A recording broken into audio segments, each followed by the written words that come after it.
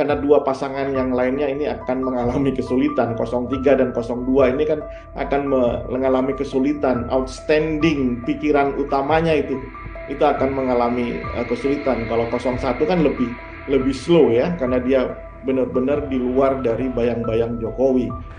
Saya kira itu nanti ini akan menjadi panggungnya 01 ya, kalau bisa mengkapitalisasi, karena mereka yang paling siap dengan narasi-narasi perubahan. Mungkin handicap dari 03 adalah bagaimana mendefinisikan posisi diametral hari ini dengan Presiden Jokowi. Itu akan sangat berpengaruh tentang konstruksi kebijakan di masa yang akan datang akan dia ambil. Apakah dia pro atau anti dengan kebijakan Jokowi. Selamat malam Tribuners, program Tribuners on Focus hari ini menjumpai Anda kembali bersama dengan saya Nila Irda. Masih bersama dengan saya dan kita masih membahas terkait bagaimana dinamika politik di tanah air. Untuk membahas hal tersebut, Tribuners, saya sudah tersambung bersama dengan Direktur Politika Research and Consulting, ada Bang Rio Prayogo sekaligus pengamat politik. Bang Rio, selamat malam. Terima kasih sudah bergabung. Selamat malam Nila, apa kabar? Baik, Bang Rio, bagaimana kabarnya? Sehat ya, Bang ya? Alhamdulillah sehat, semangat terus. Bisa tidak kemudian Bang Rio kayak kita melihat hitung-hitungan ranking lah kalau melihat latar belakang dari cawapres ini sendiri. Ada Mas Gibran, tadi ada Muhaimin Iskandar dan juga Mahfud MD.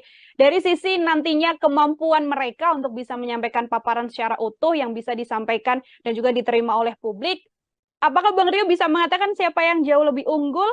Yang pasti dari paparan Bang Rio, Mas Gibran ada di posisi nomor 3 seperti itu.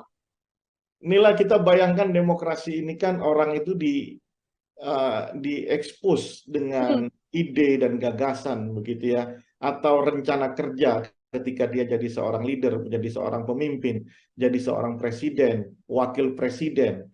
Publik kemudian dibiarkan untuk menonton dengan harapan setelah menonton publik itu bisa memilih mana yang terbaik di antara yang ada. Kan begitu pikiran dasar demokrasi begitu ya. Karena apa? Karena tiga-tiganya merasa mampu menjadi pemimpin, menjadi presiden di Indonesia, menjadi wakil presiden Indonesia. Nah, karena tiga-tiganya merasa mampu, maka publik diminta untuk memilih. Nah, tapi kalau kemudian kita sudah bersepakat, founding fathers kita sudah sepakat untuk mengikat sistem demokrasi sebagai pilihan sistem di Indonesia ini ketimbang sistem pilihan yang lainnya, kerajaan atau ya bentuk-bentuk monarki yang lainnya gitu ya.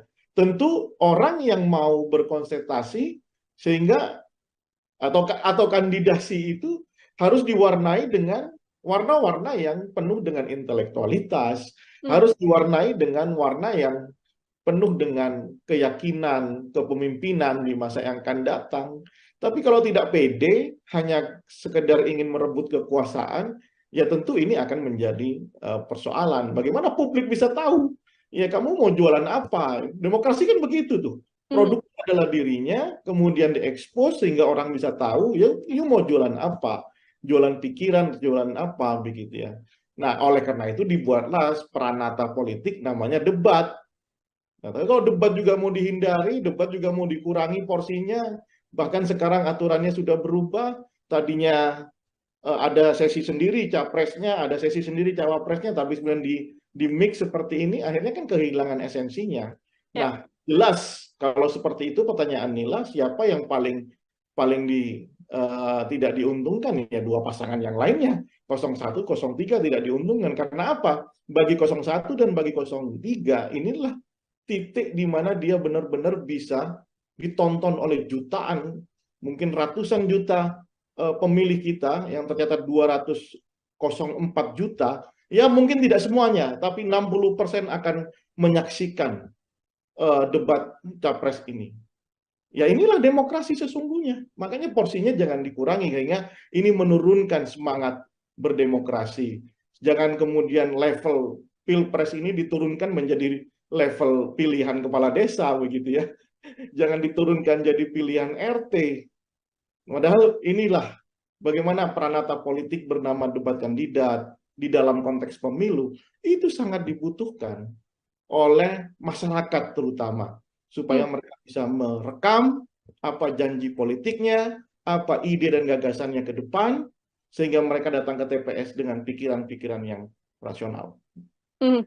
Oke, itu di sisi calon wakil presiden begitu ya, Bang Rio, ada yang bisa diunggulkan ataupun yang juga dirugikan dengan tidak bisanya menyampaikan paparan mereka secara utuh di hadapan rakyat Indonesia, bisa dikatakan seperti itu. Ini tadi Bang Rio mengatakan Prabowo Subianto sudah cukup berpengalaman, bisa dibilang 3 kali begitu kan mengikuti debat capres dan juga cawapres.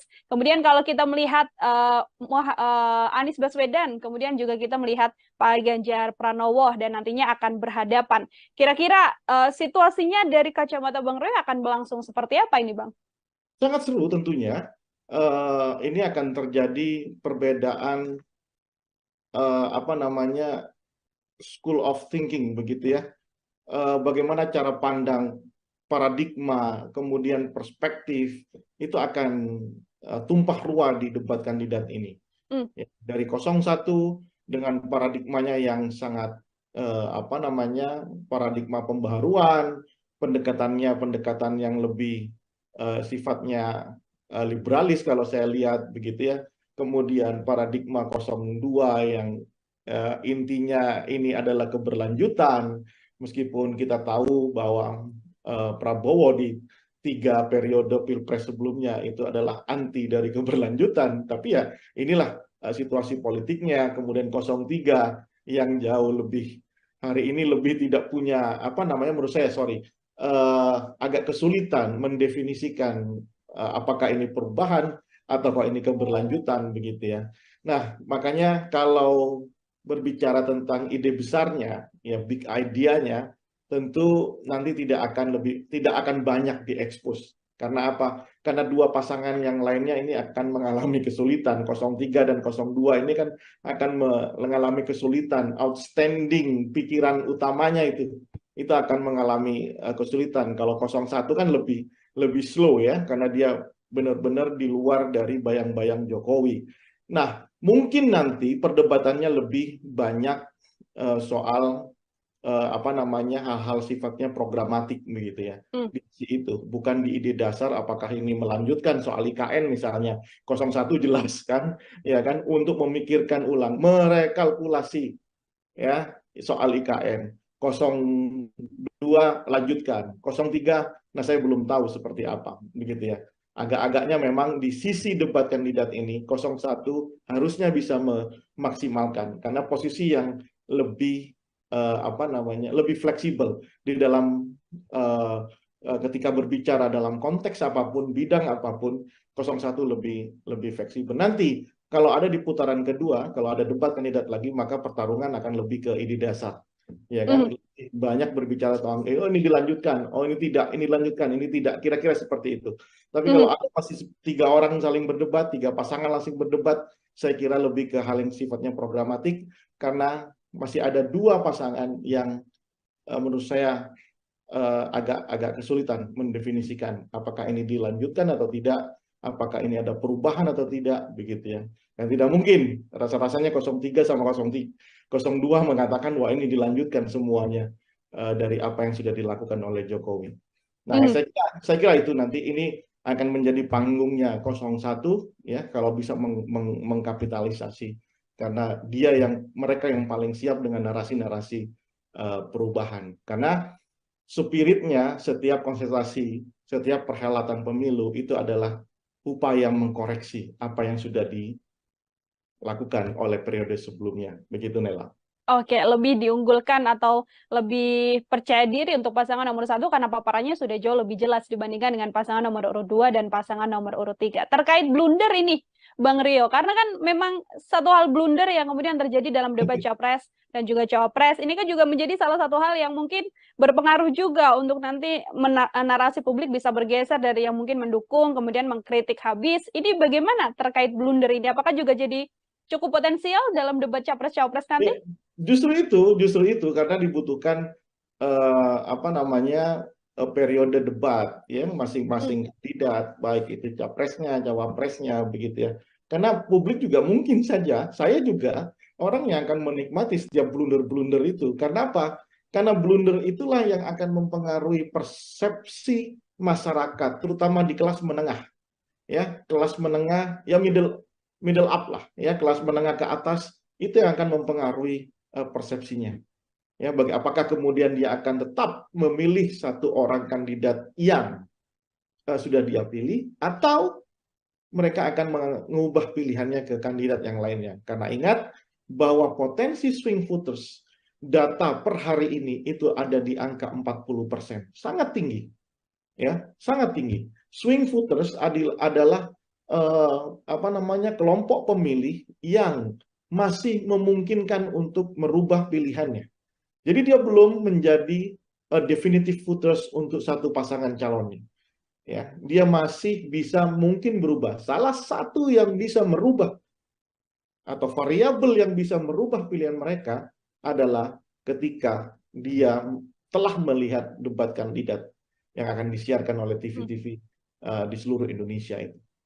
Oke, ada 5 kali debat kandidat nantinya Bang Dio, yang mana terakhir ini akan dilaksanakan kan di 4 Februari, sudah dekat juga dengan kontestasi, kurang dari 10 hari begitu.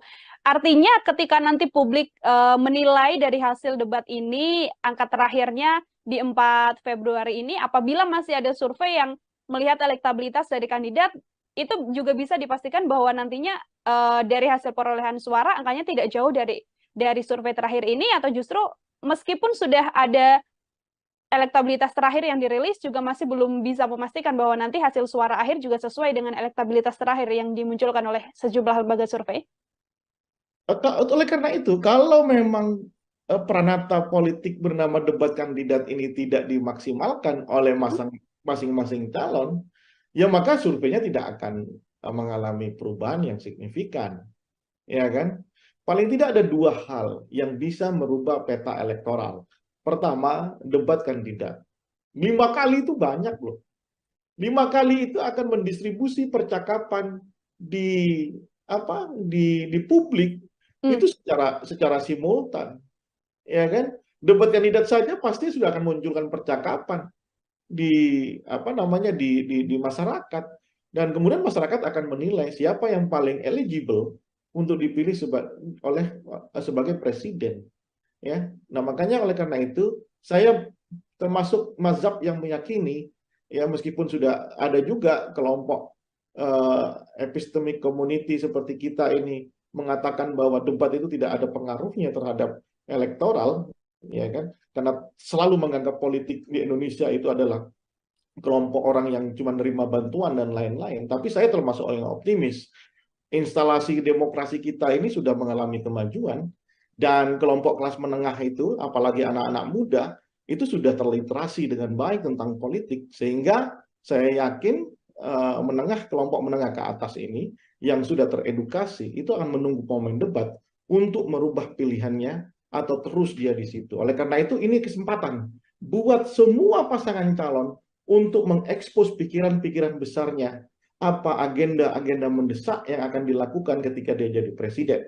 Ya kan, isu soal lapangan pekerjaan misalnya itu ditunggu betul ya sama kelompok-kelompok mahasiswa yang baru lulus.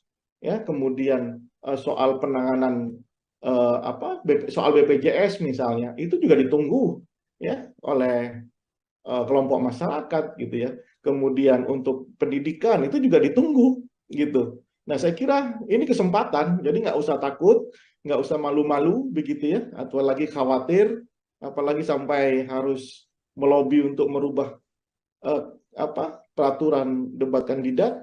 Nah, saya kira tidak perlu seperti itu. Justru masyarakat ingin tahu. Yang kedua, apa yang bisa merubah penetrasi dari tim sukses masing-masing di level grassroots. Ya, itu yang akan merubah, karena tidak ada lagi. Ya, apakah kemudian bagaimana dengan money politik, Mas Rio, kira-kira?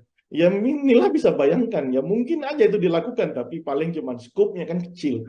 Ya mungkin di 800.000 TPS lebih itu akan terjadi money politik, mau habis anggaran berapa, saya kira bukan itu diskusinya. Debat kandidat, dan yang kedua penetrasi, bagaimana tim itu membentuk kekuatan-kekuatan yang penetratif di grassroots. Apakah ada orang yang datang ke rumah-rumah menjemput pemilih, meyakinkan pemilih dan dijemput untuk memilih kandidat tertentu, itu yang akan merubah peta. Oke. Oke. perlu kerja keras juga dari tim pemenangan, termasuk juga nantinya momen debat capres-cawapres ini dijadikan ajang bagi kandidat begitu ya untuk benar-benar menunjukkan apa yang akan dikerjakan menuju RI 1 di 2024 mendatang. Bang Rio, kalau dari sisi pasangan kandidat ini kan juga lima-limanya nantinya akan sama-sama naik ke atas panggung begitu, yang mana semuanya akan punya kesempatan berbicara. Kalau kita melihat dari latar belakang masing-masing calon, pasangan nomor 1, 2, dan juga 3, apakah proporsinya ini dari masing-masing paslon sudah cukup ideal untuk saling membackup secara latar belakang ataupun keahlian, Bang, dalam debat nanti? Ya, dalam konteks ini saya harus katakan pasangan 01 mungkin sudah sangat siap ya, karena sudah ya kita tahu Anies Baswedan adalah orang intelektual di Indonesia ya. Kita tahu kapasitasnya ya, kita tahu apa namanya track record-nya di dunia intelektualitas. Saya kira karena perdebatan ini kan perdebatan intelek ya, bukan perdebatan pinggir apa namanya di apa warung kopi begitu ya, tapi ini murni bagaimana mendesain misalnya soal apa kebijakan ekonomi, kebijakan politik, hukum dan HAM gitu ya. Muhaimin Iskandar saya kira dengan pengalamannya di DPR, ketua partai, saya kira juga sangat siap untuk itu. Nah, 03 saya kira juga sangat kuat. Ganjar Pranowo apa namanya adalah seorang gubernur 2 periode, mantan anggota DPR RI gitu ya, banyak berbicara tentang otonomi daerah. Saya kira sangat kokoh ininya apa namanya kekuatan apalagi ditambah Profesor Mahfud MD ya, kita tahu pendekar hukum begitu ya. Saya kira ini akan dilahap oleh dua pasangan lainnya. Mungkin handicap dari 03 adalah bagaimana mendefinisikan posisi diametral hari ini dengan Presiden Jokowi, itu akan sangat berpengaruh tentang konstruksi kebijakan di masa yang akan datang akan dia ambil. Apakah dia pro atau anti dengan kebijakan Jokowi ya kan, kayak statement Ganjar misalnya tentang penegakan hukum di angka 5 itu kan juga harus dielaborasi dalam debat nanti kan. Itu. Nah, bagaimana dengan pasangan 02? 02 ini yang punya beban menurut saya. Satu, selama 15 tahun Prabowo Subianto meskipun secara notabene Prabowo punya kemampuan intelektual yang sangat memadai, pengalaman yang sangat banyak, mantan menteri, mantan pangkostrat begitu ya. Apa namanya global outstanding, apa namanya global understanding-nya itu bagus sekali ya.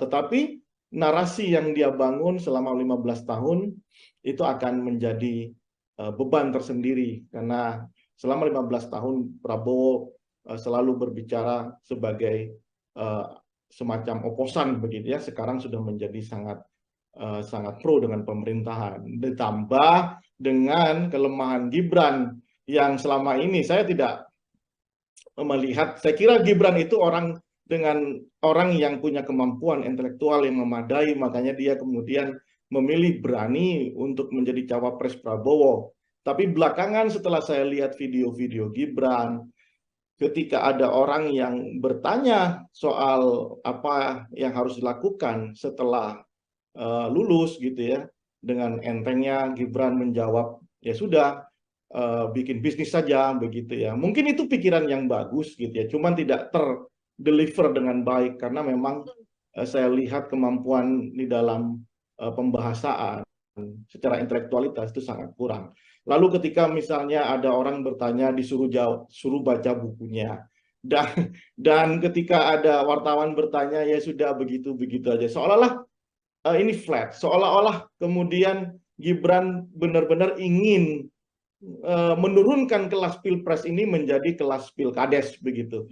Nah, ini yang menurut saya akan jadi beban di pasangan 02, dan itu make sense ketika ada usulan dari timnya untuk mengurangi debat atau mungkin minta didampingi gitu ya. Sehingga ya jangan salahkan publik juga ketika nanti ada anasir-anasir yang diproduksi, misalnya minta didampingi presiden, kalau masih kurang minta didampingi bapaknya begitu ya.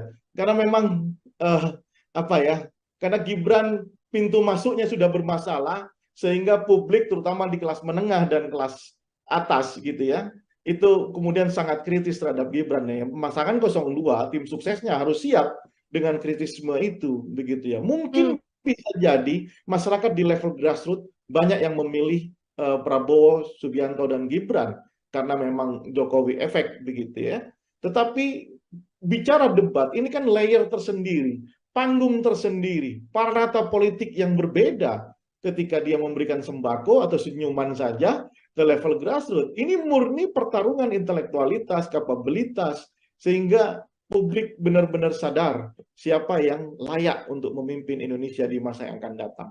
Begitu, Nila. Oke. Dua pertanyaan terakhir dari saya. Ini yang pertama masih menyangkut soal bagaimana Mas Gibran begitu ya, karena memang proporsinya masih kurang tepat untuk bisa perform dalam debat Cawapres ini. Namun yang tadi juga disampaikan Bang Rio, ada latar belakang sosok Presiden Jokowi, sang ayah, yang sudah pasti sudah bisa dikatakan tidak mungkin tidak memberikan jurus-jurus ibaratnya ya, untuk kemudian dari pengalaman 2 kali debat atau beberapa kali debat yang dilakukan oleh Presiden, apakah juga bantuan dari Presiden Jokowi untuk strategi-strategi debat ini juga masih belum cukup, Bang, untuk bisa mengantarkan Gibran perform dalam debat Cawapres? Oh, berbeda. Jokowi itu adalah satu hal, Gibran itu adalah satu hal. Ya, Jokowi itu coming from yang benar-benar kita tidak tahu gitu ya, dan Jokowi itu bisa mengakumulasi pikiran orang-orang kampung, orang-orang desa, bahwa mereka itulah direpresentasikan oleh sosok bernama Jokowi. Apapun jawaban Jokowi ketika berbicara intelektualitas, itu intelektualitasnya versi kampung, versi anak muda. Jokowi selalu menjawab setiap persoalan. Satu, ketika itu Jokowi itu punya kemampuan mentalitas yang cukup diyakini, meskipun versinya itu bukan versi kampus begitu ya, bukan versi epistemic community, tapi versi ala Jokowi begitu ya, versi seperti kaum kebanyakan. Nah, tapi Gibran ini kan tidak. Gibran ini lulusan Australia, ya, kemudian pergaulannya juga internasional.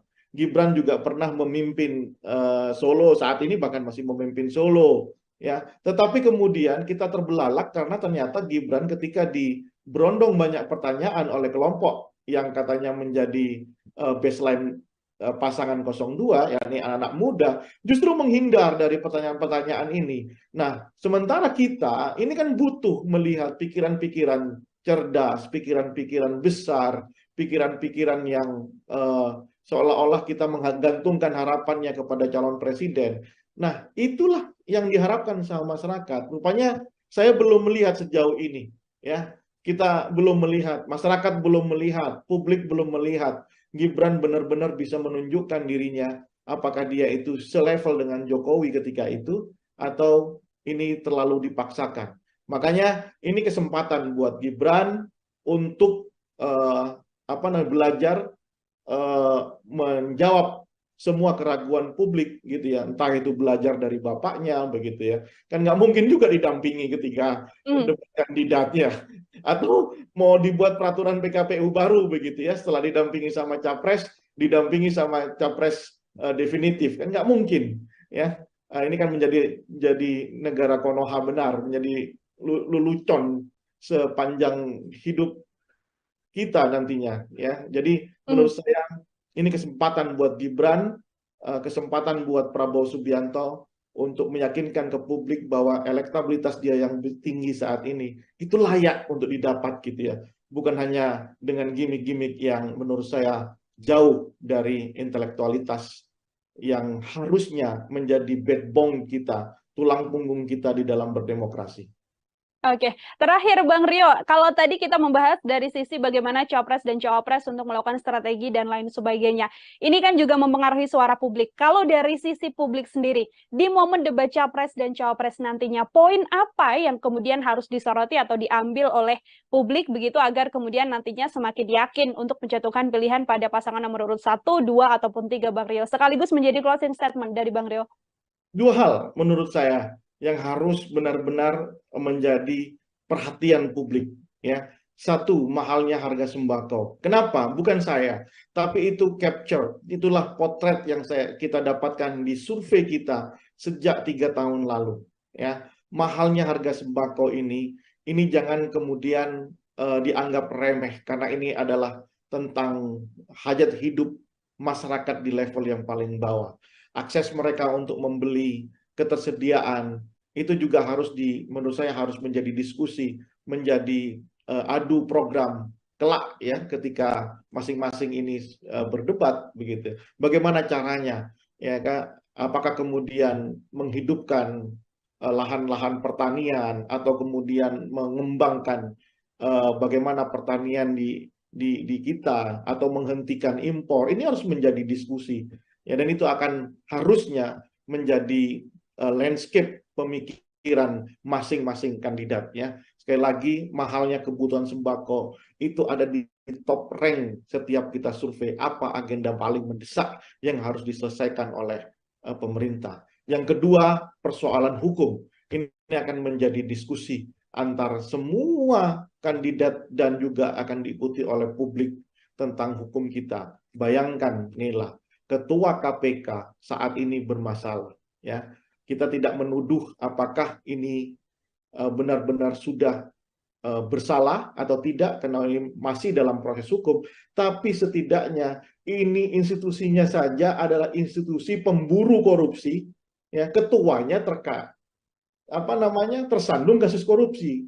Ini kan cuma ada di Indonesia saya kira, ya. Kemudian polisi itu juga banyak masalah belakangan ini, ya kan. Kemudian ya banyak saya kira kasus-kasus hukum ini harusnya menjadi perhatian dan itu akan menjadi perhatian masyarakat luas sebelum datang ke TPS. Kita berharap dalam konteks yang paling ideal masyarakat menonton, melihat, kemudian menentukan pilihannya berdasarkan apa yang dia tonton di dalam debat kandidat itu.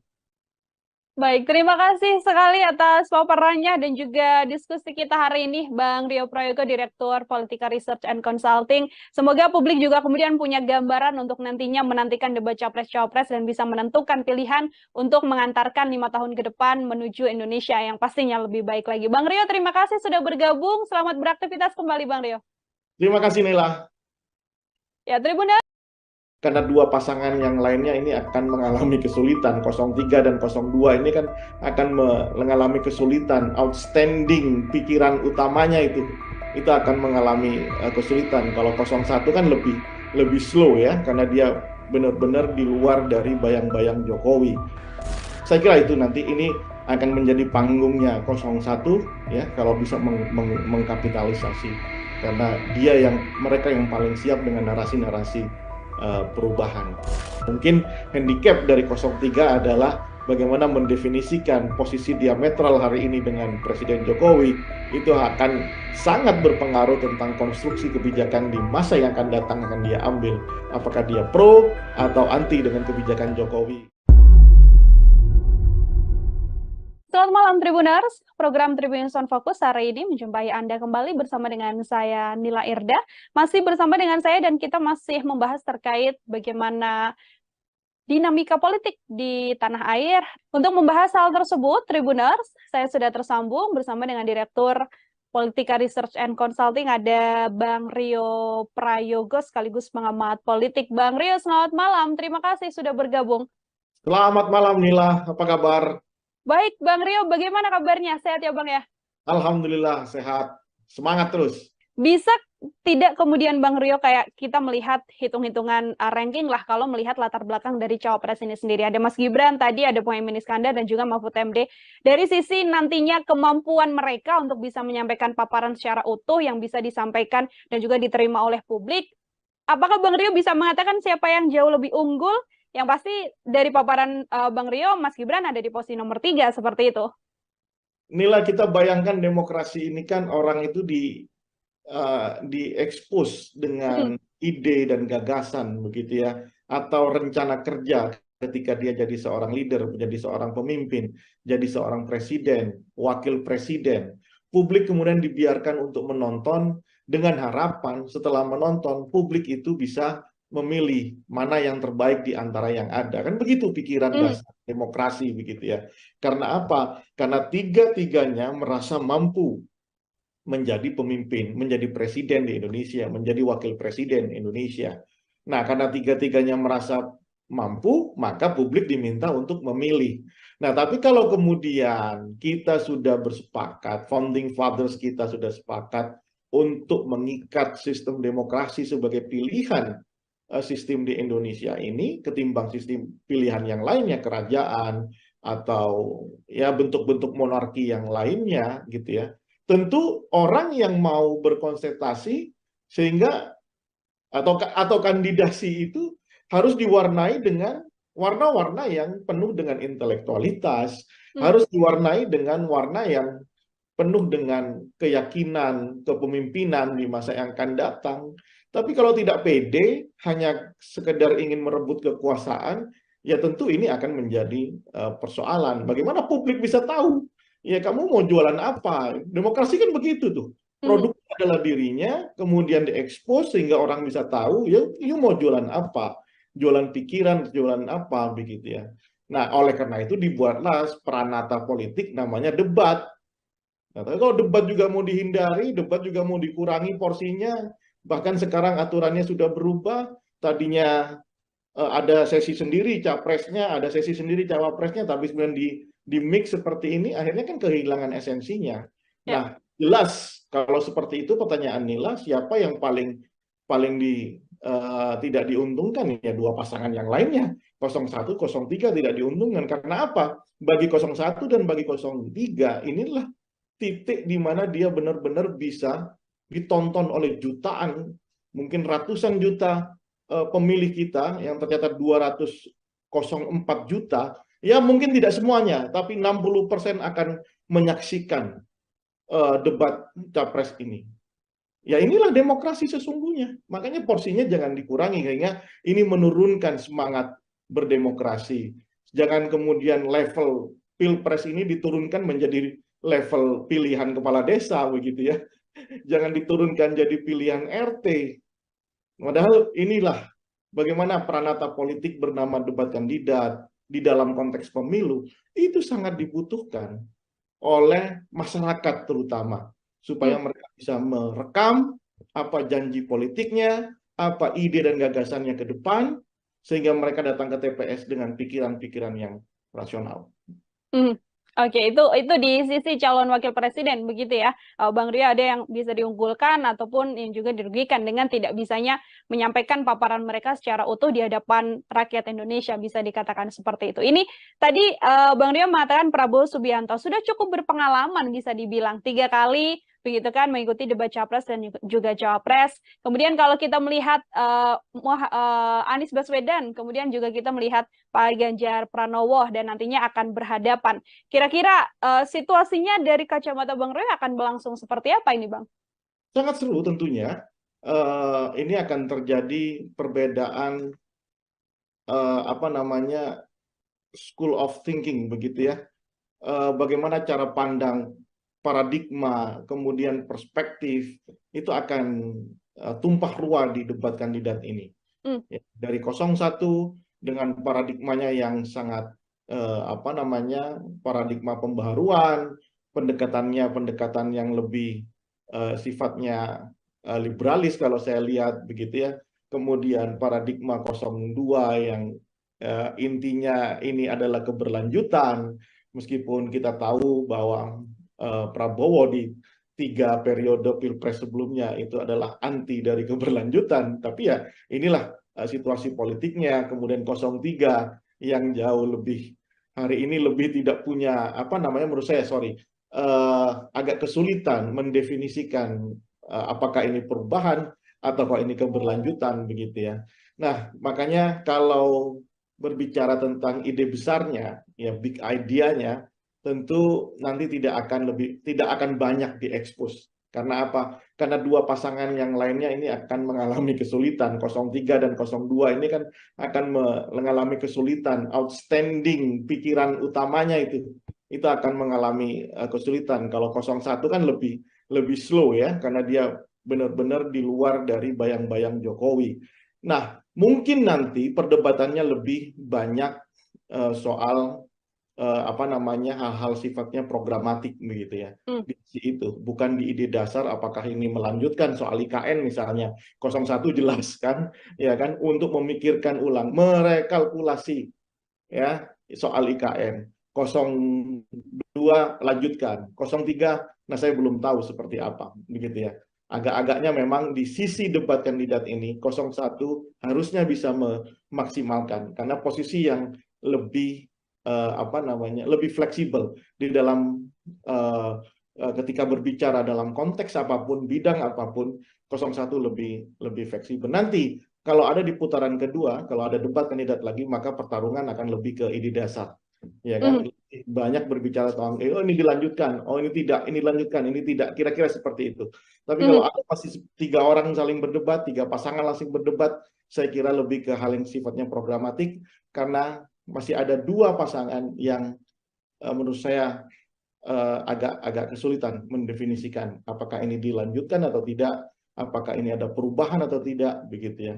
Dan tidak mungkin rasa-rasanya 03 sama 02 mengatakan wah ini dilanjutkan semuanya dari apa yang sudah dilakukan oleh Jokowi.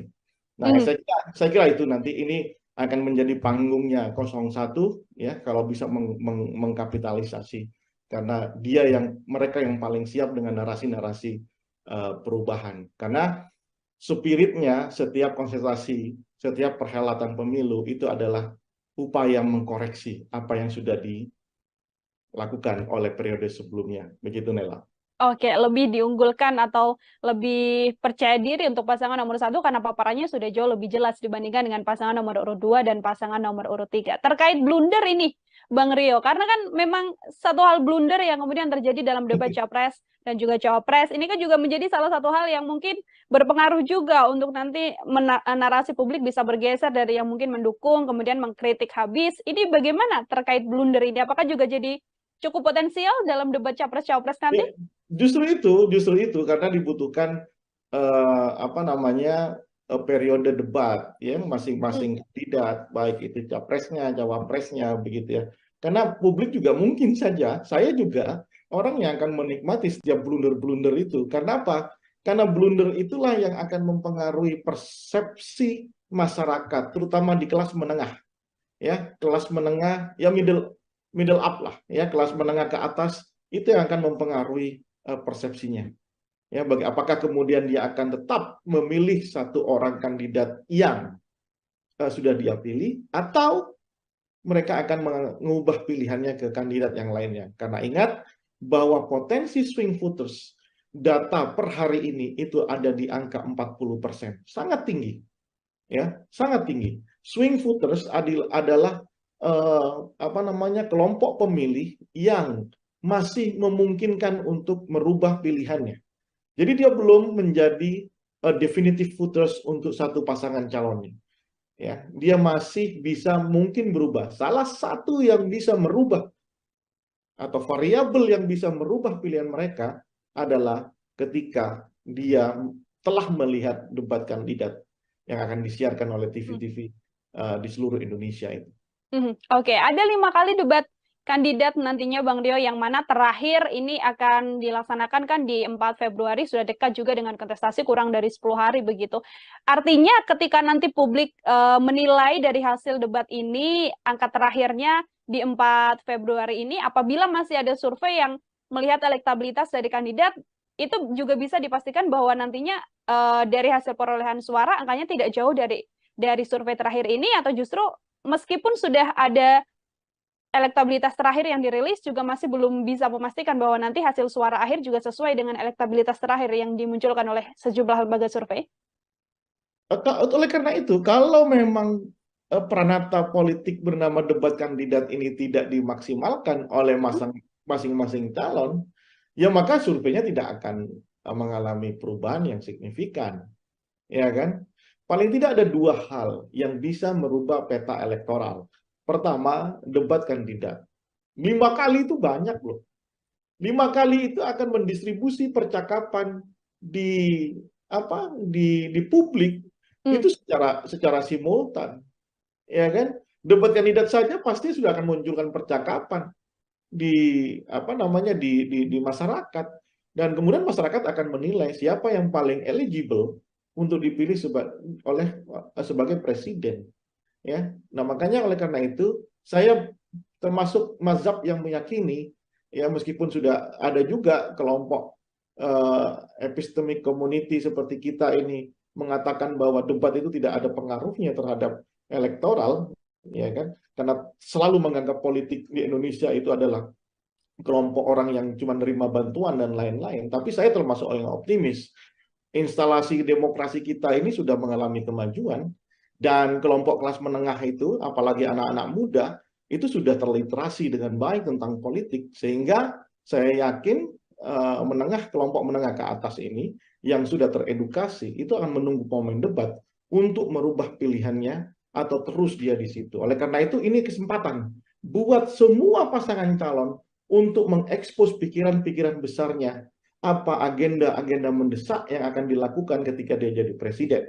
Ya kan, isu soal lapangan pekerjaan misalnya itu ditunggu betul ya sama kelompok-kelompok mahasiswa yang baru lulus. Ya, kemudian soal penanganan soal BPJS misalnya itu juga ditunggu ya oleh kelompok masyarakat gitu ya. Kemudian untuk pendidikan itu juga ditunggu gitu. Nah, saya kira ini kesempatan, jadi nggak usah takut, nggak usah malu-malu begitu ya, atau lagi khawatir, apalagi sampai harus melobi untuk merubah eh, peraturan debat kandidat. Nah, saya kira tidak perlu seperti itu. Justru masyarakat ingin tahu. Yang kedua, apa yang bisa merubah penetrasi dari tim sukses masing-masing di level grassroots. Ya, itu yang akan merubah karena tidak ada lagi. Ya, apakah kemudian bagaimana dengan money politik, Mas Rio, kira-kira? Ya, inilah bisa bayangkan, ya mungkin aja itu dilakukan, tapi paling cuma skupnya kan kecil. Ya mungkin di 800.000 TPS lebih, itu akan terjadi money politik. Mau habis anggaran berapa, saya kira bukan itu diskusinya. Debat kandidat, dan yang kedua, penetrasi, bagaimana tim itu membentuk kekuatan-kekuatan yang penetratif di grassroots. Apakah ada orang yang datang ke rumah-rumah menjemput pemilih, meyakinkan pemilih dan dijemput untuk memilih kandidat tertentu, itu yang akan merubah peta. Oke. Oke, perlu kerja keras juga dari tim pemenangan, termasuk juga nantinya momen debat capres-cawapres ini dijadikan ajang bagi kandidat begitu ya, untuk benar-benar menunjukkan apa yang akan dikerjakan menuju RI 1 di 2024 mendatang. Bang Rio, kalau dari sisi pasangan kandidat ini kan juga lima-limanya nantinya akan sama-sama naik ke atas panggung begitu, yang mana semuanya akan punya kesempatan berbicara. Kalau kita melihat dari latar belakang masing-masing calon, pasangan nomor 1, 2, dan juga 3, apakah proporsinya ini dari masing-masing paslon sudah cukup ideal untuk saling membackup secara latar belakang ataupun keahlian, Bang, dalam debat nanti?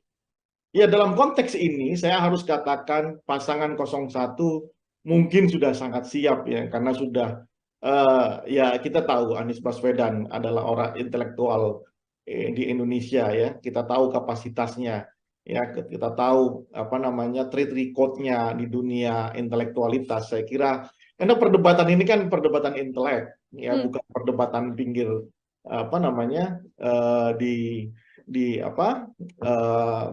warung kopi begitu ya, tapi ini murni bagaimana mendesain misalnya soal kebijakan ekonomi, kebijakan politik, hukum dan HAM gitu ya. Muhaimin Iskandar saya kira dengan pengalamannya di DPR, ketua partai, saya kira juga sangat siap untuk itu. Nah, 03 saya kira juga sangat kuat. Ganjar Pranowo adalah seorang gubernur 2 periode, mantan anggota DPR RI gitu ya, banyak berbicara tentang otonomi daerah. Saya kira sangat kokoh ininya kekuatan, apalagi ditambah Profesor Mahfud MD ya, kita tahu pendekar hukum begitu ya. Saya kira ini akan dilahap oleh dua pasangan lainnya. Mungkin handicap dari 03 adalah bagaimana mendefinisikan posisi diametral hari ini dengan Presiden Jokowi. Itu akan sangat berpengaruh tentang konstruksi kebijakan di masa yang akan datang akan dia ambil. Apakah dia pro atau anti dengan kebijakan Jokowi, ya kan? Kayak statement Ganjar misalnya tentang penegakan hukum di angka 5 itu kan juga harus dielaborasi dalam debat nanti kan. Itu. Nah, bagaimana dengan pasangan 02? 02 ini yang punya beban menurut saya. Satu, selama 15 tahun Prabowo Subianto, meskipun secara notabene Prabowo punya kemampuan intelektual yang sangat memadai, pengalaman yang sangat banyak, mantan menteri, mantan pangkostrat begitu ya, apa namanya global global understanding-nya itu bagus sekali, ya.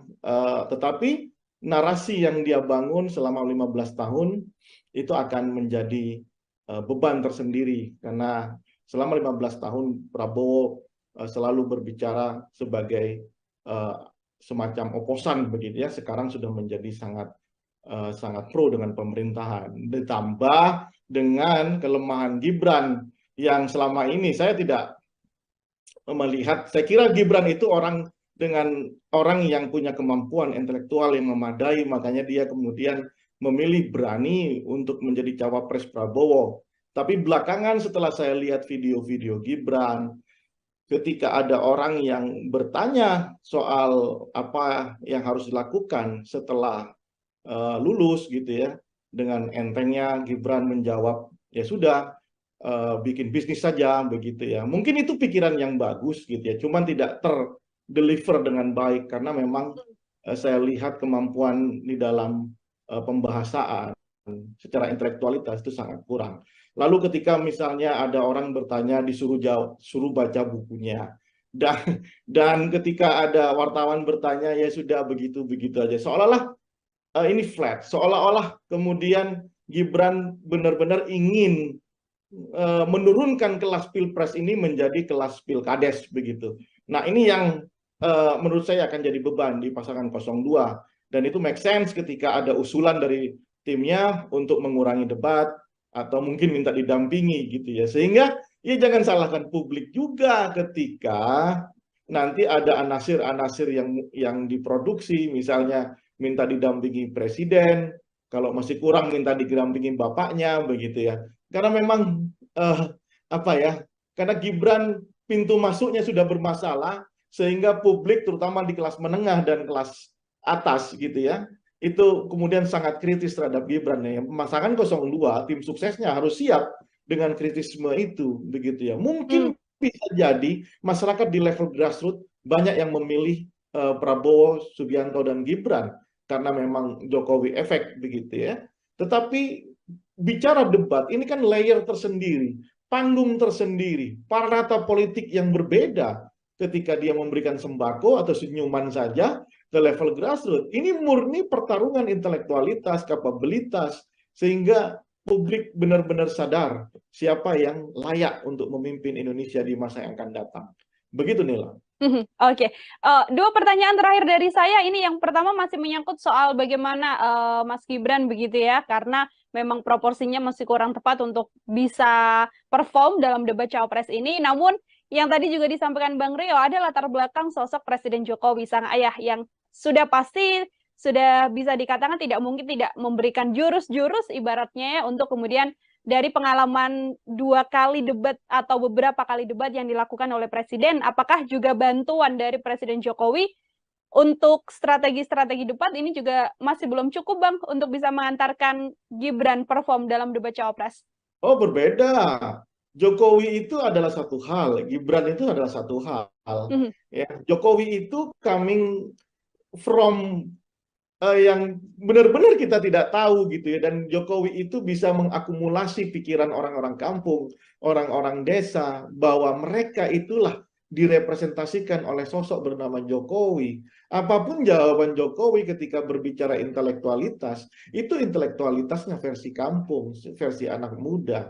Jokowi selalu menjawab setiap persoalan. Satu, ketika itu Jokowi itu punya kemampuan mentalitas yang cukup diyakini, meskipun versinya itu bukan versi kampus begitu ya, bukan versi epistemic community, tapi versi ala Jokowi begitu ya, versi seperti kaum kebanyakan.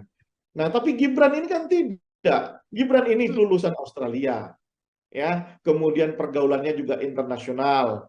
Gibran juga pernah memimpin Solo, saat ini bahkan masih memimpin Solo, ya. Tetapi kemudian kita terbelalak karena ternyata Gibran ketika berondong banyak pertanyaan oleh kelompok yang katanya menjadi baseline pasangan 02, yakni anak-anak muda, justru menghindar dari pertanyaan-pertanyaan ini. Nah, sementara kita ini kan butuh melihat pikiran-pikiran cerdas, pikiran-pikiran besar, pikiran-pikiran yang seolah-olah kita menggantungkan harapannya kepada calon presiden. Nah, itulah yang diharapkan sama masyarakat. Rupanya saya belum melihat sejauh ini, ya. Kita belum melihat, masyarakat belum melihat, publik belum melihat Gibran benar-benar bisa menunjukkan dirinya apakah dia itu selevel dengan Jokowi ketika itu atau ini terlalu dipaksakan. Makanya ini kesempatan buat Gibran untuk belajar menjawab semua keraguan publik gitu ya, entah itu belajar dari bapaknya begitu ya, kan nggak mungkin juga didampingi ketika debat kandidatnya, atau mau dibuat peraturan PKPU baru begitu ya, setelah didampingi sama capres, didampingi sama capres definitif, kan nggak mungkin ya. Ini kan jadi negara Konoha benar, menjadi lelucon sepanjang hidup kita nantinya ya. Jadi menurut saya ini kesempatan buat Gibran, kesempatan buat Prabowo Subianto untuk meyakinkan ke publik bahwa elektabilitas dia yang tinggi saat ini itu layak untuk didapat gitu ya. Bukan hanya dengan gimmick-gimmick yang menurut saya jauh dari intelektualitas yang harusnya menjadi backbone kita, tulang punggung kita di dalam berdemokrasi. Oke, terakhir Bang Rio, kalau tadi kita membahas dari sisi bagaimana Capres dan Cawapres untuk melakukan strategi dan lain sebagainya. Ini kan juga mempengaruhi suara publik. Kalau dari sisi publik sendiri, di momen debat Capres dan Cawapres nantinya, poin apa yang kemudian harus disoroti atau diambil oleh publik begitu agar kemudian nantinya semakin yakin untuk menjatuhkan pilihan pada pasangan nomor urut 1, 2, ataupun 3 Bang Rio. Sekaligus menjadi closing statement dari Bang Rio. Dua hal menurut saya yang harus benar-benar menjadi perhatian publik ya. Satu, mahalnya harga sembako. Kenapa? Bukan saya, tapi itu capture, itulah potret yang kita dapatkan di survei kita sejak 3 tahun lalu ya. Mahalnya harga sembako ini jangan kemudian dianggap remeh, karena ini adalah tentang hajat hidup masyarakat di level yang paling bawah. Akses mereka untuk membeli, ketersediaan, itu juga menurut saya harus menjadi diskusi, menjadi adu program kelak ya, ketika masing-masing ini berdebat begitu. Bagaimana caranya ya Kak? Apakah kemudian menghidupkan lahan-lahan pertanian, atau kemudian mengembangkan bagaimana pertanian di kita, atau menghentikan impor. Ini harus menjadi diskusi ya, dan itu akan harusnya menjadi landscape pemikiran masing-masing kandidatnya. Sekali lagi, mahalnya kebutuhan sembako itu ada di top rank setiap kita survei, apa agenda paling mendesak yang harus diselesaikan oleh pemerintah. Yang kedua, persoalan hukum. Ini akan menjadi diskusi antar semua kandidat dan juga akan diikuti oleh publik tentang hukum kita. Bayangkan Nila, Ketua KPK saat ini bermasalah ya. Kita tidak menuduh apakah ini benar-benar sudah bersalah atau tidak, karena ini masih dalam proses hukum, tapi setidaknya ini institusinya saja adalah institusi pemburu korupsi ya, ketuanya tersandung kasus korupsi.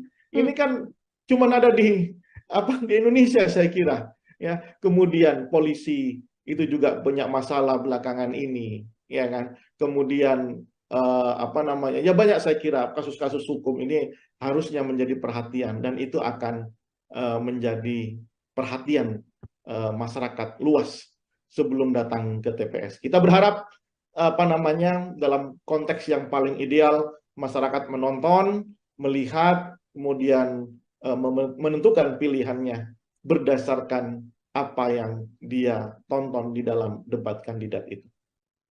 Baik, terima kasih sekali atas paparannya dan juga diskusi kita hari ini, Bang Rio Prayogo, Direktur Politika Research and Consulting. Semoga publik juga kemudian punya gambaran untuk nantinya menantikan debat Capres-Cawapres dan bisa menentukan pilihan untuk mengantarkan 5 tahun ke depan menuju Indonesia yang pastinya lebih baik lagi. Bang Rio, terima kasih sudah bergabung. Selamat beraktivitas kembali, Bang Rio. Terima kasih, Nela. Ya, Tribuners. Karena dua pasangan yang lainnya ini akan mengalami kesulitan, 03 dan 02 ini kan akan mengalami kesulitan. Outstanding pikiran utamanya itu akan mengalami kesulitan. Kalau 01 kan lebih slow ya, karena dia benar-benar di luar dari bayang-bayang Jokowi. Saya kira itu nanti ini akan menjadi panggungnya 01 ya, kalau bisa mengkapitalisasi, karena mereka yang paling siap dengan narasi-narasi perubahan. Mungkin handicap dari 03 adalah bagaimana mendefinisikan posisi diametral hari ini dengan Presiden Jokowi. Itu akan sangat berpengaruh tentang konstruksi kebijakan di masa yang akan datang akan dia ambil. Apakah dia pro atau anti dengan kebijakan Jokowi. Selamat malam Tribuners, program Tribunnews on Focus hari ini menjumpai Anda kembali bersama dengan saya Nila Irda. Masih bersama dengan saya dan kita masih membahas terkait bagaimana dinamika politik di tanah air. Untuk membahas hal tersebut, Tribuners, saya sudah tersambung bersama dengan Direktur Politika Research and Consulting, ada Bang Rio Prayogo sekaligus pengamat politik. Bang Rio, selamat malam. Terima kasih sudah bergabung. Selamat malam Nila, apa kabar? Baik, Bang Rio, bagaimana kabarnya? Sehat ya, Bang ya? Alhamdulillah, sehat. Semangat terus. Bisa tidak kemudian Bang Rio kayak kita melihat hitung-hitungan ranking lah kalau melihat latar belakang dari cawapres ini sendiri. Ada Mas Gibran, tadi ada Muhaimin Iskandar dan juga Mahfud MD. Dari sisi nantinya kemampuan mereka untuk bisa menyampaikan paparan secara utuh yang bisa disampaikan dan juga diterima oleh publik, apakah Bang Rio bisa mengatakan siapa yang jauh lebih unggul? Yang pasti dari paparan Bang Rio, Mas Gibran ada di posisi nomor 3 seperti itu. Nila, kita bayangkan demokrasi ini kan orang itu diekspos dengan ide dan gagasan begitu ya, atau rencana kerja ketika dia jadi seorang leader, jadi seorang pemimpin, jadi seorang presiden, wakil presiden. Publik kemudian dibiarkan untuk menonton dengan harapan setelah menonton publik itu bisa memilih mana yang terbaik di antara yang ada. Kan begitu pikiran dasar demokrasi begitu ya. Karena apa? Karena tiga-tiganya merasa mampu menjadi pemimpin, menjadi presiden di Indonesia, menjadi wakil presiden Indonesia. Nah, karena tiga-tiganya merasa mampu, maka publik diminta untuk memilih.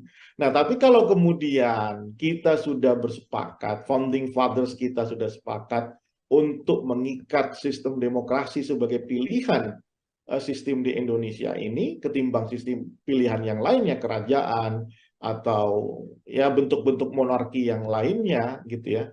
Tentu orang yang mau berkonsentrasi sehingga atau kandidasi itu harus diwarnai dengan warna-warna yang penuh dengan intelektualitas, harus diwarnai dengan warna yang penuh dengan keyakinan kepemimpinan di masa yang akan datang. Tapi kalau tidak pede, hanya sekedar ingin merebut kekuasaan, ya tentu ini akan menjadi persoalan. Bagaimana publik bisa tahu?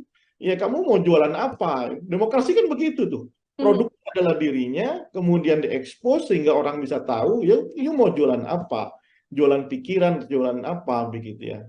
Nah, oleh karena itu dibuatlah peranata politik namanya debat.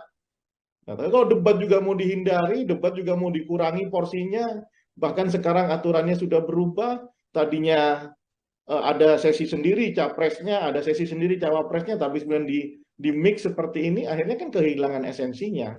Nah, jelas kalau seperti itu pertanyaan Nila, siapa yang paling tidak diuntungkan ya dua pasangan yang lainnya, 01, 03 tidak diuntungkan. Karena apa? Bagi 01 dan bagi 03 inilah titik di mana dia benar-benar bisa ditonton oleh jutaan, mungkin ratusan juta pemilih kita yang tercatat 204 juta, ya mungkin tidak semuanya, tapi 60% akan menyaksikan debat capres ini.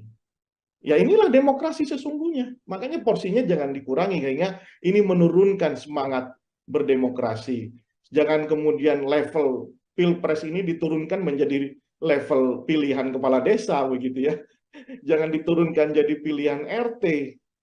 Padahal inilah bagaimana peranata politik bernama debat kandidat di dalam konteks pemilu itu sangat dibutuhkan oleh masyarakat terutama supaya mereka bisa merekam apa janji politiknya, apa ide dan gagasannya ke depan sehingga mereka datang ke TPS dengan pikiran-pikiran yang rasional.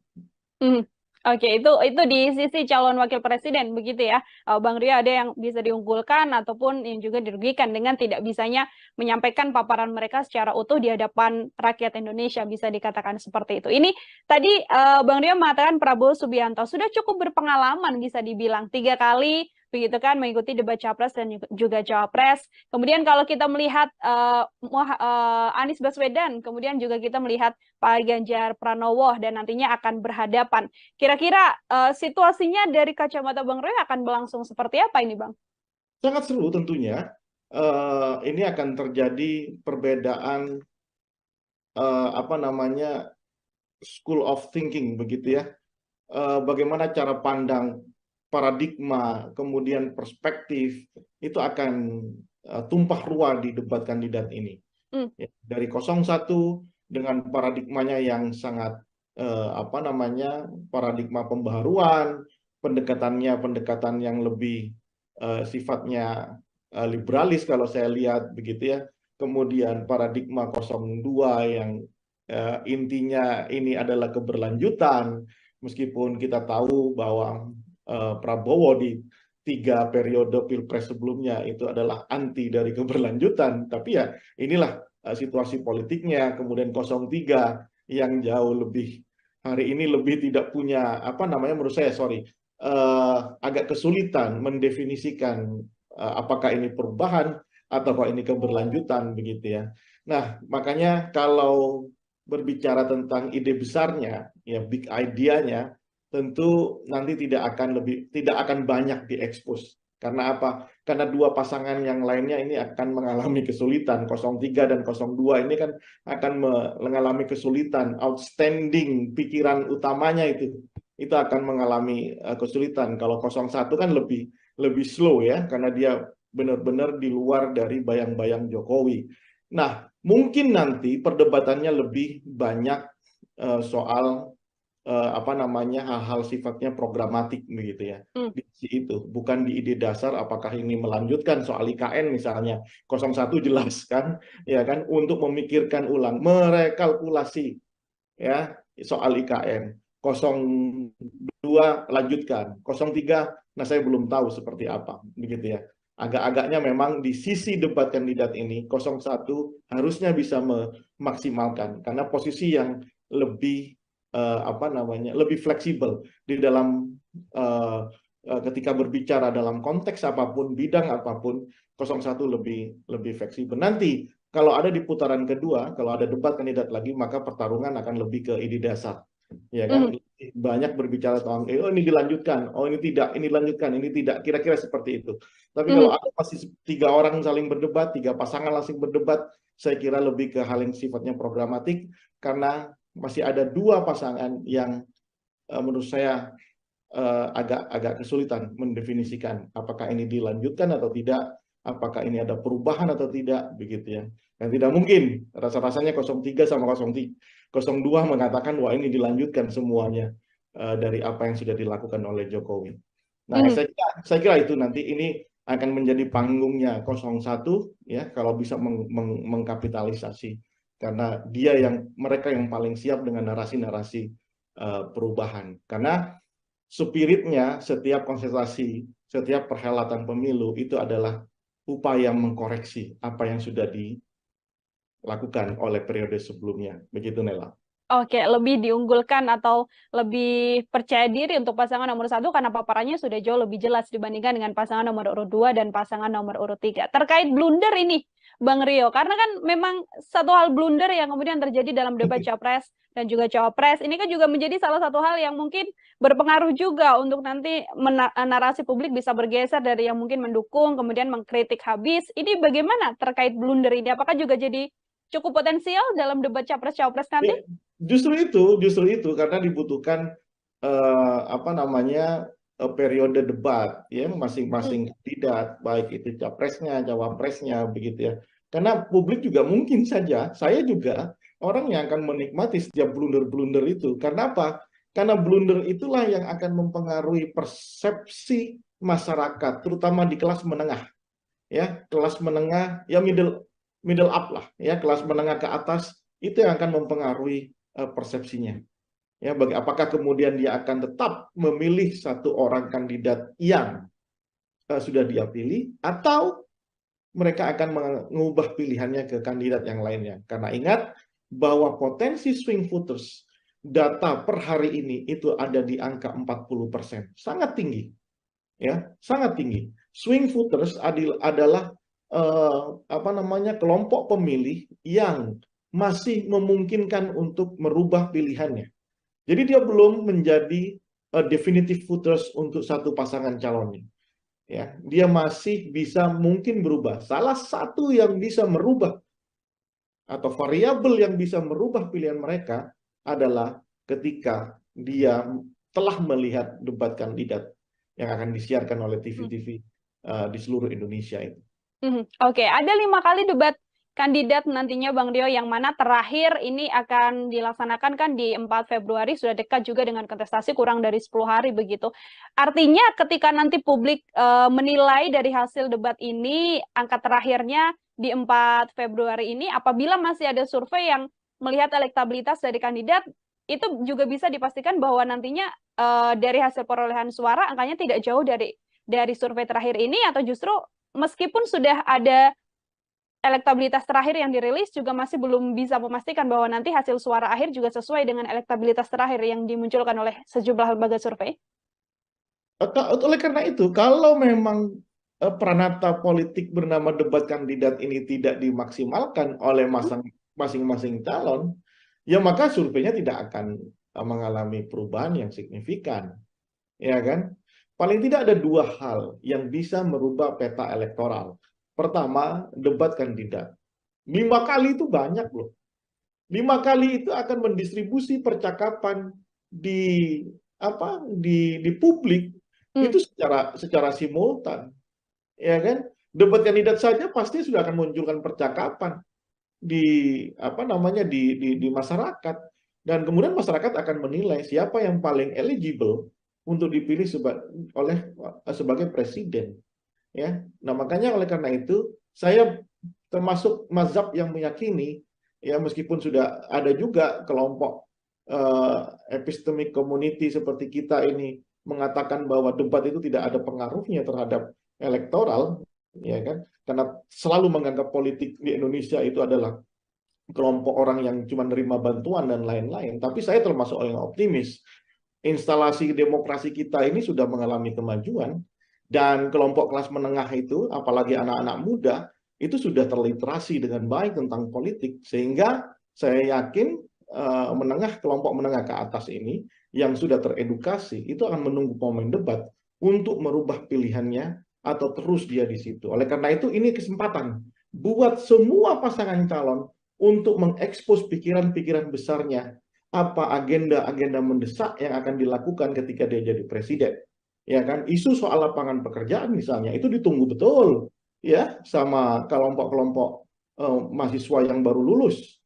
Ya, kemudian soal penanganan soal BPJS misalnya itu juga ditunggu ya oleh kelompok masyarakat gitu ya. Kemudian untuk pendidikan itu juga ditunggu gitu. Nah, saya kira ini kesempatan, jadi nggak usah takut, nggak usah malu-malu begitu ya, atau lagi khawatir, apalagi sampai harus melobi untuk merubah peraturan debat kandidat. Nah, saya kira tidak perlu seperti itu. Justru masyarakat ingin tahu. Yang kedua, apa yang bisa merubah penetrasi dari tim sukses masing-masing di level grassroots. Ya, itu yang akan merubah karena tidak ada lagi. Ya, apakah kemudian bagaimana dengan money politik Mas Rio kira-kira? Ya inilah bisa bayangkan ya mungkin aja itu dilakukan tapi paling cuma skopnya kan kecil. Nggak mungkin di 800.000 TPS lebih itu akan terjadi money politik, mau habis anggaran berapa, saya kira bukan itu diskusinya.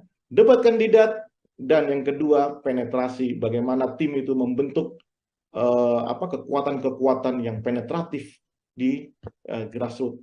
Apakah ada orang yang datang ke rumah-rumah menjemput pemilih, meyakinkan pemilih dan dijemput untuk memilih kandidat tertentu, itu yang akan merubah peta. Oke. Oke. perlu kerja keras juga dari tim pemenangan, termasuk juga nantinya momen debat capres-cawapres ini dijadikan ajang bagi kandidat begitu ya, untuk benar-benar menunjukkan apa yang akan dikerjakan menuju RI 1 di 2024 mendatang.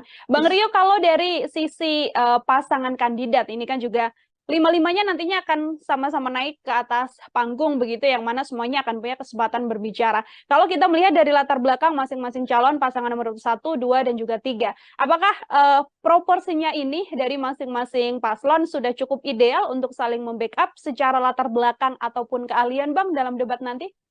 Ya, dalam konteks ini saya harus katakan pasangan 01 mungkin sudah sangat siap ya, karena sudah ya kita tahu Anies Baswedan adalah orang intelektual di Indonesia ya, kita tahu kapasitasnya ya, kita tahu apa namanya track record-nya di dunia intelektualitas. Saya kira karena perdebatan ini kan perdebatan intelek ya, bukan perdebatan pinggir apa namanya di apa warung kopi begitu ya, tapi ini murni bagaimana mendesain misalnya soal apa kebijakan ekonomi, kebijakan politik, hukum dan HAM begitu ya. Muhaimin Iskandar saya kira dengan pengalamannya di DPR, ketua partai, saya kira juga sangat siap untuk itu.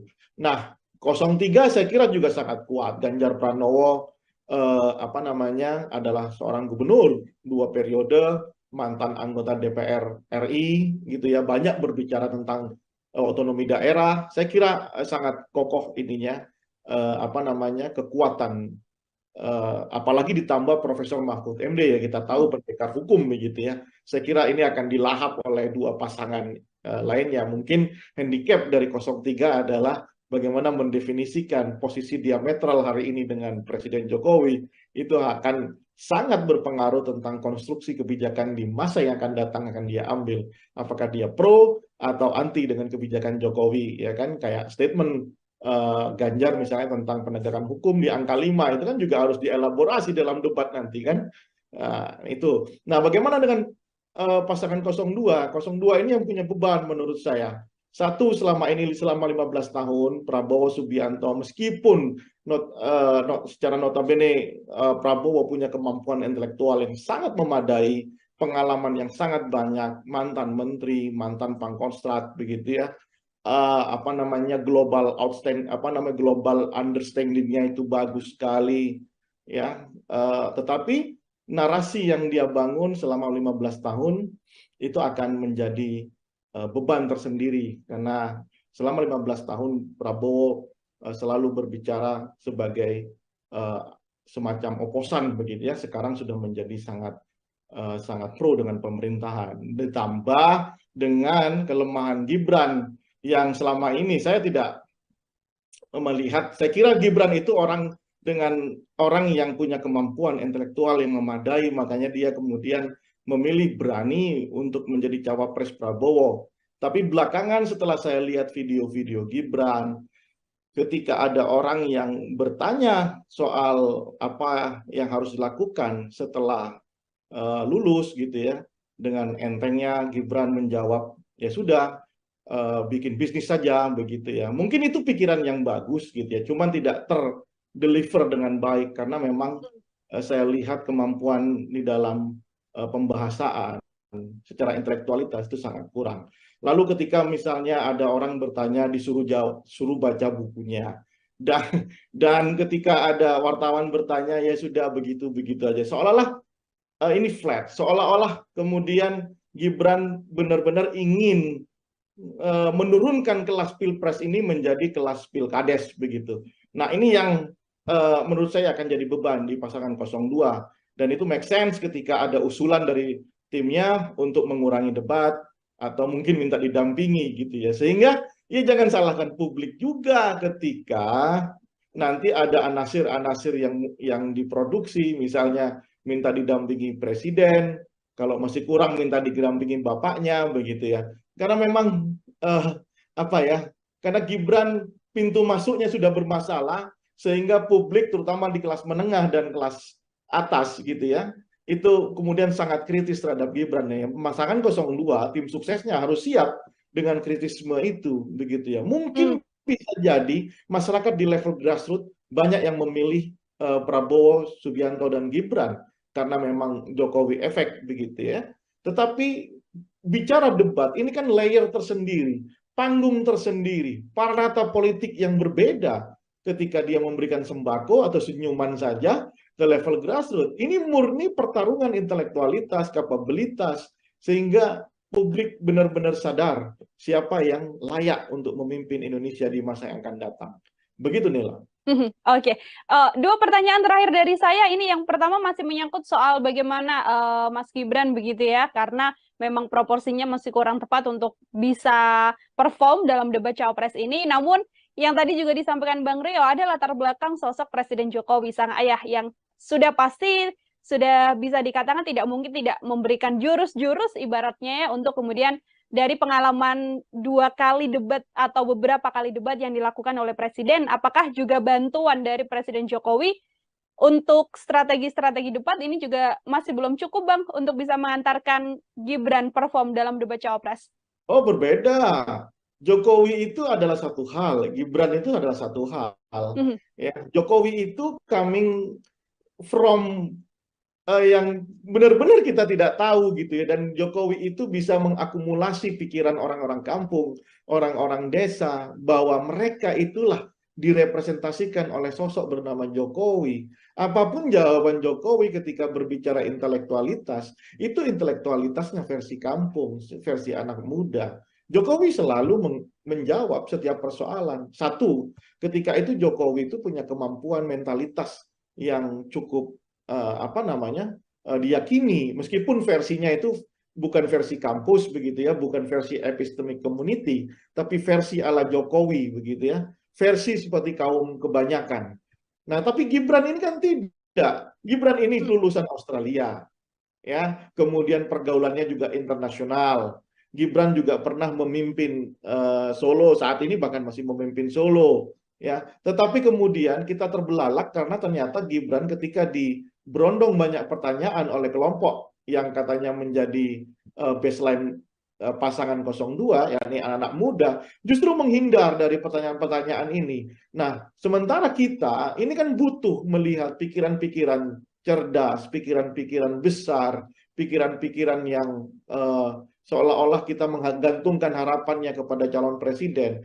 Nah, itulah yang diharapkan sama masyarakat. Rupanya saya belum melihat sejauh ini, ya. Kita belum melihat, masyarakat belum melihat, publik belum melihat Gibran benar-benar bisa menunjukkan dirinya apakah dia itu selevel dengan Jokowi ketika itu atau ini terlalu dipaksakan. Makanya ini kesempatan buat Gibran untuk belajar menjawab semua keraguan publik gitu ya, entah itu belajar dari bapaknya begitu ya, kan nggak mungkin juga didampingi ketika debat kandidatnya, atau mau dibuat peraturan PKPU baru begitu ya, setelah didampingi sama capres, didampingi sama capres definitif, kan nggak mungkin ya. Ini kan menjadi negara Konoha benar, menjadi lelucon sepanjang hidup kita nantinya ya. Jadi menurut saya ini kesempatan buat Gibran, kesempatan buat Prabowo Subianto untuk meyakinkan ke publik bahwa elektabilitas dia yang tinggi saat ini itu layak untuk didapat gitu ya. Bukan hanya dengan gimmick-gimmick yang menurut saya jauh dari intelektualitas yang harusnya menjadi backbone kita, tulang punggung kita di dalam berdemokrasi. Oke, terakhir Bang Rio, kalau tadi kita membahas dari sisi bagaimana Capres dan Cawapres untuk melakukan strategi dan lain sebagainya, ini kan juga mempengaruhi suara publik. Kalau dari sisi publik sendiri, di momen debat Capres dan Cawapres nantinya, poin apa yang kemudian harus disoroti atau diambil oleh publik begitu agar kemudian nantinya semakin yakin untuk menjatuhkan pilihan pada pasangan nomor urut 1, 2, ataupun 3, Bang Rio. Sekaligus menjadi closing statement dari Bang Rio. Dua hal menurut saya yang harus benar-benar menjadi perhatian publik ya. Satu, mahalnya harga sembako. Kenapa? Bukan saya, tapi itu capture, itulah potret yang kita dapatkan di survei kita sejak 3 tahun lalu ya. Mahalnya harga sembako ini jangan kemudian dianggap remeh, karena ini adalah tentang hajat hidup masyarakat di level yang paling bawah. Akses mereka untuk membeli, ketersediaan itu juga harus menurut saya harus menjadi diskusi, menjadi adu program kelak ya ketika masing-masing ini berdebat begitu. Bagaimana caranya ya Kak? Apakah kemudian menghidupkan lahan-lahan pertanian atau kemudian mengembangkan bagaimana pertanian di kita atau menghentikan impor. Ini harus menjadi diskusi ya, dan itu akan harusnya menjadi landscape pemikiran masing-masing kandidat ya. Sekali lagi, mahalnya kebutuhan sembako itu ada di top rank setiap kita survei apa agenda paling mendesak yang harus diselesaikan oleh pemerintah. Yang kedua, persoalan hukum. Ini akan menjadi diskusi antar semua kandidat dan juga akan diikuti oleh publik tentang hukum kita. Bayangkan, Nila, ketua KPK saat ini bermasalah ya. Kita tidak menuduh apakah ini benar-benar sudah bersalah atau tidak karena ini masih dalam proses hukum, tapi setidaknya ini institusinya saja adalah institusi pemburu korupsi ya, ketuanya tersandung kasus korupsi. Ini kan cuma ada di Indonesia saya kira ya. Kemudian polisi itu juga banyak masalah belakangan ini ya kan. Kemudian ya banyak saya kira kasus-kasus hukum ini harusnya menjadi perhatian, dan itu akan menjadi perhatian masyarakat luas sebelum datang ke TPS. Kita berharap dalam konteks yang paling ideal masyarakat menonton, melihat, kemudian menentukan pilihannya berdasarkan apa yang dia tonton di dalam debat kandidat itu. Baik, terima kasih sekali atas paparannya dan juga diskusi kita hari ini, Bang Rio Prayogo, Direktur Politika Research and Consulting. Semoga publik juga kemudian punya gambaran untuk nantinya menantikan debat Capres-Cawapres dan bisa menentukan pilihan untuk mengantarkan 5 tahun ke depan menuju Indonesia yang pastinya lebih baik lagi. Bang Rio, terima kasih sudah bergabung. Selamat beraktivitas kembali, Bang Rio. Terima kasih, Nela. Ya, Tribuners. Karena dua pasangan yang lainnya ini akan mengalami kesulitan. 03 dan 02 ini kan akan mengalami kesulitan. Outstanding pikiran utamanya itu akan mengalami kesulitan. Kalau 01 kan lebih slow ya, karena dia benar-benar di luar dari bayang-bayang Jokowi. Saya kira itu nanti ini akan menjadi panggungnya 01 ya, kalau bisa mengkapitalisasi, karena mereka yang paling siap dengan narasi-narasi perubahan. Mungkin handicap dari 03 adalah bagaimana mendefinisikan posisi diametral hari ini dengan Presiden Jokowi. Itu akan sangat berpengaruh tentang konstruksi kebijakan di masa yang akan datang akan dia ambil. Apakah dia pro atau anti dengan kebijakan Jokowi. Selamat malam Tribuners, program Tribunnews on Focus hari ini menjumpai Anda kembali bersama dengan saya Nila Irda. Masih bersama dengan saya dan kita masih membahas terkait bagaimana dinamika politik di tanah air. Untuk membahas hal tersebut, Tribuners, saya sudah tersambung bersama dengan Direktur Politika Research and Consulting, ada Bang Rio Prayogo sekaligus pengamat politik. Bang Rio, selamat malam. Terima kasih sudah bergabung. Selamat malam Nila, apa kabar? Baik, Bang Rio, bagaimana kabarnya? Sehat ya, Bang ya? Alhamdulillah, sehat. Semangat terus. Bisa tidak kemudian Bang Rio kayak kita melihat hitung-hitungan ranking lah kalau melihat latar belakang dari Cawapres ini sendiri. Ada Mas Gibran, tadi ada Muhaimin Iskandar dan juga Mahfud MD. Dari sisi nantinya kemampuan mereka untuk bisa menyampaikan paparan secara utuh yang bisa disampaikan dan juga diterima oleh publik, apakah Bang Rio bisa mengatakan siapa yang jauh lebih unggul? Yang pasti dari paparan Bang Rio, Mas Gibran ada di posisi nomor 3, seperti itu. Nila, kita bayangkan demokrasi ini kan orang itu diekspos dengan ide dan gagasan begitu ya, atau rencana kerja ketika dia jadi seorang leader, menjadi seorang pemimpin, jadi seorang presiden, wakil presiden. Publik kemudian dibiarkan untuk menonton dengan harapan setelah menonton publik itu bisa memilih mana yang terbaik di antara yang ada. Kan begitu pikiran dasar demokrasi begitu ya. Karena apa? Karena tiga-tiganya merasa mampu menjadi pemimpin, menjadi presiden di Indonesia, menjadi wakil presiden Indonesia. Nah, karena tiga-tiganya merasa mampu, maka publik diminta untuk memilih. Nah, tapi kalau kemudian kita sudah bersepakat, founding fathers kita sudah sepakat untuk mengikat sistem demokrasi sebagai pilihan sistem di Indonesia ini ketimbang sistem pilihan yang lainnya, kerajaan atau ya bentuk-bentuk monarki yang lainnya gitu ya. Tentu orang yang mau berkonsentrasi sehingga atau kandidasi itu harus diwarnai dengan warna-warna yang penuh dengan intelektualitas, harus diwarnai dengan warna yang penuh dengan keyakinan kepemimpinan di masa yang akan datang. Tapi kalau tidak pede, hanya sekedar ingin merebut kekuasaan, ya tentu ini akan menjadi persoalan. Bagaimana publik bisa tahu? Ya kamu mau jualan apa? Demokrasi kan begitu tuh. Produk adalah dirinya, kemudian diekspos sehingga orang bisa tahu, ya you mau jualan apa? Jualan pikiran, jualan apa, begitu ya. Nah, oleh karena itu dibuatlah peranata politik namanya debat. Nah, tapi kalau debat juga mau dihindari, debat juga mau dikurangi porsinya, bahkan sekarang aturannya sudah berubah, tadinya ada sesi sendiri capresnya, ada sesi sendiri cawapresnya, tapi kemudian di mix seperti ini, akhirnya kan kehilangan esensinya. Nah, jelas kalau seperti itu pertanyaan Nila, siapa yang paling tidak diuntungkan ya dua pasangan yang lainnya. 01, 03 tidak diuntungkan. Karena apa? Bagi 01 dan bagi 03 inilah titik di mana dia benar-benar bisa ditonton oleh jutaan, mungkin ratusan juta pemilih kita yang tercatat 204 juta, ya mungkin tidak semuanya, tapi 60% akan menyaksikan debat capres ini. Ya inilah demokrasi sesungguhnya. Makanya porsinya jangan dikurangi, sehingga ini menurunkan semangat berdemokrasi.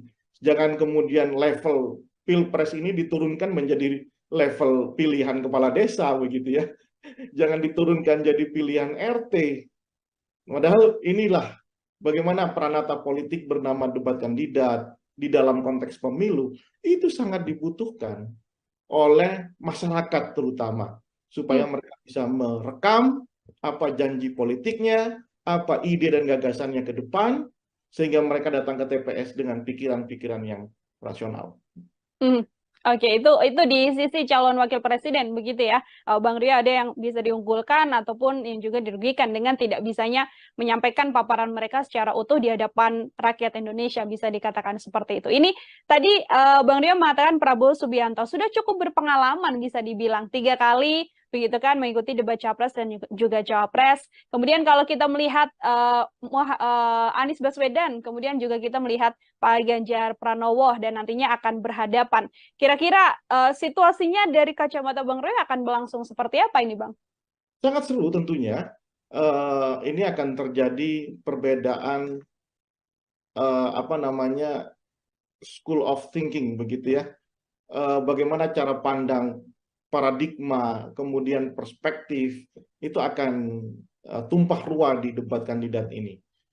Dari 01 dengan paradigmanya yang sangat paradigma pembaharuan, pendekatan yang lebih sifatnya liberalis kalau saya lihat begitu ya. Kemudian paradigma 02 yang intinya ini adalah keberlanjutan, meskipun kita tahu bahwa Prabowo di 3 periode pilpres sebelumnya itu adalah anti dari keberlanjutan, tapi ya inilah situasi politiknya. Kemudian 03 yang jauh lebih hari ini lebih tidak punya menurut saya agak kesulitan mendefinisikan apakah ini perubahan atau ini keberlanjutan begitu ya. Nah, makanya kalau berbicara tentang ide besarnya, ya big idea-nya, tentu nanti tidak akan banyak diekspos. Karena apa? Karena dua pasangan yang lainnya ini akan mengalami kesulitan. 03 dan 02 ini kan akan mengalami kesulitan. Outstanding pikiran utamanya itu akan mengalami kesulitan. Kalau 01 kan lebih slow ya, karena dia benar-benar di luar dari bayang-bayang Jokowi. Nah, mungkin nanti perdebatannya lebih banyak soal apa namanya, hal-hal sifatnya programatik begitu ya. Hmm. Di sisi itu, bukan di ide dasar apakah ini melanjutkan soal IKN misalnya. 01 jelas kan, ya kan, untuk memikirkan ulang, merekalkulasi ya soal IKN. 02 lanjutkan, 03 nah saya belum tahu seperti apa begitu ya. Agak-agaknya memang di sisi debat kandidat ini 01 harusnya bisa memaksimalkan karena posisi yang lebih apa namanya, lebih fleksibel di dalam ketika berbicara dalam konteks apapun, bidang apapun, 01 lebih fleksibel. Nanti kalau ada di putaran kedua, kalau ada debat kandidat lagi, maka pertarungan akan lebih ke ide dasar, ya kan? Banyak berbicara tentang, oh ini dilanjutkan, oh ini tidak, ini dilanjutkan, ini tidak, kira-kira seperti itu. Tapi kalau ada masih 3 orang saling berdebat, 3 pasangan langsung berdebat, saya kira lebih ke hal yang sifatnya programatik, karena masih ada 2 pasangan yang menurut saya agak kesulitan mendefinisikan apakah ini dilanjutkan atau tidak, apakah ini ada perubahan atau tidak, begitu ya. Dan tidak mungkin rasa-rasanya 03 sama 02 mengatakan wah ini dilanjutkan semuanya dari apa yang sudah dilakukan oleh Jokowi.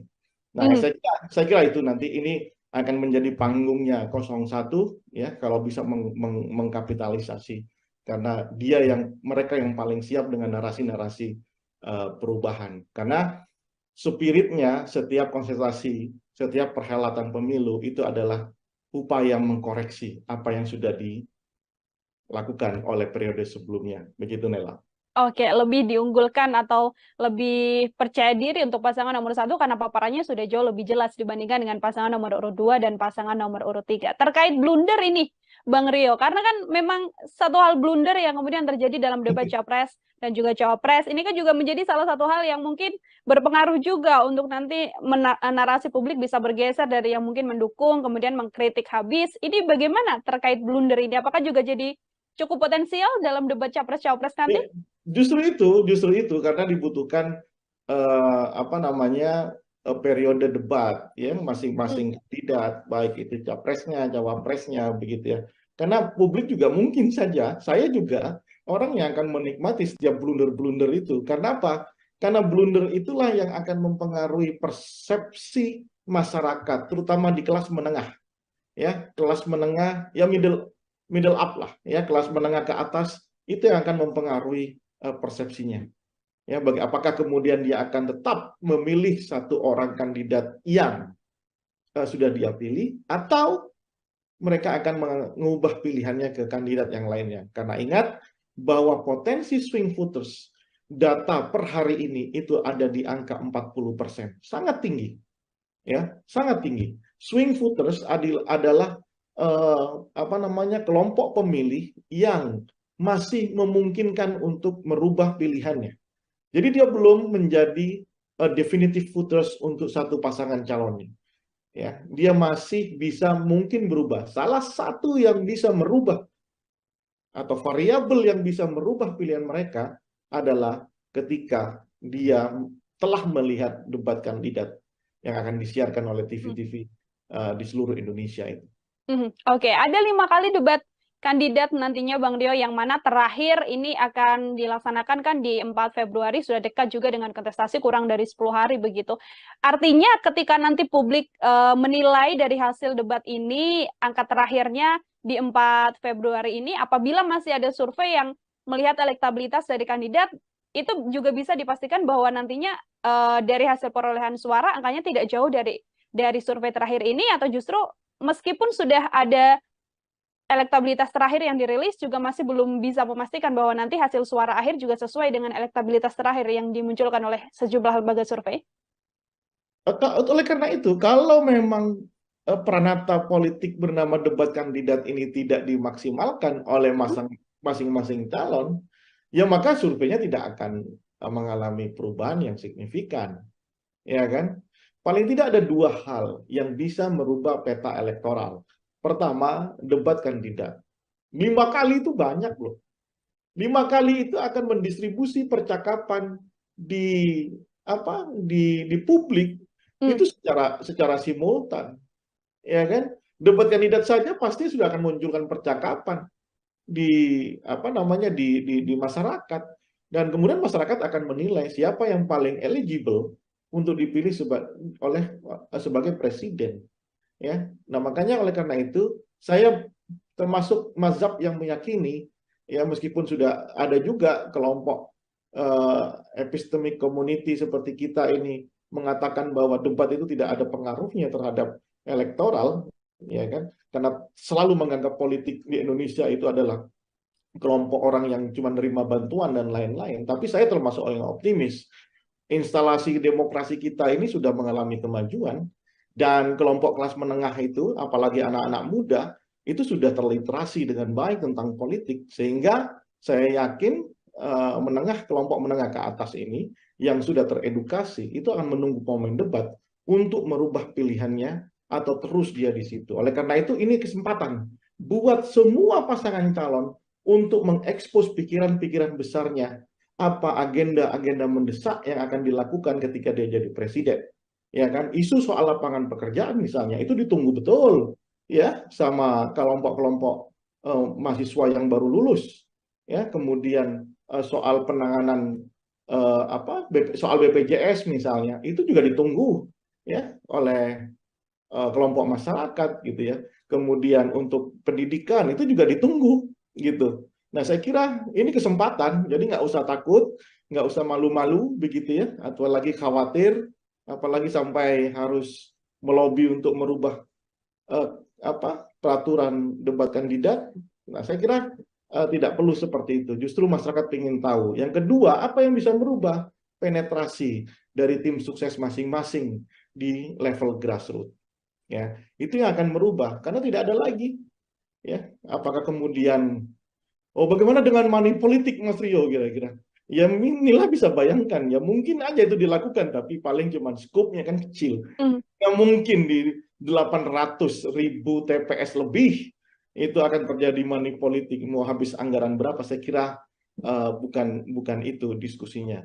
Debat kandidat, dan yang kedua penetrasi, bagaimana tim itu membentuk kekuatan-kekuatan yang penetratif di grassroots.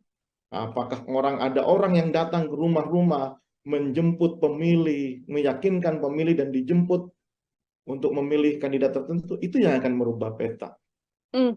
Oke. Perlu kerja keras juga dari tim pemenangan, termasuk juga nantinya momen debat capres-cawapres ini dijadikan ajang bagi kandidat begitu ya, untuk benar-benar menunjukkan apa yang akan dikerjakan menuju RI 1 di 2024 mendatang. Bang Rio, kalau dari sisi pasangan kandidat ini kan juga lima-limanya nantinya akan sama-sama naik ke atas panggung begitu, yang mana semuanya akan punya kesempatan berbicara. Kalau kita melihat dari latar belakang masing-masing calon, pasangan nomor 1, 2, dan juga 3, apakah proporsinya ini dari masing-masing paslon sudah cukup ideal untuk saling membackup secara latar belakang ataupun keahlian, Bang, dalam debat nanti? Ya, dalam konteks ini saya harus katakan pasangan 01 mungkin sudah sangat siap ya, karena sudah ya kita tahu Anies Baswedan adalah orang intelektual di Indonesia ya, kita tahu kapasitasnya ya, kita tahu track record-nya di dunia intelektualitas. Saya kira karena perdebatan ini kan perdebatan intelek ya, bukan perdebatan pinggir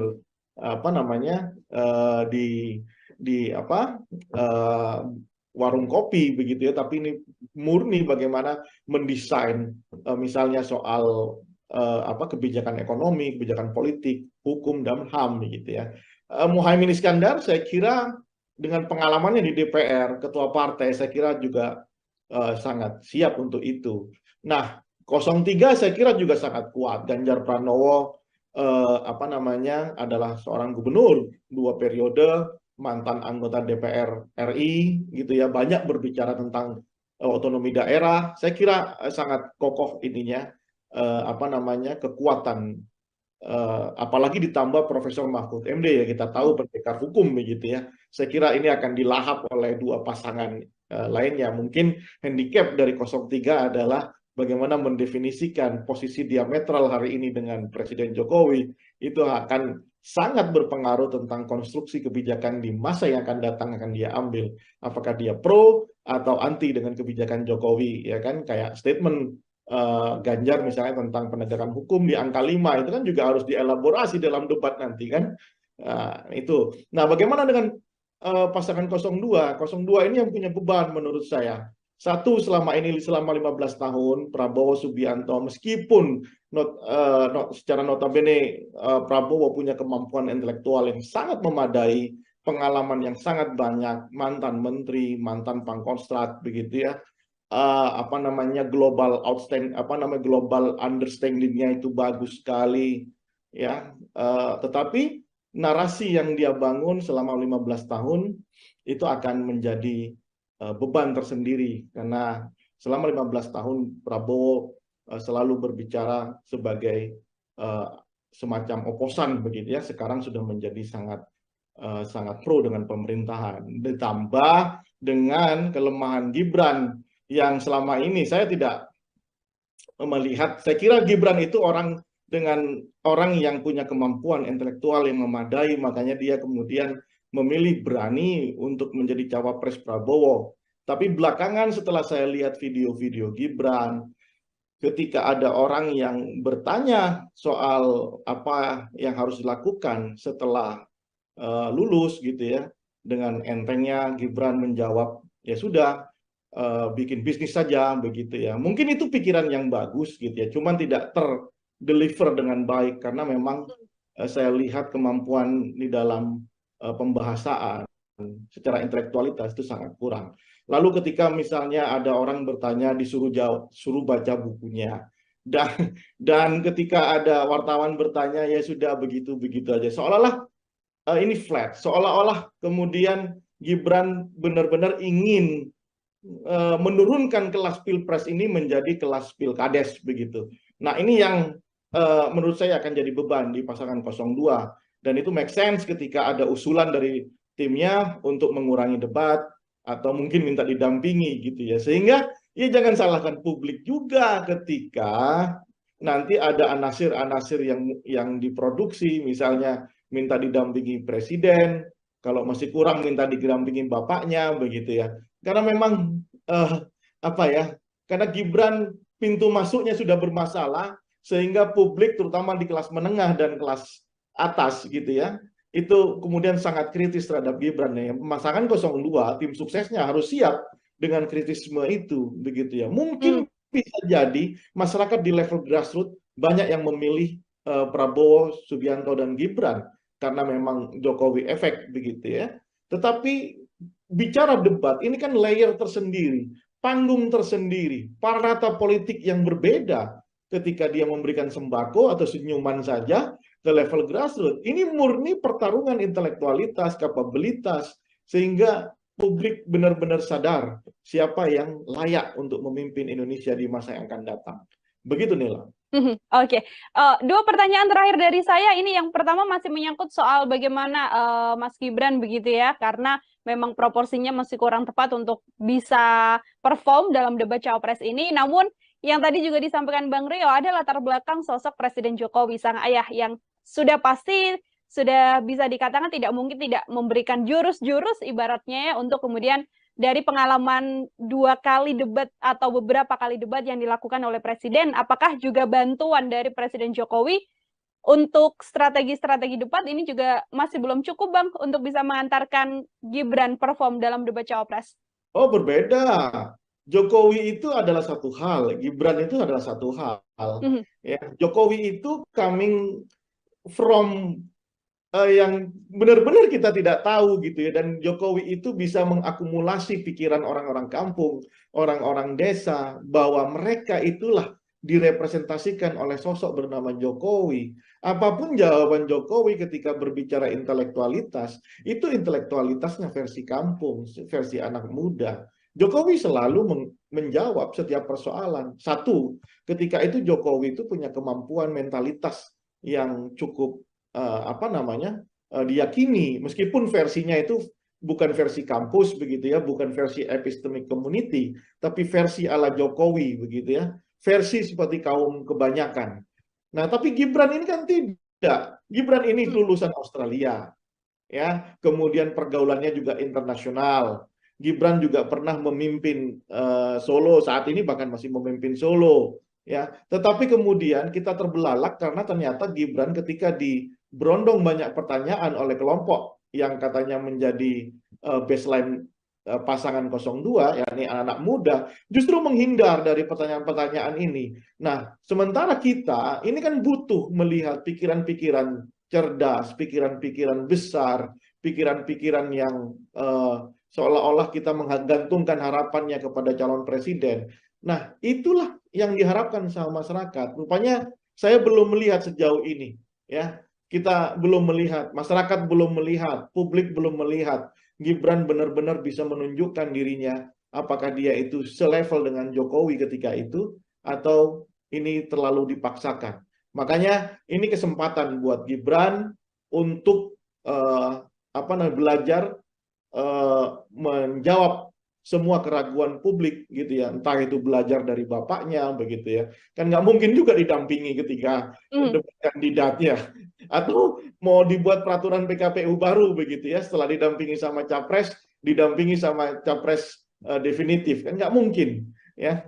Ini kan jadi negara Konoha benar, menjadi lelucon sepanjang hidup kita nantinya ya. Jadi menurut saya ini kesempatan buat Gibran, kesempatan buat Prabowo Subianto untuk meyakinkan ke publik bahwa elektabilitas dia yang tinggi saat ini itu layak untuk didapat gitu ya. Bukan hanya dengan gimmick-gimmick yang menurut saya jauh dari intelektualitas yang harusnya menjadi backbone kita, tulang punggung kita di dalam berdemokrasi. Oke, terakhir Bang Rio, kalau tadi kita membahas dari sisi bagaimana Capres dan Cawapres untuk melakukan strategi dan lain sebagainya, ini kan juga mempengaruhi suara publik. Kalau dari sisi publik sendiri, di momen debat Capres dan Cawapres nantinya, poin apa yang kemudian harus disoroti atau diambil oleh publik begitu agar kemudian nantinya semakin yakin untuk menjatuhkan pilihan pada pasangan nomor urut 1, 2, ataupun 3, Bang Rio. Sekaligus menjadi closing statement dari Bang Rio. Dua hal menurut saya yang harus benar-benar menjadi perhatian publik ya. Satu, mahalnya harga sembako. Kenapa? Bukan saya, tapi itu capture, itulah potret yang kita dapatkan di survei kita sejak 3 tahun lalu ya. Mahalnya harga sembako ini jangan kemudian dianggap remeh, karena ini adalah tentang hajat hidup masyarakat di level yang paling bawah.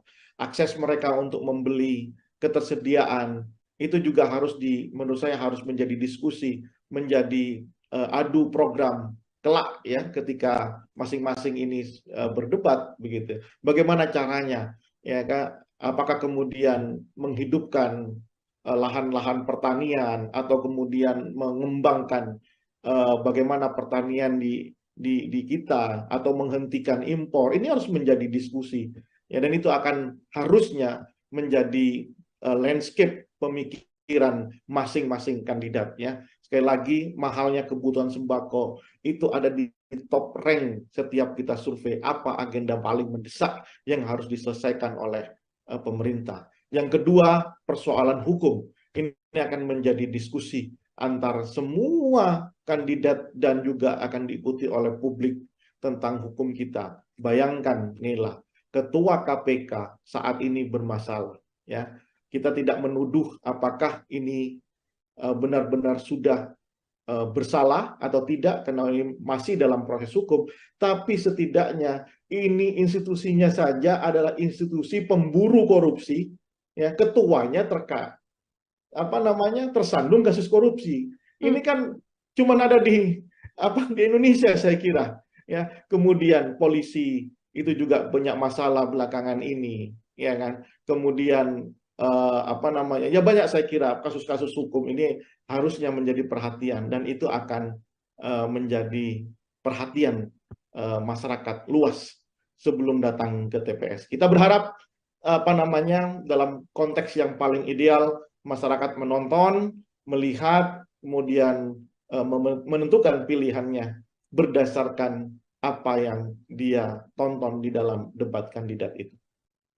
Baik, terima kasih sekali atas paparannya dan juga diskusi kita hari ini, Bang Rio Prayogo, Direktur Politika Research and Consulting. Semoga publik juga kemudian punya gambaran untuk nantinya menantikan debat Capres-Cawapres dan bisa menentukan pilihan untuk mengantarkan 5 tahun ke depan menuju Indonesia yang pastinya lebih baik lagi. Bang Rio, terima kasih sudah bergabung. Selamat beraktivitas kembali, Bang Rio.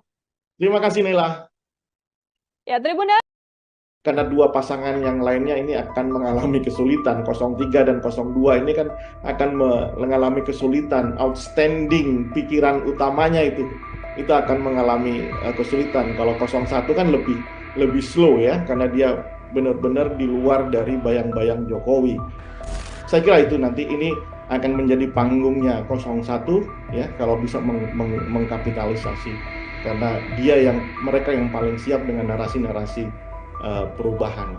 Mungkin handicap dari 03 adalah bagaimana mendefinisikan posisi diametral hari ini dengan Presiden Jokowi. Itu akan sangat berpengaruh tentang konstruksi kebijakan di masa yang akan datang akan dia ambil.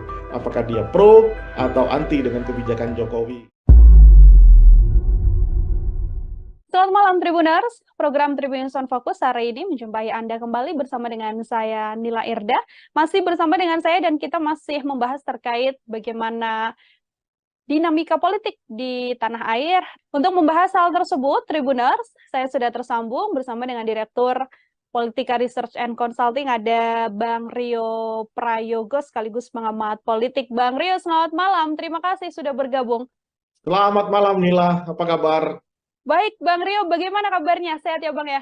Alhamdulillah, sehat. Semangat terus. Bisa tidak kemudian Bang Rio kayak kita melihat hitung-hitungan ranking lah kalau melihat latar belakang dari cawapres ini sendiri. Ada Mas Gibran, tadi ada Mohaimin Iskandar dan juga Mahfud MD. Dari sisi nantinya kemampuan mereka untuk bisa menyampaikan paparan secara utuh yang bisa disampaikan dan juga diterima oleh publik, apakah Bang Rio bisa mengatakan siapa yang jauh lebih unggul? Yang pasti dari paparan Bang Rio, Mas Gibran ada di posisi nomor 3, seperti itu. Nila, kita bayangkan demokrasi ini kan orang itu diekspos dengan ide dan gagasan begitu ya, atau rencana kerja ketika dia jadi seorang leader, menjadi seorang pemimpin, jadi seorang presiden, wakil presiden. Publik kemudian dibiarkan untuk menonton dengan harapan setelah menonton publik itu bisa memilih mana yang terbaik di antara yang ada. Kan begitu pikiran dasar demokrasi begitu ya. Karena apa? Karena tiga-tiganya merasa mampu menjadi pemimpin, menjadi presiden di Indonesia, menjadi wakil presiden Indonesia. Nah, karena tiga-tiganya merasa mampu, maka publik diminta untuk memilih. Nah, tapi kalau kemudian kita sudah bersepakat, founding fathers kita sudah sepakat untuk mengikat sistem demokrasi sebagai pilihan sistem di Indonesia ini ketimbang sistem pilihan yang lainnya, kerajaan atau ya bentuk-bentuk monarki yang lainnya gitu ya. Tentu orang yang mau berkonsentrasi sehingga atau kandidasi itu harus diwarnai dengan warna-warna yang penuh dengan intelektualitas, harus diwarnai dengan warna yang penuh dengan keyakinan kepemimpinan di masa yang akan datang. Tapi kalau tidak pede, hanya sekedar ingin merebut kekuasaan, ya tentu ini akan menjadi persoalan. Bagaimana publik bisa tahu? Ya kamu mau jualan apa? Demokrasi kan begitu tuh. Produk adalah dirinya, kemudian diekspos sehingga orang bisa tahu, ya you mau jualan apa? Jualan pikiran, jualan apa, begitu ya. Nah, oleh karena itu dibuatlah peranata politik namanya debat. Nah, tapi kalau debat juga mau dihindari, debat juga mau dikurangi porsinya, bahkan sekarang aturannya sudah berubah, tadinya ada sesi sendiri capresnya, ada sesi sendiri cawapresnya, tapi kemudian di mix seperti ini, akhirnya kan kehilangan esensinya. Nah, jelas kalau seperti itu pertanyaan Nila, siapa yang paling tidak diuntungkan ya dua pasangan yang lainnya. 01, 03 tidak diuntungkan. Karena apa? Bagi 01 dan bagi 03 inilah titik di mana dia benar-benar bisa ditonton oleh jutaan, mungkin ratusan juta pemilih kita yang tercatat 204 juta, ya mungkin tidak semuanya, tapi 60% akan menyaksikan debat capres ini. Ya inilah demokrasi sesungguhnya. Makanya porsinya jangan dikurangi, sehingga ini menurunkan semangat berdemokrasi. Jangan kemudian level pilpres ini diturunkan menjadi level pilihan kepala desa begitu ya. Jangan diturunkan jadi pilihan RT. Padahal inilah bagaimana peranata politik bernama debat kandidat di dalam konteks pemilu itu sangat dibutuhkan oleh masyarakat terutama supaya mereka bisa merekam apa janji politiknya, apa ide dan gagasannya ke depan, sehingga mereka datang ke TPS dengan pikiran-pikiran yang rasional. Hmm. Oke, itu di sisi calon wakil presiden begitu ya, Bang Rio, ada yang bisa diunggulkan ataupun yang juga dirugikan dengan tidak bisanya menyampaikan paparan mereka secara utuh di hadapan rakyat Indonesia, bisa dikatakan seperti itu. Ini tadi Bang Rio mengatakan Prabowo Subianto sudah cukup berpengalaman, bisa dibilang 3 kali begitu kan mengikuti debat capres dan juga cawapres. Kemudian kalau kita melihat Anies Baswedan, kemudian juga kita melihat Pak Ganjar Pranowo dan nantinya akan berhadapan. Kira-kira situasinya dari kacamata Bang Roy akan berlangsung seperti apa ini, Bang? Sangat seru tentunya. Ini akan terjadi perbedaan apa namanya school of thinking begitu ya. Bagaimana cara pandang, paradigma, kemudian perspektif itu akan tumpah ruah di debat kandidat ini. Ya, dari 01 dengan paradigmanya yang sangat apa namanya paradigma pembaharuan, pendekatan yang lebih sifatnya liberalis kalau saya lihat begitu ya.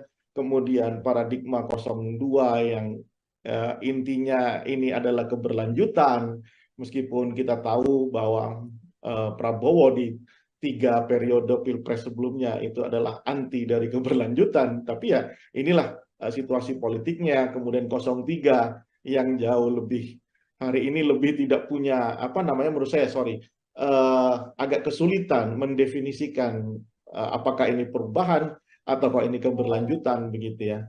Nah, makanya kalau berbicara tentang ide besarnya, ya big idea-nya, tentu nanti tidak akan banyak diekspos. Karena apa? Karena dua pasangan yang lainnya ini akan mengalami kesulitan. 03 dan 02 ini kan akan mengalami kesulitan. Outstanding pikiran utamanya itu akan mengalami kesulitan. Kalau 01 kan lebih slow ya, karena dia benar-benar di luar dari bayang-bayang Jokowi. Nah, mungkin nanti perdebatannya lebih banyak soal apa namanya hal-hal sifatnya programatik begitu ya. Di itu bukan di ide dasar apakah ini melanjutkan soal IKN misalnya. 01 jelas kan ya kan untuk memikirkan ulang, merekalkulasi ya soal IKN. 02 lanjutkan, 03 nah saya belum tahu seperti apa begitu ya.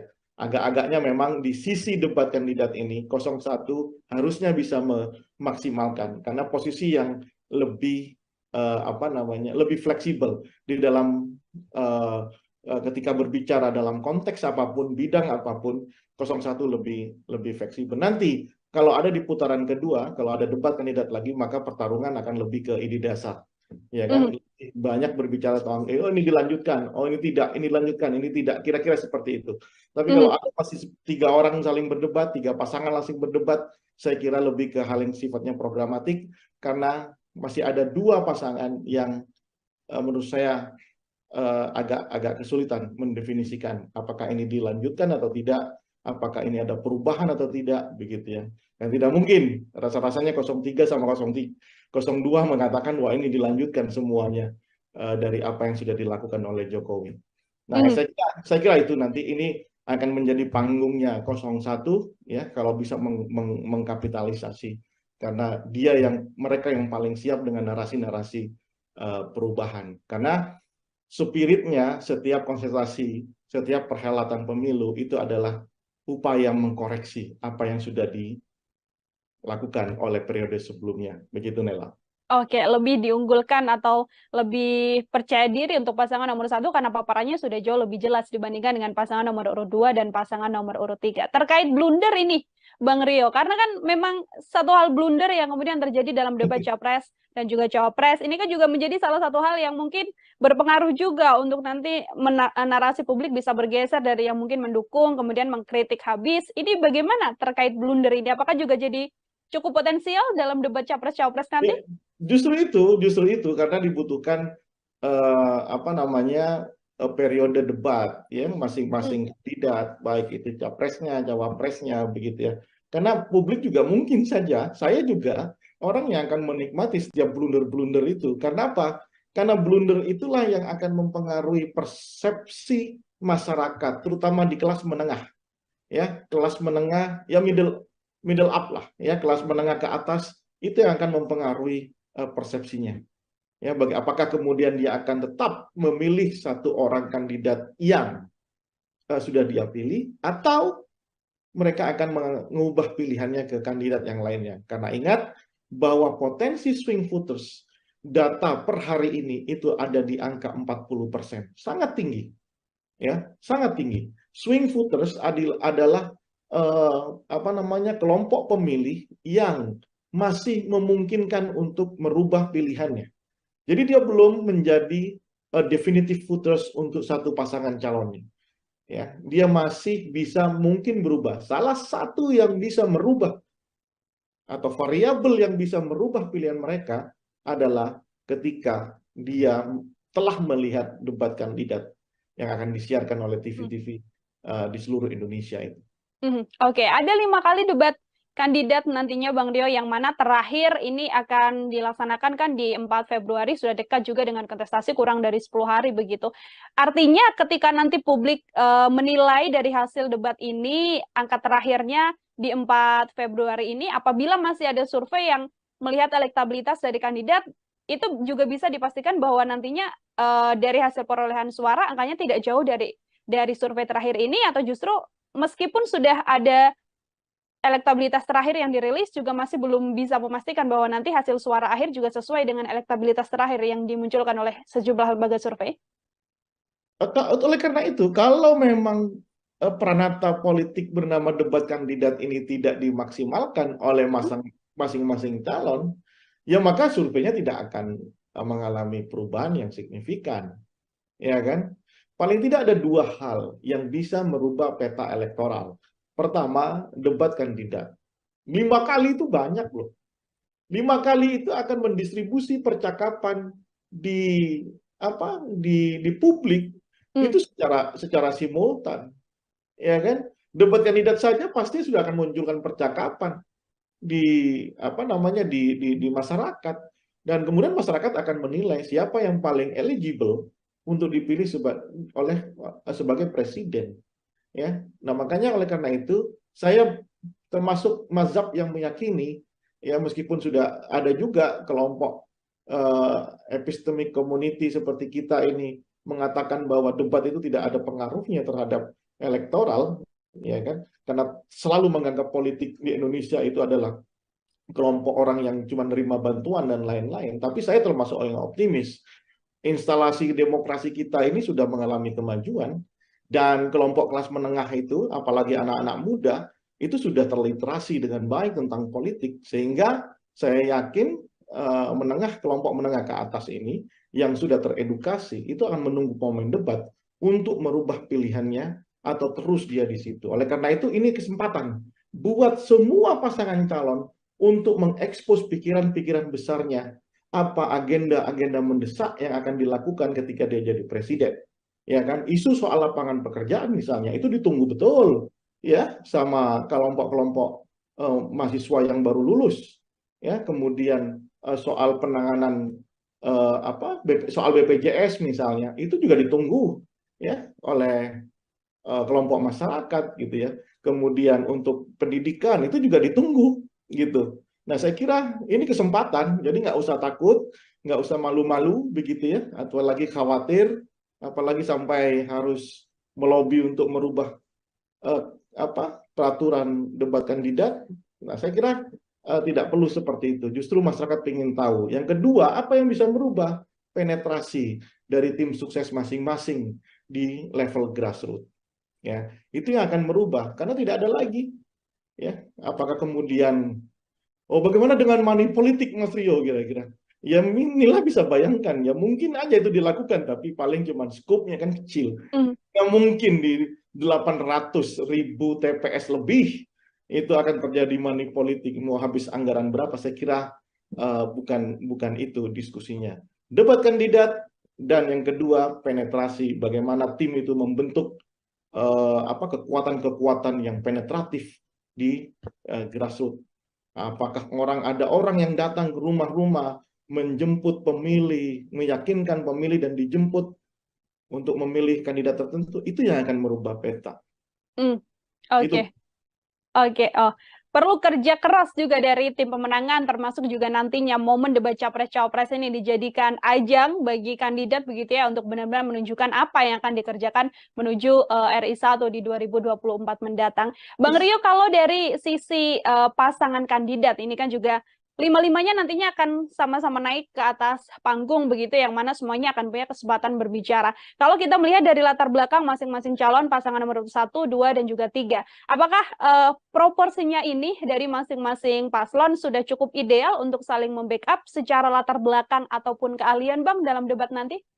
Ya, dalam konteks ini saya harus katakan pasangan 01 mungkin sudah sangat siap ya, karena sudah ya kita tahu Anies Baswedan adalah orang intelektual di Indonesia ya. Kita tahu kapasitasnya ya, kita tahu apa namanya track record-nya di dunia intelektualitas. Saya kira karena perdebatan ini kan perdebatan intelek ya, bukan perdebatan pinggir apa namanya di apa warung kopi begitu ya, tapi ini murni bagaimana mendesain misalnya soal apa kebijakan ekonomi, kebijakan politik, hukum dan HAM begitu ya.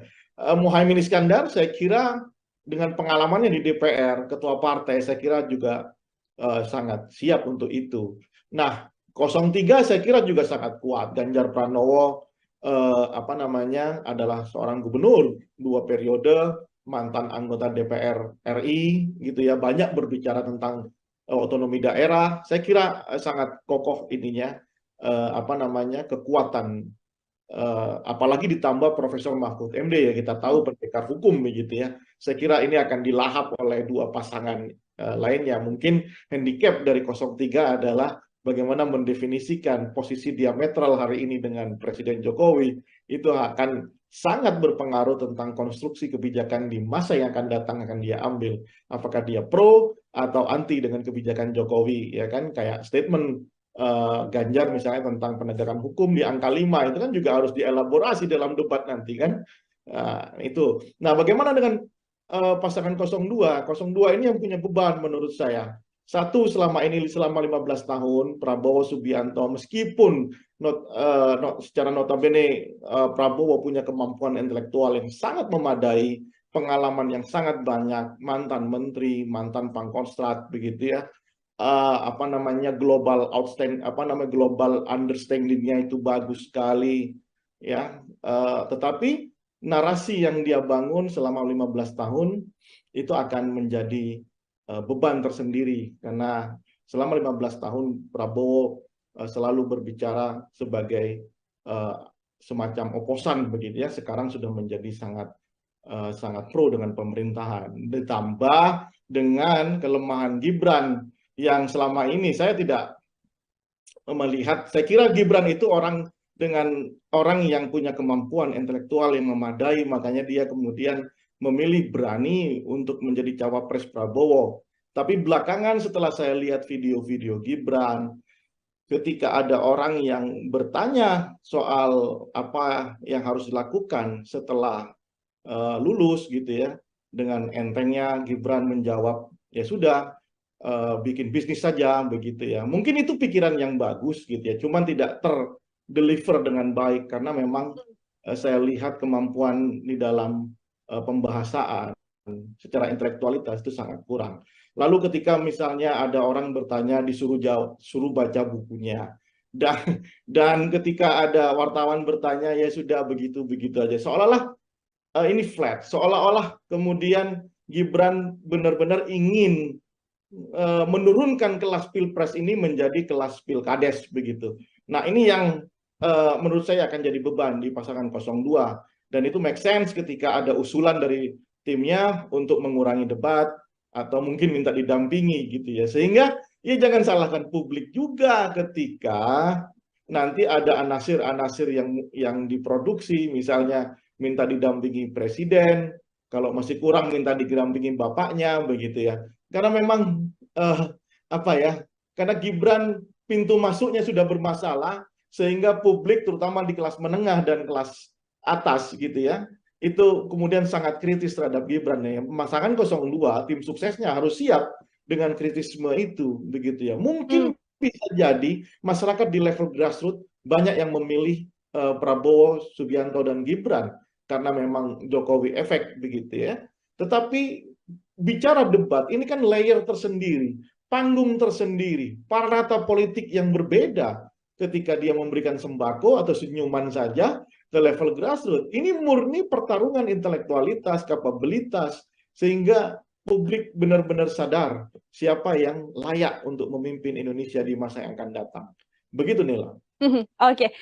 Dua pertanyaan terakhir dari saya. Ini yang pertama masih menyangkut soal bagaimana Mas Gibran begitu ya, karena memang proporsinya masih kurang tepat untuk bisa perform dalam debat Cawapres ini. Namun yang tadi juga disampaikan Bang Rio, ada latar belakang sosok Presiden Jokowi, sang ayah, yang sudah pasti sudah bisa dikatakan tidak mungkin tidak memberikan jurus-jurus ibaratnya ya, untuk kemudian dari pengalaman 2 kali debat atau beberapa kali debat yang dilakukan oleh Presiden, apakah juga bantuan dari Presiden Jokowi untuk strategi-strategi debat ini juga masih belum cukup, Bang, untuk bisa mengantarkan Gibran perform dalam debat Cawapres? Oh, berbeda. Jokowi itu adalah satu hal, Gibran itu adalah satu hal. Ya, Jokowi itu coming from yang benar-benar kita tidak tahu gitu ya, dan Jokowi itu bisa mengakumulasi pikiran orang-orang kampung, orang-orang desa, bahwa mereka itulah direpresentasikan oleh sosok bernama Jokowi. Apapun jawaban Jokowi ketika berbicara intelektualitas, itu intelektualitasnya versi kampung, versi anak muda. Jokowi selalu menjawab setiap persoalan. Satu, ketika itu Jokowi itu punya kemampuan mentalitas yang cukup diyakini, meskipun versinya itu bukan versi kampus begitu ya, bukan versi epistemic community, tapi versi ala Jokowi begitu ya, versi seperti kaum kebanyakan. Nah, tapi Gibran ini kan tidak. Gibran ini lulusan Australia, ya, kemudian pergaulannya juga internasional.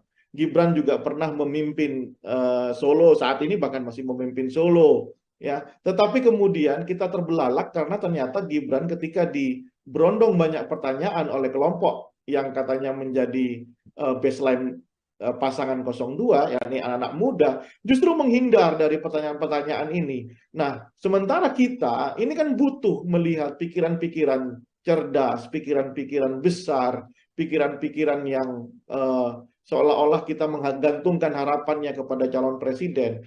Nah, itulah yang diharapkan sama masyarakat. Rupanya saya belum melihat sejauh ini, ya. Kita belum melihat, masyarakat belum melihat, publik belum melihat Gibran benar-benar bisa menunjukkan dirinya, apakah dia itu selevel dengan Jokowi ketika itu, atau ini terlalu dipaksakan. Makanya ini kesempatan buat Gibran untuk belajar menjawab semua keraguan publik gitu ya, entah itu belajar dari bapaknya begitu ya, kan nggak mungkin juga didampingi ketika debat kandidatnya, atau mau dibuat peraturan PKPU baru begitu ya, setelah didampingi sama capres, didampingi sama capres definitif, kan nggak mungkin ya. Ini kan jadi negara Konoha benar, menjadi lelucon sepanjang hidup kita nantinya ya. Jadi menurut saya ini kesempatan buat Gibran, kesempatan buat Prabowo Subianto untuk meyakinkan ke publik bahwa elektabilitas dia yang tinggi saat ini itu layak untuk didapat gitu ya. Bukan hanya dengan gimmick-gimmick yang menurut saya jauh dari intelektualitas yang harusnya menjadi backbone kita, tulang punggung kita di dalam berdemokrasi. Oke, terakhir Bang Rio, kalau tadi kita membahas dari sisi bagaimana Capres dan Cawapres untuk melakukan strategi dan lain sebagainya, ini kan juga mempengaruhi suara publik. Kalau dari sisi publik sendiri, di momen debat Capres dan Cawapres nantinya, poin apa yang kemudian harus disoroti atau diambil oleh publik begitu agar kemudian nantinya semakin yakin untuk menjatuhkan pilihan pada pasangan nomor urut 1, 2, ataupun 3, Bang Rio? Sekaligus menjadi closing statement dari Bang Rio. Dua hal menurut saya yang harus benar-benar menjadi perhatian publik ya. Satu, mahalnya harga sembako. Kenapa? Bukan saya, tapi itu capture, itulah potret yang kita dapatkan di survei kita sejak 3 tahun lalu ya. Mahalnya harga sembako ini jangan kemudian dianggap remeh, karena ini adalah tentang hajat hidup masyarakat di level yang paling bawah. Akses mereka untuk membeli, ketersediaan, itu juga harus menurut saya harus menjadi diskusi menjadi adu program kelak ya ketika masing-masing ini berdebat begitu. Bagaimana caranya ya Kak? Apakah kemudian menghidupkan lahan-lahan pertanian atau kemudian mengembangkan bagaimana pertanian di kita atau menghentikan impor. Ini harus menjadi diskusi ya, dan itu akan harusnya menjadi landscape pemikiran masing-masing kandidatnya. Sekali lagi, mahalnya kebutuhan sembako itu ada di top rank setiap kita survei apa agenda paling mendesak yang harus diselesaikan oleh pemerintah. Yang kedua, persoalan hukum. Ini akan menjadi diskusi antar semua kandidat dan juga akan diikuti oleh publik tentang hukum kita. Bayangkan, Nila, ketua KPK saat ini bermasalah. Ya, kita tidak menuduh apakah ini benar-benar sudah bersalah atau tidak karena ini masih dalam proses hukum, tapi setidaknya ini institusinya saja adalah institusi pemburu korupsi, ya ketuanya tersandung kasus korupsi. Ini kan cuma ada di Indonesia saya kira, ya. Kemudian polisi itu juga banyak masalah belakangan ini, ya kan. Kemudian ya banyak saya kira kasus-kasus hukum ini harusnya menjadi perhatian dan itu akan menjadi perhatian masyarakat luas sebelum datang ke TPS. Kita berharap dalam konteks yang paling ideal masyarakat menonton, melihat, kemudian menentukan pilihannya berdasarkan apa yang dia tonton di dalam debat kandidat itu. Baik, terima kasih sekali atas paparannya dan juga diskusi kita hari ini, Bang Rio Prayogo, Direktur Politika Research and Consulting. Semoga publik juga kemudian punya gambaran untuk nantinya menantikan debat Capres-Cawapres dan bisa menentukan pilihan untuk mengantarkan 5 tahun ke depan menuju Indonesia yang pastinya lebih baik lagi. Bang Rio, terima kasih sudah bergabung. Selamat beraktivitas kembali, Bang Rio. Terima kasih, Nela. Ya, Tribuners. Karena dua pasangan yang lainnya ini akan mengalami kesulitan. 03 dan 02 ini kan akan mengalami kesulitan. Outstanding pikiran utamanya itu akan mengalami kesulitan. Kalau 01 kan lebih slow ya, karena dia benar-benar di luar dari bayang-bayang Jokowi. Saya kira itu nanti ini akan menjadi panggungnya 01 ya, kalau bisa mengkapitalisasi, karena mereka yang paling siap dengan narasi-narasi perubahan.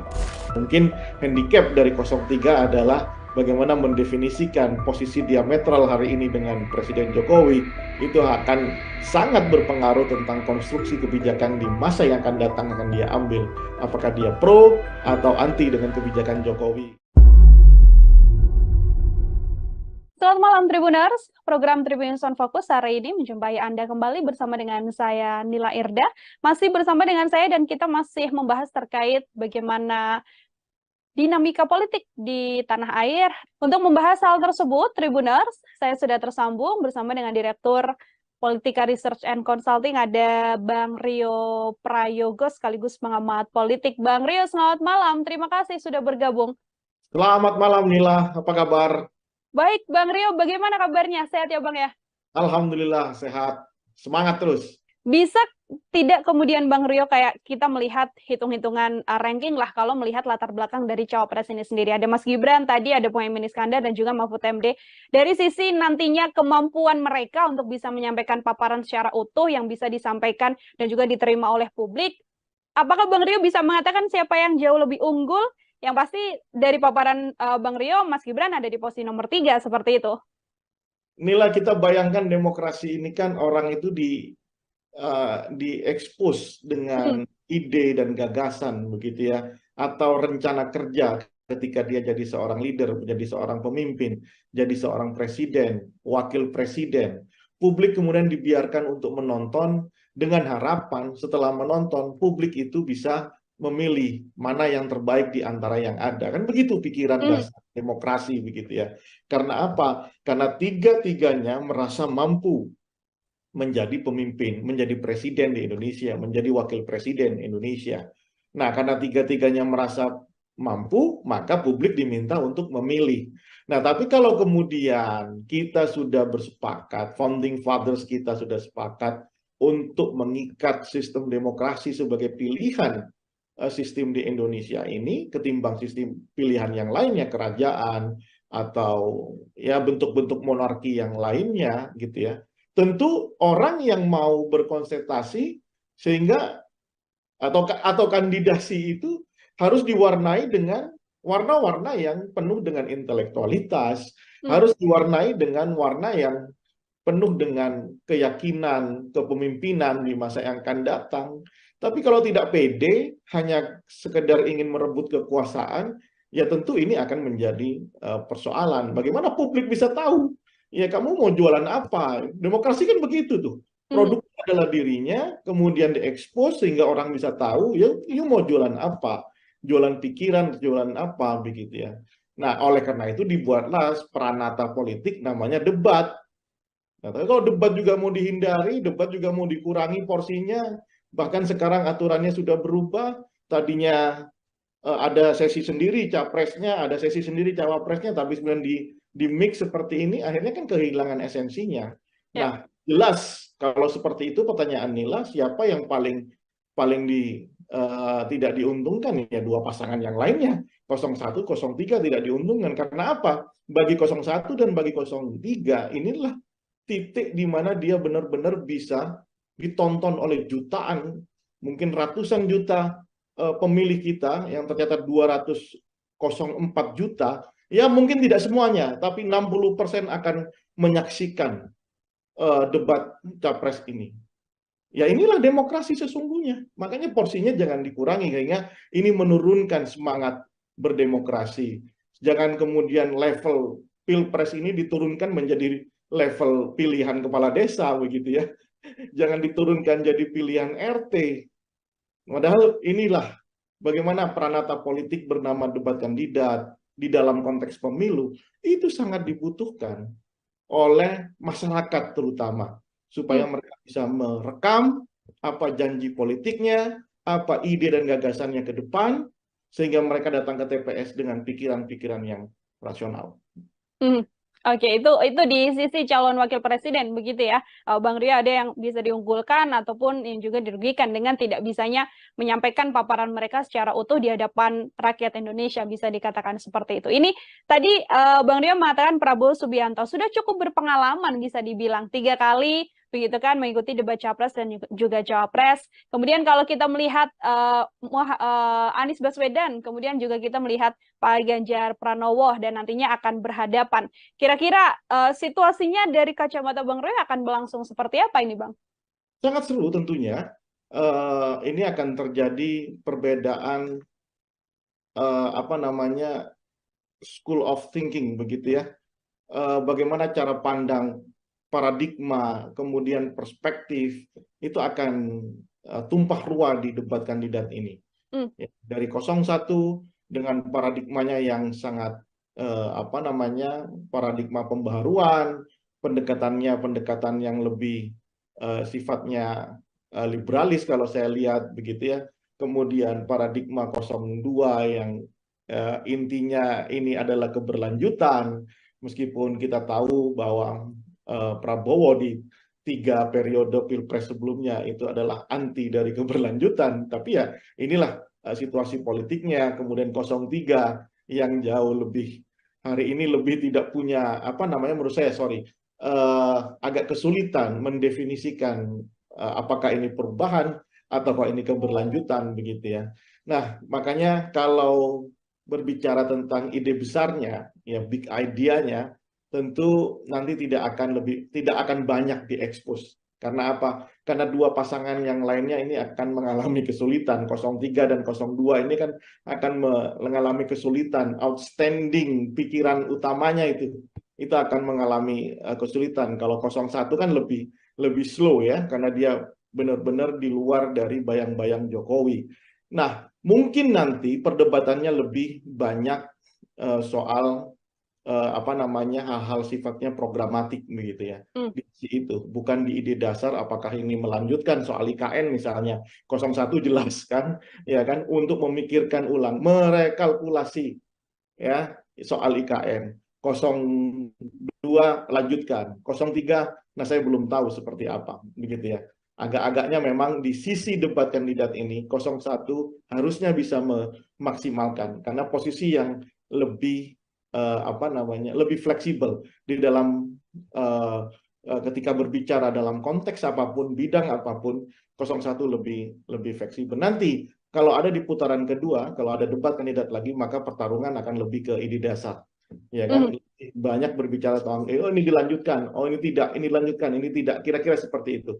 Tapi kalau ada masih 3 orang saling berdebat, 3 pasangan langsung berdebat, saya kira lebih ke hal yang sifatnya programatik karena masih ada 2 pasangan yang menurut saya agak kesulitan mendefinisikan apakah ini dilanjutkan atau tidak, apakah ini ada perubahan atau tidak, begitu ya. Dan tidak mungkin rasa-rasanya 03 sama 02 mengatakan wah ini dilanjutkan semuanya dari apa yang sudah dilakukan oleh Jokowi.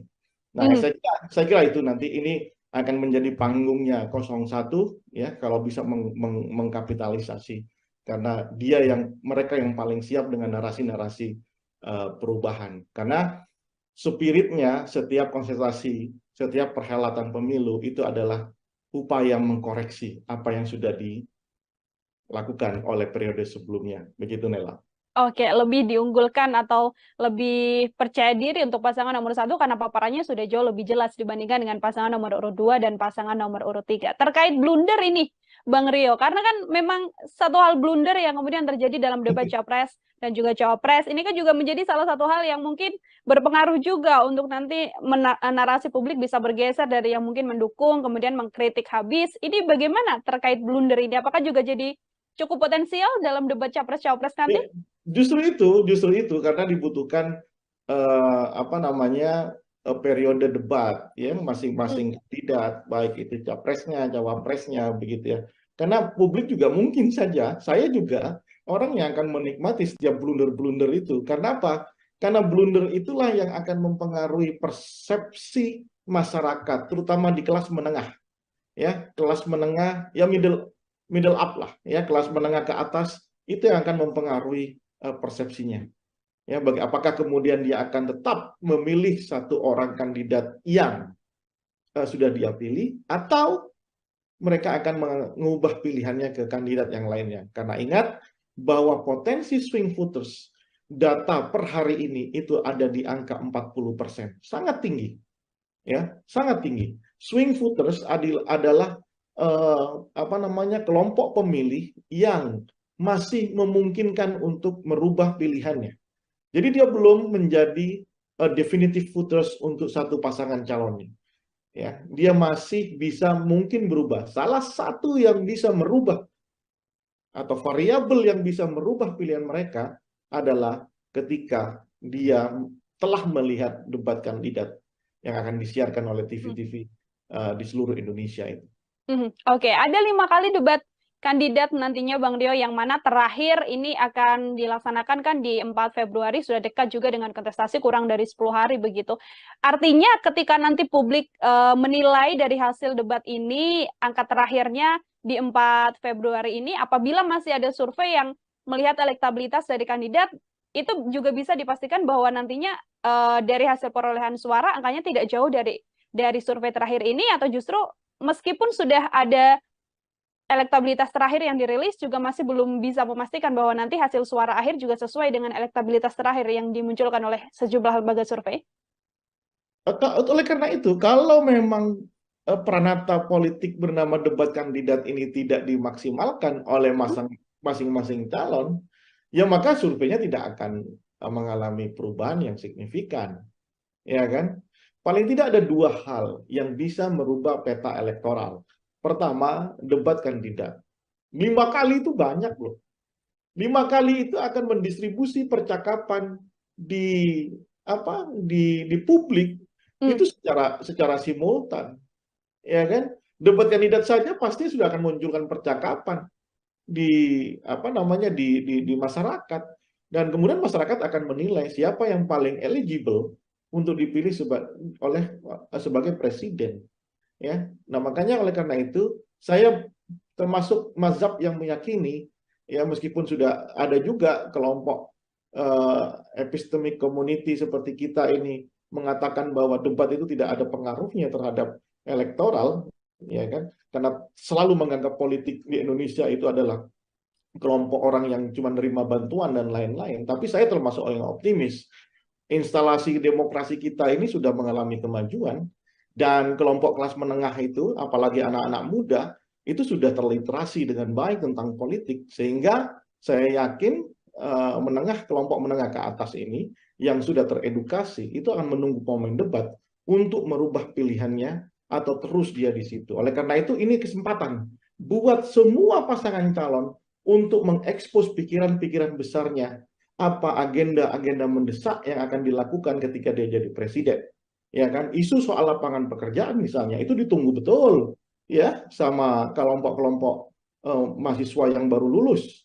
Ya, kemudian soal penanganan soal BPJS misalnya itu juga ditunggu ya oleh kelompok masyarakat gitu ya. Kemudian untuk pendidikan itu juga ditunggu gitu. Nah, saya kira ini kesempatan, jadi nggak usah takut, nggak usah malu-malu begitu ya, atau lagi khawatir, apalagi sampai harus melobi untuk merubah peraturan debat kandidat.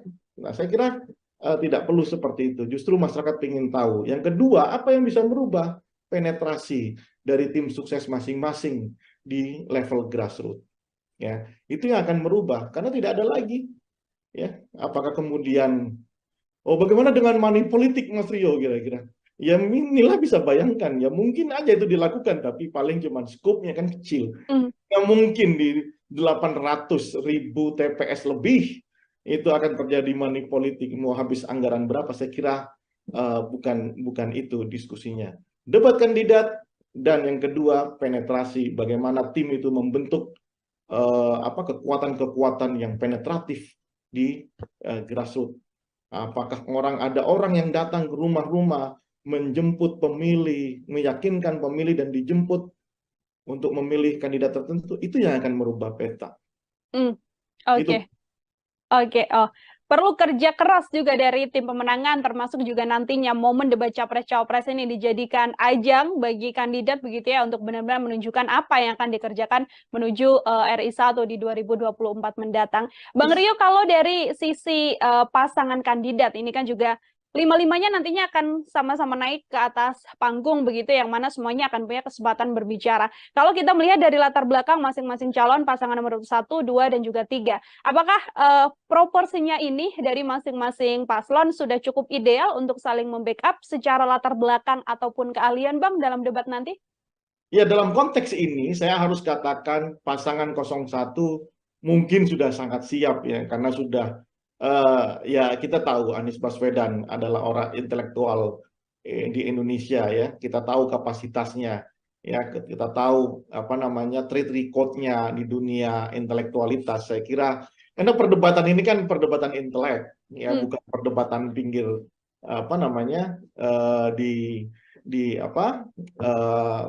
warung kopi begitu ya, tapi ini murni bagaimana mendesain misalnya soal kebijakan ekonomi, kebijakan politik, hukum dan HAM begitu ya. Muhaimin Iskandar saya kira dengan pengalamannya di DPR, ketua partai, saya kira juga sangat siap untuk itu.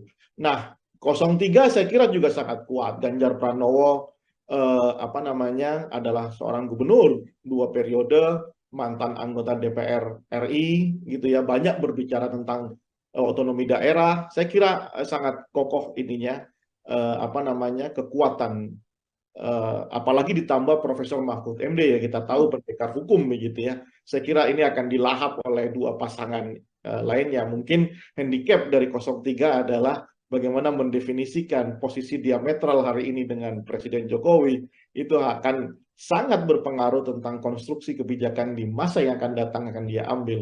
Apakah dia pro atau anti dengan kebijakan Jokowi, ya kan? Kayak statement Ganjar misalnya tentang penegakan hukum di angka 5, itu kan juga harus dielaborasi dalam debat nanti kan. Itu. Nah, bagaimana dengan pasangan 02? 02 ini yang punya beban menurut saya. Satu, selama 15 tahun Prabowo Subianto, meskipun secara notabene Prabowo punya kemampuan intelektual yang sangat memadai, pengalaman yang sangat banyak, mantan menteri, mantan pangkostrat begitu ya, apa namanya global understanding-nya itu bagus sekali, ya.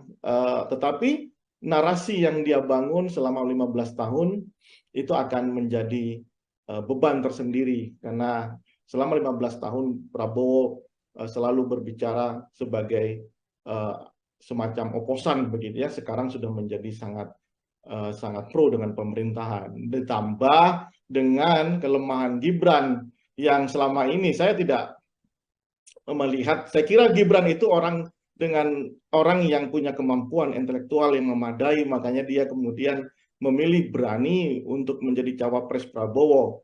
Tapi belakangan setelah saya lihat video-video Gibran, ketika ada orang yang bertanya soal apa yang harus dilakukan setelah lulus gitu ya, dengan entengnya Gibran menjawab, ya sudah, bikin bisnis saja begitu ya. Mungkin itu pikiran yang bagus gitu ya, cuman tidak terdeliver dengan baik karena memang saya lihat kemampuan di dalam pembahasaan secara intelektualitas itu sangat kurang.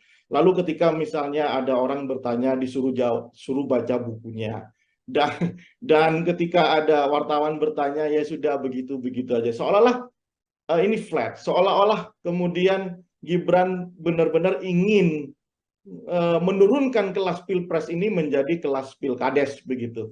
Nah, ini yang menurut saya akan jadi beban di pasangan 02, dan itu make sense ketika ada usulan dari timnya untuk mengurangi debat atau mungkin minta didampingi gitu ya. Sehingga ya jangan salahkan publik juga ketika nanti ada anasir-anasir yang diproduksi, misalnya minta didampingi presiden, kalau masih kurang minta didampingi bapaknya begitu ya.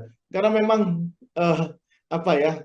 Karena Gibran pintu masuknya sudah bermasalah, sehingga publik terutama di kelas menengah dan kelas atas gitu ya, itu kemudian sangat kritis terhadap Gibran ya. Pasangan 02 tim suksesnya harus siap dengan kritisme itu begitu ya. Mungkin bisa jadi masyarakat di level grassroots banyak yang memilih Prabowo, Subianto dan Gibran karena memang Jokowi efek begitu ya.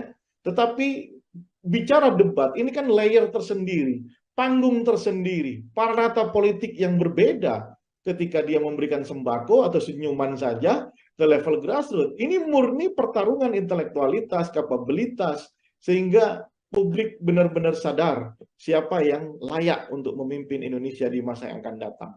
Begitu, Nila. Oke. Dua pertanyaan terakhir dari saya. Ini yang pertama masih menyangkut soal bagaimana Mas Gibran begitu ya, karena memang proporsinya masih kurang tepat untuk bisa perform dalam debat cawapres ini. Namun yang tadi juga disampaikan Bang Rio ada latar belakang sosok Presiden Jokowi sang ayah yang sudah pasti sudah bisa dikatakan tidak mungkin tidak memberikan jurus-jurus ibaratnya ya, untuk kemudian dari pengalaman 2 kali debat atau beberapa kali debat yang dilakukan oleh Presiden, apakah juga bantuan dari Presiden Jokowi untuk strategi-strategi debat ini juga masih belum cukup, Bang, untuk bisa mengantarkan Gibran perform dalam debat cawapres? Oh, berbeda. Jokowi itu adalah satu hal, Gibran itu adalah satu hal. Ya, Jokowi itu coming from yang benar-benar kita tidak tahu gitu ya, dan Jokowi itu bisa mengakumulasi pikiran orang-orang kampung, orang-orang desa, bahwa mereka itulah direpresentasikan oleh sosok bernama Jokowi. Apapun jawaban Jokowi ketika berbicara intelektualitas, itu intelektualitasnya versi kampung, versi anak muda.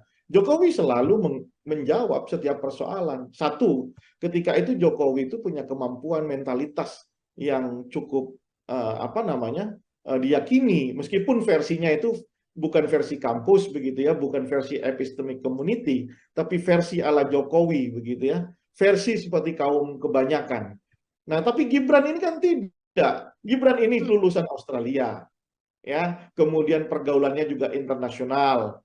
Gibran juga pernah memimpin Solo, saat ini bahkan masih memimpin Solo, ya. Tetapi kemudian kita terbelalak karena ternyata Gibran ketika berondong banyak pertanyaan oleh kelompok yang katanya menjadi baseline pasangan 02, yakni anak-anak muda, justru menghindar dari pertanyaan-pertanyaan ini. Nah, sementara kita ini kan butuh melihat pikiran-pikiran cerdas, pikiran-pikiran besar, pikiran-pikiran yang seolah-olah kita menggantungkan harapannya kepada calon presiden. Nah, itulah yang diharapkan sama masyarakat. Rupanya saya belum melihat sejauh ini, ya. Kita belum melihat, masyarakat belum melihat, publik belum melihat Gibran benar-benar bisa menunjukkan dirinya apakah dia itu selevel dengan Jokowi ketika itu atau ini terlalu dipaksakan. Makanya ini kesempatan buat Gibran untuk belajar menjawab semua keraguan publik gitu ya, entah itu belajar dari bapaknya begitu ya, kan nggak mungkin juga didampingi ketika debat kandidatnya, atau mau dibuat peraturan PKPU baru begitu ya, setelah didampingi sama capres, didampingi sama capres definitif, kan nggak mungkin ya. Ini kan menjadi negara Konoha benar, menjadi lelucon sepanjang hidup kita nantinya ya. Jadi menurut saya ini kesempatan buat Gibran, kesempatan buat Prabowo Subianto untuk meyakinkan ke publik bahwa elektabilitas dia yang tinggi saat ini itu layak untuk didapat gitu ya. Bukan hanya dengan gimmick-gimmick yang menurut saya jauh dari intelektualitas yang harusnya menjadi backbone kita, tulang punggung kita di dalam berdemokrasi. Oke, terakhir Bang Rio, kalau tadi kita membahas dari sisi bagaimana Capres dan Cawapres untuk melakukan strategi dan lain sebagainya. Ini kan juga mempengaruhi suara publik. Kalau dari sisi publik sendiri, di momen debat Capres dan Cawapres nantinya, poin apa yang kemudian harus disoroti atau diambil oleh publik begitu agar kemudian nantinya semakin yakin untuk menjatuhkan pilihan pada pasangan nomor urut 1, 2, ataupun 3 Bang Rio. Sekaligus menjadi closing statement dari Bang Rio. Dua hal menurut saya yang harus benar-benar menjadi perhatian publik ya. Satu, mahalnya harga sembako. Kenapa? Bukan saya, tapi itu capture, itulah potret yang kita dapatkan di survei kita sejak 3 tahun lalu ya. Mahalnya harga sembako ini jangan kemudian dianggap remeh, karena ini adalah tentang hajat hidup masyarakat di level yang paling bawah. Akses mereka untuk membeli, ketersediaan, itu juga harus menurut saya harus menjadi diskusi, menjadi adu program kelak ya, ketika masing-masing ini berdebat begitu. Bagaimana caranya ya Kak? Apakah kemudian menghidupkan lahan-lahan pertanian atau kemudian mengembangkan bagaimana pertanian di kita atau menghentikan impor. Ini harus menjadi diskusi ya, dan itu akan harusnya menjadi landscape pemikiran masing-masing kandidat ya. Sekali lagi, mahalnya kebutuhan sembako itu ada di top rank setiap kita survei apa agenda paling mendesak yang harus diselesaikan oleh pemerintah. Yang kedua, persoalan hukum. Ini akan menjadi diskusi antar semua kandidat dan juga akan diikuti oleh publik tentang hukum kita. Bayangkan Nila, Ketua KPK saat ini bermasalah ya.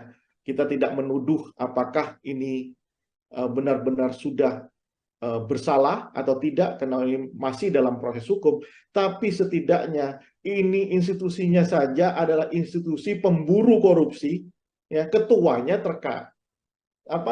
tersandung kasus korupsi. Ini kan cuma ada di Indonesia saya kira ya. Kemudian polisi itu juga banyak masalah belakangan ini ya kan. Kemudian banyak saya kira kasus-kasus hukum ini harusnya menjadi perhatian, dan itu akan menjadi perhatian masyarakat luas sebelum datang ke TPS. Kita berharap dalam konteks yang paling ideal masyarakat menonton, melihat, kemudian menentukan pilihannya berdasarkan apa yang dia tonton di dalam debat kandidat itu. Baik, terima kasih sekali atas paparannya dan juga diskusi kita hari ini, Bang Rio Prayogo, Direktur Politika Research and Consulting. Semoga publik juga kemudian punya gambaran untuk nantinya menantikan debat Capres-Cawapres dan bisa menentukan pilihan untuk mengantarkan 5 tahun ke depan menuju Indonesia yang pastinya lebih baik lagi. Bang Rio, terima kasih sudah bergabung. Selamat beraktivitas kembali, Bang Rio. Terima kasih, Nela. Ya, Tribuners. Karena dua pasangan yang lainnya ini akan mengalami kesulitan. 03 dan 02 ini kan akan mengalami kesulitan. Outstanding pikiran utamanya itu akan mengalami kesulitan. Kalau 01 kan lebih lebih slow ya, karena dia benar-benar di luar dari bayang-bayang Jokowi. Saya kira itu nanti ini akan menjadi panggungnya 01 ya, kalau bisa mengkapitalisasi, karena mereka yang paling siap dengan narasi-narasi perubahan. Mungkin handicap dari 03 adalah bagaimana mendefinisikan posisi diametral hari ini dengan Presiden Jokowi.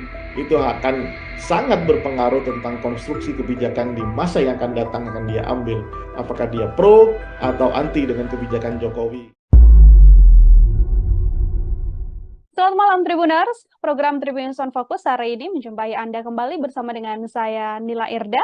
Masih bersama dengan saya dan kita masih membahas terkait bagaimana dinamika politik di tanah air. Untuk membahas hal tersebut, Tribuners, saya sudah tersambung bersama dengan Direktur Politika Research and Consulting, ada Bang Rio Prayogo sekaligus pengamat politik. Bang Rio, selamat malam. Terima kasih sudah bergabung.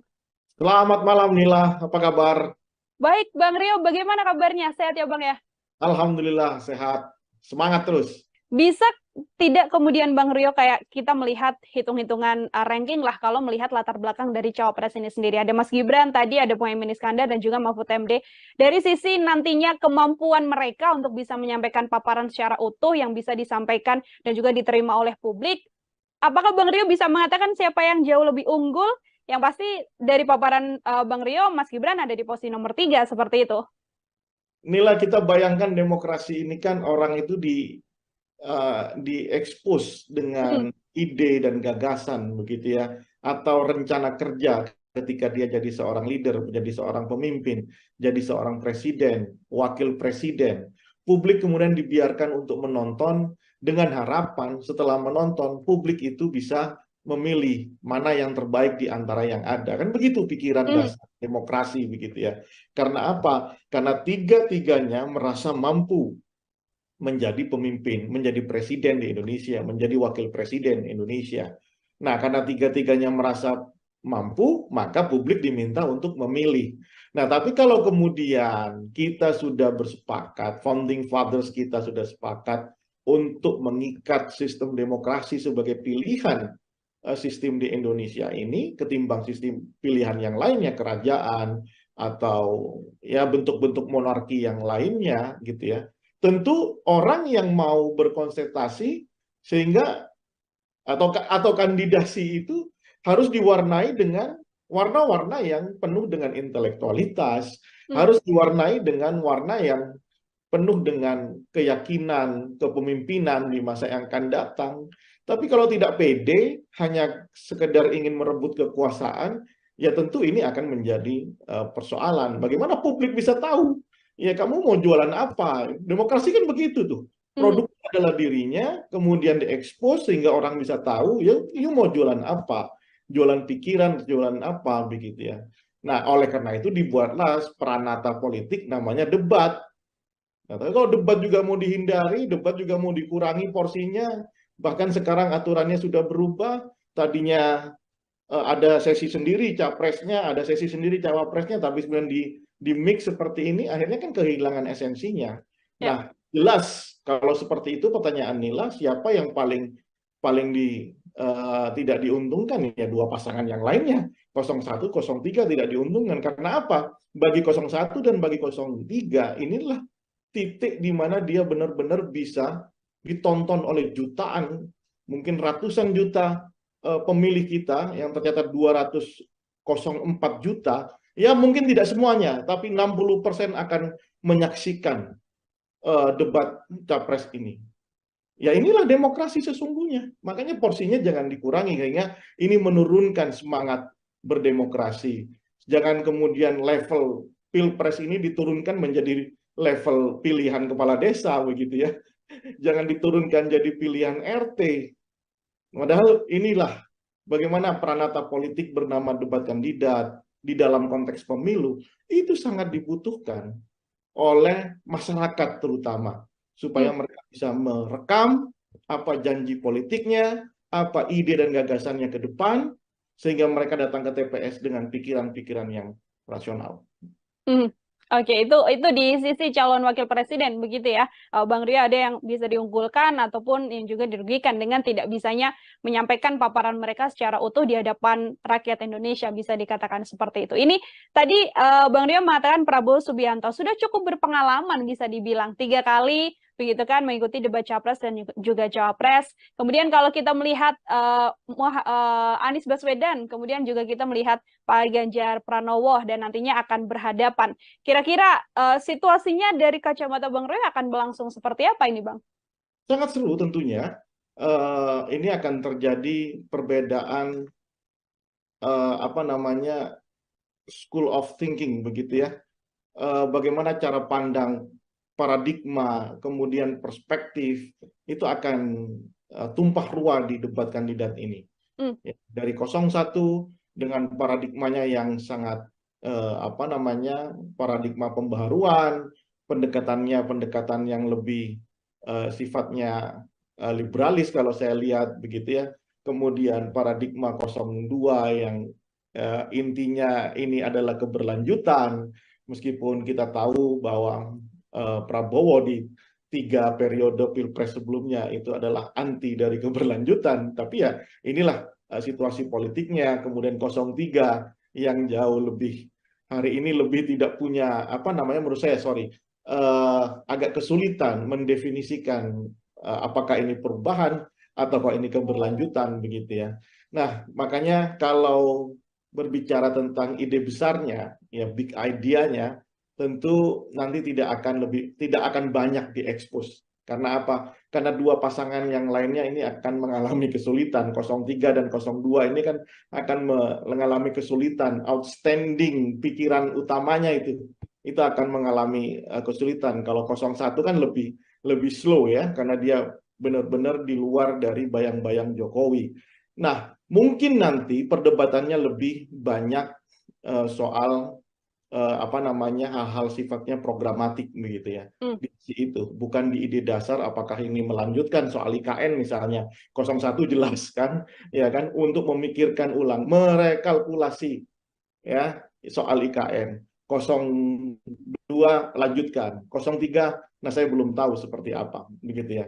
Agak-agaknya memang di sisi debat kandidat ini 01 harusnya bisa memaksimalkan karena posisi yang lebih apa namanya lebih fleksibel di dalam ketika berbicara dalam konteks apapun, bidang apapun, 01 lebih fleksibel. Nanti kalau ada di putaran kedua, kalau ada debat kandidat lagi, maka pertarungan akan lebih ke ide dasar, ya kan? Banyak berbicara tentang oh ini dilanjutkan, oh ini tidak, ini dilanjutkan, ini tidak, kira-kira seperti itu. Tapi kalau ada masih 3 orang saling berdebat, 3 pasangan langsung berdebat, saya kira lebih ke hal yang sifatnya programatik, karena masih ada 2 pasangan yang menurut saya agak kesulitan mendefinisikan apakah ini dilanjutkan atau tidak, apakah ini ada perubahan atau tidak, begitu ya. Dan tidak mungkin rasa-rasanya 03 sama 02 mengatakan wah ini dilanjutkan semuanya dari apa yang sudah dilakukan oleh Jokowi. Nah, saya kira itu nanti ini akan menjadi panggungnya 01 ya kalau bisa mengkapitalisasi karena mereka yang paling siap dengan narasi-narasi perubahan. Karena spiritnya setiap konsentrasi, setiap perhelatan pemilu itu adalah upaya mengkoreksi apa yang sudah dilakukan oleh periode sebelumnya. Begitu, Nela. Oke, lebih diunggulkan atau lebih percaya diri untuk pasangan nomor 1 karena paparannya sudah jauh lebih jelas dibandingkan dengan pasangan nomor urut 2 dan pasangan nomor urut 3. Terkait blunder ini, Bang Rio, karena kan memang satu hal blunder yang kemudian terjadi dalam debat capres dan juga cawapres, ini kan juga menjadi salah satu hal yang mungkin berpengaruh juga untuk nanti narasi publik bisa bergeser dari yang mungkin mendukung, kemudian mengkritik habis. Ini bagaimana terkait blunder ini? Apakah juga jadi cukup potensial dalam debat capres-cawapres nanti? Justru itu karena dibutuhkan apa namanya periode debat ya masing-masing kandidat baik itu capresnya, cawapresnya begitu ya. Karena publik juga mungkin saja saya juga orang yang akan menikmati setiap blunder-blunder itu. Karena apa? Karena blunder itulah yang akan mempengaruhi persepsi masyarakat terutama di kelas menengah. Ya, kelas menengah ya middle up lah ya, kelas menengah ke atas itu yang akan mempengaruhi persepsinya. Ya, apakah kemudian dia akan tetap memilih satu orang kandidat yang sudah dia pilih, atau mereka akan mengubah pilihannya ke kandidat yang lainnya. Karena ingat bahwa potensi swing voters data per hari ini itu ada di angka 40%. Sangat tinggi. Ya, sangat tinggi. Swing voters adalah kelompok pemilih yang masih memungkinkan untuk merubah pilihannya. Jadi dia belum menjadi definitive voters untuk satu pasangan calonnya. Ya, dia masih bisa mungkin berubah. Salah satu yang bisa merubah atau variabel yang bisa merubah pilihan mereka adalah ketika dia telah melihat debat kandidat yang akan disiarkan oleh TV-TV di seluruh Indonesia itu. Oke, ada 5 kali debat kandidat nantinya Bang Dio, yang mana terakhir ini akan dilaksanakan kan di 4 Februari, sudah dekat juga dengan kontestasi, kurang dari 10 hari begitu. Artinya ketika nanti publik menilai dari hasil debat ini, angka terakhirnya di 4 Februari ini, apabila masih ada survei yang melihat elektabilitas dari kandidat, itu juga bisa dipastikan bahwa nantinya dari hasil perolehan suara angkanya tidak jauh dari survei terakhir ini, atau justru meskipun sudah ada elektabilitas terakhir yang dirilis, juga masih belum bisa memastikan bahwa nanti hasil suara akhir juga sesuai dengan elektabilitas terakhir yang dimunculkan oleh sejumlah lembaga survei.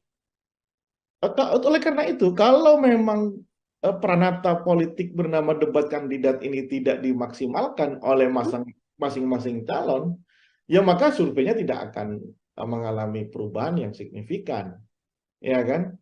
Paling tidak ada 2 hal yang bisa merubah peta elektoral. Pertama, debat kandidat. 5 kali itu banyak loh.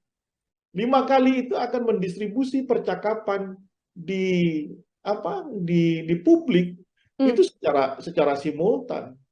Ya kan? Debat kandidat saja pasti sudah akan munculkan percakapan di di masyarakat, dan kemudian masyarakat akan menilai siapa yang paling eligible untuk dipilih sebagai presiden. Ya, nah makanya oleh karena itu saya termasuk mazhab yang meyakini, ya meskipun sudah ada juga kelompok epistemic community seperti kita ini mengatakan bahwa debat itu tidak ada pengaruhnya terhadap elektoral, ya kan? Karena selalu menganggap politik di Indonesia itu adalah kelompok orang yang cuma nerima bantuan dan lain-lain. Tapi saya termasuk orang yang optimis. Instalasi demokrasi kita ini sudah mengalami kemajuan, dan kelompok kelas menengah itu, apalagi anak-anak muda, itu sudah terliterasi dengan baik tentang politik, sehingga saya yakin kelompok menengah ke atas ini yang sudah teredukasi itu akan menunggu momen debat untuk merubah pilihannya atau terus dia di situ. Oleh karena itu ini kesempatan buat semua pasangan calon untuk mengekspos pikiran-pikiran besarnya, apa agenda-agenda mendesak yang akan dilakukan ketika dia jadi presiden. Ya kan, isu soal lapangan pekerjaan misalnya itu ditunggu betul ya sama kelompok-kelompok mahasiswa yang baru lulus. Ya, kemudian soal penanganan soal BPJS misalnya itu juga ditunggu ya oleh kelompok masyarakat gitu ya. Kemudian untuk pendidikan itu juga ditunggu gitu. Nah, saya kira ini kesempatan, jadi nggak usah takut, nggak usah malu-malu begitu ya, atau lagi khawatir, apalagi sampai harus melobi untuk merubah peraturan debat kandidat. Nah, saya kira tidak perlu seperti itu. Justru masyarakat ingin tahu. Yang kedua, apa yang bisa merubah penetrasi dari tim sukses masing-masing di level grassroots. Ya, itu yang akan merubah, karena tidak ada lagi. Ya, apakah kemudian bagaimana dengan money politik, Mas Rio, kira-kira? Ya inilah bisa bayangkan, ya mungkin aja itu dilakukan, tapi paling cuma skopnya kan kecil. Nggak mungkin di 800.000 TPS lebih itu akan terjadi money politik. Mau habis anggaran berapa? Saya kira bukan itu diskusinya. Debat kandidat, dan yang kedua penetrasi, bagaimana tim itu membentuk kekuatan-kekuatan yang penetratif di grassroots. Apakah ada orang yang datang ke rumah-rumah menjemput pemilih, meyakinkan pemilih dan dijemput untuk memilih kandidat tertentu, itu yang akan merubah peta. Oke. Oh, perlu kerja keras juga dari tim pemenangan, termasuk juga nantinya momen debat capres-cawapres ini dijadikan ajang bagi kandidat begitu ya untuk benar-benar menunjukkan apa yang akan dikerjakan menuju RI 1 di 2024 mendatang. Bang Rio, kalau dari sisi pasangan kandidat ini kan juga lima-limanya nantinya akan sama-sama naik ke atas panggung begitu, yang mana semuanya akan punya kesempatan berbicara. Kalau kita melihat dari latar belakang masing-masing calon pasangan nomor 1, 2, dan juga 3, apakah proporsinya ini dari masing-masing paslon sudah cukup ideal untuk saling membackup secara latar belakang ataupun keahlian, Bang, dalam debat nanti? Ya, dalam konteks ini saya harus katakan pasangan 01 mungkin sudah sangat siap ya, karena sudah ya kita tahu Anies Baswedan adalah orang intelektual di Indonesia ya, kita tahu kapasitasnya ya, kita tahu apa namanya track record-nya di dunia intelektualitas. Saya kira karena perdebatan ini kan perdebatan intelek ya, bukan perdebatan pinggir apa namanya di apa warung kopi begitu ya, tapi ini murni bagaimana mendesain misalnya soal apa kebijakan ekonomi, kebijakan politik, hukum dan HAM begitu ya. Muhaimin Iskandar saya kira dengan pengalamannya di DPR, ketua partai, saya kira juga sangat siap untuk itu. Nah, 03 saya kira juga sangat kuat. Ganjar Pranowo apa namanya adalah seorang gubernur 2 periode, mantan anggota DPR RI gitu ya, banyak berbicara tentang otonomi daerah. Saya kira sangat kokoh ininya apa namanya kekuatan apalagi ditambah Profesor Mahfud MD ya, kita tahu pendekar hukum begitu ya. Saya kira ini akan dilahap oleh dua pasangan lainnya. Mungkin handicap dari 03 adalah bagaimana mendefinisikan posisi diametral hari ini dengan Presiden Jokowi, itu akan sangat berpengaruh tentang konstruksi kebijakan di masa yang akan datang akan dia ambil.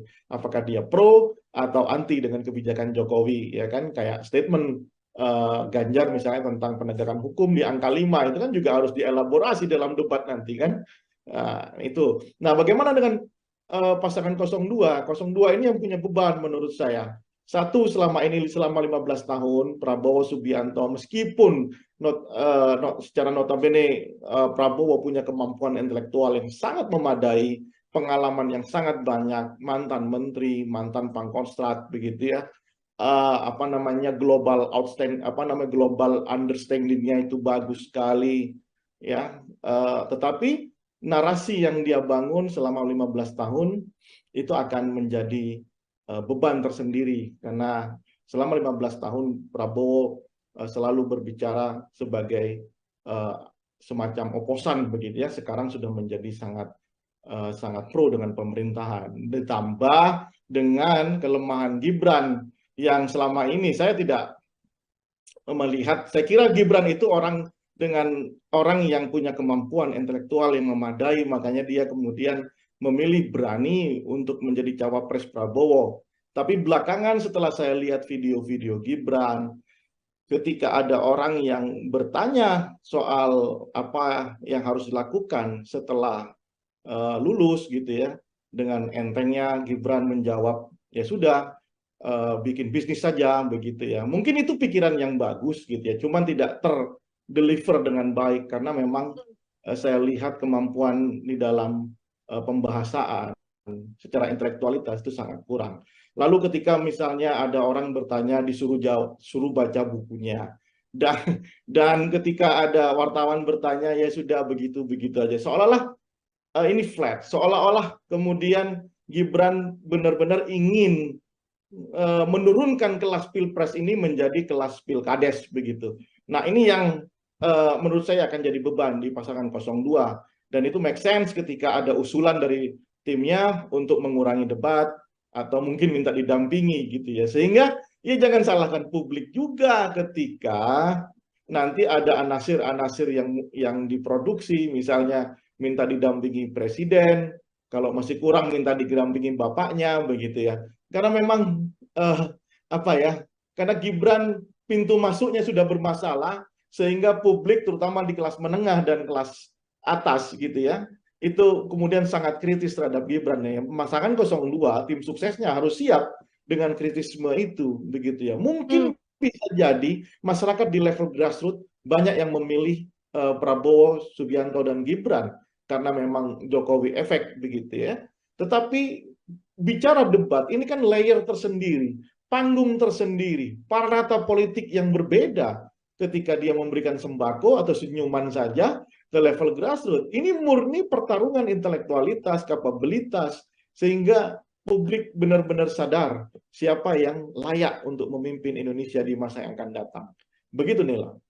Oke, dua pertanyaan terakhir dari saya. Ini yang pertama masih menyangkut soal bagaimana Mas Gibran begitu ya, karena memang proporsinya masih kurang tepat untuk bisa perform dalam debat Cawapres ini. Namun yang tadi juga disampaikan Bang Rio, ada latar belakang sosok Presiden Jokowi, sang ayah, yang sudah pasti sudah bisa dikatakan tidak mungkin tidak memberikan jurus-jurus ibaratnya ya, untuk kemudian dari pengalaman 2 kali debat atau beberapa kali debat yang dilakukan oleh Presiden, apakah juga bantuan dari Presiden Jokowi untuk strategi-strategi debat ini juga masih belum cukup, Bang, untuk bisa mengantarkan Gibran perform dalam debat Cawapres? Oh, berbeda. Jokowi itu adalah satu hal, Gibran itu adalah satu hal.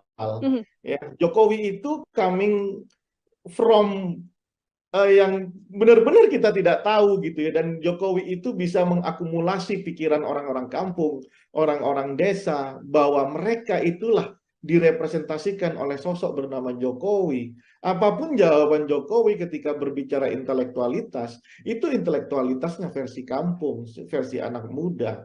Jokowi selalu menjawab setiap persoalan. Satu, ketika itu Jokowi itu punya kemampuan mentalitas yang cukup diyakini, meskipun versinya itu bukan versi kampus begitu ya, bukan versi epistemic community, tapi versi ala Jokowi begitu ya, versi seperti kaum kebanyakan. Nah, tapi Gibran ini kan tidak. Gibran ini lulusan Australia, ya, kemudian pergaulannya juga internasional. Gibran juga pernah memimpin Solo, saat ini bahkan masih memimpin Solo, ya. Tetapi kemudian kita terbelalak karena ternyata Gibran ketika berondong banyak pertanyaan oleh kelompok yang katanya menjadi baseline pasangan 02, yakni anak-anak muda, justru menghindar dari pertanyaan-pertanyaan ini. Nah, sementara kita ini kan butuh melihat pikiran-pikiran cerdas, pikiran-pikiran besar, pikiran-pikiran yang seolah-olah kita menggantungkan harapannya kepada calon presiden. Nah, itulah yang diharapkan sama masyarakat. Rupanya saya belum melihat sejauh ini, ya. Kita belum melihat, masyarakat belum melihat, publik belum melihat Gibran benar-benar bisa menunjukkan dirinya, apakah dia itu selevel dengan Jokowi ketika itu, atau ini terlalu dipaksakan. Makanya ini kesempatan buat Gibran untuk belajar menjawab semua keraguan publik gitu ya, entah itu belajar dari bapaknya begitu ya, kan nggak mungkin juga didampingi ketika debat kandidatnya, atau mau dibuat peraturan PKPU baru begitu ya, setelah didampingi sama capres, didampingi sama capres definitif, kan nggak mungkin ya. Ini kan menjadi negara Konoha benar, menjadi lelucon sepanjang hidup kita nantinya ya. Jadi menurut saya ini kesempatan buat Gibran, kesempatan buat Prabowo Subianto untuk meyakinkan ke publik bahwa elektabilitas dia yang tinggi saat ini itu layak untuk didapat gitu ya. Bukan hanya dengan gimmick-gimmick yang menurut saya jauh dari intelektualitas yang harusnya menjadi backbone kita, tulang punggung kita di dalam berdemokrasi.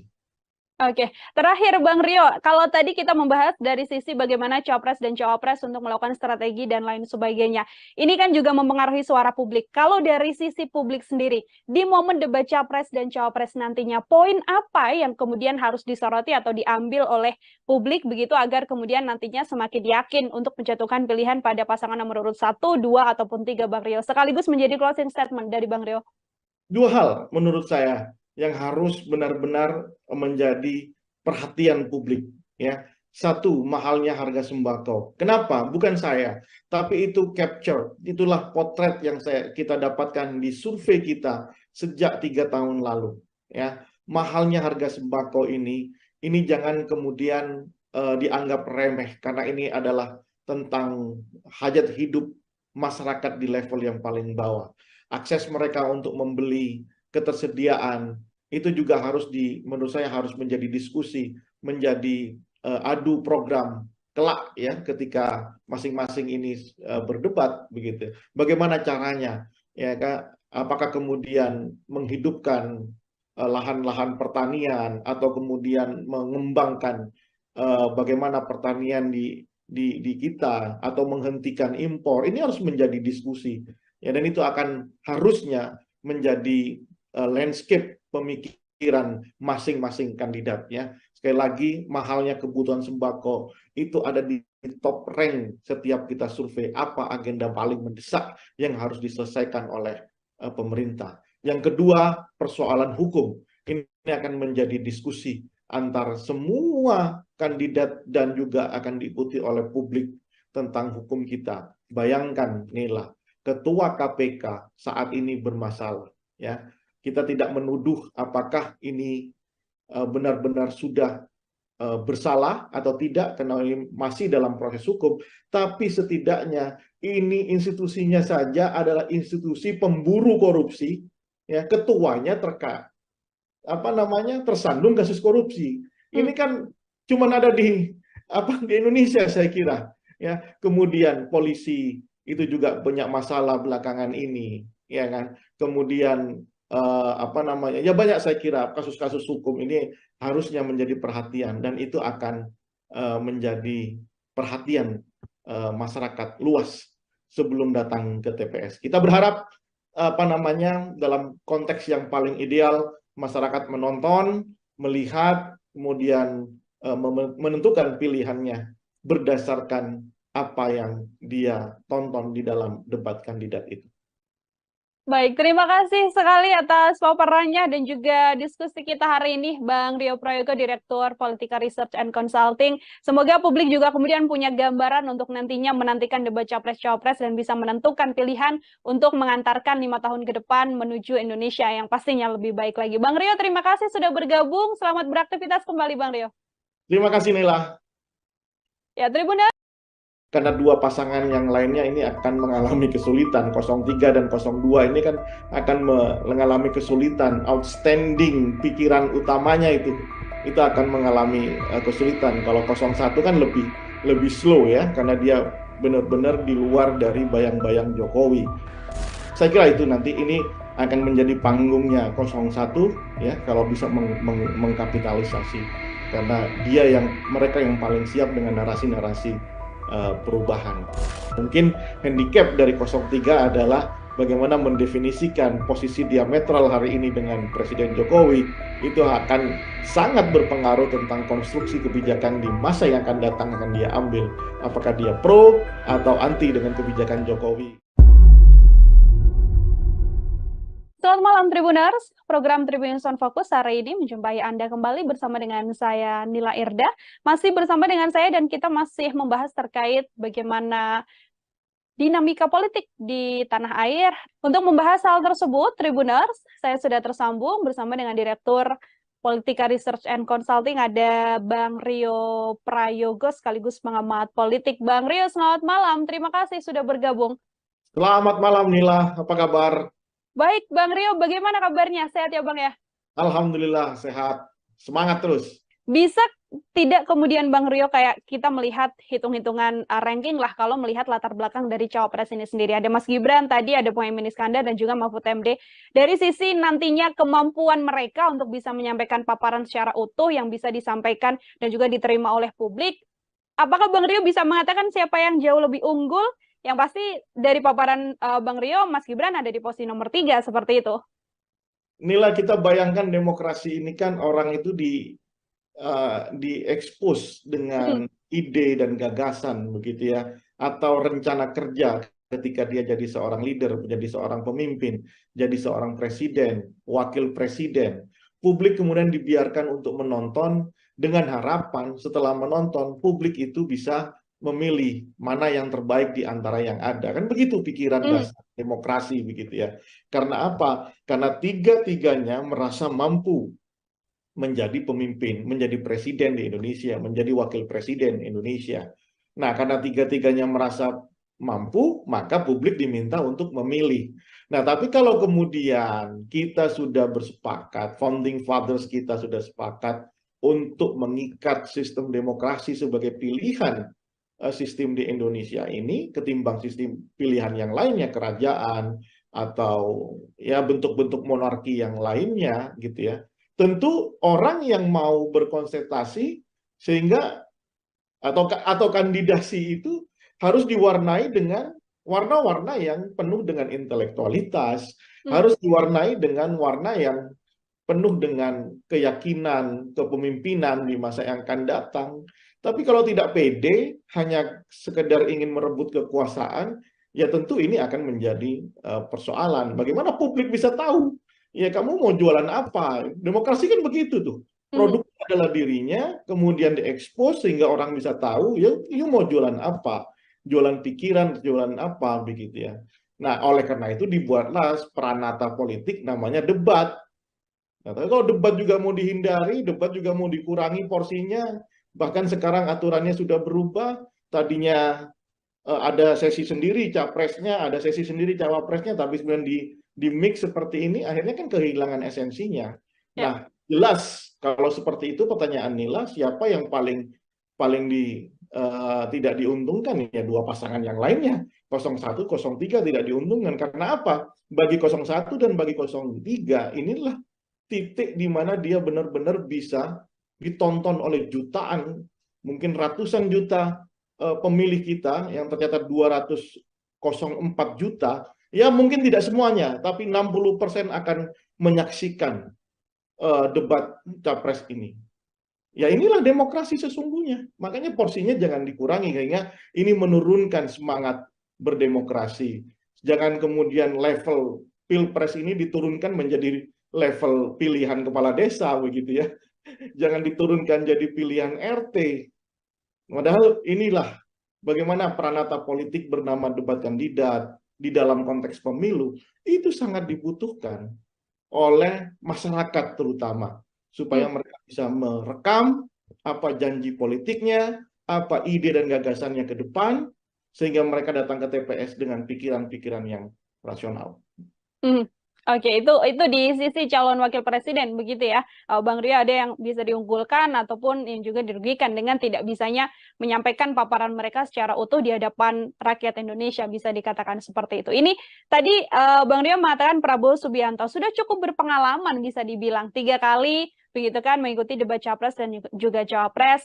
Kemudian kalau kita melihat Anies Baswedan, kemudian juga kita melihat Pak Ganjar Pranowo dan nantinya akan berhadapan. Kira-kira situasinya dari kacamata Bang Roy akan berlangsung seperti apa ini, Bang? Sangat seru tentunya.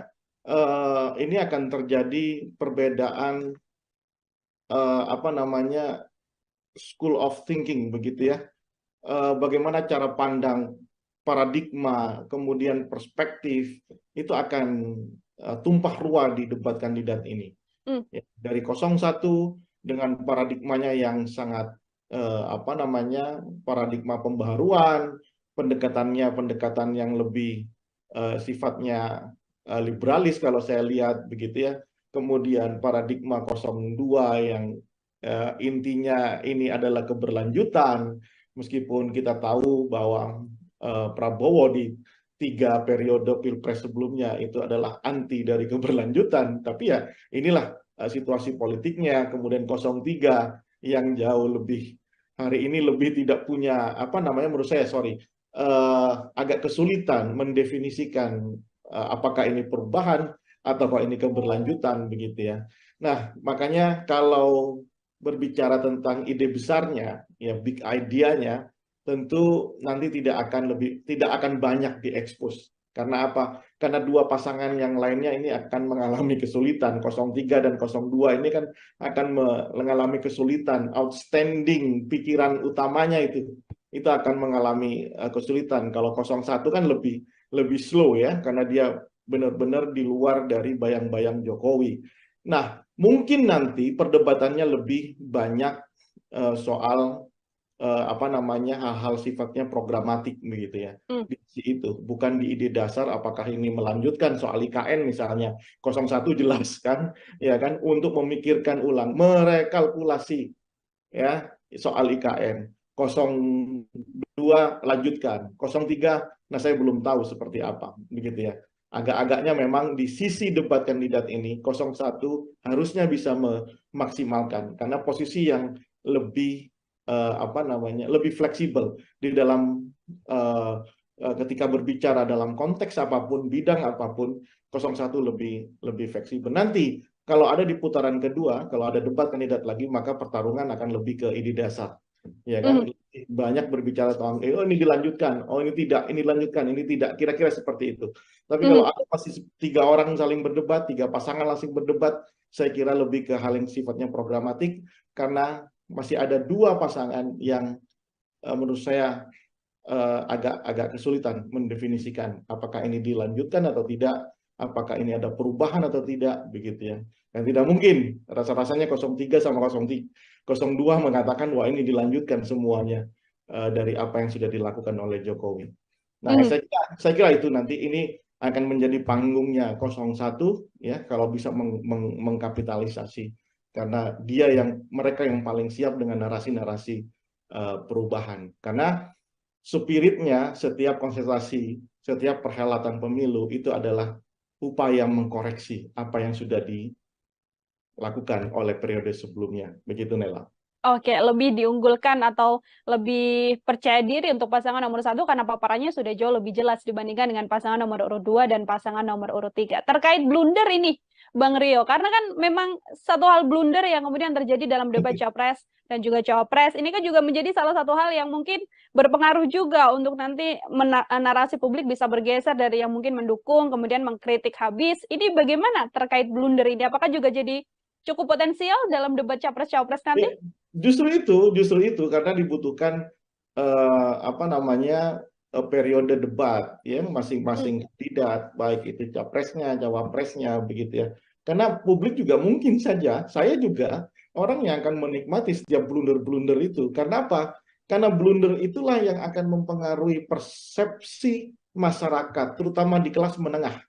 Ya, kelas menengah ya middle up lah ya, kelas menengah ke atas itu yang akan mempengaruhi persepsinya.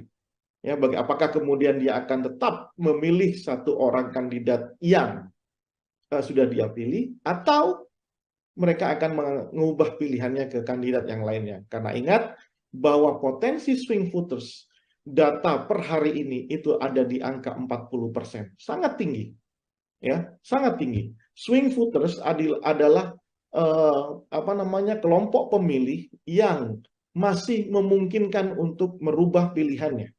Jadi dia belum menjadi definitive voters untuk satu pasangan calonnya. Ya, dia masih bisa mungkin berubah. Salah satu yang bisa merubah atau variabel yang bisa merubah pilihan mereka adalah ketika dia telah melihat debat kandidat yang akan disiarkan oleh TV-TV di seluruh Indonesia itu.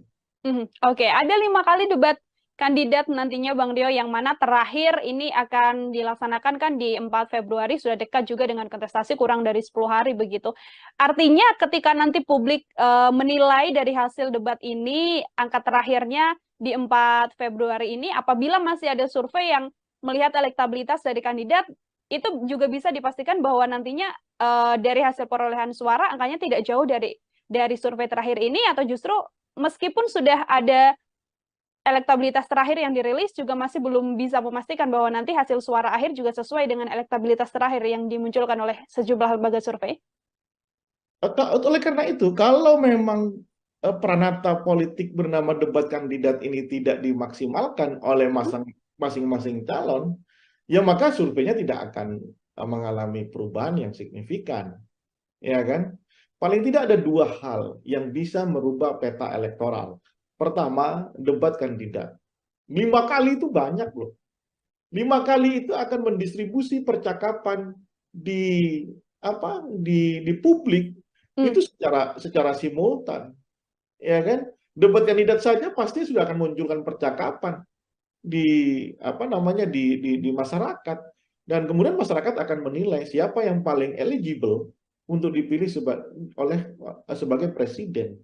Ya, nah makanya oleh karena itu saya termasuk mazhab yang meyakini, ya meskipun sudah ada juga kelompok epistemic community seperti kita ini mengatakan bahwa debat itu tidak ada pengaruhnya terhadap elektoral, ya kan? Karena selalu menganggap politik di Indonesia itu adalah kelompok orang yang cuma nerima bantuan dan lain-lain. Tapi saya termasuk orang yang optimis.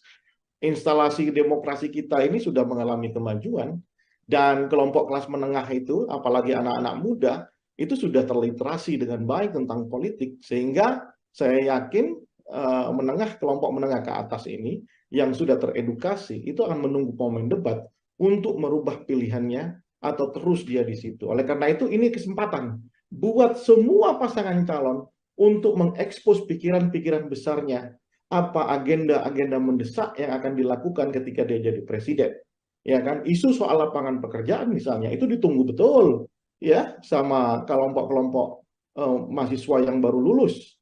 Ya, kemudian soal penanganan soal BPJS misalnya itu juga ditunggu ya oleh kelompok masyarakat gitu ya. Kemudian untuk pendidikan itu juga ditunggu gitu. Nah, saya kira ini kesempatan, jadi nggak usah takut, nggak usah malu-malu begitu ya, atau lagi khawatir, apalagi sampai harus melobi untuk merubah eh, peraturan debat kandidat. Nah, saya kira tidak perlu seperti itu. Justru masyarakat ingin tahu. Yang kedua, apa yang bisa merubah penetrasi dari tim sukses masing-masing di level grassroots. Ya, itu yang akan merubah karena tidak ada lagi ya. Apakah kemudian bagaimana dengan money politik Mas Rio kira-kira? Ya inilah bisa bayangkan ya mungkin aja itu dilakukan tapi paling cuma skopnya kan kecil. Nggak mungkin di 800.000 TPS lebih itu akan terjadi money politik, mau habis anggaran berapa? Saya kira bukan itu diskusinya. Debat kandidat, dan yang kedua penetrasi, bagaimana tim itu membentuk kekuatan-kekuatan yang penetratif di grassroots. Apakah ada orang yang datang ke rumah-rumah menjemput pemilih, meyakinkan pemilih dan dijemput untuk memilih kandidat tertentu, itu yang akan merubah peta. Oke. Oh, perlu kerja keras juga dari tim pemenangan, termasuk juga nantinya momen debat capres-cawapres ini dijadikan ajang bagi kandidat begitu ya, untuk benar-benar menunjukkan apa yang akan dikerjakan menuju RI 1 di 2024 mendatang. Bang Rio, kalau dari sisi pasangan kandidat ini kan juga lima-limanya nantinya akan sama-sama naik ke atas panggung begitu, yang mana semuanya akan punya kesempatan berbicara. Kalau kita melihat dari latar belakang masing-masing calon, pasangan nomor 1, 2, dan juga 3, apakah proporsinya ini dari masing-masing paslon sudah cukup ideal untuk saling membackup secara latar belakang ataupun keahlian, Bang, dalam debat nanti? Ya, dalam konteks ini saya harus katakan pasangan 01 mungkin sudah sangat siap ya, karena sudah ya kita tahu Anies Baswedan adalah orang intelektual di Indonesia ya, kita tahu kapasitasnya ya, kita tahu track record-nya di dunia intelektualitas. Saya kira karena perdebatan ini kan perdebatan intelek ya, bukan perdebatan pinggir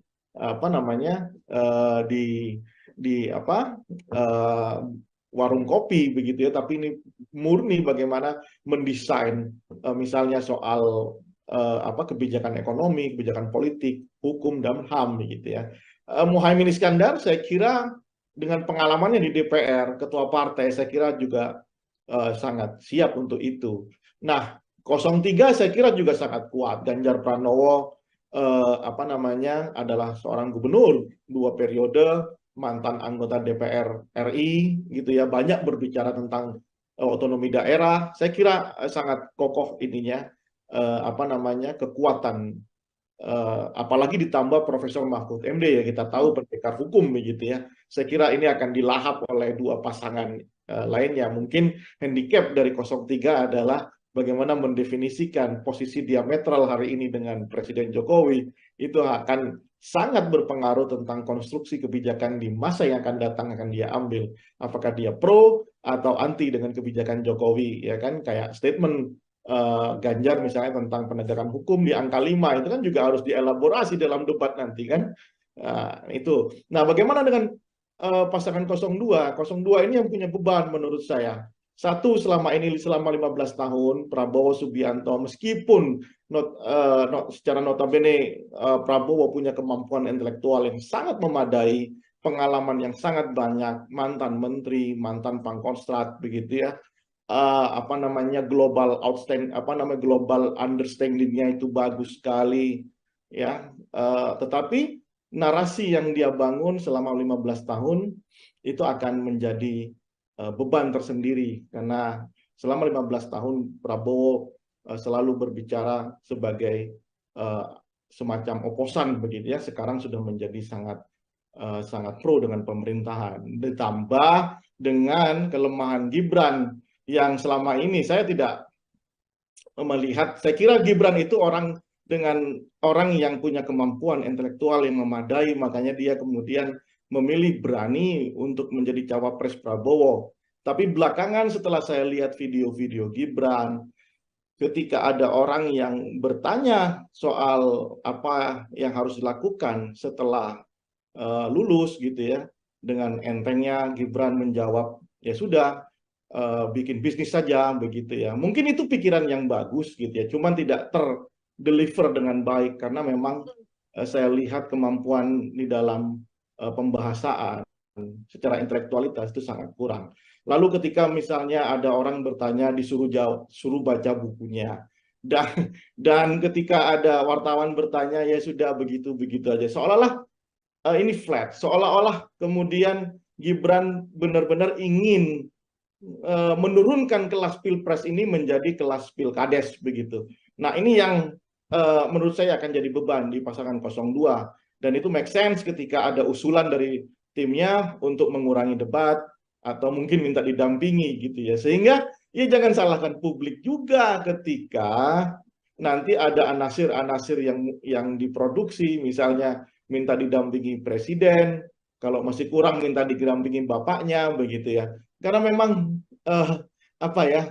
Karena Gibran pintu masuknya sudah bermasalah, sehingga publik terutama di kelas menengah dan kelas atas gitu ya, itu kemudian sangat kritis terhadap Gibran ya. Pasangan 02 tim suksesnya harus siap dengan kritisme itu begitu ya. Mungkin bisa jadi masyarakat di level grassroots banyak yang memilih Prabowo, Subianto dan Gibran karena memang Jokowi efek begitu ya.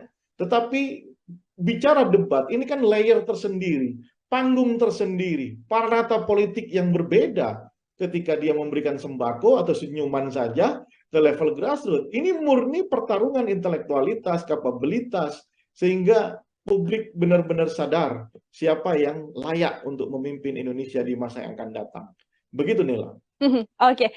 Dua pertanyaan terakhir dari saya. Ini yang pertama masih menyangkut soal bagaimana Mas Gibran begitu ya, karena memang proporsinya masih kurang tepat untuk bisa perform dalam debat Cawapres ini. Namun yang tadi juga disampaikan Bang Rio, ada latar belakang sosok Presiden Jokowi, sang ayah, yang sudah pasti sudah bisa dikatakan tidak mungkin tidak memberikan jurus-jurus ibaratnya ya, untuk kemudian dari pengalaman 2 kali debat atau beberapa kali debat yang dilakukan oleh Presiden, apakah juga bantuan dari Presiden Jokowi untuk strategi-strategi debat ini juga masih belum cukup, Bang, untuk bisa mengantarkan Gibran perform dalam debat Cawapres?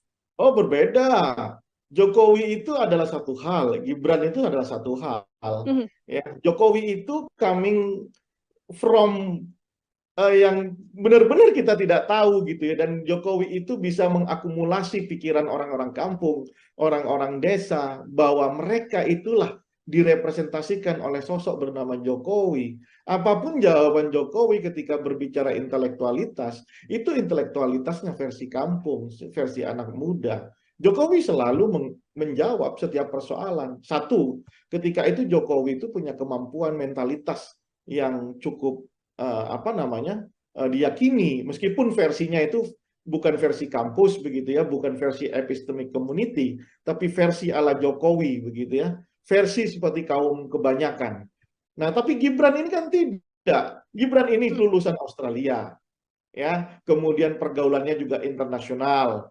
Gibran juga pernah memimpin Solo, saat ini bahkan masih memimpin Solo, ya. Tetapi kemudian kita terbelalak karena ternyata Gibran ketika di berondong banyak pertanyaan oleh kelompok yang katanya menjadi baseline pasangan 02, yakni anak-anak muda, justru menghindar dari pertanyaan-pertanyaan ini.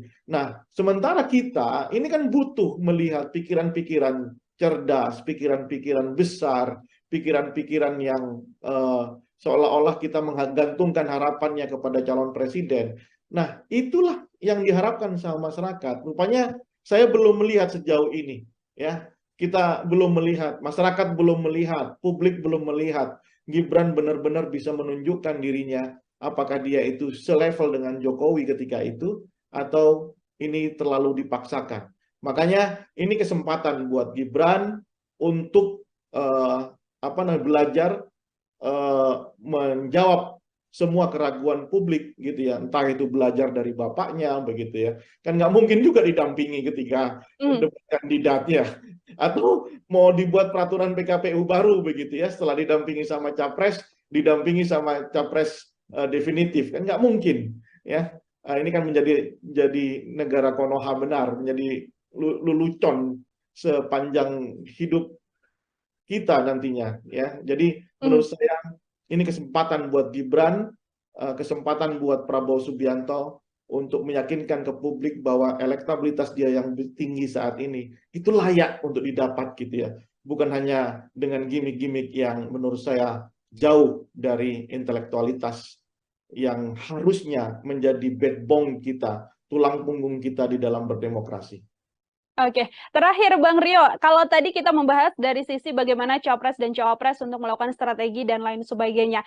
Ini kan juga mempengaruhi suara publik. Kalau dari sisi publik sendiri, di momen debat Capres dan Cawapres nantinya, poin apa yang kemudian harus disoroti atau diambil oleh publik begitu agar kemudian nantinya semakin yakin untuk menjatuhkan pilihan pada pasangan nomor urut 1, 2, ataupun 3 Bang Rio. Sekaligus menjadi closing statement dari Bang Rio. Dua hal menurut saya yang harus benar-benar menjadi perhatian publik ya. Satu, mahalnya harga sembako. Kenapa? Bukan saya, tapi itu capture, itulah potret yang kita dapatkan di survei kita sejak 3 tahun lalu ya. Mahalnya harga sembako ini jangan kemudian dianggap remeh, karena ini adalah tentang hajat hidup masyarakat di level yang paling bawah. Akses mereka untuk membeli, ketersediaan, itu juga menurut saya harus menjadi diskusi, menjadi adu program kelak ya, ketika masing-masing ini berdebat begitu. Bagaimana caranya ya Kak? Apakah kemudian menghidupkan lahan-lahan pertanian atau kemudian mengembangkan bagaimana pertanian di kita atau menghentikan impor. Ini harus menjadi diskusi. Ya, dan itu akan harusnya menjadi landscape pemikiran masing-masing kandidatnya. Sekali lagi, mahalnya kebutuhan sembako itu ada di top rank setiap kita survei. Apa agenda paling mendesak yang harus diselesaikan oleh pemerintah. Yang kedua, persoalan hukum. Ini akan menjadi diskusi antar semua kandidat dan juga akan diikuti oleh publik tentang hukum kita. Bayangkan, Nila, Ketua KPK saat ini bermasalah ya. Kita tidak menuduh apakah ini benar-benar sudah bersalah atau tidak karena ini masih dalam proses hukum, tapi setidaknya ini institusinya saja adalah institusi pemburu korupsi ya, ketuanya tersandung kasus korupsi. Ini kan cuma ada di Indonesia saya kira ya. Kemudian polisi itu juga banyak masalah belakangan ini ya kan. Kemudian ya banyak saya kira kasus-kasus hukum ini harusnya menjadi perhatian, dan itu akan menjadi perhatian masyarakat luas sebelum datang ke TPS. Kita berharap dalam konteks yang paling ideal masyarakat menonton, melihat, kemudian menentukan pilihannya berdasarkan apa yang dia tonton di dalam debat kandidat itu. Baik, terima kasih sekali atas paparannya dan juga diskusi kita hari ini, Bang Rio Prayogo, Direktur Politika Research and Consulting. Semoga publik juga kemudian punya gambaran untuk nantinya menantikan debat Capres-Cawapres dan bisa menentukan pilihan untuk mengantarkan 5 tahun ke depan menuju Indonesia yang pastinya lebih baik lagi. Bang Rio, terima kasih sudah bergabung. Selamat beraktivitas kembali, Bang Rio. Terima kasih, Nela. Ya, Tribuners. Karena dua pasangan yang lainnya ini akan mengalami kesulitan. 03 dan 02 ini kan akan mengalami kesulitan. Outstanding pikiran utamanya itu akan mengalami kesulitan. Kalau 01 kan lebih slow ya, karena dia benar-benar di luar dari bayang-bayang Jokowi. Saya kira itu nanti ini akan menjadi panggungnya 01 ya, kalau bisa mengkapitalisasi, karena mereka yang paling siap dengan narasi-narasi perubahan. Mungkin handicap dari 03 adalah bagaimana mendefinisikan posisi diametral hari ini dengan Presiden Jokowi. Itu akan sangat berpengaruh tentang konstruksi kebijakan di masa yang akan datang akan dia ambil. Apakah dia pro atau anti dengan kebijakan Jokowi. Selamat malam Tribuners, program Tribun Sound Focus hari ini menjumpai Anda kembali bersama dengan saya Nila Irda. Masih bersama dengan saya dan kita masih membahas terkait bagaimana dinamika politik di tanah air. Untuk membahas hal tersebut, Tribuners, saya sudah tersambung bersama dengan Direktur Politika Research and Consulting, ada Bang Rio Prayogo sekaligus pengamat politik. Bang Rio, selamat malam. Terima kasih sudah bergabung. Selamat malam Nila, apa kabar? Baik, Bang Rio, bagaimana kabarnya? Sehat ya, Bang ya? Alhamdulillah, sehat.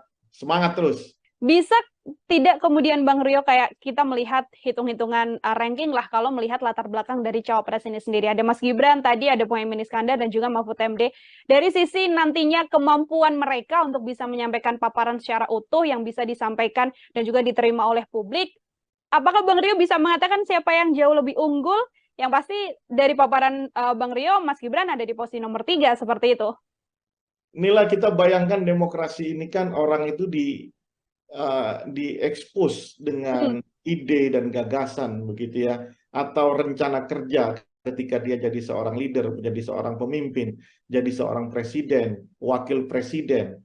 Publik kemudian dibiarkan untuk menonton dengan harapan setelah menonton publik itu bisa memilih mana yang terbaik di antara yang ada. Kan begitu pikiran dasar demokrasi begitu ya.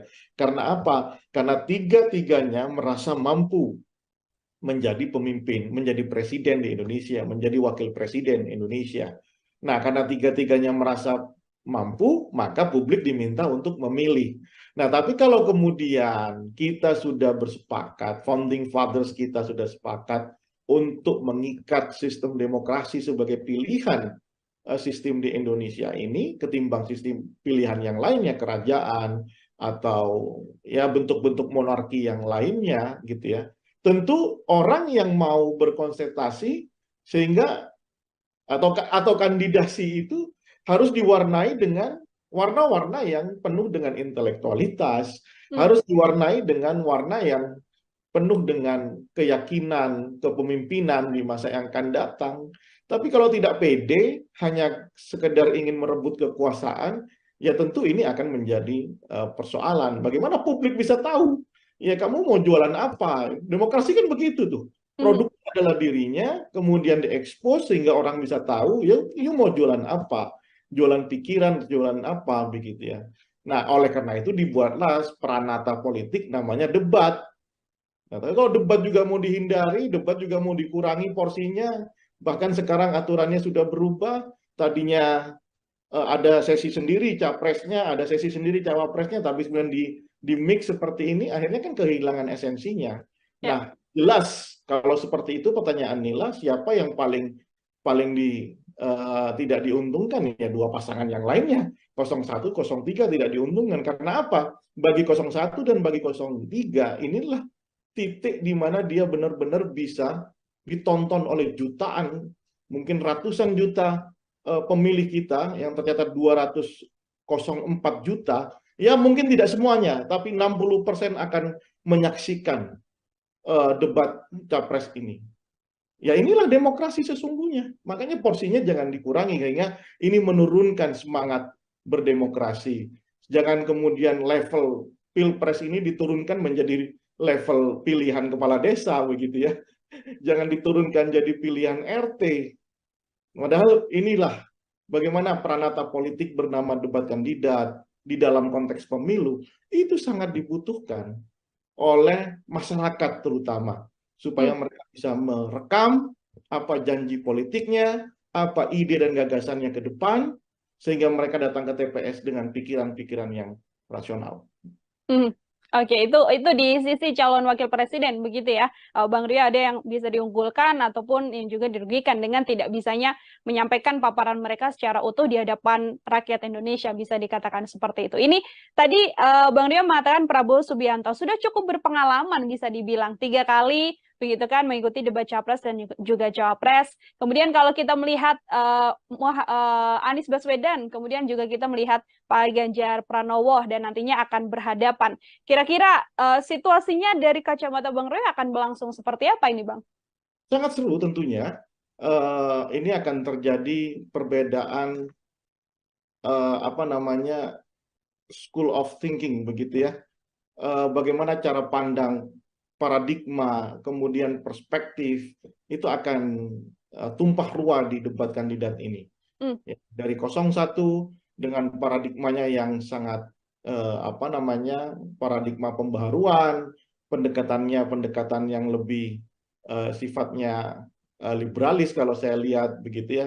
Kemudian paradigma 02 yang intinya ini adalah keberlanjutan, meskipun kita tahu bahwa Prabowo di 3 periode pilpres sebelumnya itu adalah anti dari keberlanjutan, tapi ya inilah situasi politiknya. Kemudian 03 yang jauh lebih hari ini lebih tidak punya apa namanya, menurut saya agak kesulitan mendefinisikan apakah ini perubahan ataukah ini keberlanjutan begitu ya. Nah, makanya kalau berbicara tentang ide besarnya, ya big idea-nya, tentu nanti tidak akan banyak diekspos. Karena apa? Karena dua pasangan yang lainnya ini akan mengalami kesulitan. 03 dan 02 ini kan akan mengalami kesulitan. Outstanding pikiran utamanya itu akan mengalami kesulitan. Kalau 01 kan lebih slow ya, karena dia benar-benar di luar dari bayang-bayang Jokowi. Nah, mungkin nanti perdebatannya lebih banyak soal apa namanya hal-hal sifatnya programatik begitu ya. Di itu bukan di ide dasar apakah ini melanjutkan soal IKN misalnya. 01 jelas kan ya kan untuk memikirkan ulang, merekalkulasi ya soal IKN. 02 lanjutkan. 03 nah saya belum tahu seperti apa begitu ya. Agak-agaknya memang di sisi debat kandidat ini 01 harusnya bisa memaksimalkan karena posisi yang lebih apa namanya lebih fleksibel di dalam ketika berbicara dalam konteks apapun, bidang apapun, 01 lebih fleksibel. Nanti kalau ada di putaran kedua, kalau ada debat kandidat lagi, maka pertarungan akan lebih ke ide dasar, ya kan? Banyak berbicara tentang oh ini dilanjutkan, oh ini tidak, ini dilanjutkan, ini tidak, kira-kira seperti itu. Tapi kalau ada masih 3 orang saling berdebat, 3 pasangan saling berdebat, saya kira lebih ke hal yang sifatnya programatik karena masih ada 2 pasangan yang menurut saya agak kesulitan mendefinisikan apakah ini dilanjutkan atau tidak, apakah ini ada perubahan atau tidak, begitu ya. Dan tidak mungkin rasa-rasanya 03 sama 02 mengatakan wah ini dilanjutkan semuanya dari apa yang sudah dilakukan oleh Jokowi. Nah, saya kira itu nanti ini akan menjadi panggungnya 01 ya kalau bisa mengkapitalisasi karena mereka yang paling siap dengan narasi-narasi perubahan. Karena spiritnya setiap konsentrasi, setiap perhelatan pemilu itu adalah upaya mengkoreksi apa yang sudah dilakukan oleh periode sebelumnya. Begitu, Nela. Oke, lebih diunggulkan atau lebih percaya diri untuk pasangan nomor 1 karena paparannya sudah jauh lebih jelas dibandingkan dengan pasangan nomor urut 2 dan pasangan nomor urut 3. Terkait blunder ini, Bang Rio, karena kan memang satu hal blunder yang kemudian terjadi dalam debat capres dan juga cawapres, ini kan juga menjadi salah satu hal yang mungkin berpengaruh juga untuk nanti narasi publik bisa bergeser dari yang mungkin mendukung, kemudian mengkritik habis. Ini bagaimana terkait blunder ini? Apakah juga jadi cukup potensial dalam debat capres-cawapres nanti? Justru itu karena dibutuhkan apa namanya periode debat ya masing-masing kandidat baik itu capresnya, cawapresnya begitu ya. Karena publik juga mungkin saja saya juga orang yang akan menikmati setiap blunder-blunder itu. Karena apa? Karena blunder itulah yang akan mempengaruhi persepsi masyarakat terutama di kelas menengah. Ya, kelas menengah ya middle up lah, ya kelas menengah ke atas, itu yang akan mempengaruhi persepsinya. Ya, apakah kemudian dia akan tetap memilih satu orang kandidat yang sudah dia pilih, atau mereka akan mengubah pilihannya ke kandidat yang lainnya. Karena ingat bahwa potensi swing voters data per hari ini itu ada di angka 40%, sangat tinggi, ya, sangat tinggi. Swing voters adalah kelompok pemilih yang masih memungkinkan untuk merubah pilihannya. Jadi dia belum menjadi definitive voters untuk satu pasangan calonnya. Ya, dia masih bisa mungkin berubah. Salah satu yang bisa merubah atau variabel yang bisa merubah pilihan mereka adalah ketika dia telah melihat debat kandidat yang akan disiarkan oleh TV-TV di seluruh Indonesia itu. Oke, ada 5 kali debat kandidat nantinya Bang Dio, yang mana terakhir ini akan dilaksanakan kan di 4 Februari, sudah dekat juga dengan kontestasi, kurang dari 10 hari begitu. Artinya ketika nanti publik menilai dari hasil debat ini, angka terakhirnya di 4 Februari ini, apabila masih ada survei yang melihat elektabilitas dari kandidat, itu juga bisa dipastikan bahwa nantinya dari hasil perolehan suara angkanya tidak jauh dari survei terakhir ini, atau justru meskipun sudah ada elektabilitas terakhir yang dirilis, juga masih belum bisa memastikan bahwa nanti hasil suara akhir juga sesuai dengan elektabilitas terakhir yang dimunculkan oleh sejumlah lembaga survei. Oleh karena itu, kalau memang peranata politik bernama debat kandidat ini tidak dimaksimalkan oleh masing-masing calon, ya maka surveinya tidak akan mengalami perubahan yang signifikan, ya kan? Paling tidak ada 2 hal yang bisa merubah peta elektoral. Pertama, debat kandidat.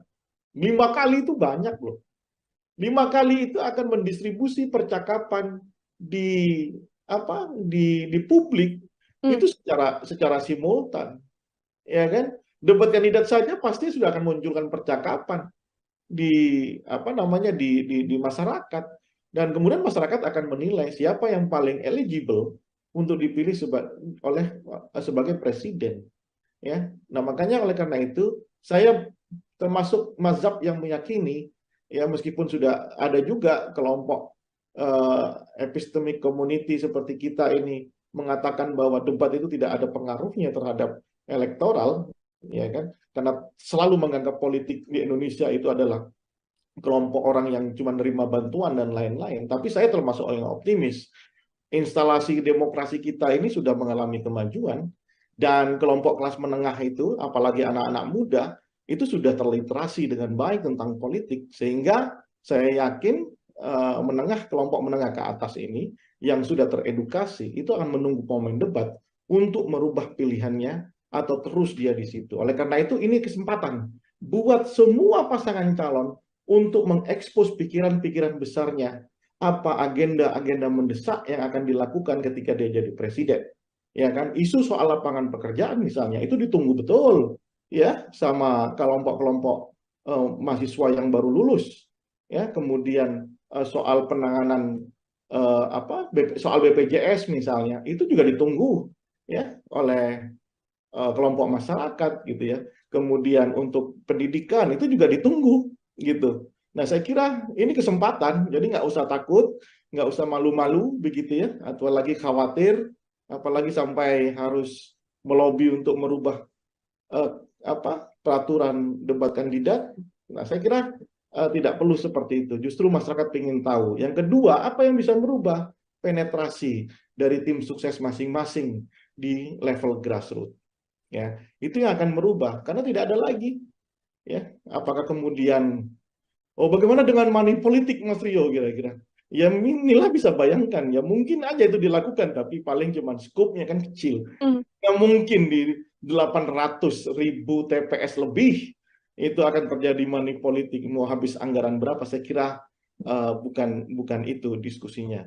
Debat kandidat, dan yang kedua penetrasi, bagaimana tim itu membentuk kekuatan-kekuatan yang penetratif di grassroots.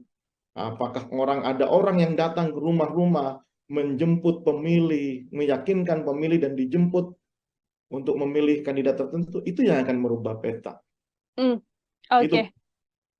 Oh, perlu kerja keras juga dari tim pemenangan, termasuk juga nantinya momen debat capres-cawapres ini dijadikan ajang bagi kandidat begitu ya untuk benar-benar menunjukkan apa yang akan dikerjakan menuju RI 1 di 2024 mendatang. Bang Rio, kalau dari sisi pasangan kandidat ini kan juga lima-limanya nantinya akan sama-sama naik ke atas panggung begitu, yang mana semuanya akan punya kesempatan berbicara. Kalau kita melihat dari latar belakang masing-masing calon, pasangan nomor 1, 2, dan juga 3, apakah proporsinya ini dari masing-masing paslon sudah cukup ideal untuk saling membackup secara latar belakang ataupun keahlian, Bang, dalam debat nanti? Ya, dalam konteks ini saya harus katakan pasangan 01 mungkin sudah sangat siap ya, karena sudah ya kita tahu Anies Baswedan adalah orang intelektual di Indonesia ya, kita tahu kapasitasnya ya, kita tahu apa namanya track record-nya di dunia intelektualitas. Saya kira karena perdebatan ini kan perdebatan intelek ya, bukan perdebatan pinggir apa namanya di apa warung kopi begitu ya, tapi ini murni bagaimana mendesain misalnya soal apa kebijakan ekonomi, kebijakan politik, hukum dan HAM begitu ya. Muhaimin Iskandar saya kira dengan pengalamannya di DPR, ketua partai, saya kira juga sangat siap untuk itu. Nah, 03 saya kira juga sangat kuat. Ganjar Pranowo apa namanya adalah seorang gubernur 2 periode, mantan anggota DPR RI gitu ya, banyak berbicara tentang otonomi daerah. Saya kira sangat kokoh ininya apa namanya kekuatan apalagi ditambah Profesor Mahfud MD ya, kita tahu pendekar hukum begitu ya. Saya kira ini akan dilahap oleh dua pasangan lainnya. Mungkin handicap dari 03 adalah bagaimana mendefinisikan posisi diametral hari ini dengan Presiden Jokowi, itu akan sangat berpengaruh tentang konstruksi kebijakan di masa yang akan datang akan dia ambil. Apakah dia pro atau anti dengan kebijakan Jokowi, ya kan? Kayak statement Ganjar misalnya tentang penegakan hukum di angka 5, itu kan juga harus dielaborasi dalam debat nanti kan. Itu. Nah, bagaimana dengan pasangan 02? 02 ini yang punya beban menurut saya.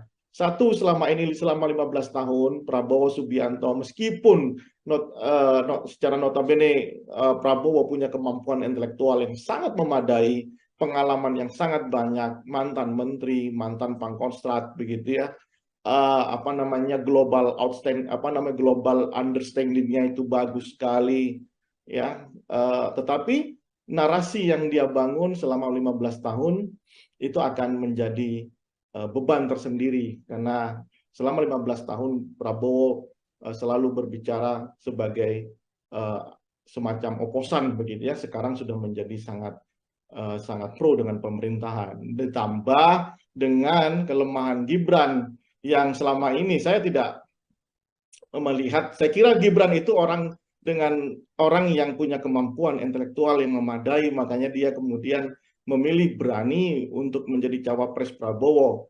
Tapi belakangan setelah saya lihat video-video Gibran, ketika ada orang yang bertanya soal apa yang harus dilakukan setelah lulus gitu ya, dengan entengnya Gibran menjawab, ya sudah, bikin bisnis saja begitu ya. Mungkin itu pikiran yang bagus gitu ya, cuman tidak terdeliver dengan baik karena memang saya lihat kemampuan di dalam pembahasaan secara intelektualitas itu sangat kurang. Lalu ketika misalnya ada orang bertanya disuruh jawab, suruh baca bukunya. Dan ketika ada wartawan bertanya ya sudah begitu-begitu aja. Seolah-olah ini flat, seolah-olah kemudian Gibran benar-benar ingin menurunkan kelas pilpres ini menjadi kelas pilkades begitu. Nah, ini yang menurut saya akan jadi beban di pasangan 02, dan itu make sense ketika ada usulan dari timnya untuk mengurangi debat atau mungkin minta didampingi gitu ya. Sehingga ya jangan salahkan publik juga ketika nanti ada anasir-anasir yang diproduksi, misalnya minta didampingi presiden, kalau masih kurang minta didampingi bapaknya begitu ya. Karena memang apa ya? Karena Gibran pintu masuknya sudah bermasalah, sehingga publik terutama di kelas menengah dan kelas atas gitu ya, itu kemudian sangat kritis terhadap Gibran ya. Pasangan 02 tim suksesnya harus siap dengan kritisme itu begitu ya. Mungkin bisa jadi masyarakat di level grassroots banyak yang memilih Prabowo, Subianto dan Gibran karena memang Jokowi efek begitu ya. Tetapi bicara debat ini kan layer tersendiri, panggung tersendiri, parata politik yang berbeda ketika dia memberikan sembako atau senyuman saja ke level grassroots. Ini murni pertarungan intelektualitas, kapabilitas, sehingga publik benar-benar sadar siapa yang layak untuk memimpin Indonesia di masa yang akan datang. Begitu, Nila. Oke.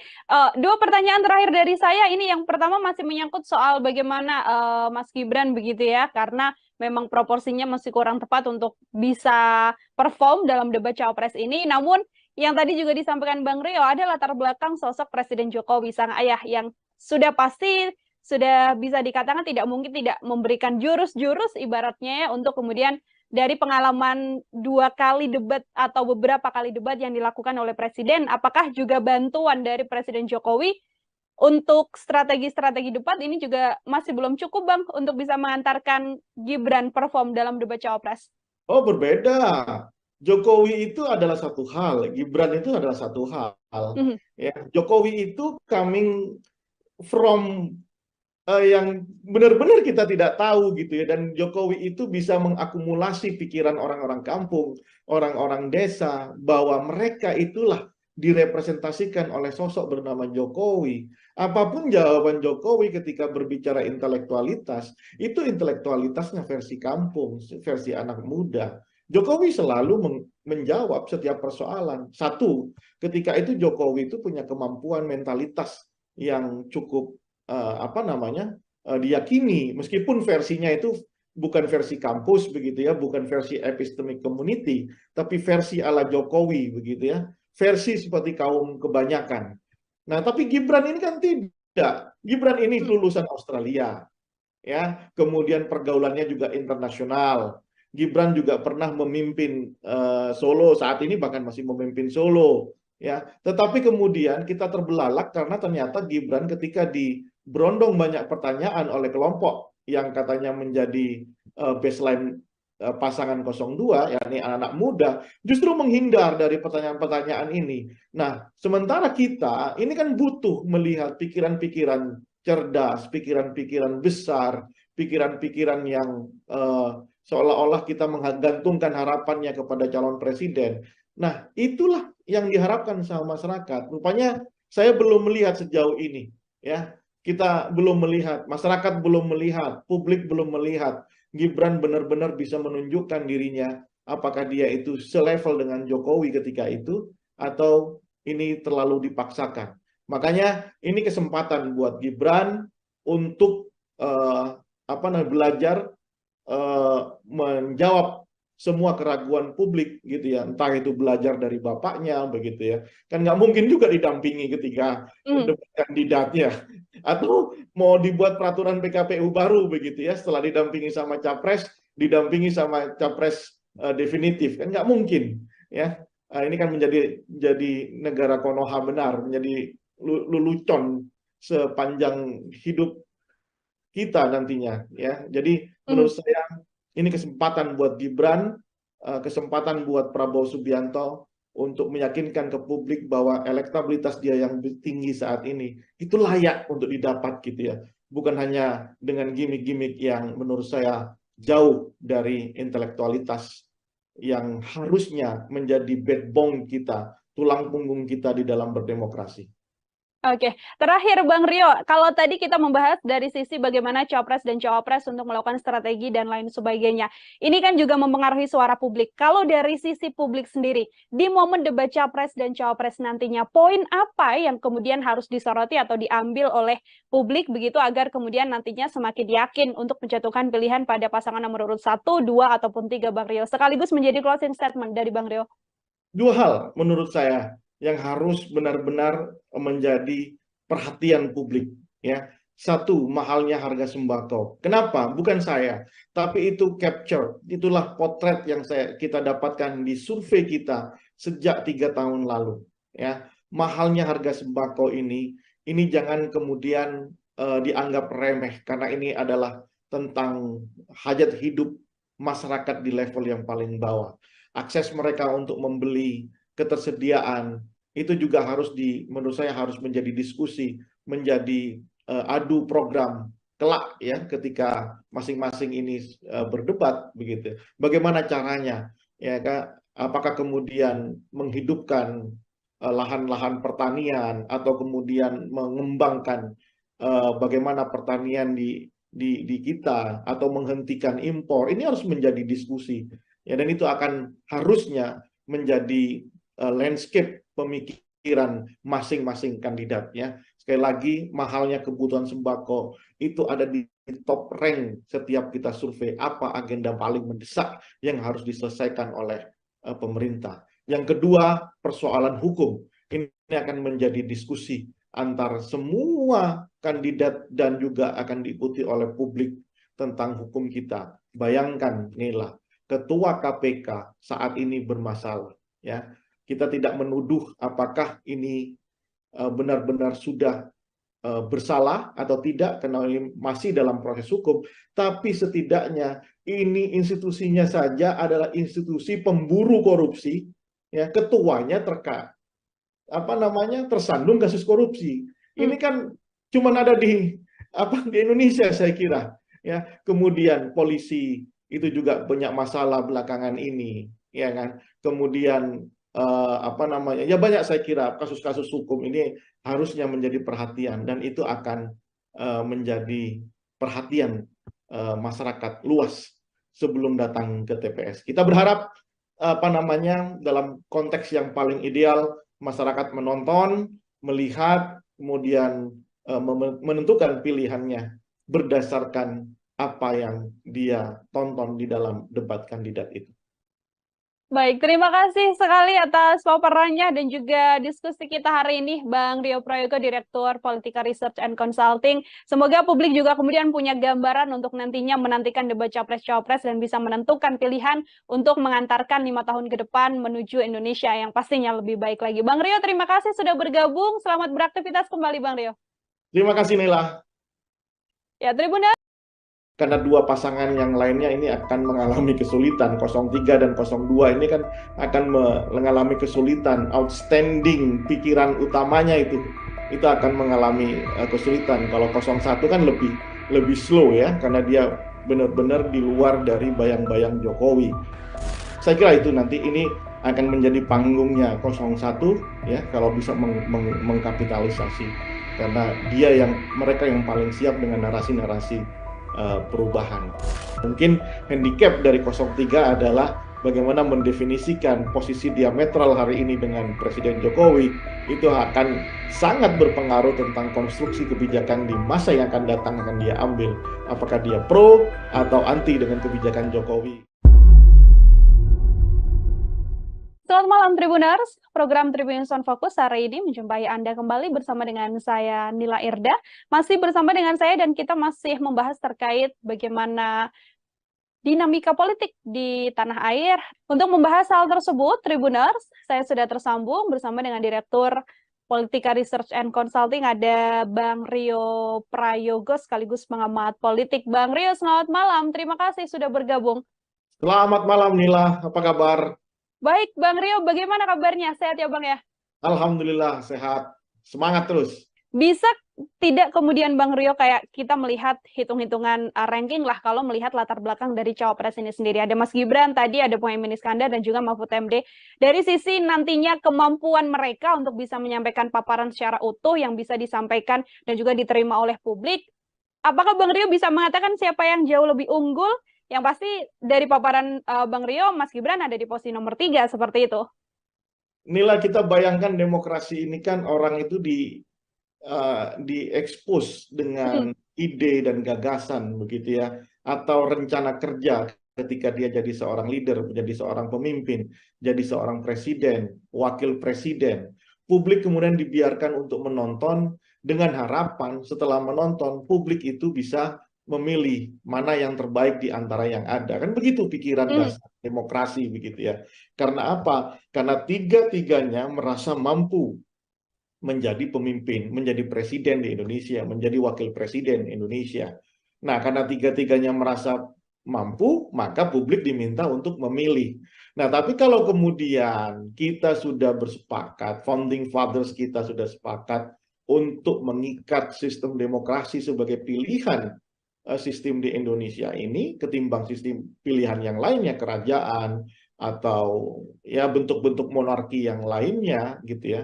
Tentu orang yang mau berkonsentrasi sehingga atau kandidasi itu harus diwarnai dengan warna-warna yang penuh dengan intelektualitas, harus diwarnai dengan warna yang penuh dengan keyakinan kepemimpinan di masa yang akan datang. Tapi kalau tidak pede, hanya sekedar ingin merebut kekuasaan, ya tentu ini akan menjadi persoalan. Bagaimana publik bisa tahu? Ya kamu mau jualan apa? Demokrasi kan begitu tuh. Produk adalah dirinya, kemudian diekspos sehingga orang bisa tahu, ya you mau jualan apa? Jualan pikiran, jualan apa, begitu ya. Nah, oleh karena itu dibuatlah peranata politik namanya debat.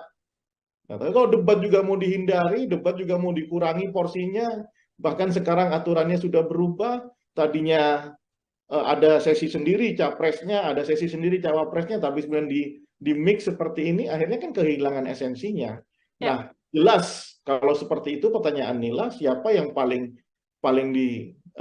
tidak diuntungkan ya dua pasangan yang lainnya. 01, 03 tidak diuntungkan. Karena apa? Bagi 01 dan bagi 03 inilah titik di mana dia benar-benar bisa ditonton oleh jutaan, mungkin ratusan juta pemilih kita yang tercatat 204 juta, ya mungkin tidak semuanya, tapi 60% akan menyaksikan debat capres ini.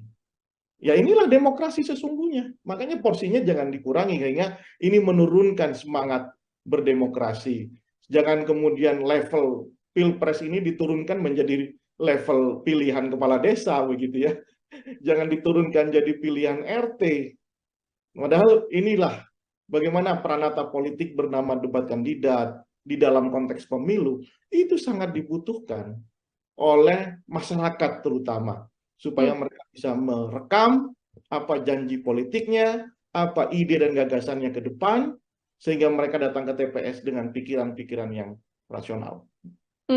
Oke, itu di sisi calon wakil presiden begitu ya, Bang Rio, ada yang bisa diunggulkan ataupun yang juga dirugikan dengan tidak bisanya menyampaikan paparan mereka secara utuh di hadapan rakyat Indonesia, bisa dikatakan seperti itu. Ini tadi Bang Rio mengatakan Prabowo Subianto sudah cukup berpengalaman, bisa dibilang 3 kali begitu kan mengikuti debat capres dan juga cawapres. Kemudian kalau kita melihat Anies Baswedan, kemudian juga kita melihat Pak Ganjar Pranowo dan nantinya akan berhadapan.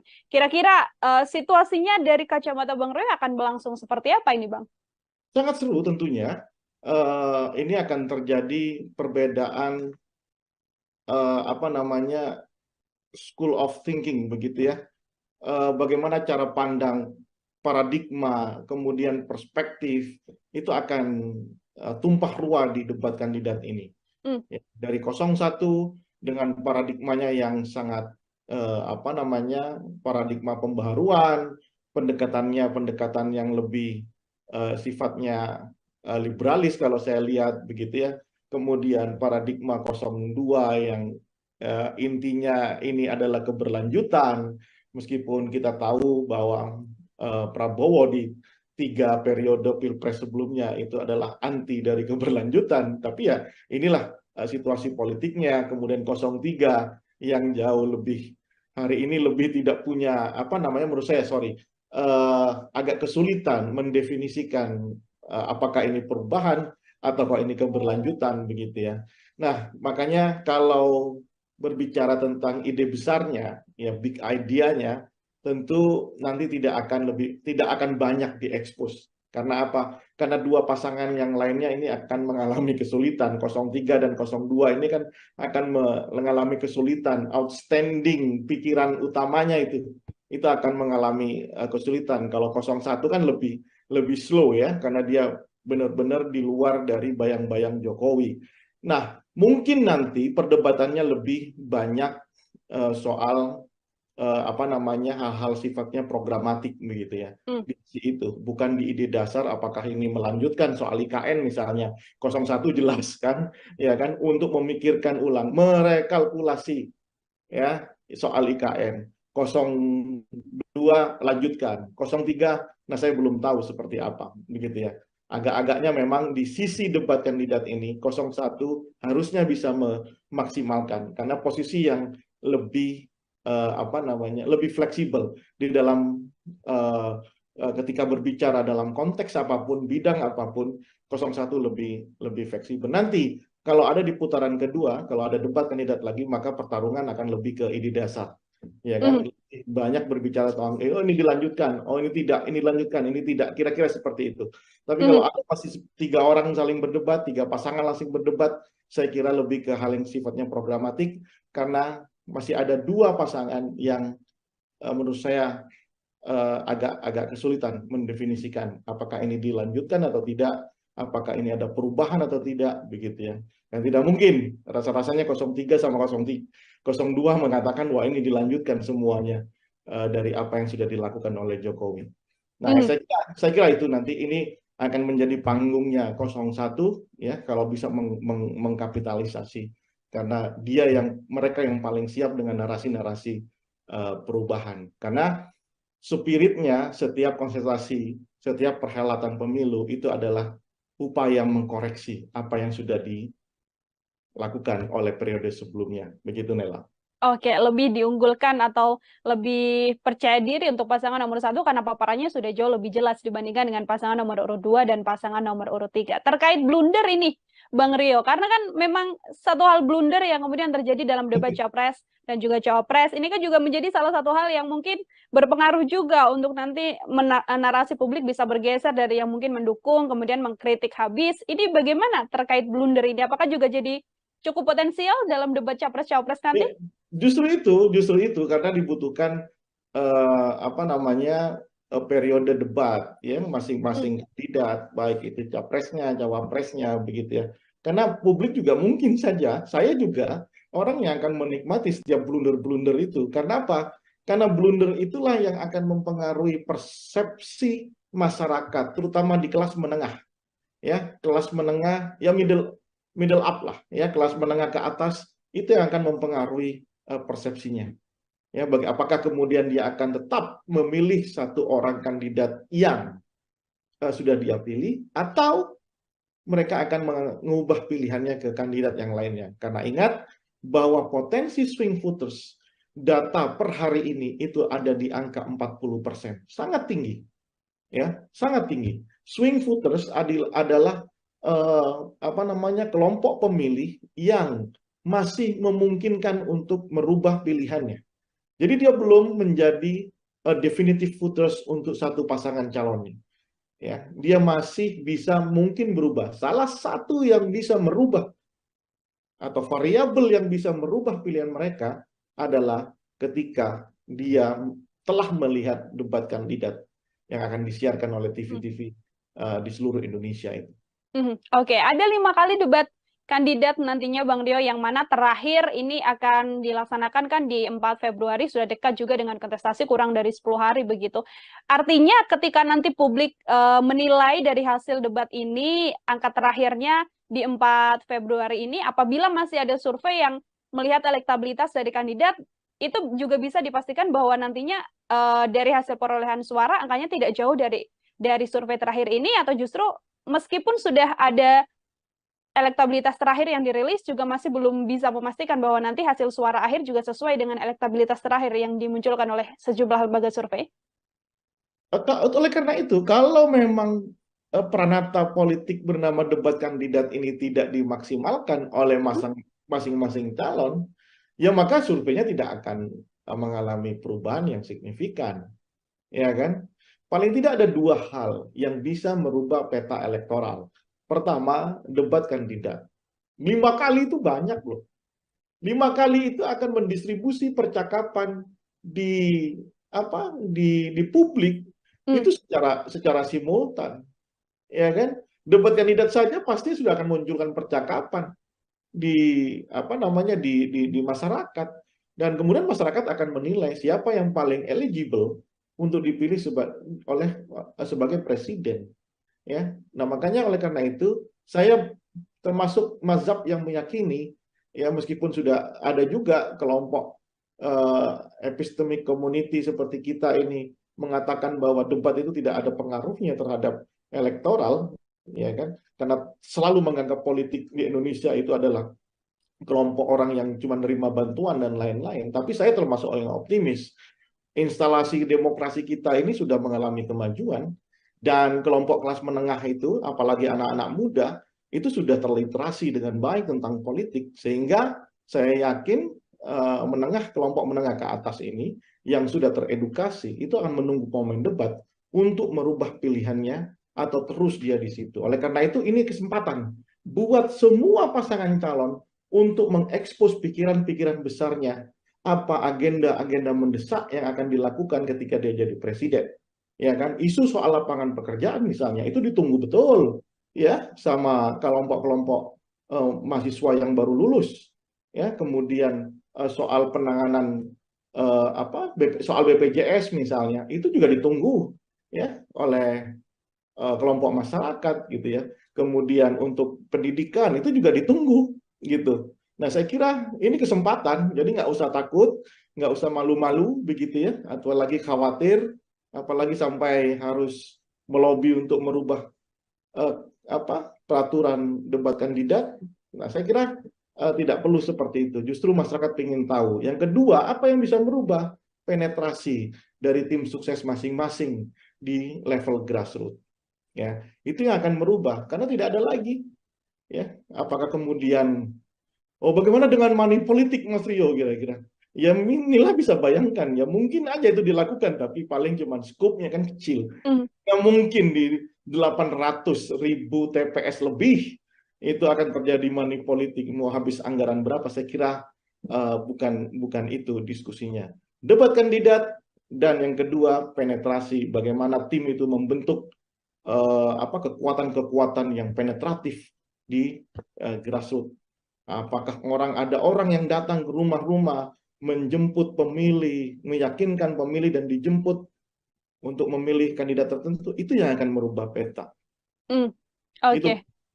Oh, perlu kerja keras juga dari tim pemenangan, termasuk juga nantinya momen debat capres-cawapres ini dijadikan ajang bagi kandidat begitu ya, untuk benar-benar menunjukkan apa yang akan dikerjakan menuju RI 1 di 2024 mendatang. Bang Rio, kalau dari sisi pasangan kandidat ini kan juga lima-limanya nantinya akan sama-sama naik ke atas panggung begitu, yang mana semuanya akan punya kesempatan berbicara. Kalau kita melihat dari latar belakang masing-masing calon, pasangan nomor 1, 2, dan juga 3, apakah proporsinya ini dari masing-masing paslon sudah cukup ideal untuk saling membackup secara latar belakang ataupun keahlian, Bang, dalam debat nanti?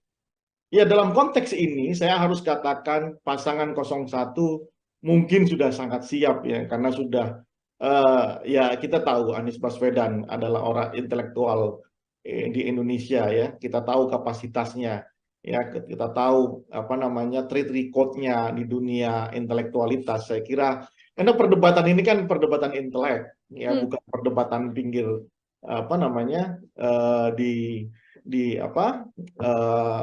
warung kopi begitu ya, tapi ini murni bagaimana mendesain misalnya soal kebijakan ekonomi, kebijakan politik, hukum dan HAM begitu ya.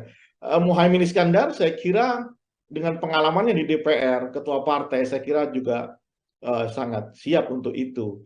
Nah, 03 saya kira juga sangat kuat. Ganjar Pranowo adalah seorang gubernur 2 periode, mantan anggota DPR RI gitu ya, banyak berbicara tentang otonomi daerah. Saya kira sangat kokoh ininya kekuatan, apalagi ditambah Profesor Mahfud MD ya, kita tahu pendekar hukum begitu ya. Saya kira ini akan dilahap oleh 2 pasangan lainnya. Mungkin handicap dari 03 adalah bagaimana mendefinisikan posisi diametral hari ini dengan Presiden Jokowi, itu akan sangat berpengaruh tentang konstruksi kebijakan di masa yang akan datang akan dia ambil. Apakah dia pro atau anti dengan kebijakan Jokowi, ya kan? Kayak statement Ganjar misalnya tentang penegakan hukum di angka 5 itu kan juga harus dielaborasi dalam debat nanti kan. Itu. Nah, bagaimana dengan pasangan 02? 02 ini yang punya beban menurut saya. Satu, selama 15 tahun Prabowo Subianto, meskipun secara notabene Prabowo punya kemampuan intelektual yang sangat memadai, pengalaman yang sangat banyak, mantan menteri, mantan pangkostrat begitu ya, apa namanya global understanding-nya itu bagus sekali, ya. Tetapi narasi yang dia bangun selama 15 tahun itu akan menjadi beban tersendiri, karena selama 15 tahun Prabowo selalu berbicara sebagai semacam oposan begitu ya. Sekarang sudah menjadi sangat pro dengan pemerintahan, ditambah dengan kelemahan Gibran yang selama ini saya tidak melihat. Saya kira Gibran itu dengan orang yang punya kemampuan intelektual yang memadai, makanya dia kemudian memilih berani untuk menjadi cawapres Prabowo. Tapi belakangan setelah saya lihat video-video Gibran, ketika ada orang yang bertanya soal apa yang harus dilakukan setelah lulus gitu ya, dengan entengnya Gibran menjawab, ya sudah, bikin bisnis saja begitu ya. Mungkin itu pikiran yang bagus gitu ya, cuman tidak terdeliver dengan baik karena memang saya lihat kemampuan di dalam pembahasaan secara intelektualitas itu sangat kurang. Lalu ketika misalnya ada orang bertanya disuruh jawab, suruh baca bukunya. Dan ketika ada wartawan bertanya, ya sudah begitu-begitu aja. Seolah-olah ini flat, seolah-olah kemudian Gibran benar-benar ingin menurunkan kelas pilpres ini menjadi kelas pilkades begitu. Nah, ini yang menurut saya akan jadi beban di pasangan 02, dan itu make sense ketika ada usulan dari timnya untuk mengurangi debat atau mungkin minta didampingi gitu ya. Sehingga ya jangan salahkan publik juga ketika nanti ada anasir-anasir yang diproduksi, misalnya minta didampingi presiden, kalau masih kurang minta didampingi bapaknya begitu ya. Karena memang apa ya?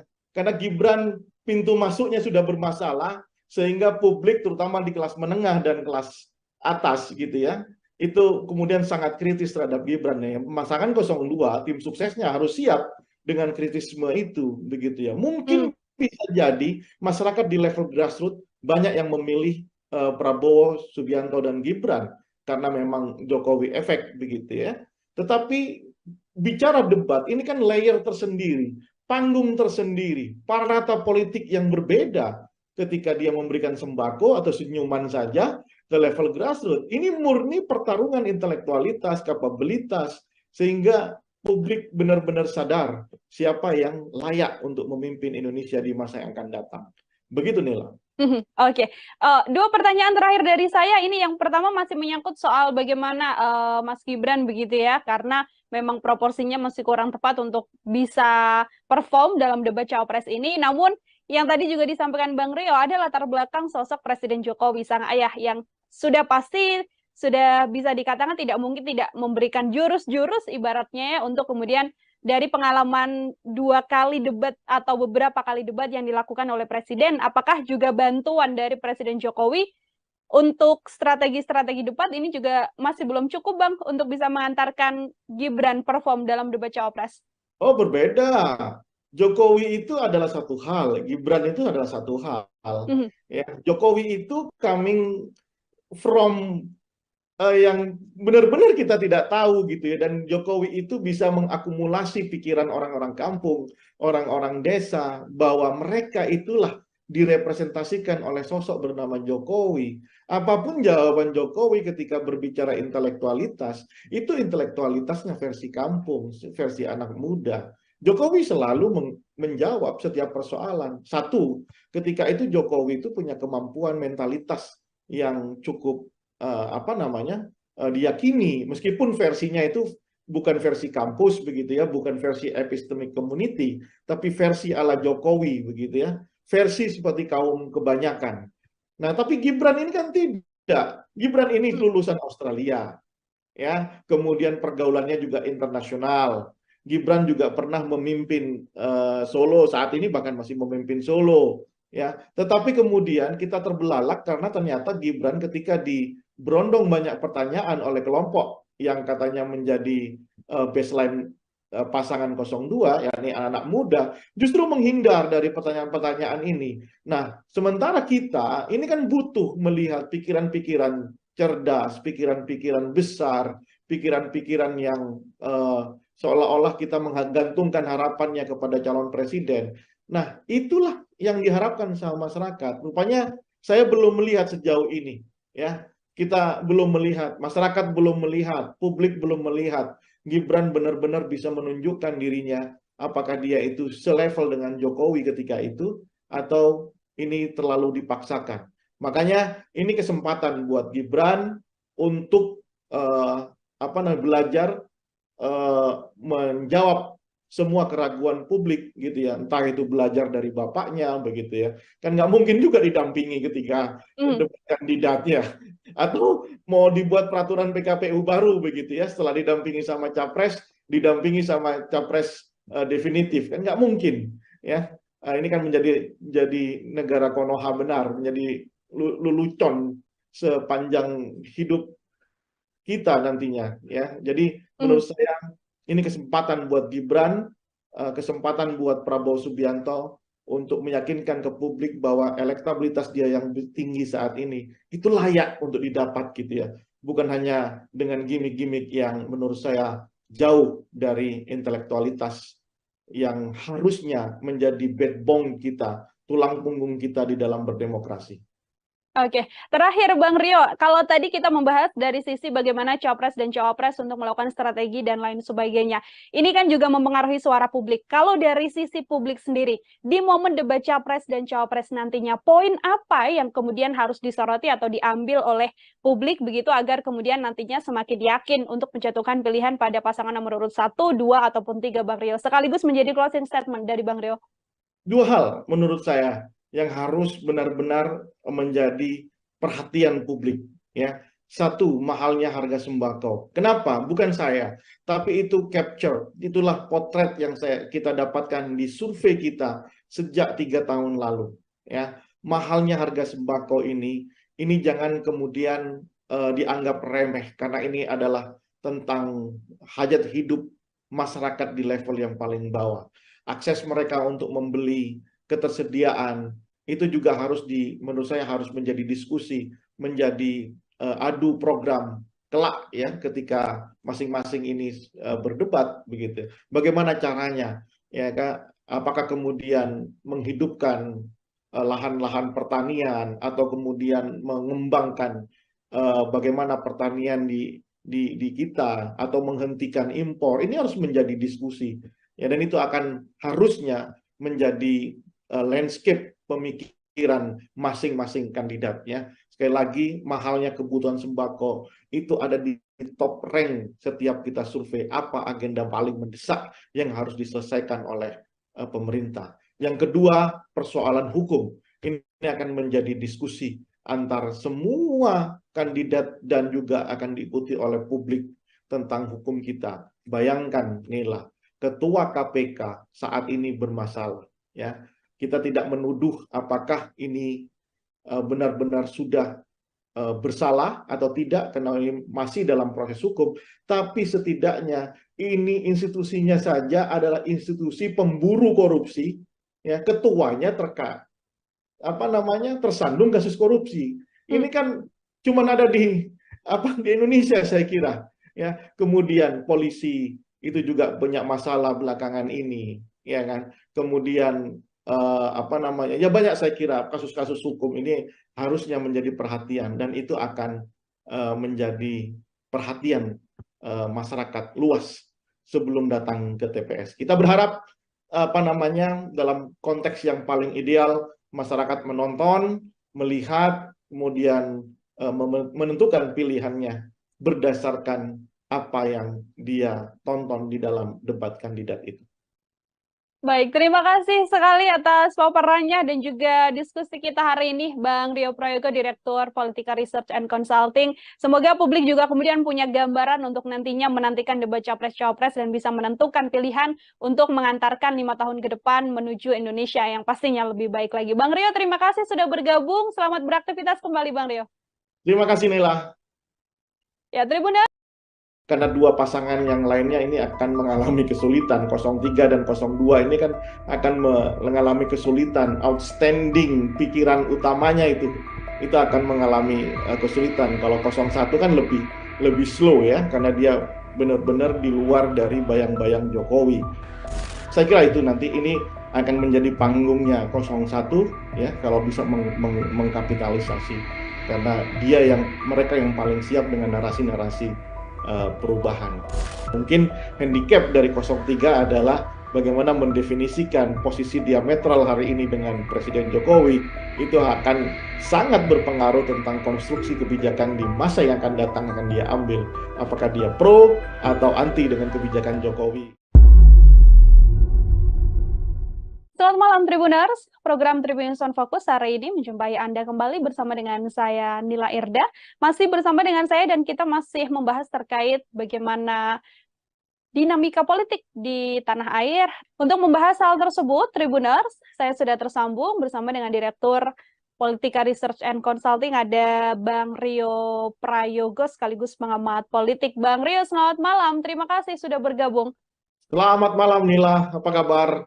Baik, Bang Rio, bagaimana kabarnya? Sehat ya, Bang ya? Alhamdulillah, sehat. Semangat terus. Bisa tidak kemudian Bang Rio kayak kita melihat hitung-hitungan ranking lah kalau melihat latar belakang dari cawapres ini sendiri. Ada Mas Gibran, tadi ada Muhaimin Iskandar dan juga Mahfud MD.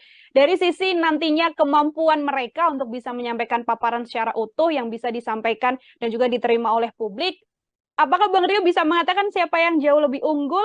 Yang pasti dari paparan Bang Rio, Mas Gibran ada di posisi nomor 3, seperti itu. Nila, kita bayangkan demokrasi ini kan orang itu diekspos dengan ide dan gagasan begitu ya, atau rencana kerja ketika dia jadi seorang leader, menjadi seorang pemimpin, jadi seorang presiden, wakil presiden. Publik kemudian dibiarkan untuk menonton dengan harapan setelah menonton publik itu bisa memilih mana yang terbaik di antara yang ada. Kan begitu pikiran dasar demokrasi begitu ya. Karena apa? Karena tiga-tiganya merasa mampu menjadi pemimpin, menjadi presiden di Indonesia, menjadi wakil presiden Indonesia.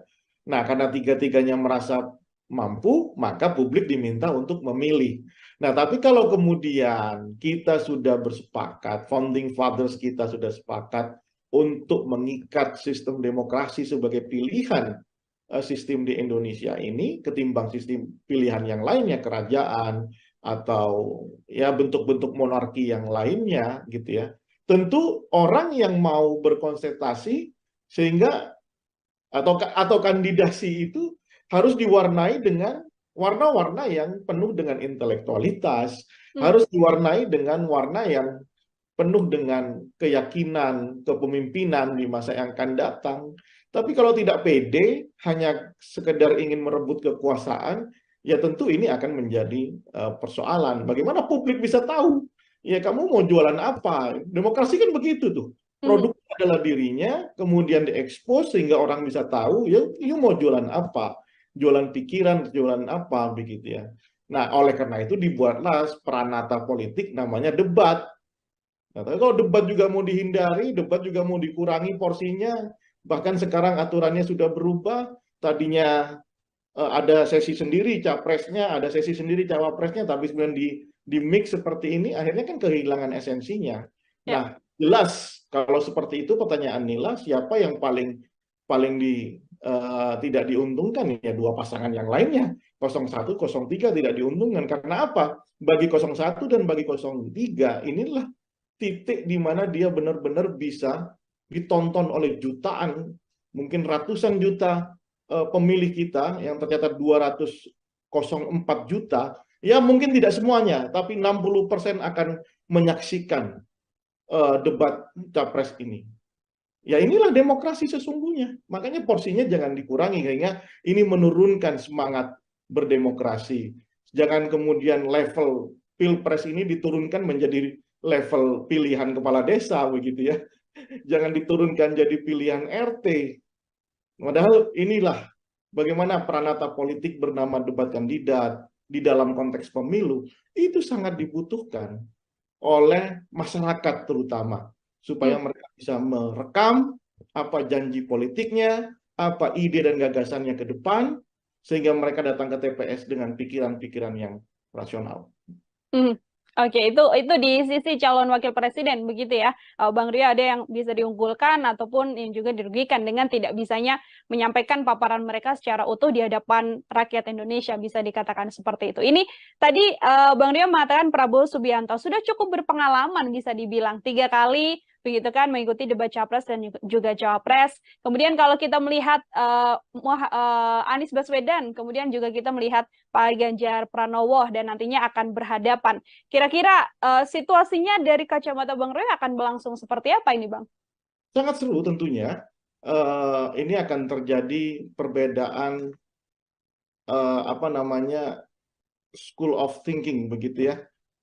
Bagaimana cara pandang, paradigma, kemudian perspektif itu akan tumpah ruah di debat kandidat ini. Ya, dari 01 dengan paradigmanya yang sangat apa namanya paradigma pembaharuan, pendekatan yang lebih sifatnya liberalis kalau saya lihat begitu ya.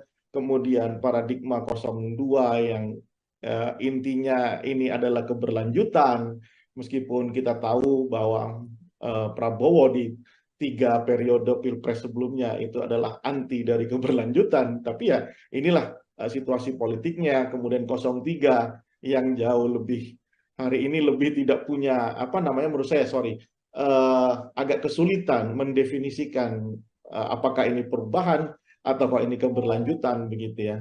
Nah, makanya kalau berbicara tentang ide besarnya, ya big idea-nya, tentu nanti tidak akan banyak diekspos. Karena apa? Karena dua pasangan yang lainnya ini akan mengalami kesulitan. 03 dan 02 ini kan akan mengalami kesulitan. Outstanding pikiran utamanya itu akan mengalami kesulitan. Kalau 01 kan lebih slow ya, karena dia benar-benar di luar dari bayang-bayang Jokowi. Nah, mungkin nanti perdebatannya lebih banyak soal apa namanya hal-hal sifatnya programatik begitu ya.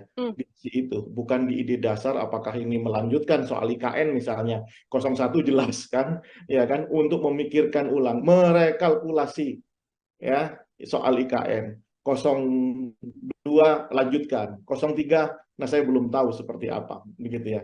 Agak-agaknya memang di sisi debat kandidat ini 01 harusnya bisa memaksimalkan karena posisi yang lebih apa namanya lebih fleksibel di dalam ketika berbicara dalam konteks apapun, bidang apapun, 01 lebih fleksibel. Nanti kalau ada di putaran kedua, kalau ada debat kandidat lagi, maka pertarungan akan lebih ke ide dasar. Ya kan, banyak berbicara tentang oh ini dilanjutkan, oh ini tidak, ini dilanjutkan, ini tidak, kira-kira seperti itu. Tapi kalau ada masih 3 orang saling berdebat, 3 pasangan langsung berdebat, saya kira lebih ke hal yang sifatnya programatik, karena masih ada 2 pasangan yang menurut saya agak kesulitan mendefinisikan apakah ini dilanjutkan atau tidak, apakah ini ada perubahan atau tidak, begitu ya. Dan tidak mungkin rasa-rasanya 03 sama 02 mengatakan wah ini dilanjutkan semuanya dari apa yang sudah dilakukan oleh Jokowi. Nah, saya kira itu nanti ini akan menjadi panggungnya 01 ya kalau bisa mengkapitalisasi karena mereka yang paling siap dengan narasi-narasi perubahan. Karena spiritnya setiap konsentrasi, setiap perhelatan pemilu itu adalah upaya mengkoreksi apa yang sudah dilakukan oleh periode sebelumnya. Begitu, Nela.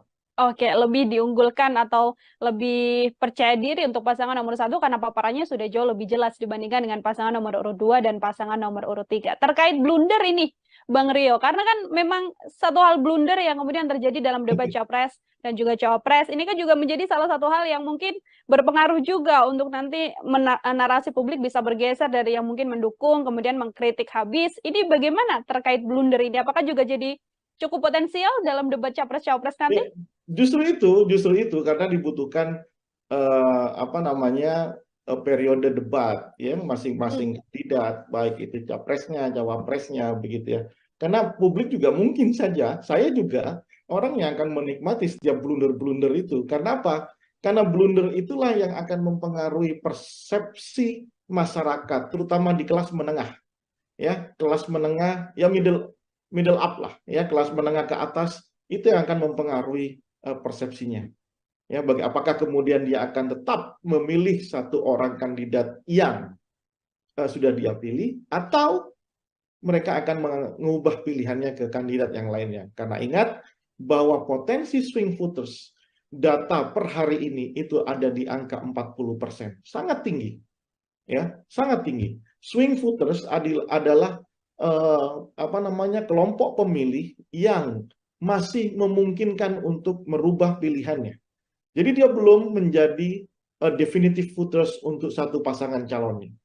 Ya, dia masih bisa mungkin berubah. Salah satu yang bisa merubah atau variabel yang bisa merubah pilihan mereka adalah ketika dia telah melihat debat kandidat yang akan disiarkan oleh TV-TV di seluruh Indonesia itu. Oke, ada 5 kali debat kandidat nantinya Bang Dio, yang mana terakhir ini akan dilaksanakan kan di 4 Februari, sudah dekat juga dengan kontestasi, kurang dari 10 hari begitu. Artinya ketika nanti publik menilai dari hasil debat ini, angka terakhirnya di 4 Februari ini, apabila masih ada survei yang melihat elektabilitas dari kandidat, itu juga bisa dipastikan bahwa nantinya dari hasil perolehan suara angkanya tidak jauh dari survei terakhir ini, atau justru meskipun sudah ada elektabilitas terakhir yang dirilis, juga masih belum bisa memastikan bahwa nanti hasil suara akhir juga sesuai dengan elektabilitas terakhir yang dimunculkan oleh sejumlah lembaga survei. Oleh karena itu, kalau memang peranata politik bernama debat kandidat ini tidak dimaksimalkan oleh masing-masing calon, ya maka surveinya tidak akan mengalami perubahan yang signifikan. Ya kan? Paling tidak ada 2 hal yang bisa merubah peta elektoral. Pertama, debat kandidat. 5 kali itu banyak loh. 5 kali itu akan mendistribusi percakapan di publik itu secara simultan. Ya kan? Debat kandidat saja pasti sudah akan munculkan percakapan di di masyarakat, dan kemudian masyarakat akan menilai siapa yang paling eligible untuk dipilih sebagai presiden. Ya, nah makanya oleh karena itu saya termasuk mazhab yang meyakini, ya meskipun sudah ada juga kelompok epistemic community seperti kita ini mengatakan bahwa debat itu tidak ada pengaruhnya terhadap elektoral, ya kan? Karena selalu menganggap politik di Indonesia itu adalah kelompok orang yang cuma nerima bantuan dan lain-lain. Tapi saya termasuk orang yang optimis. Instalasi demokrasi kita ini sudah mengalami kemajuan, dan kelompok kelas menengah itu, apalagi anak-anak muda, itu sudah terliterasi dengan baik tentang politik, sehingga saya yakin kelompok menengah ke atas ini yang sudah teredukasi itu akan menunggu momen debat untuk merubah pilihannya atau terus dia di situ. Oleh karena itu ini kesempatan buat semua pasangan calon untuk mengekspos pikiran-pikiran besarnya, apa agenda-agenda mendesak yang akan dilakukan ketika dia jadi presiden. Ya kan, isu soal lapangan pekerjaan misalnya itu ditunggu betul ya sama kelompok-kelompok mahasiswa yang baru lulus. Ya, kemudian soal penanganan soal BPJS misalnya itu juga ditunggu ya oleh kelompok masyarakat gitu ya. Kemudian untuk pendidikan itu juga ditunggu gitu. Nah, saya kira ini kesempatan, jadi nggak usah takut, nggak usah malu-malu begitu ya, atau lagi khawatir, apalagi sampai harus melobi untuk merubah peraturan debat kandidat. Nah, saya kira tidak perlu seperti itu. Justru masyarakat ingin tahu. Yang kedua, apa yang bisa merubah penetrasi dari tim sukses masing-masing di level grassroots. Ya, itu yang akan merubah, karena tidak ada lagi. Ya, apakah kemudian bagaimana dengan money politik, Mas Rio, kira-kira? Ya inilah bisa bayangkan, ya mungkin aja itu dilakukan, tapi paling cuma skopnya kan kecil. Nggak mungkin di 800.000 TPS lebih itu akan terjadi money politik. Mau habis anggaran berapa? Saya kira bukan itu diskusinya. Debat kandidat, dan yang kedua penetrasi, bagaimana tim itu membentuk kekuatan-kekuatan yang penetratif di grassroots. Apakah ada orang yang datang ke rumah-rumah menjemput pemilih, meyakinkan pemilih dan dijemput untuk memilih kandidat tertentu, itu yang akan merubah peta. Oke. Oh, perlu kerja keras juga dari tim pemenangan, termasuk juga nantinya momen debat capres-cawapres ini dijadikan ajang bagi kandidat begitu ya untuk benar-benar menunjukkan apa yang akan dikerjakan menuju RI 1 di 2024 mendatang. Bang Rio, kalau dari sisi pasangan kandidat ini kan juga lima-limanya nantinya akan sama-sama naik ke atas panggung begitu, yang mana semuanya akan punya kesempatan berbicara. Kalau kita melihat dari latar belakang masing-masing calon, pasangan nomor 1, 2, dan juga 3, apakah proporsinya ini dari masing-masing paslon sudah cukup ideal untuk saling membackup secara latar belakang ataupun keahlian, Bang, dalam debat nanti? Ya, dalam konteks ini saya harus katakan pasangan 01 mungkin sudah sangat siap ya, karena sudah ya kita tahu Anies Baswedan adalah orang intelektual di Indonesia ya. Kita tahu kapasitasnya ya, kita tahu apa namanya track record-nya di dunia intelektualitas. Saya kira karena perdebatan ini kan perdebatan intelek ya, bukan perdebatan pinggir apa namanya di apa warung kopi begitu ya, tapi ini murni bagaimana mendesain misalnya soal apa kebijakan ekonomi, kebijakan politik, hukum dan HAM gitu ya. Muhaimin Iskandar saya kira dengan pengalamannya di DPR, ketua partai, saya kira juga sangat siap untuk itu. Nah, 03 saya kira juga sangat kuat. Ganjar Pranowo apa namanya adalah seorang gubernur 2 periode, mantan anggota DPR RI gitu ya, banyak berbicara tentang otonomi daerah. Saya kira sangat kokoh ininya apa namanya kekuatan apalagi ditambah Profesor Mahfud MD ya, kita tahu pendekar hukum begitu ya. Saya kira ini akan dilahap oleh dua pasangan lainnya. Mungkin handicap dari 03 adalah bagaimana mendefinisikan posisi diametral hari ini dengan Presiden Jokowi, itu akan sangat berpengaruh tentang konstruksi kebijakan di masa yang akan datang akan dia ambil. Apakah dia pro atau anti dengan kebijakan Jokowi, ya kan, kayak statement Ganjar misalnya tentang penegakan hukum di angka 5 itu kan juga harus dielaborasi dalam debat nanti kan. Itu. Nah, bagaimana dengan pasangan 02? 02 ini yang punya beban menurut saya. Satu, selama 15 tahun Prabowo Subianto meskipun secara notabene Prabowo punya kemampuan intelektual yang sangat memadai, pengalaman yang sangat banyak, mantan menteri, mantan pangkostrat begitu ya. Apa namanya global outstanding, apa namanya global understanding-nya itu bagus sekali ya. Tetapi narasi yang dia bangun selama 15 tahun itu akan menjadi beban tersendiri, karena selama 15 tahun Prabowo selalu berbicara sebagai semacam oposan begitu ya. Sekarang sudah menjadi sangat pro dengan pemerintahan, ditambah dengan kelemahan Gibran yang selama ini saya tidak melihat. Saya kira Gibran itu orang yang punya kemampuan intelektual yang memadai, makanya dia kemudian memilih berani untuk menjadi cawapres Prabowo. Tapi belakangan setelah saya lihat video-video Gibran, ketika ada orang yang bertanya soal apa yang harus dilakukan setelah lulus gitu ya, dengan entengnya Gibran menjawab, ya sudah, bikin bisnis saja begitu ya. Mungkin itu pikiran yang bagus gitu ya, cuman tidak terdeliver dengan baik karena memang saya lihat kemampuan di dalam pembahasaan secara intelektualitas itu sangat kurang. Lalu ketika misalnya ada orang bertanya disuruh jawab, suruh baca bukunya, dan ketika ada wartawan bertanya ya sudah begitu-begitu aja, seolah-olah ini flat, seolah-olah kemudian Gibran benar-benar ingin menurunkan kelas pilpres ini menjadi kelas pilkades begitu.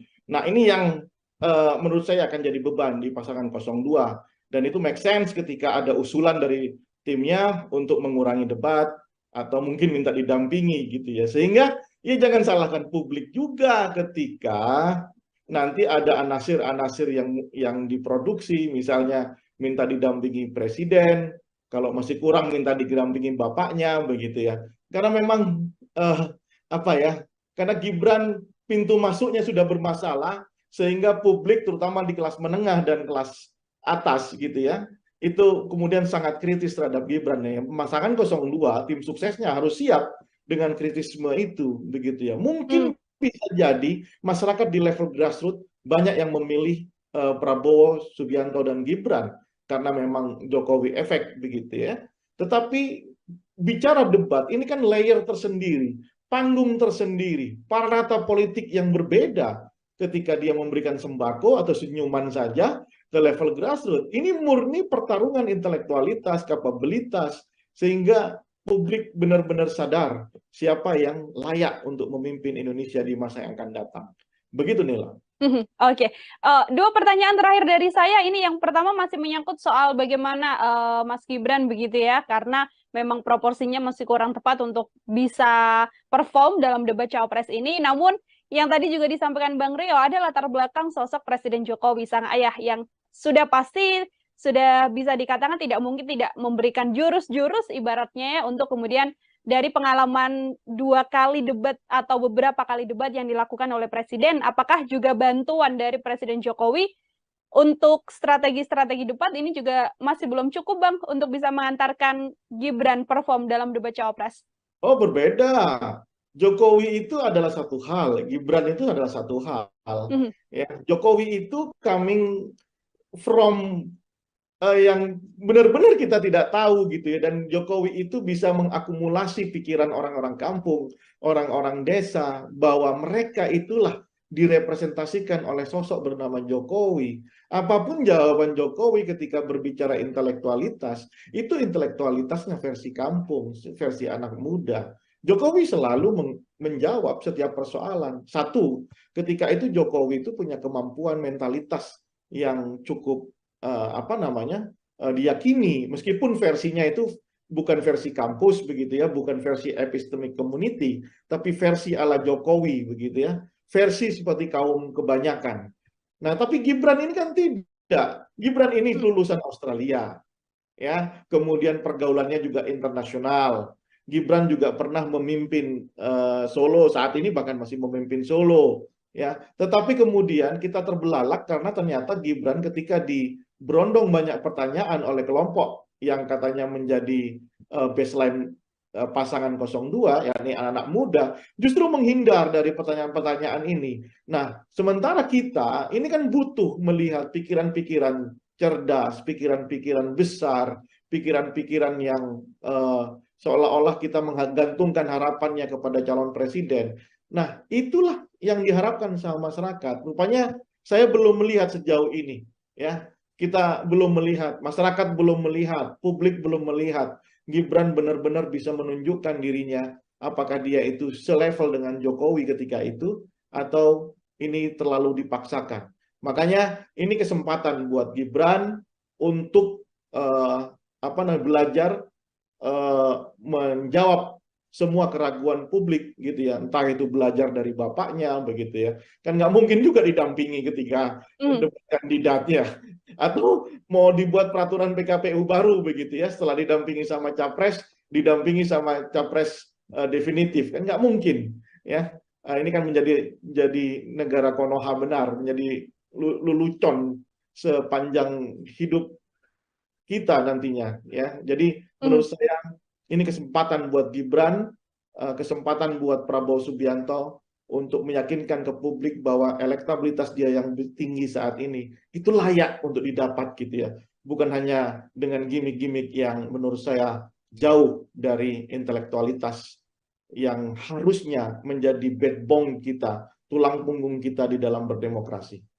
Oke, terakhir Bang Rio, kalau tadi kita membahas dari sisi bagaimana Capres dan Cawapres untuk melakukan strategi dan lain sebagainya, ini kan juga mempengaruhi suara publik. Kalau dari sisi publik sendiri, di momen debat Capres dan Cawapres nantinya, poin apa yang kemudian harus disoroti atau diambil oleh publik begitu agar kemudian nantinya semakin yakin untuk menjatuhkan pilihan pada pasangan nomor urut 1, 2, ataupun 3, Bang Rio? Sekaligus menjadi closing statement dari Bang Rio. Dua hal menurut saya yang harus benar-benar menjadi perhatian publik ya. Satu, mahalnya harga sembako. Kenapa? Bukan saya, tapi itu capture, itulah potret yang kita dapatkan di survei kita sejak 3 tahun lalu ya. Mahalnya harga sembako ini jangan kemudian dianggap remeh, karena ini adalah tentang hajat hidup masyarakat di level yang paling bawah.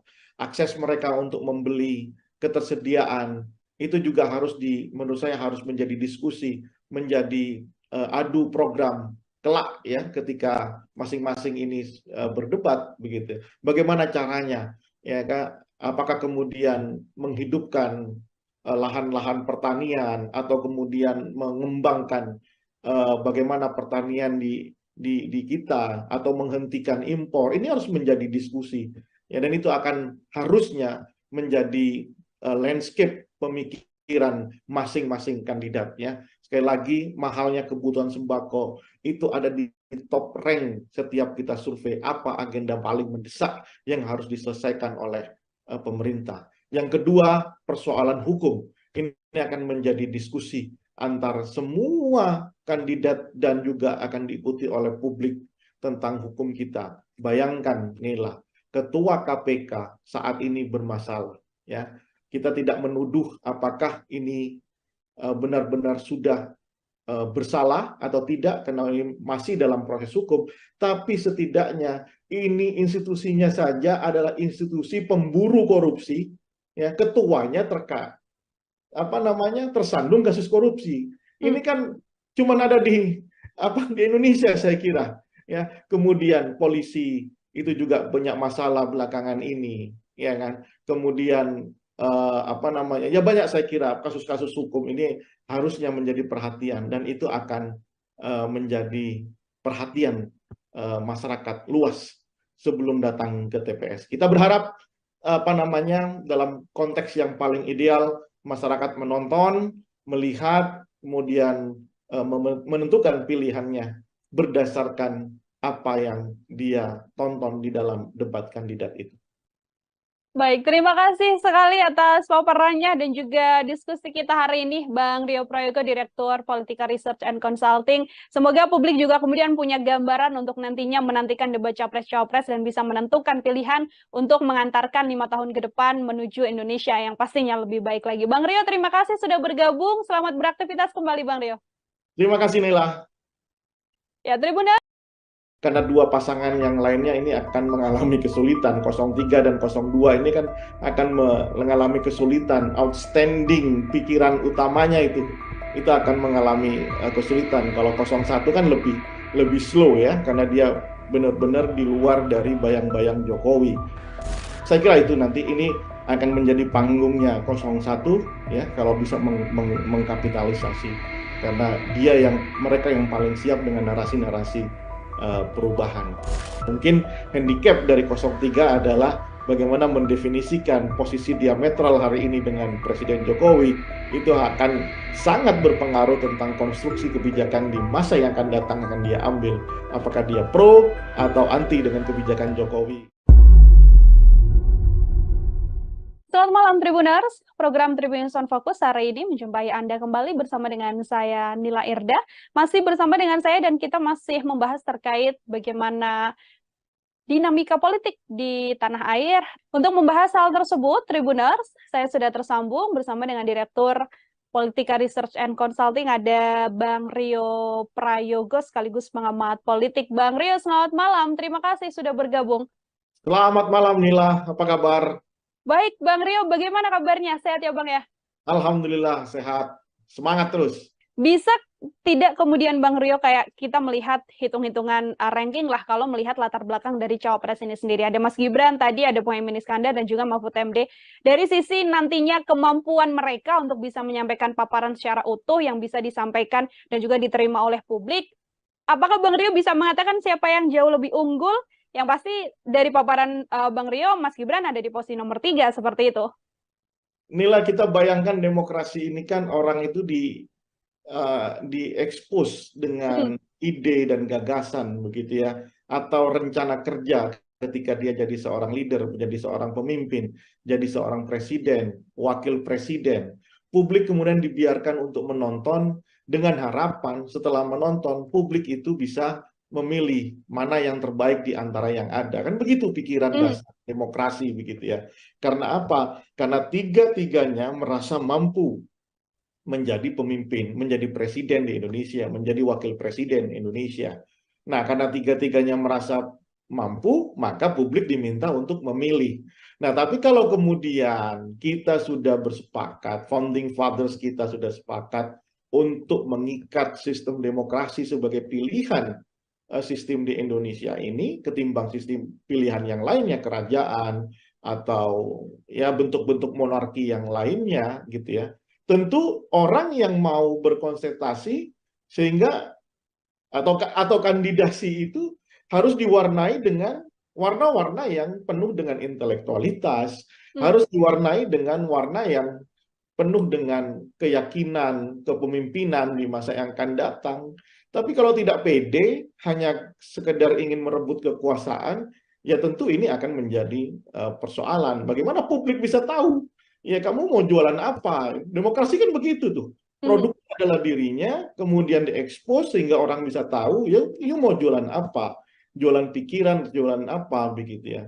Nah, oleh karena itu dibuatlah peranata politik namanya debat. Nah, tapi kalau debat juga mau dihindari, debat juga mau dikurangi porsinya, bahkan sekarang aturannya sudah berubah, tadinya ada sesi sendiri capresnya, ada sesi sendiri cawapresnya, tapi sebenarnya di mix seperti ini, akhirnya kan kehilangan esensinya. Nah, jelas kalau seperti itu pertanyaan Nila, siapa yang paling tidak diuntungkan ya dua pasangan yang lainnya, 01, 03 tidak diuntungkan. Karena apa? Bagi 01 dan bagi 03 inilah titik di mana dia benar-benar bisa ditonton oleh jutaan, mungkin ratusan juta pemilih kita yang tercatat 204 juta, ya mungkin tidak semuanya, tapi 60% akan menyaksikan debat capres ini. Ya inilah demokrasi sesungguhnya. Makanya porsinya jangan dikurangi, sehingga ini menurunkan semangat berdemokrasi. Jangan kemudian level pilpres ini diturunkan menjadi level pilihan kepala desa, begitu ya. Jangan diturunkan jadi pilihan RT. Padahal inilah bagaimana peranata politik bernama debat kandidat di dalam konteks pemilu itu sangat dibutuhkan oleh masyarakat terutama, supaya mereka bisa merekam apa janji politiknya, apa ide dan gagasannya ke depan, sehingga mereka datang ke TPS dengan pikiran-pikiran yang rasional. Oke, itu di sisi calon wakil presiden begitu ya, Bang Rio, ada yang bisa diunggulkan ataupun yang juga dirugikan dengan tidak bisanya menyampaikan paparan mereka secara utuh di hadapan rakyat Indonesia, bisa dikatakan seperti itu. Ini tadi Bang Rio mengatakan Prabowo Subianto sudah cukup berpengalaman, bisa dibilang 3 kali begitu kan mengikuti debat capres dan juga cawapres. Kemudian kalau kita melihat Anies Baswedan, kemudian juga kita melihat Pak Ganjar Pranowo dan nantinya akan berhadapan. Kira-kira situasinya dari kacamata Bang Roy akan berlangsung seperti apa ini, Bang? Sangat seru tentunya. Ini akan terjadi perbedaan school of thinking begitu ya. Bagaimana cara pandang, paradigma, kemudian perspektif itu akan tumpah ruah di debat kandidat ini. Ya, dari 01 dengan paradigmanya yang sangat paradigma pembaharuan, pendekatan yang lebih sifatnya liberalis kalau saya lihat begitu ya. Kemudian paradigma 02 yang intinya ini adalah keberlanjutan, meskipun kita tahu bahwa Prabowo di 3 periode pilpres sebelumnya itu adalah anti dari keberlanjutan, tapi ya inilah situasi politiknya. Kemudian 03 yang jauh lebih hari ini lebih tidak punya menurut saya agak kesulitan mendefinisikan apakah ini perubahan ataukah ini keberlanjutan begitu ya. Nah, makanya kalau berbicara tentang ide besarnya, ya big idea-nya, tentu nanti tidak akan banyak diekspos. Karena apa? Karena dua pasangan yang lainnya ini akan mengalami kesulitan. 03 dan 02 ini kan akan mengalami kesulitan. Outstanding pikiran utamanya itu akan mengalami kesulitan. Kalau 01 kan lebih slow ya, karena dia benar-benar di luar dari bayang-bayang Jokowi. Nah, mungkin nanti perdebatannya lebih banyak soal apa namanya hal-hal sifatnya programatik begitu ya. Hmm. Di sisi itu bukan di ide dasar apakah ini melanjutkan soal IKN misalnya 01 jelas kan ya kan untuk memikirkan ulang merekalkulasi ya soal IKN 02 lanjutkan 03 nah saya belum tahu seperti apa begitu ya. Agak-agaknya memang di sisi debat kandidat ini 01 harusnya bisa memaksimalkan karena posisi yang lebih apa namanya lebih fleksibel di dalam ketika berbicara dalam konteks apapun bidang apapun 01 lebih fleksibel. Nanti kalau ada di putaran kedua, kalau ada debat kandidat lagi, maka pertarungan akan lebih ke ide dasar, ya kan? Banyak berbicara tentang, oh ini dilanjutkan, oh ini tidak, ini dilanjutkan, ini tidak, kira-kira seperti itu. Tapi kalau ada masih 3 orang saling berdebat, 3 pasangan saling berdebat, saya kira lebih ke hal yang sifatnya programatik, karena masih ada 2 pasangan yang menurut saya agak kesulitan mendefinisikan apakah ini dilanjutkan atau tidak, apakah ini ada perubahan atau tidak, begitu ya. Dan tidak mungkin rasa-rasanya 03 sama 02 mengatakan wah ini dilanjutkan semuanya dari apa yang sudah dilakukan oleh Jokowi. Nah, saya kira itu nanti ini akan menjadi panggungnya 01 ya kalau bisa mengkapitalisasi karena mereka yang paling siap dengan narasi-narasi perubahan. Karena spiritnya setiap konsentrasi, setiap perhelatan pemilu itu adalah upaya mengkoreksi apa yang sudah dilakukan oleh periode sebelumnya. Begitu, Nela. Oke, lebih diunggulkan atau lebih percaya diri untuk pasangan nomor 1 karena paparannya sudah jauh lebih jelas dibandingkan dengan pasangan nomor urut 2 dan pasangan nomor urut 3. Terkait blunder ini, Bang Rio, karena kan memang satu hal blunder yang kemudian terjadi dalam debat capres dan juga cawapres, ini kan juga menjadi salah satu hal yang mungkin berpengaruh juga untuk nanti narasi publik bisa bergeser dari yang mungkin mendukung, kemudian mengkritik habis. Ini bagaimana terkait blunder ini? Apakah juga jadi cukup potensial dalam debat capres-cawapres nanti? Justru itu karena dibutuhkan apa namanya periode debat ya masing-masing kandidat baik itu capresnya, cawapresnya begitu ya. Karena publik juga mungkin saja saya juga orang yang akan menikmati setiap blunder-blunder itu. Karena apa? Karena blunder itulah yang akan mempengaruhi persepsi masyarakat terutama di kelas menengah. Ya, kelas menengah ya middle up lah ya, kelas menengah ke atas itu yang akan mempengaruhi persepsinya. Ya, apakah kemudian dia akan tetap memilih satu orang kandidat yang sudah dia pilih, atau mereka akan mengubah pilihannya ke kandidat yang lainnya. Karena ingat bahwa potensi swing voters data per hari ini itu ada di angka 40%, sangat tinggi, ya, sangat tinggi. Swing voters adalah apa namanya kelompok pemilih yang masih memungkinkan untuk merubah pilihannya. Jadi dia belum menjadi definitive voters untuk satu pasangan calonnya.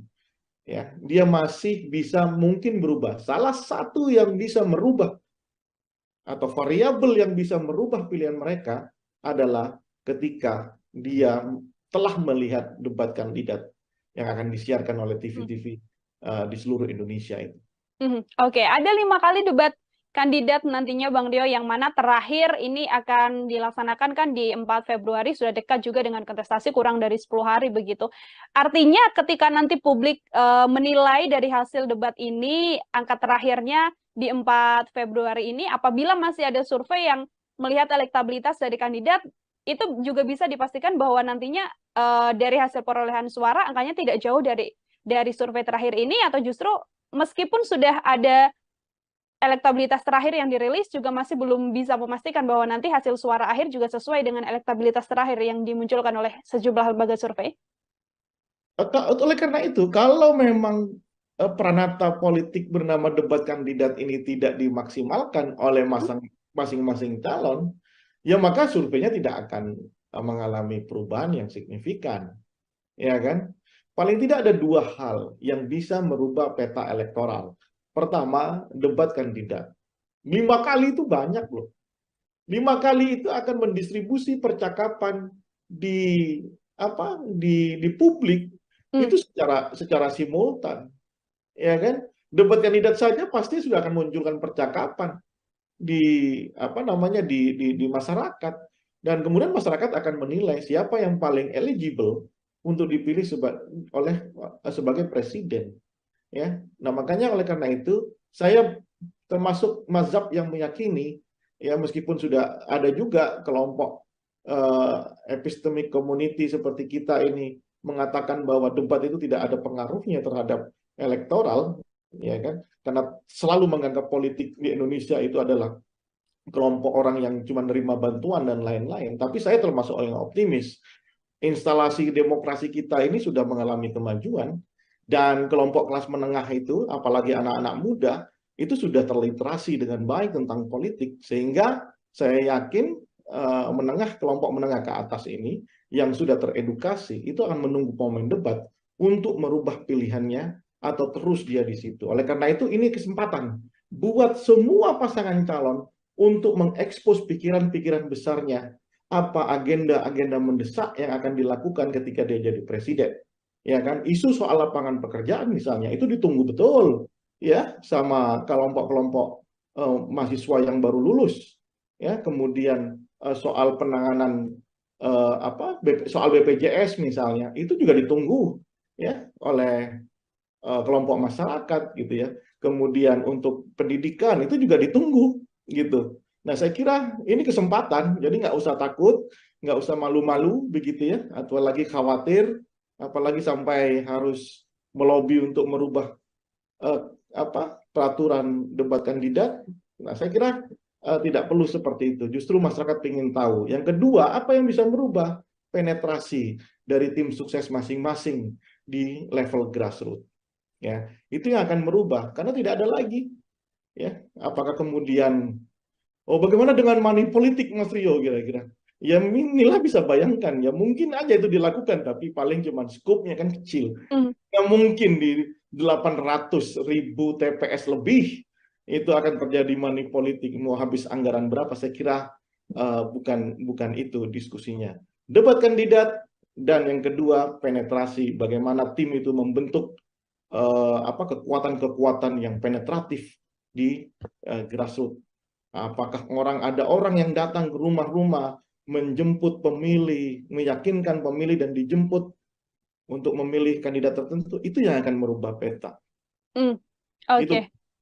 Oke, perlu kerja keras juga dari tim pemenangan, termasuk juga nantinya momen debat capres-cawapres ini dijadikan ajang bagi kandidat begitu ya, untuk benar-benar menunjukkan apa yang akan dikerjakan menuju RI 1 di 2024 mendatang. Bang Rio, kalau dari sisi pasangan kandidat ini kan juga lima-limanya nantinya akan sama-sama naik ke atas panggung begitu, yang mana semuanya akan punya kesempatan berbicara. Kalau kita melihat dari latar belakang masing-masing calon, pasangan nomor 1, 2, dan juga 3, apakah proporsinya ini dari masing-masing paslon sudah cukup ideal untuk saling membackup secara latar belakang ataupun keahlian, Bang, dalam debat nanti?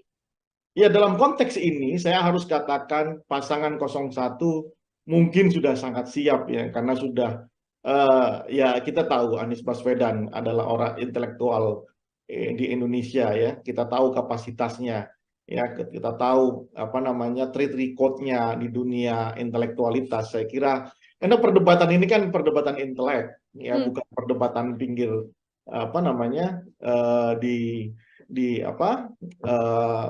warung kopi begitu ya, tapi ini murni bagaimana mendesain misalnya soal kebijakan ekonomi, kebijakan politik, hukum dan HAM gitu ya. Muhaimin Iskandar saya kira dengan pengalamannya di DPR, ketua partai, saya kira juga sangat siap untuk itu.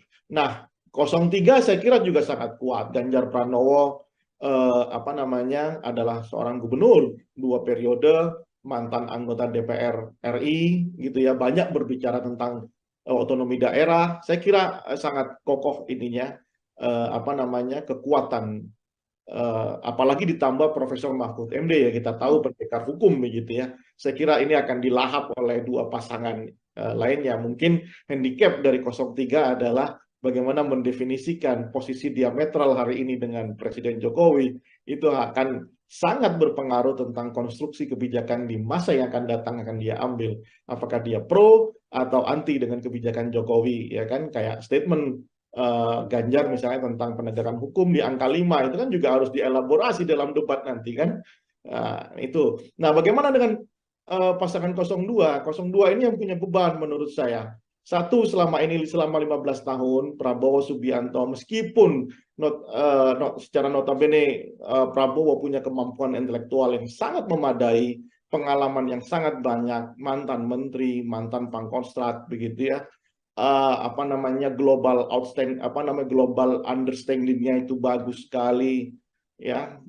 Tetapi narasi yang dia bangun selama 15 tahun itu akan menjadi beban tersendiri, karena selama 15 tahun Prabowo selalu berbicara sebagai semacam oposan begitu ya. Sekarang sudah menjadi sangat pro dengan pemerintahan, ditambah dengan kelemahan Gibran yang selama ini saya tidak melihat. Saya kira Gibran itu orang yang punya kemampuan intelektual yang memadai, makanya dia kemudian memilih berani untuk menjadi cawapres Prabowo. Tapi belakangan setelah saya lihat video-video Gibran, ketika ada orang yang bertanya soal apa yang harus dilakukan setelah lulus gitu ya, dengan entengnya Gibran menjawab, ya sudah, bikin bisnis saja begitu ya. Mungkin itu pikiran yang bagus gitu ya, cuman tidak terdeliver dengan baik karena memang saya lihat kemampuan di dalam pembahasaan secara intelektualitas itu sangat kurang. Lalu ketika misalnya ada orang bertanya disuruh jawab, suruh baca bukunya. Dan ketika ada wartawan bertanya, ya sudah begitu-begitu aja. Seolah-olah ini flat, seolah-olah kemudian Gibran benar-benar ingin menurunkan kelas pilpres ini menjadi kelas pilkades begitu.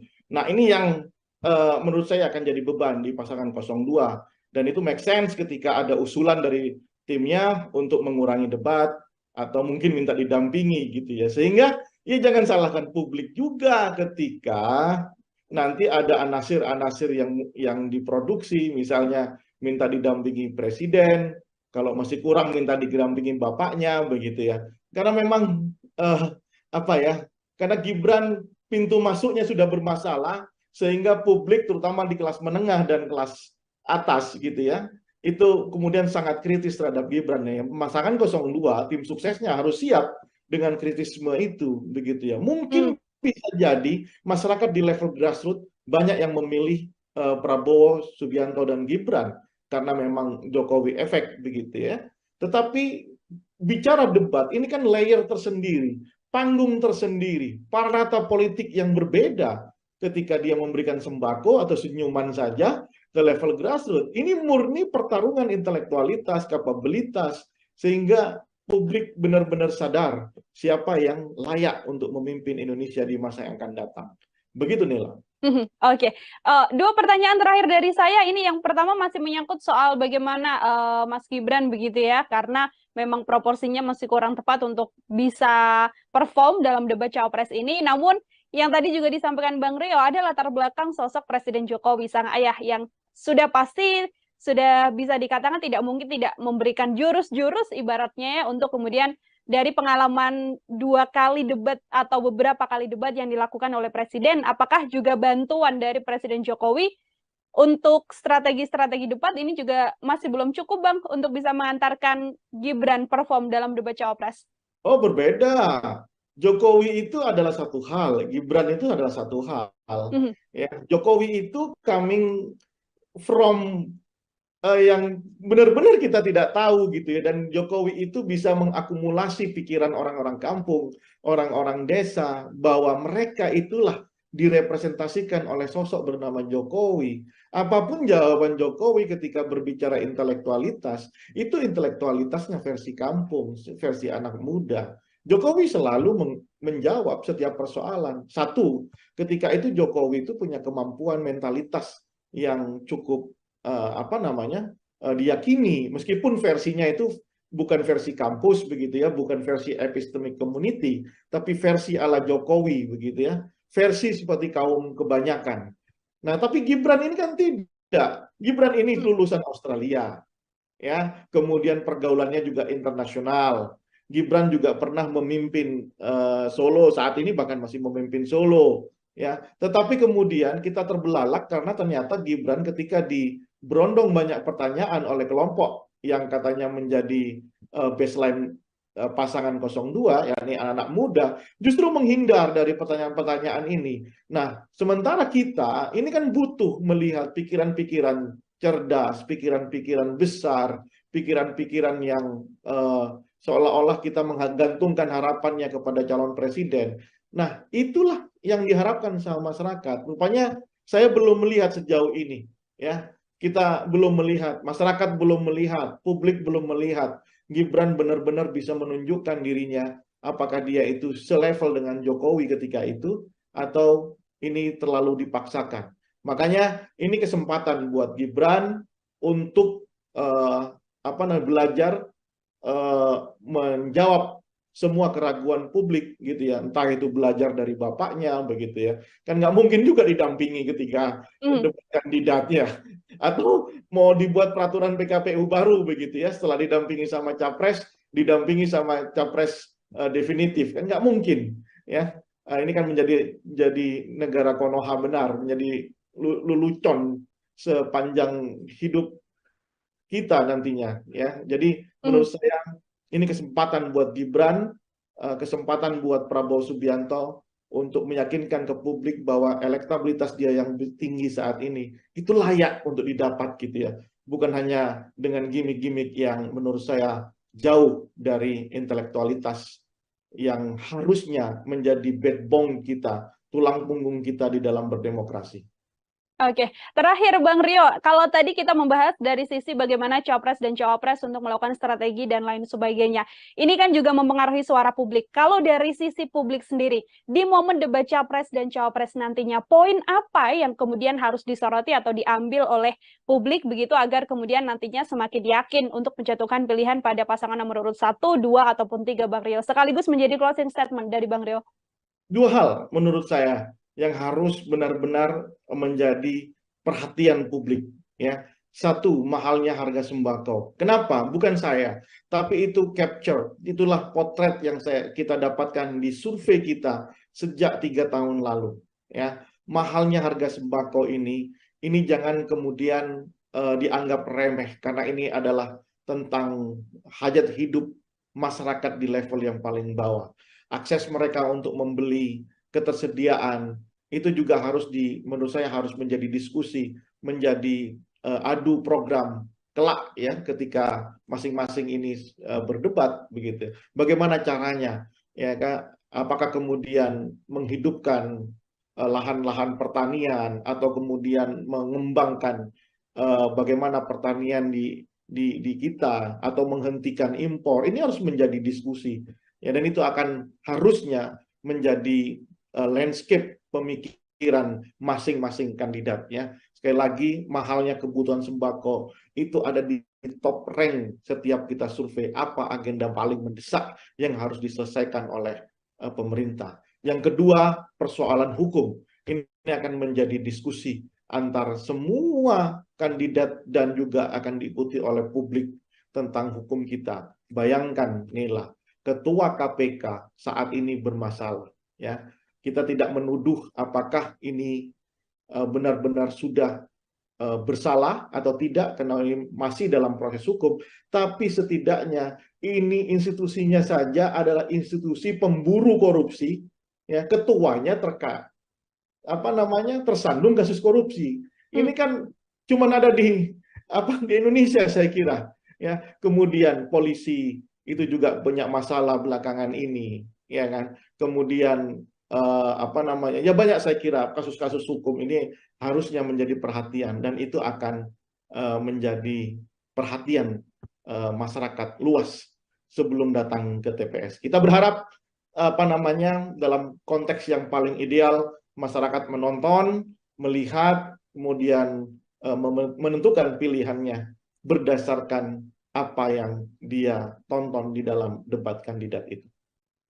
Baik, terima kasih sekali atas paparannya dan juga diskusi kita hari ini, Bang Rio Prayogo, Direktur Politika Research and Consulting. Semoga publik juga kemudian punya gambaran untuk nantinya menantikan debat Capres-Cawapres dan bisa menentukan pilihan untuk mengantarkan 5 tahun ke depan menuju Indonesia yang pastinya lebih baik lagi. Bang Rio, terima kasih sudah bergabung. Selamat beraktivitas kembali, Bang Rio. Terima kasih, Nela. Ya, Tribuners. Karena dua pasangan yang lainnya ini akan mengalami kesulitan. 03 dan 02 ini kan akan mengalami kesulitan. Outstanding pikiran utamanya itu akan mengalami kesulitan. Kalau 01 kan lebih slow ya, karena dia benar-benar di luar dari bayang-bayang Jokowi.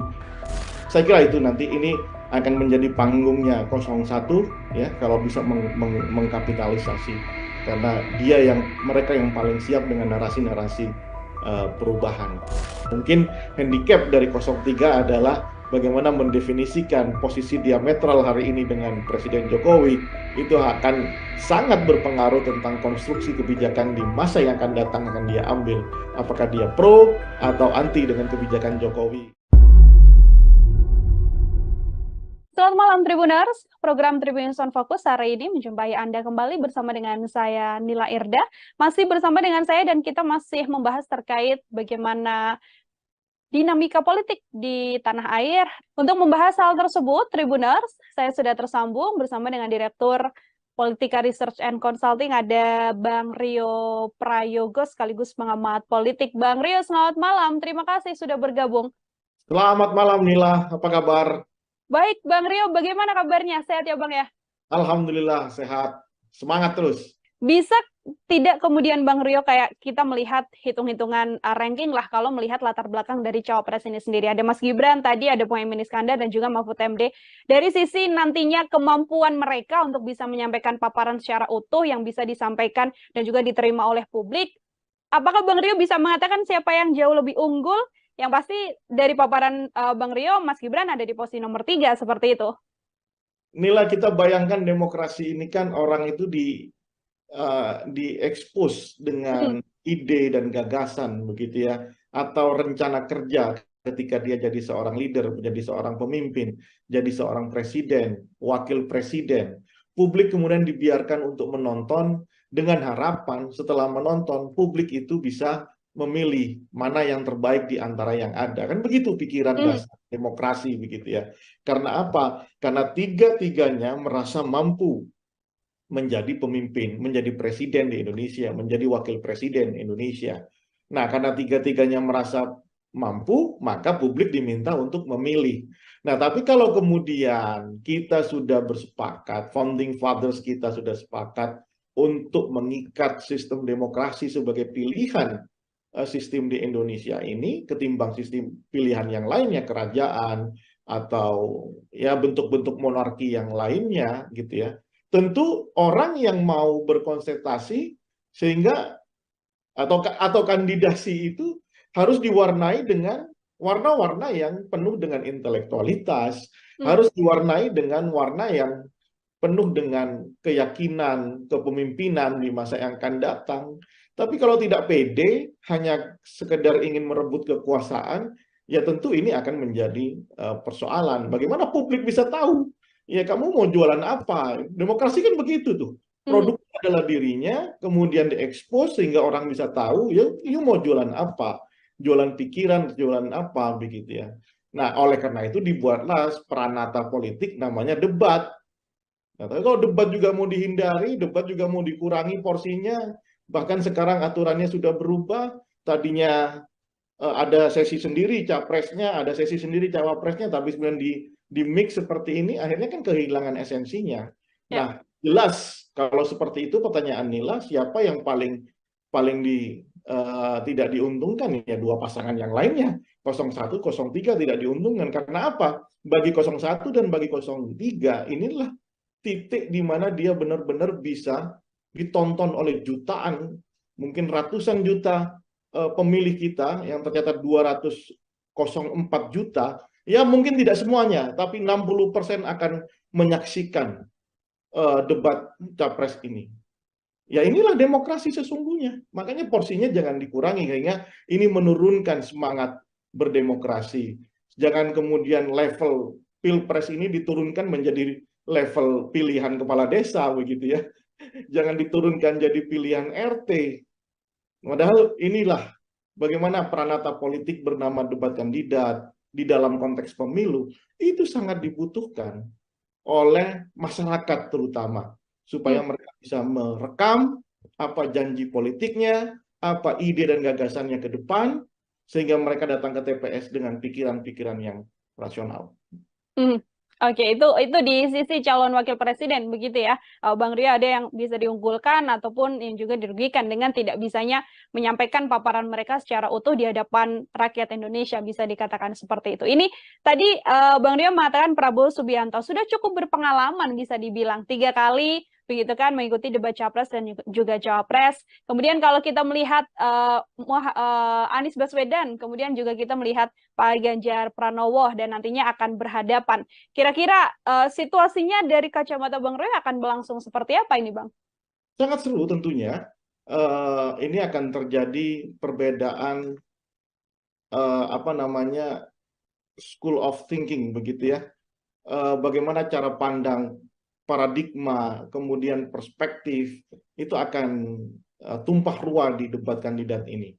Ya, dari 01 dengan paradigmanya yang sangat apa namanya paradigma pembaharuan, pendekatan yang lebih sifatnya liberalis kalau saya lihat begitu ya. Kemudian paradigma 02 yang intinya ini adalah keberlanjutan, meskipun kita tahu bahwa Prabowo di 3 periode pilpres sebelumnya itu adalah anti dari keberlanjutan, tapi ya inilah situasi politiknya. Kemudian 03 yang jauh lebih hari ini lebih tidak punya apa namanya menurut saya agak kesulitan mendefinisikan apakah ini perubahan atau ini keberlanjutan begitu ya. Nah, makanya kalau berbicara tentang ide besarnya, ya big idea-nya, tentu nanti tidak akan banyak diekspos. Karena apa? Karena dua pasangan yang lainnya ini akan mengalami kesulitan. 03 dan 02 ini kan akan mengalami kesulitan. Outstanding pikiran utamanya itu akan mengalami kesulitan. Kalau 01 kan lebih slow ya, karena dia benar-benar di luar dari bayang-bayang Jokowi. Nah, mungkin nanti perdebatannya lebih banyak soal apa namanya hal-hal sifatnya programatik begitu ya. Di itu bukan di ide dasar apakah ini melanjutkan soal IKN misalnya. 01 jelas kan ya kan untuk memikirkan ulang, merekalkulasi ya soal IKN. 02 lanjutkan, 03 nah saya belum tahu seperti apa begitu ya. Agak-agaknya memang di sisi debat kandidat ini 01 harusnya bisa memaksimalkan karena posisi yang lebih apa namanya lebih fleksibel di dalam ketika berbicara dalam konteks apapun, bidang apapun, 01 lebih fleksibel. Nanti kalau ada di putaran kedua, kalau ada debat kandidat lagi, maka pertarungan akan lebih ke ide dasar. Ya kan, banyak berbicara tentang oh ini dilanjutkan, oh ini tidak, ini dilanjutkan, ini tidak, kira-kira seperti itu. Tapi kalau ada masih 3 orang saling berdebat, 3 pasangan langsung berdebat, saya kira lebih ke hal yang sifatnya programatik, karena masih ada 2 pasangan yang menurut saya agak kesulitan mendefinisikan apakah ini dilanjutkan atau tidak, apakah ini ada perubahan atau tidak, begitu ya.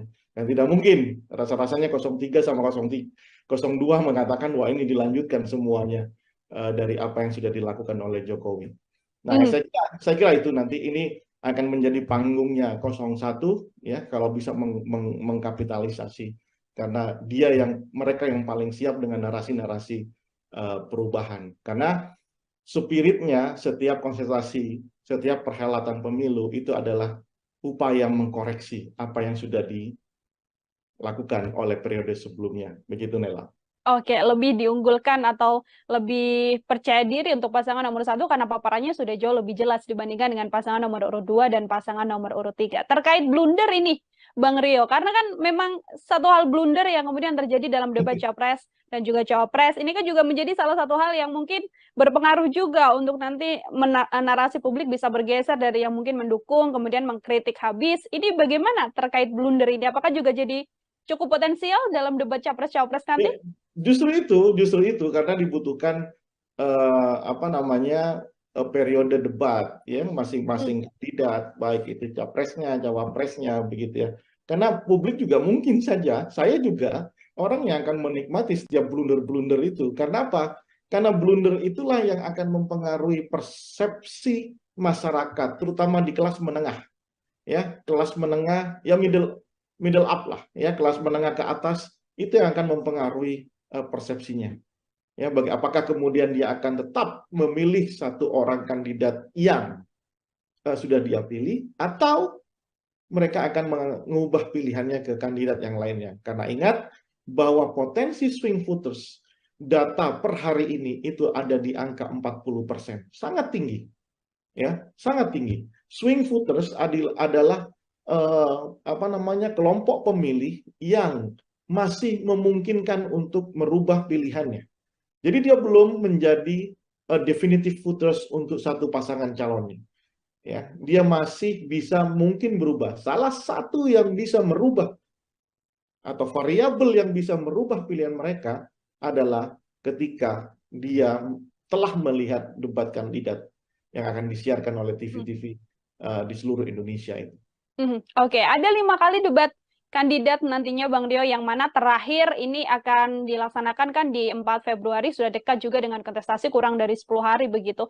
Artinya ketika nanti publik menilai dari hasil debat ini, angka terakhirnya di 4 Februari ini, apabila masih ada survei yang melihat elektabilitas dari kandidat, itu juga bisa dipastikan bahwa nantinya dari hasil perolehan suara angkanya tidak jauh dari survei terakhir ini, atau justru meskipun sudah ada elektabilitas terakhir yang dirilis, juga masih belum bisa memastikan bahwa nanti hasil suara akhir juga sesuai dengan elektabilitas terakhir yang dimunculkan oleh sejumlah lembaga survei. Oleh karena itu, kalau memang peranata politik bernama debat kandidat ini tidak dimaksimalkan oleh masing-masing calon, ya maka surveinya tidak akan mengalami perubahan yang signifikan, ya kan? Paling tidak ada 2 hal yang bisa merubah peta elektoral. Pertama, debat kandidat. 5 kali itu banyak loh. 5 kali itu akan mendistribusi percakapan di publik itu secara simultan, ya kan? Debat kandidat saja pasti sudah akan munculkan percakapan di di masyarakat, dan kemudian masyarakat akan menilai siapa yang paling eligible untuk dipilih sebagai presiden. Ya, nah makanya oleh karena itu saya termasuk mazhab yang meyakini, ya meskipun sudah ada juga kelompok epistemic community seperti kita ini mengatakan bahwa debat itu tidak ada pengaruhnya terhadap elektoral, ya kan? Karena selalu menganggap politik di Indonesia itu adalah kelompok orang yang cuma nerima bantuan dan lain-lain. Tapi saya termasuk orang yang optimis. Instalasi demokrasi kita ini sudah mengalami kemajuan, dan kelompok kelas menengah itu, apalagi anak-anak muda, itu sudah terliterasi dengan baik tentang politik, sehingga saya yakin kelompok menengah ke atas ini yang sudah teredukasi itu akan menunggu momen debat untuk merubah pilihannya atau terus dia di situ. Oleh karena itu ini kesempatan buat semua pasangan calon untuk mengekspos pikiran-pikiran besarnya, apa agenda-agenda mendesak yang akan dilakukan ketika dia jadi presiden. Ya kan, isu soal lapangan pekerjaan misalnya itu ditunggu betul ya sama kelompok-kelompok mahasiswa yang baru lulus, ya. Kemudian soal penanganan soal BPJS misalnya itu juga ditunggu ya oleh kelompok masyarakat gitu ya. Kemudian untuk pendidikan itu juga ditunggu gitu. Nah, saya kira ini kesempatan, jadi nggak usah takut, nggak usah malu-malu begitu ya, atau lagi khawatir, apalagi sampai harus melobi untuk merubah peraturan debat kandidat. Nah, saya kira tidak perlu seperti itu. Justru masyarakat ingin tahu. Yang kedua, apa yang bisa merubah penetrasi dari tim sukses masing-masing di level grassroots. Ya, itu yang akan merubah, karena tidak ada lagi. Ya, apakah kemudian, bagaimana dengan money politik, Mas Rio, kira-kira? Ya inilah bisa bayangkan, ya mungkin aja itu dilakukan, tapi paling cuma skopnya kan kecil. Nggak mungkin di 800.000 TPS lebih itu akan terjadi money politik, mau habis anggaran berapa, saya kira bukan itu diskusinya. Debat kandidat, dan yang kedua penetrasi, bagaimana tim itu membentuk kekuatan-kekuatan yang penetratif di grassroots. Apakah ada orang yang datang ke rumah-rumah menjemput pemilih, meyakinkan pemilih dan dijemput untuk memilih kandidat tertentu, itu yang akan merubah peta. Oke. Oh, perlu kerja keras juga dari tim pemenangan, termasuk juga nantinya momen debat capres-cawapres ini dijadikan ajang bagi kandidat begitu ya untuk benar-benar menunjukkan apa yang akan dikerjakan menuju RI 1 di 2024 mendatang. Bang Rio, kalau dari sisi pasangan kandidat ini kan juga lima-limanya nantinya akan sama-sama naik ke atas panggung begitu, yang mana semuanya akan punya kesempatan berbicara. Kalau kita melihat dari latar belakang masing-masing calon pasangan nomor 1, 2, dan juga 3, apakah proporsinya ini dari masing-masing paslon sudah cukup ideal untuk saling membackup secara latar belakang ataupun keahlian, Bang, dalam debat nanti?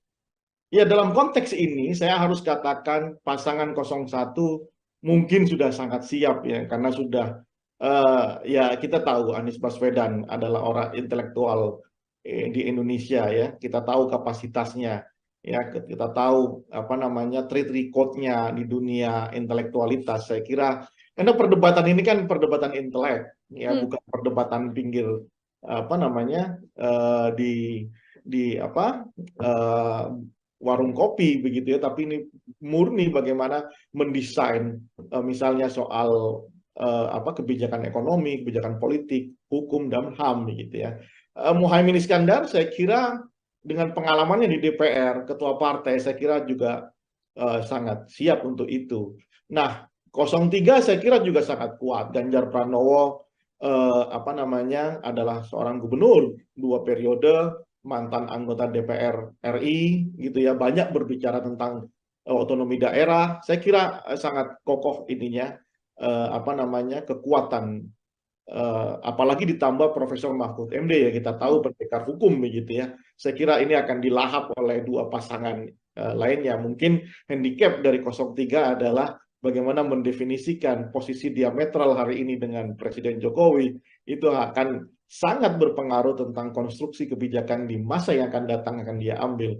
Apakah dia pro atau anti dengan kebijakan Jokowi, ya kan? Kayak statement Ganjar misalnya tentang penegakan hukum di angka 5 itu kan juga harus dielaborasi dalam debat nanti kan. Itu. Nah, bagaimana dengan pasangan 02? 02 ini yang punya beban menurut saya. Satu, selama 15 tahun Prabowo Subianto meskipun secara notabene Prabowo punya kemampuan intelektual yang sangat memadai, pengalaman yang sangat banyak, mantan menteri, mantan pangkostrat begitu ya. Apa namanya global outstanding, apa namanya global understanding-nya itu bagus sekali ya. Tetapi narasi yang dia bangun selama 15 tahun itu akan menjadi beban tersendiri, karena selama 15 tahun Prabowo selalu berbicara sebagai semacam oposan begitu ya. Sekarang sudah menjadi sangat pro dengan pemerintahan, ditambah dengan kelemahan Gibran yang selama ini saya tidak melihat. Saya kira Gibran itu orang yang punya kemampuan intelektual yang memadai, makanya dia kemudian memilih berani untuk menjadi cawapres Prabowo. Tapi belakangan setelah saya lihat video-video Gibran, ketika ada orang yang bertanya soal apa yang harus dilakukan setelah lulus gitu ya, dengan entengnya Gibran menjawab, ya sudah, bikin bisnis saja begitu ya. Mungkin itu pikiran yang bagus gitu ya, cuman tidak terdeliver dengan baik karena memang saya lihat kemampuan di dalam pembahasaan secara intelektualitas itu sangat kurang. Lalu ketika misalnya ada orang bertanya disuruh jawab, suruh baca bukunya, dan ketika ada wartawan bertanya ya sudah begitu-begitu aja, seolah-olah ini flat, seolah-olah kemudian Gibran benar-benar ingin menurunkan kelas pilpres ini menjadi kelas pilkades begitu. Nah, ini yang menurut saya akan jadi beban di pasangan 02, dan itu make sense ketika ada usulan dari timnya untuk mengurangi debat atau mungkin minta didampingi gitu ya. Sehingga ya jangan salahkan publik juga ketika nanti ada anasir-anasir yang diproduksi, misalnya minta didampingi presiden, kalau masih kurang minta didampingi bapaknya begitu ya. Karena memang apa ya?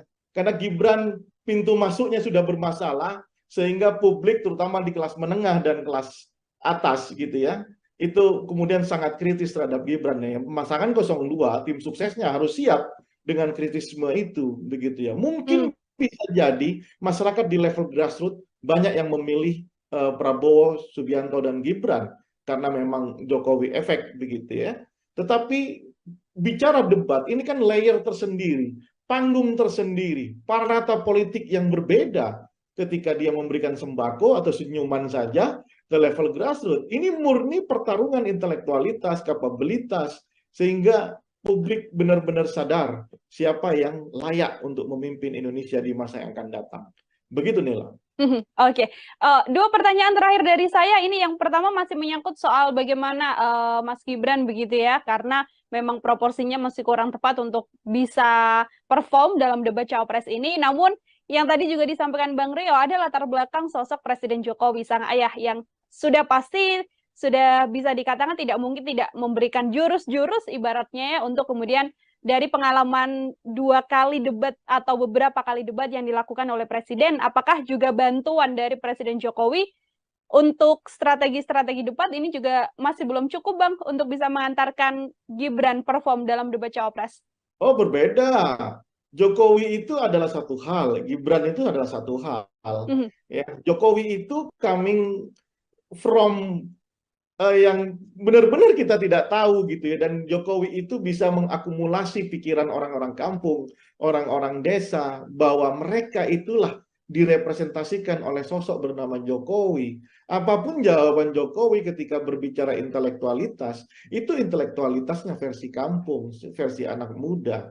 Jokowi selalu menjawab setiap persoalan. Satu, ketika itu Jokowi itu punya kemampuan mentalitas yang cukup diyakini, meskipun versinya itu bukan versi kampus begitu ya, bukan versi epistemic community, tapi versi ala Jokowi begitu ya, versi seperti kaum kebanyakan. Nah, tapi Gibran ini kan tidak. Gibran ini lulusan Australia, ya, kemudian pergaulannya juga internasional. Gibran juga pernah memimpin Solo, saat ini bahkan masih memimpin Solo, ya. Tetapi kemudian kita terbelalak karena ternyata Gibran ketika diberondong banyak pertanyaan oleh kelompok yang katanya menjadi baseline pasangan 02, yakni anak-anak muda, justru menghindar dari pertanyaan-pertanyaan ini. Nah, sementara kita ini kan butuh melihat pikiran-pikiran cerdas, pikiran-pikiran besar, pikiran-pikiran yang seolah-olah kita menggantungkan harapannya kepada calon presiden. Nah, itulah yang diharapkan sama masyarakat. Rupanya saya belum melihat sejauh ini, ya. Kita belum melihat, masyarakat belum melihat, publik belum melihat Gibran benar-benar bisa menunjukkan dirinya, apakah dia itu selevel dengan Jokowi ketika itu, atau ini terlalu dipaksakan. Makanya ini kesempatan buat Gibran untuk belajar menjawab semua keraguan publik gitu ya, entah itu belajar dari bapaknya begitu ya, kan nggak mungkin juga didampingi ketika debat kandidatnya, atau mau dibuat peraturan PKPU baru begitu ya, setelah didampingi sama capres, didampingi sama capres definitif, kan nggak mungkin ya. Ini kan menjadi negara Konoha benar, menjadi lelucon sepanjang hidup kita nantinya ya. Jadi menurut saya ini kesempatan buat Gibran, kesempatan buat Prabowo Subianto untuk meyakinkan ke publik bahwa elektabilitas dia yang tinggi saat ini itu layak untuk didapat gitu ya. Bukan hanya dengan gimmick-gimmick yang menurut saya jauh dari intelektualitas yang harusnya menjadi backbone kita, tulang punggung kita di dalam berdemokrasi. Oke, terakhir Bang Rio, kalau tadi kita membahas dari sisi bagaimana Capres dan Cawapres untuk melakukan strategi dan lain sebagainya, ini kan juga mempengaruhi suara publik. Kalau dari sisi publik sendiri, di momen debat Capres dan Cawapres nantinya, poin apa yang kemudian harus disoroti atau diambil oleh publik begitu agar kemudian nantinya semakin yakin untuk menjatuhkan pilihan pada pasangan nomor urut 1, 2, ataupun 3, Bang Rio. Sekaligus menjadi closing statement dari Bang Rio. Dua hal menurut saya yang harus benar-benar menjadi perhatian publik ya. Satu, mahalnya harga sembako. Kenapa? Bukan saya, tapi itu capture, itulah potret yang kita dapatkan di survei kita sejak 3 tahun lalu ya. Mahalnya harga sembako ini jangan kemudian dianggap remeh, karena ini adalah tentang hajat hidup masyarakat di level yang paling bawah. Akses mereka untuk membeli, ketersediaan, itu juga harus menurut saya harus menjadi diskusi, menjadi adu program kelak ya ketika masing-masing ini berdebat begitu. Bagaimana caranya ya Kak? Apakah kemudian menghidupkan lahan-lahan pertanian atau kemudian mengembangkan bagaimana pertanian di kita atau menghentikan impor. Ini harus menjadi diskusi ya, dan itu akan harusnya menjadi landscape pemikiran masing-masing kandidatnya. Sekali lagi, mahalnya kebutuhan sembako itu ada di top rank setiap kita survei apa agenda paling mendesak yang harus diselesaikan oleh pemerintah. Yang kedua, persoalan hukum. Ini akan menjadi diskusi antar semua kandidat dan juga akan diikuti oleh publik tentang hukum kita. Bayangkan, Nila, Ketua KPK saat ini bermasalah. Ya, kita tidak menuduh apakah ini benar-benar sudah bersalah atau tidak karena ini masih dalam proses hukum, tapi setidaknya ini institusinya saja adalah institusi pemburu korupsi, ya ketuanya tersandung kasus korupsi. Ini kan cuma ada di Indonesia saya kira, ya. Kemudian polisi itu juga banyak masalah belakangan ini, ya kan. Kemudian ya banyak saya kira kasus-kasus hukum ini harusnya menjadi perhatian dan itu akan menjadi perhatian masyarakat luas sebelum datang ke TPS. Kita berharap dalam konteks yang paling ideal masyarakat menonton, melihat, kemudian menentukan pilihannya berdasarkan apa yang dia tonton di dalam debat kandidat itu. Baik, terima kasih sekali atas paparannya dan juga diskusi kita hari ini, Bang Rio Prayogo, Direktur Politika Research and Consulting. Semoga publik juga kemudian punya gambaran untuk nantinya menantikan debat Capres-Cawapres dan bisa menentukan pilihan untuk mengantarkan 5 tahun ke depan menuju Indonesia yang pastinya lebih baik lagi. Bang Rio, terima kasih sudah bergabung. Selamat beraktivitas kembali, Bang Rio. Terima kasih, Nila. Ya, Tribuners. Karena dua pasangan yang lainnya ini akan mengalami kesulitan. 03 dan 02 ini kan akan mengalami kesulitan. Outstanding pikiran utamanya itu akan mengalami kesulitan. Kalau 01 kan lebih slow ya, karena dia benar-benar di luar dari bayang-bayang Jokowi. Saya kira itu nanti ini akan menjadi panggungnya 01 ya, kalau bisa mengkapitalisasi, karena mereka yang paling siap dengan narasi-narasi perubahan. Mungkin handicap dari 03 adalah bagaimana mendefinisikan posisi diametral hari ini dengan Presiden Jokowi. Itu akan sangat berpengaruh tentang konstruksi kebijakan di masa yang akan datang akan dia ambil. Apakah dia pro atau anti dengan kebijakan Jokowi. Selamat malam Tribuners, program Tribun Sound Fokus hari ini menjumpai Anda kembali bersama dengan saya Nila Irda. Masih bersama dengan saya dan kita masih membahas terkait bagaimana dinamika politik di tanah air. Untuk membahas hal tersebut, Tribuners, saya sudah tersambung bersama dengan Direktur Politika Research and Consulting, ada Bang Rio Prayogo sekaligus pengamat politik. Bang Rio, selamat malam. Terima kasih sudah bergabung. Selamat malam Nila, apa kabar? Baik, Bang Rio, bagaimana kabarnya? Sehat ya, Bang ya? Alhamdulillah, sehat. Semangat terus. Bisa tidak kemudian Bang Rio kayak kita melihat hitung-hitungan ranking lah kalau melihat latar belakang dari Cawapres ini sendiri. Ada Mas Gibran, tadi ada Mohaimin Iskandar dan juga Mahfud MD. Dari sisi nantinya kemampuan mereka untuk bisa menyampaikan paparan secara utuh yang bisa disampaikan dan juga diterima oleh publik, apakah Bang Rio bisa mengatakan siapa yang jauh lebih unggul? Yang pasti dari paparan Bang Rio, Mas Gibran ada di posisi nomor 3, seperti itu. Nila, kita bayangkan demokrasi ini kan orang itu diekspos dengan ide dan gagasan begitu ya, atau rencana kerja ketika dia jadi seorang leader, menjadi seorang pemimpin, jadi seorang presiden, wakil presiden.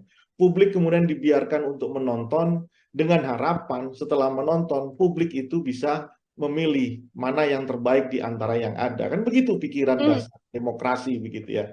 Karena apa? Karena tiga-tiganya merasa mampu menjadi pemimpin, menjadi presiden di Indonesia, menjadi wakil presiden Indonesia. Nah, karena tiga-tiganya merasa mampu, maka publik diminta untuk memilih. Nah, tapi kalau kemudian kita sudah bersepakat, founding fathers kita sudah sepakat untuk mengikat sistem demokrasi sebagai pilihan sistem di Indonesia ini ketimbang sistem pilihan yang lainnya, kerajaan atau ya bentuk-bentuk monarki yang lainnya gitu ya. Tentu orang yang mau berkonsentrasi sehingga atau kandidasi itu harus diwarnai dengan warna-warna yang penuh dengan intelektualitas, harus diwarnai dengan warna yang penuh dengan keyakinan kepemimpinan di masa yang akan datang. Tapi kalau tidak pede, hanya sekedar ingin merebut kekuasaan, ya tentu ini akan menjadi persoalan. Bagaimana publik bisa tahu? Ya kamu mau jualan apa? Demokrasi kan begitu tuh. Produk adalah dirinya, kemudian diekspos sehingga orang bisa tahu, ya you mau jualan apa? Jualan pikiran, jualan apa, begitu ya. Nah, oleh karena itu dibuatlah peranata politik namanya debat.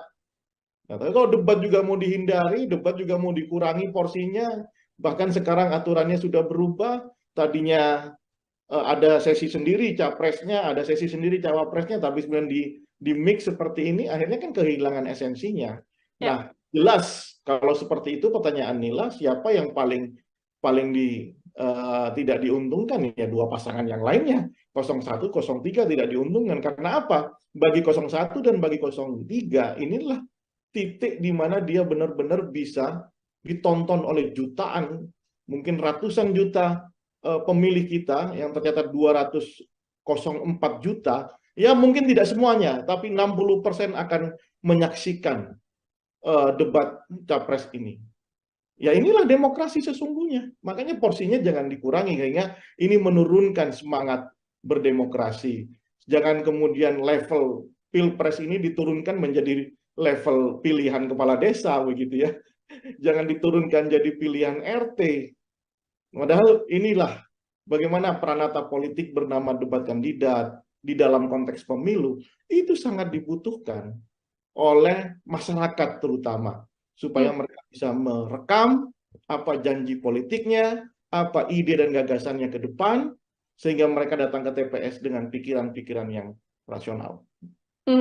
Oke, itu di sisi calon wakil presiden begitu ya, Bang Rio, ada yang bisa diunggulkan ataupun yang juga dirugikan dengan tidak bisanya menyampaikan paparan mereka secara utuh di hadapan rakyat Indonesia, bisa dikatakan seperti itu. Ini tadi Bang Rio mengatakan Prabowo Subianto sudah cukup berpengalaman, bisa dibilang 3 kali begitu kan mengikuti debat capres dan juga cawapres. Kemudian kalau kita melihat Anies Baswedan, kemudian juga kita melihat Pak Ganjar Pranowo dan nantinya akan berhadapan. Kira-kira situasinya dari kacamata Bang Roy akan berlangsung seperti apa ini, Bang? Sangat seru tentunya. Ini akan terjadi perbedaan school of thinking begitu ya. Bagaimana cara pandang, paradigma, kemudian perspektif itu akan tumpah ruah di debat kandidat ini. Ya, dari 01 dengan paradigmanya yang sangat paradigma pembaharuan, pendekatan yang lebih sifatnya liberalis kalau saya lihat begitu ya. Kemudian paradigma 02 yang intinya ini adalah keberlanjutan, meskipun kita tahu bahwa Prabowo di 3 periode pilpres sebelumnya itu adalah anti dari keberlanjutan, tapi ya inilah situasi politiknya. Kemudian 03 yang jauh lebih hari ini lebih tidak punya menurut saya agak kesulitan mendefinisikan apakah ini perubahan atau ini keberlanjutan begitu ya. Nah, makanya kalau berbicara tentang ide besarnya, ya big idea-nya, tentu nanti tidak akan banyak diekspos. Karena apa? Karena dua pasangan yang lainnya ini akan mengalami kesulitan. 03 dan 02 ini kan akan mengalami kesulitan. Outstanding pikiran utamanya itu akan mengalami kesulitan. Kalau 01 kan lebih slow ya, karena dia benar-benar di luar dari bayang-bayang Jokowi. Nah, mungkin nanti perdebatannya lebih banyak soal hal-hal sifatnya programatik begitu ya. Di itu bukan di ide dasar apakah ini melanjutkan soal IKN misalnya. 01 jelas kan ya kan untuk memikirkan ulang, merekalkulasi ya soal IKN. 02 lanjutkan, 03 nah saya belum tahu seperti apa begitu ya. Agak-agaknya memang di sisi debat kandidat ini 01 harusnya bisa memaksimalkan karena posisi yang lebih lebih fleksibel di dalam ketika berbicara dalam konteks apapun, bidang apapun, 01 lebih fleksibel. Nanti kalau ada di putaran kedua, kalau ada debat kandidat lagi, maka pertarungan akan lebih ke ide dasar, ya kan? Banyak berbicara tentang oh ini dilanjutkan, oh ini tidak, ini dilanjutkan, ini tidak, kira-kira seperti itu.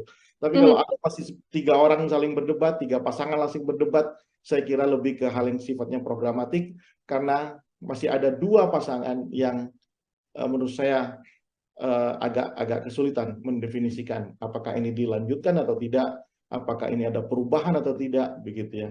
Dan tidak mungkin rasa-rasanya 03 sama 02 mengatakan wah ini dilanjutkan semuanya dari apa yang sudah dilakukan oleh Jokowi. Nah, saya kira itu nanti ini akan menjadi panggungnya 01 ya kalau bisa mengkapitalisasi karena mereka yang paling siap dengan narasi-narasi perubahan. Karena spiritnya setiap konsentrasi, setiap perhelatan pemilu itu adalah upaya mengkoreksi apa yang sudah dilakukan oleh periode sebelumnya. Begitu, Nela. Oke, lebih diunggulkan atau lebih percaya diri untuk pasangan nomor 1 karena paparannya sudah jauh lebih jelas dibandingkan dengan pasangan nomor urut 2 dan pasangan nomor urut 3. Terkait blunder ini, Bang Rio, karena kan memang satu hal blunder yang kemudian terjadi dalam debat Capres dan juga Cawapres, ini kan juga menjadi salah satu hal yang mungkin berpengaruh juga untuk nanti narasi publik bisa bergeser dari yang mungkin mendukung, kemudian mengkritik habis. Ini bagaimana terkait blunder ini? Apakah juga jadi cukup potensial dalam debat Capres-Cawapres nanti? Justru itu karena dibutuhkan periode debat ya masing-masing kandidat baik itu capresnya, cawapresnya begitu ya. Karena publik juga mungkin saja saya juga orang yang akan menikmati setiap blunder-blunder itu. Karena apa? Karena blunder itulah yang akan mempengaruhi persepsi masyarakat terutama di kelas menengah. Ya, kelas menengah ya middle up lah ya, kelas menengah ke atas itu yang akan mempengaruhi persepsinya. Ya, apakah kemudian dia akan tetap memilih satu orang kandidat yang sudah dia pilih atau mereka akan mengubah pilihannya ke kandidat yang lainnya. Karena ingat bahwa potensi swing voters data per hari ini itu ada di angka 40%. Sangat tinggi. Ya, sangat tinggi. Swing voters adalah kelompok pemilih yang masih memungkinkan untuk merubah pilihannya. Jadi dia belum menjadi definitive voters untuk satu pasangan calonnya. Ya, dia masih bisa mungkin berubah. Salah satu yang bisa merubah atau variabel yang bisa merubah pilihan mereka adalah ketika dia telah melihat debat kandidat yang akan disiarkan oleh TV-TV di seluruh Indonesia itu.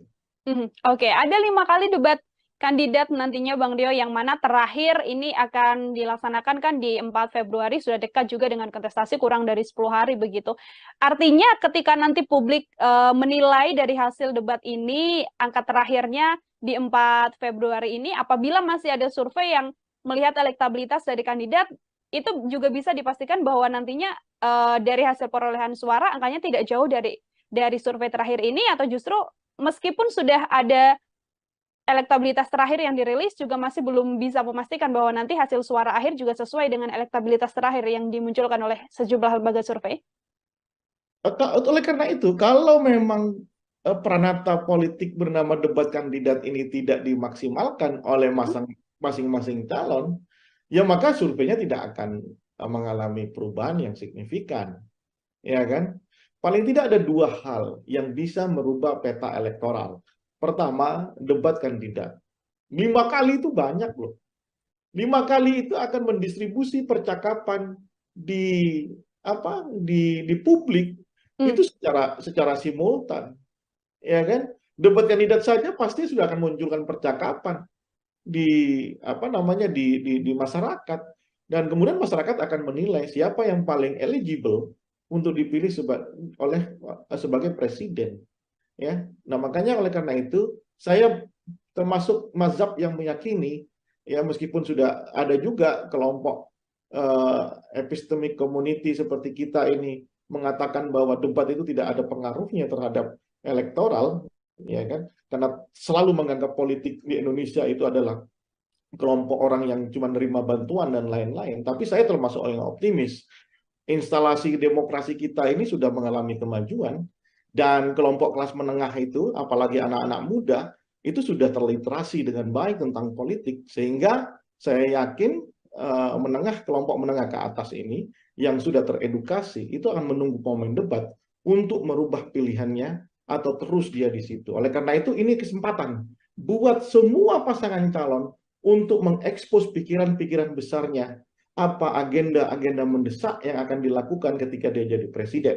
Ya kan, isu soal lapangan pekerjaan misalnya itu ditunggu betul ya sama kelompok-kelompok mahasiswa yang baru lulus.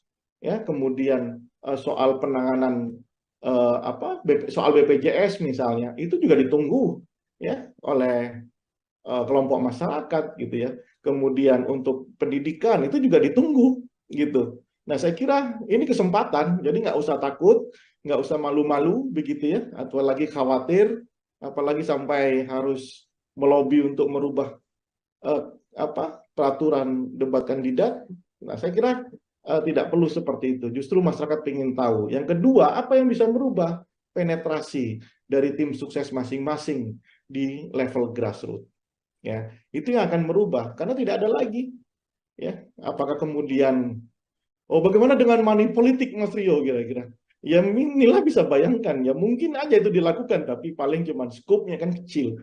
Ya mungkin di 800.000 TPS lebih, itu akan terjadi money politik, mau habis anggaran berapa, saya kira bukan itu diskusinya. Debat kandidat, dan yang kedua, penetrasi, bagaimana tim itu membentuk kekuatan-kekuatan yang penetratif di grassroots. Apakah ada orang yang datang ke rumah-rumah menjemput pemilih, meyakinkan pemilih dan dijemput untuk memilih kandidat tertentu, itu yang akan merubah peta. Oke. Perlu kerja keras juga dari tim pemenangan, termasuk juga nantinya momen debat capres-cawapres ini dijadikan ajang bagi kandidat begitu ya, untuk benar-benar menunjukkan apa yang akan dikerjakan menuju RI 1 di 2024 mendatang. Bang Rio, kalau dari sisi pasangan kandidat ini kan juga lima-limanya nantinya akan sama-sama naik ke atas panggung begitu, yang mana semuanya akan punya kesempatan berbicara. Kalau kita melihat dari latar belakang masing-masing calon, pasangan nomor 1, 2, dan juga 3, apakah proporsinya ini dari masing-masing paslon sudah cukup ideal untuk saling membackup secara latar belakang ataupun keahlian, Bang, dalam debat nanti? Ya, dalam konteks ini saya harus katakan pasangan 01 mungkin sudah sangat siap ya, karena sudah ya kita tahu Anies Baswedan adalah orang intelektual di Indonesia ya, kita tahu kapasitasnya ya, kita tahu track record-nya di dunia intelektualitas. Saya kira karena perdebatan ini kan perdebatan intelek ya, bukan perdebatan pinggir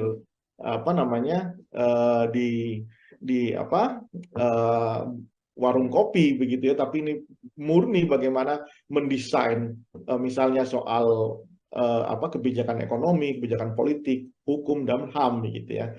Muhaimin Iskandar saya kira dengan pengalamannya di DPR, ketua partai, saya kira juga sangat siap untuk itu. Nah, 03 saya kira juga sangat kuat. Ganjar Pranowo adalah seorang gubernur 2 periode, mantan anggota DPR RI gitu ya, banyak berbicara tentang otonomi daerah. Saya kira sangat kokoh ininya kekuatan, apalagi ditambah Profesor Mahfud MD ya, kita tahu pendekar hukum begitu ya. Saya kira ini akan dilahap oleh 2 pasangan lainnya. Mungkin handicap dari 03 adalah bagaimana mendefinisikan posisi diametral hari ini dengan Presiden Jokowi, itu akan sangat berpengaruh tentang konstruksi kebijakan di masa yang akan datang akan dia ambil. Apakah dia pro atau anti dengan kebijakan Jokowi, ya kan? Kayak statement Ganjar misalnya tentang penegakan hukum di angka 5, itu kan juga harus dielaborasi dalam debat nanti kan. Itu. Nah, bagaimana dengan pasangan 02? 02 ini yang punya beban menurut saya. Satu, selama 15 tahun Prabowo Subianto, meskipun secara notabene Prabowo punya kemampuan intelektual yang sangat memadai, pengalaman yang sangat banyak, mantan menteri, mantan pangkostrat begitu ya. Apa namanya global understanding-nya itu bagus sekali ya. Tetapi narasi yang dia bangun selama 15 tahun itu akan menjadi beban tersendiri karena selama 15 tahun Prabowo selalu berbicara sebagai semacam oposan begitu ya. Sekarang sudah menjadi sangat pro dengan pemerintahan. Ditambah dengan kelemahan Gibran yang selama ini saya tidak melihat, saya kira Gibran itu orang yang punya kemampuan intelektual yang memadai, makanya dia kemudian memilih berani untuk menjadi cawapres Prabowo.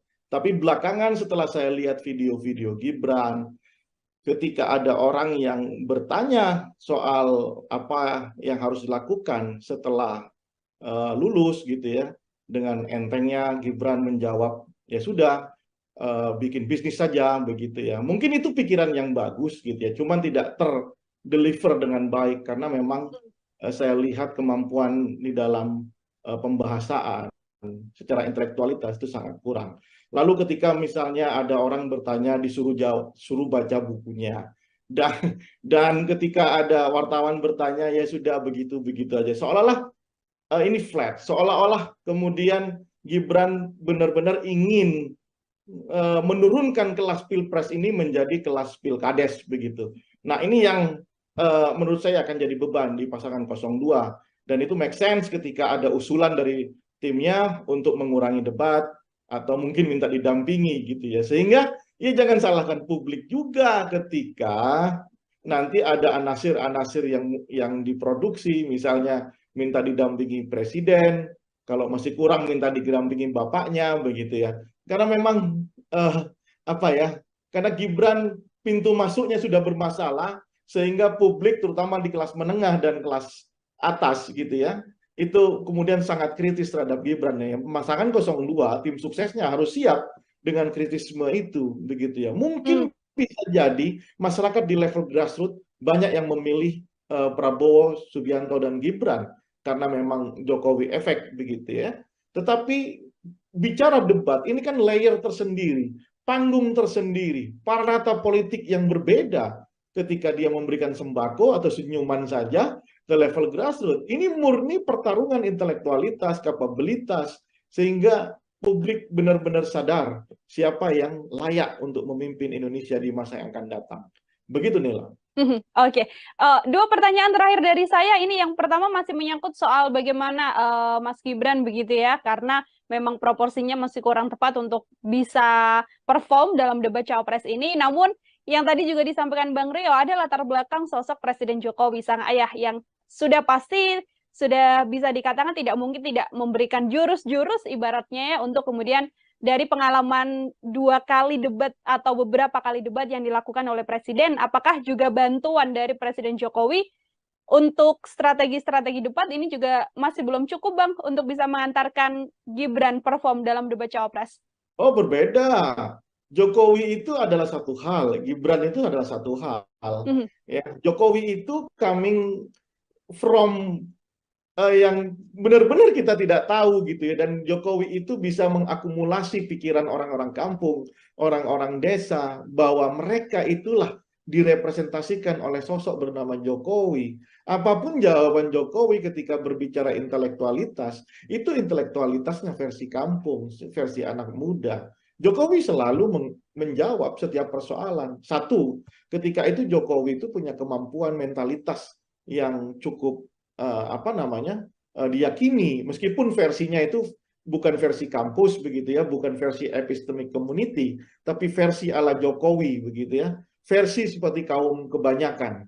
Nah, tapi Gibran ini kan tidak. Gibran ini lulusan Australia, ya, kemudian pergaulannya juga internasional.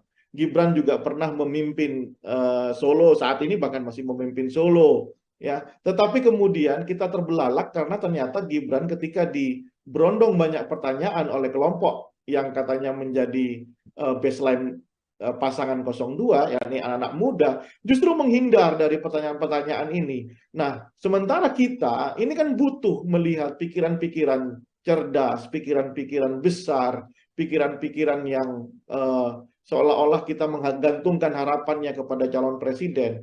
Nah, itulah yang diharapkan sama masyarakat. Rupanya saya belum melihat sejauh ini, ya. Kita belum melihat, masyarakat belum melihat, publik belum melihat Gibran benar-benar bisa menunjukkan dirinya apakah dia itu selevel dengan Jokowi ketika itu atau ini terlalu dipaksakan. Makanya ini kesempatan buat Gibran untuk belajar menjawab semua keraguan publik gitu ya, entah itu belajar dari bapaknya begitu ya, kan nggak mungkin juga didampingi ketika debat kandidatnya, atau mau dibuat peraturan PKPU baru begitu ya, setelah didampingi sama capres, didampingi sama capres definitif, kan nggak mungkin ya. Ini kan menjadi negara Konoha benar, menjadi lelucon sepanjang hidup kita nantinya ya. Jadi menurut saya ini kesempatan buat Gibran, kesempatan buat Prabowo Subianto untuk meyakinkan ke publik bahwa elektabilitas dia yang tinggi saat ini itu layak untuk didapat gitu ya. Bukan hanya dengan gimmick-gimmick yang menurut saya jauh dari intelektualitas yang harusnya menjadi backbone kita, tulang punggung kita di dalam berdemokrasi. Oke, terakhir Bang Rio, kalau tadi kita membahas dari sisi bagaimana Capres dan Cawapres untuk melakukan strategi dan lain sebagainya, ini kan juga mempengaruhi suara publik. Kalau dari sisi publik sendiri, di momen debat Capres dan Cawapres nantinya, poin apa yang kemudian harus disoroti atau diambil oleh publik begitu agar kemudian nantinya semakin yakin untuk menjatuhkan pilihan pada pasangan nomor urut 1, 2, ataupun 3 Bang Rio, sekaligus menjadi closing statement dari Bang Rio. Dua hal menurut saya yang harus benar-benar menjadi perhatian publik ya. Satu, mahalnya harga sembako. Kenapa? Bukan saya, tapi itu capture, itulah potret yang kita dapatkan di survei kita sejak 3 tahun lalu ya. Mahalnya harga sembako ini jangan kemudian dianggap remeh, karena ini adalah tentang hajat hidup masyarakat di level yang paling bawah. Akses mereka untuk membeli, ketersediaan, itu juga menurut saya harus menjadi diskusi, menjadi adu program kelak ya, ketika masing-masing ini berdebat begitu. Bagaimana caranya ya Kak? Apakah kemudian menghidupkan lahan-lahan pertanian atau kemudian mengembangkan bagaimana pertanian di kita atau menghentikan impor. Ini harus menjadi diskusi ya, dan itu akan harusnya menjadi landscape pemikiran masing-masing kandidat ya. Sekali lagi, mahalnya kebutuhan sembako itu ada di top rank setiap kita survei, apa agenda paling mendesak yang harus diselesaikan oleh pemerintah. Yang kedua, persoalan hukum. Ini akan menjadi diskusi antar semua kandidat dan juga akan diikuti oleh publik tentang hukum kita. Bayangkan inilah, ketua KPK saat ini bermasalah ya. Kita tidak menuduh apakah ini benar-benar sudah bersalah atau tidak, karena ini masih dalam proses hukum, tapi setidaknya ini institusinya saja adalah institusi pemburu korupsi ya, ketuanya tersandung kasus korupsi. Ini kan cuma ada di Indonesia saya kira ya. Kemudian polisi itu juga banyak masalah belakangan ini ya kan. Kemudian ya banyak, saya kira kasus-kasus hukum ini harusnya menjadi perhatian, dan itu akan menjadi perhatian masyarakat luas sebelum datang ke TPS. Kita berharap dalam konteks yang paling ideal, masyarakat menonton, melihat, kemudian menentukan pilihannya berdasarkan apa yang dia tonton di dalam debat kandidat itu. Baik, terima kasih sekali atas paparannya dan juga diskusi kita hari ini, Bang Rio Prayogo, Direktur Politika Research and Consulting. Semoga publik juga kemudian punya gambaran untuk nantinya menantikan debat Capres-Cawapres dan bisa menentukan pilihan untuk mengantarkan 5 tahun ke depan menuju Indonesia yang pastinya lebih baik lagi. Bang Rio, terima kasih sudah bergabung. Selamat beraktivitas kembali, Bang Rio. Terima kasih, Nela. Ya, Tribuners. Karena dua pasangan yang lainnya ini akan mengalami kesulitan, 03 dan 02 ini kan akan mengalami kesulitan. Outstanding pikiran utamanya itu akan mengalami kesulitan. Kalau 01 kan lebih lebih slow ya, karena dia benar-benar di luar dari bayang-bayang Jokowi. Saya kira itu nanti ini akan menjadi panggungnya 01 ya, kalau bisa mengkapitalisasi, karena mereka yang paling siap dengan narasi-narasi perubahan. Mungkin handicap dari 03 adalah bagaimana mendefinisikan posisi diametral hari ini dengan Presiden Jokowi. Itu akan sangat berpengaruh tentang konstruksi kebijakan di masa yang akan datang akan dia ambil. Apakah dia pro atau anti dengan kebijakan Jokowi. Selamat malam Tribuners, program Tribunnews on Focus hari ini menjumpai Anda kembali bersama dengan saya Nila Irda. Masih bersama dengan saya dan kita masih membahas terkait bagaimana dinamika politik di tanah air. Untuk membahas hal tersebut, Tribuners, saya sudah tersambung bersama dengan Direktur Politika Research and Consulting, ada Bang Rio Prayogo sekaligus pengamat politik. Bang Rio, selamat malam. Terima kasih sudah bergabung. Selamat malam Nila, apa kabar? Baik, Bang Rio, bagaimana kabarnya? Sehat ya, Bang ya? Alhamdulillah, sehat. Semangat terus. Bisa tidak kemudian Bang Rio kayak kita melihat hitung-hitungan ranking lah kalau melihat latar belakang dari cawapres ini sendiri. Ada Mas Gibran, tadi ada Muhaimin Iskandar dan juga Mahfud MD. Dari sisi nantinya kemampuan mereka untuk bisa menyampaikan paparan secara utuh yang bisa disampaikan dan juga diterima oleh publik, apakah Bang Rio bisa mengatakan siapa yang jauh lebih unggul? Yang pasti dari paparan Bang Rio, Mas Gibran ada di posisi nomor 3 seperti itu. Nila, kita bayangkan demokrasi ini kan orang itu diekspos dengan ide dan gagasan begitu ya, atau rencana kerja ketika dia jadi seorang leader, jadi seorang pemimpin, jadi seorang presiden, wakil presiden. Publik kemudian dibiarkan untuk menonton dengan harapan setelah menonton publik itu bisa memilih mana yang terbaik di antara yang ada. Kan begitu pikiran dasar demokrasi begitu ya. Karena apa? Karena tiga-tiganya merasa mampu menjadi pemimpin, menjadi presiden di Indonesia, menjadi wakil presiden Indonesia. Nah, karena tiga-tiganya merasa mampu, maka publik diminta untuk memilih. Nah, tapi kalau kemudian kita sudah bersepakat, founding fathers kita sudah sepakat untuk mengikat sistem demokrasi sebagai pilihan sistem di Indonesia ini ketimbang sistem pilihan yang lainnya, kerajaan atau ya bentuk-bentuk monarki yang lainnya gitu ya. Tentu orang yang mau berkonsentrasi sehingga atau kandidasi itu harus diwarnai dengan warna-warna yang penuh dengan intelektualitas, harus diwarnai dengan warna yang penuh dengan keyakinan kepemimpinan di masa yang akan datang. Tapi kalau tidak pede, hanya sekedar ingin merebut kekuasaan, ya tentu ini akan menjadi persoalan. Bagaimana publik bisa tahu? Ya kamu mau jualan apa? Demokrasi kan begitu tuh. Produk adalah dirinya, kemudian diekspos sehingga orang bisa tahu, ya you mau jualan apa? Jualan pikiran, jualan apa, begitu ya. Nah, oleh karena itu dibuatlah peranata politik namanya debat. Nah, tapi kalau debat juga mau dihindari, debat juga mau dikurangi porsinya, bahkan sekarang aturannya sudah berubah, tadinya ada sesi sendiri capresnya, ada sesi sendiri cawapresnya, tapi kemudian di mix seperti ini, akhirnya kan kehilangan esensinya. Nah, jelas kalau seperti itu pertanyaan Nila, siapa yang paling tidak diuntungkan ya dua pasangan yang lainnya, 01, 03 tidak diuntungkan. Karena apa? Bagi 01 dan bagi 03 inilah titik di mana dia benar-benar bisa ditonton oleh jutaan, mungkin ratusan juta pemilih kita yang tercatat 204 juta, ya mungkin tidak semuanya, tapi 60% akan menyaksikan debat capres ini. Ya inilah demokrasi sesungguhnya. Makanya porsinya jangan dikurangi, sehingga ini menurunkan semangat berdemokrasi. Jangan kemudian level pilpres ini diturunkan menjadi level pilihan kepala desa begitu ya. Jangan diturunkan jadi pilihan RT.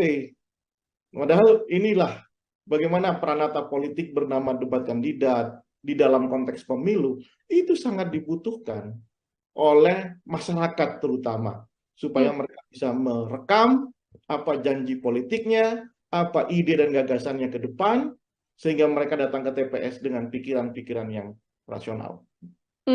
Oke, itu di sisi calon wakil presiden begitu ya.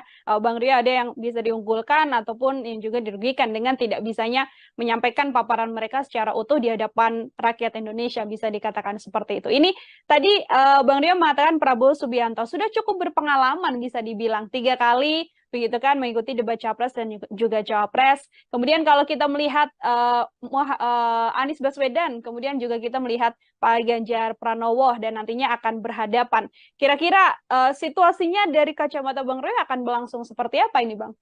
Sangat seru tentunya. Ini akan terjadi perbedaan apa namanya school of thinking begitu ya.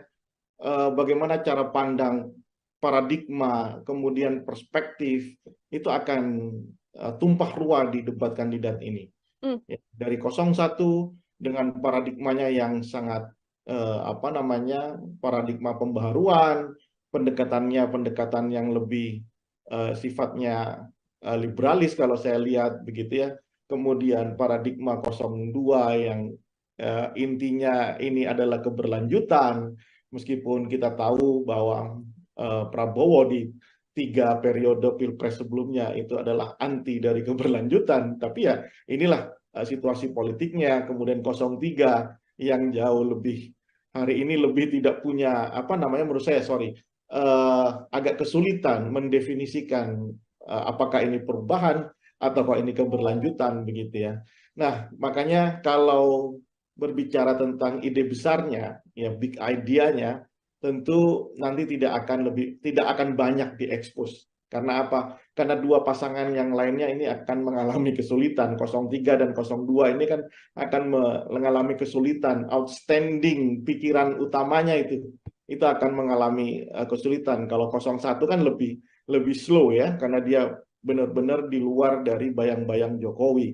Nah, mungkin nanti perdebatannya lebih banyak soal apa namanya hal-hal sifatnya programatik begitu ya. Di sisi itu bukan di ide dasar apakah ini melanjutkan soal IKN misalnya. 01 jelas kan ya kan untuk memikirkan ulang, merekalkulasi ya soal IKN.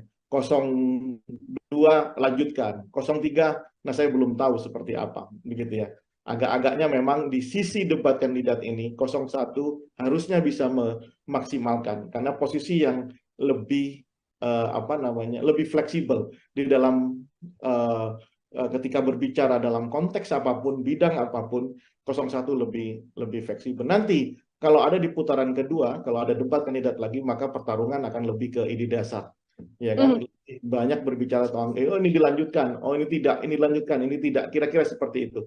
Tapi kalau ada masih 3 orang saling berdebat, 3 pasangan langsung berdebat, saya kira lebih ke hal yang sifatnya programatik karena masih ada 2 pasangan yang menurut saya agak kesulitan mendefinisikan apakah ini dilanjutkan atau tidak, apakah ini ada perubahan atau tidak, begitu ya.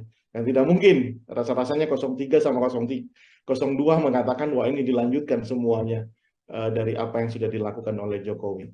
Nah, saya kira itu nanti ini akan menjadi panggungnya 01 ya kalau bisa mengkapitalisasi karena mereka yang paling siap dengan narasi-narasi perubahan. Karena spiritnya setiap konsentrasi, setiap perhelatan pemilu itu adalah upaya mengkoreksi apa yang sudah dilakukan oleh periode sebelumnya. Begitu, Nela. Oke, lebih diunggulkan atau lebih percaya diri untuk pasangan nomor 1 karena paparannya sudah jauh lebih jelas dibandingkan dengan pasangan nomor urut 2 dan pasangan nomor urut 3. Terkait blunder ini, Bang Rio, karena kan memang satu hal blunder yang kemudian terjadi dalam debat capres dan juga cawapres, ini kan juga menjadi salah satu hal yang mungkin berpengaruh juga untuk nanti narasi publik bisa bergeser dari yang mungkin mendukung, kemudian mengkritik habis. Ini bagaimana terkait blunder ini? Apakah juga jadi cukup potensial dalam debat capres-cawapres nanti?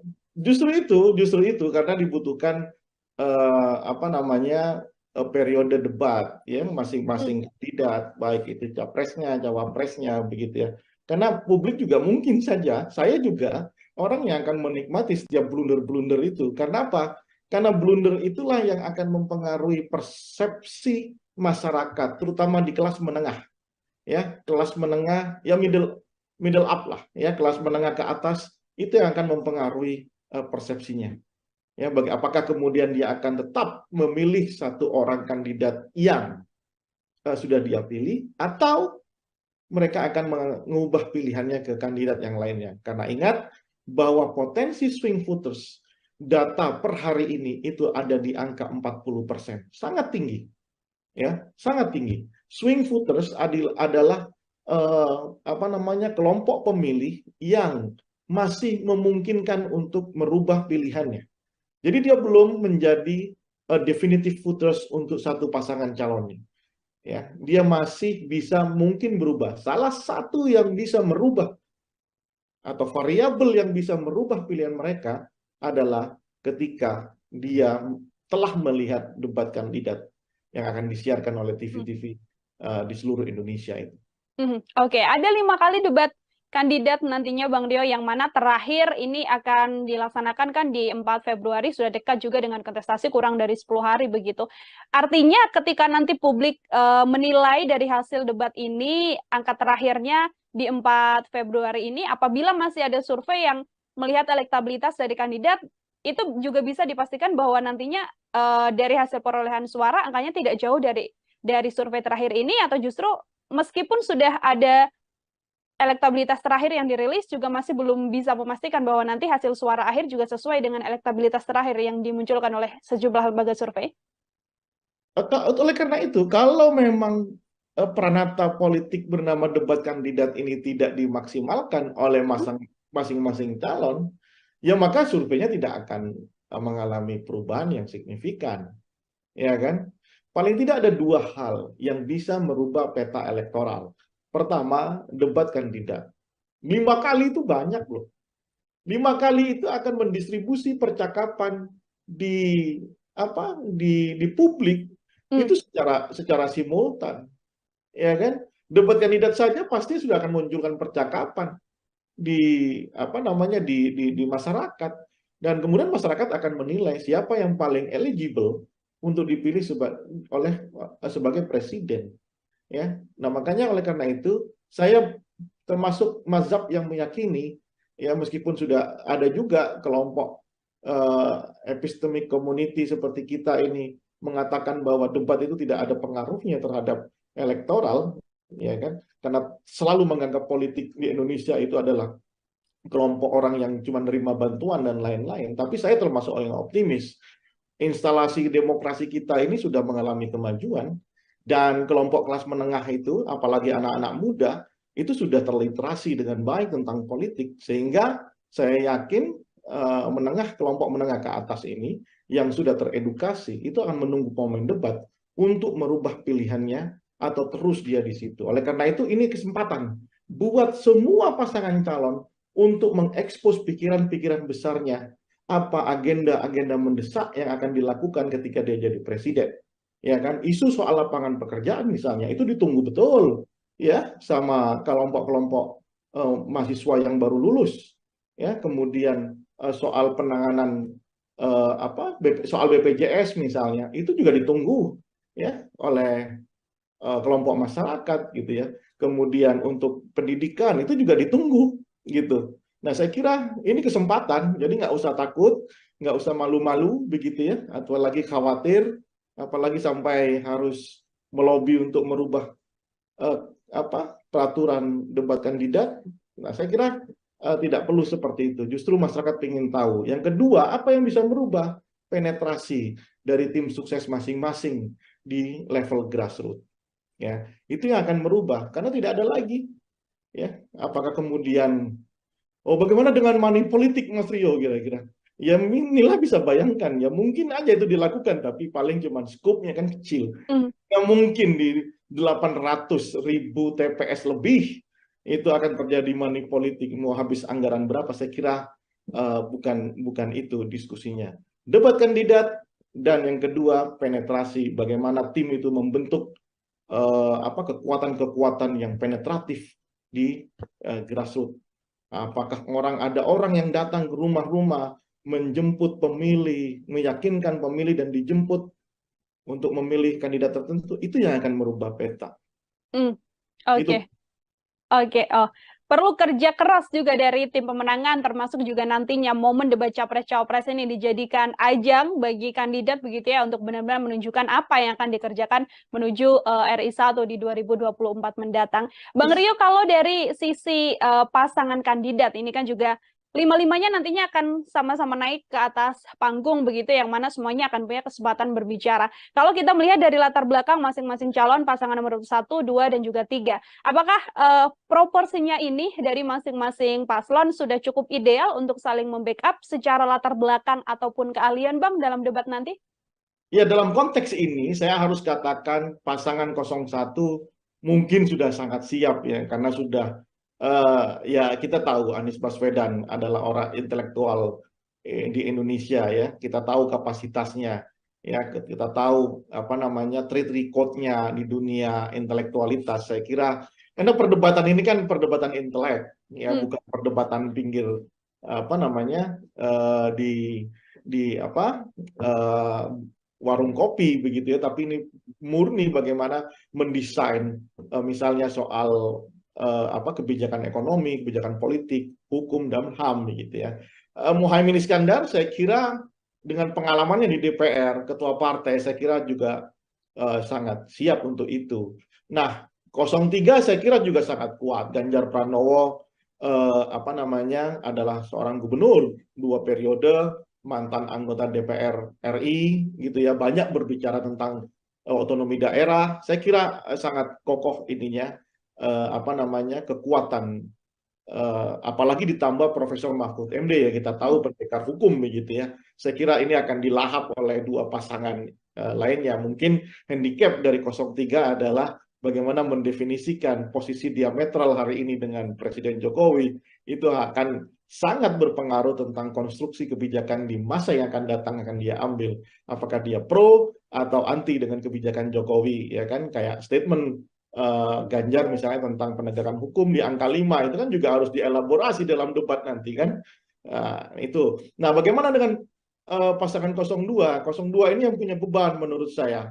Satu, selama 15 tahun Prabowo Subianto, meskipun secara notabene Prabowo punya kemampuan intelektual yang sangat memadai, pengalaman yang sangat banyak, mantan menteri, mantan pangkostrat begitu ya, apa namanya global understanding-nya itu bagus sekali ya, tetapi narasi yang dia bangun selama 15 tahun itu akan menjadi beban tersendiri, karena selama 15 tahun Prabowo selalu berbicara sebagai semacam oposan begitu ya. Sekarang sudah menjadi sangat pro dengan pemerintahan, ditambah dengan kelemahan Gibran yang selama ini saya tidak melihat. Saya kira Gibran itu orang yang punya kemampuan intelektual yang memadai, makanya dia kemudian memilih berani untuk menjadi cawapres Prabowo. Tapi belakangan setelah saya lihat video-video Gibran, ketika ada orang yang bertanya soal apa yang harus dilakukan setelah lulus gitu ya, dengan entengnya Gibran menjawab, ya sudah, bikin bisnis saja begitu ya. Mungkin itu pikiran yang bagus gitu ya, cuman tidak terdeliver dengan baik karena memang saya lihat kemampuan di dalam pembahasaan secara intelektualitas itu sangat kurang.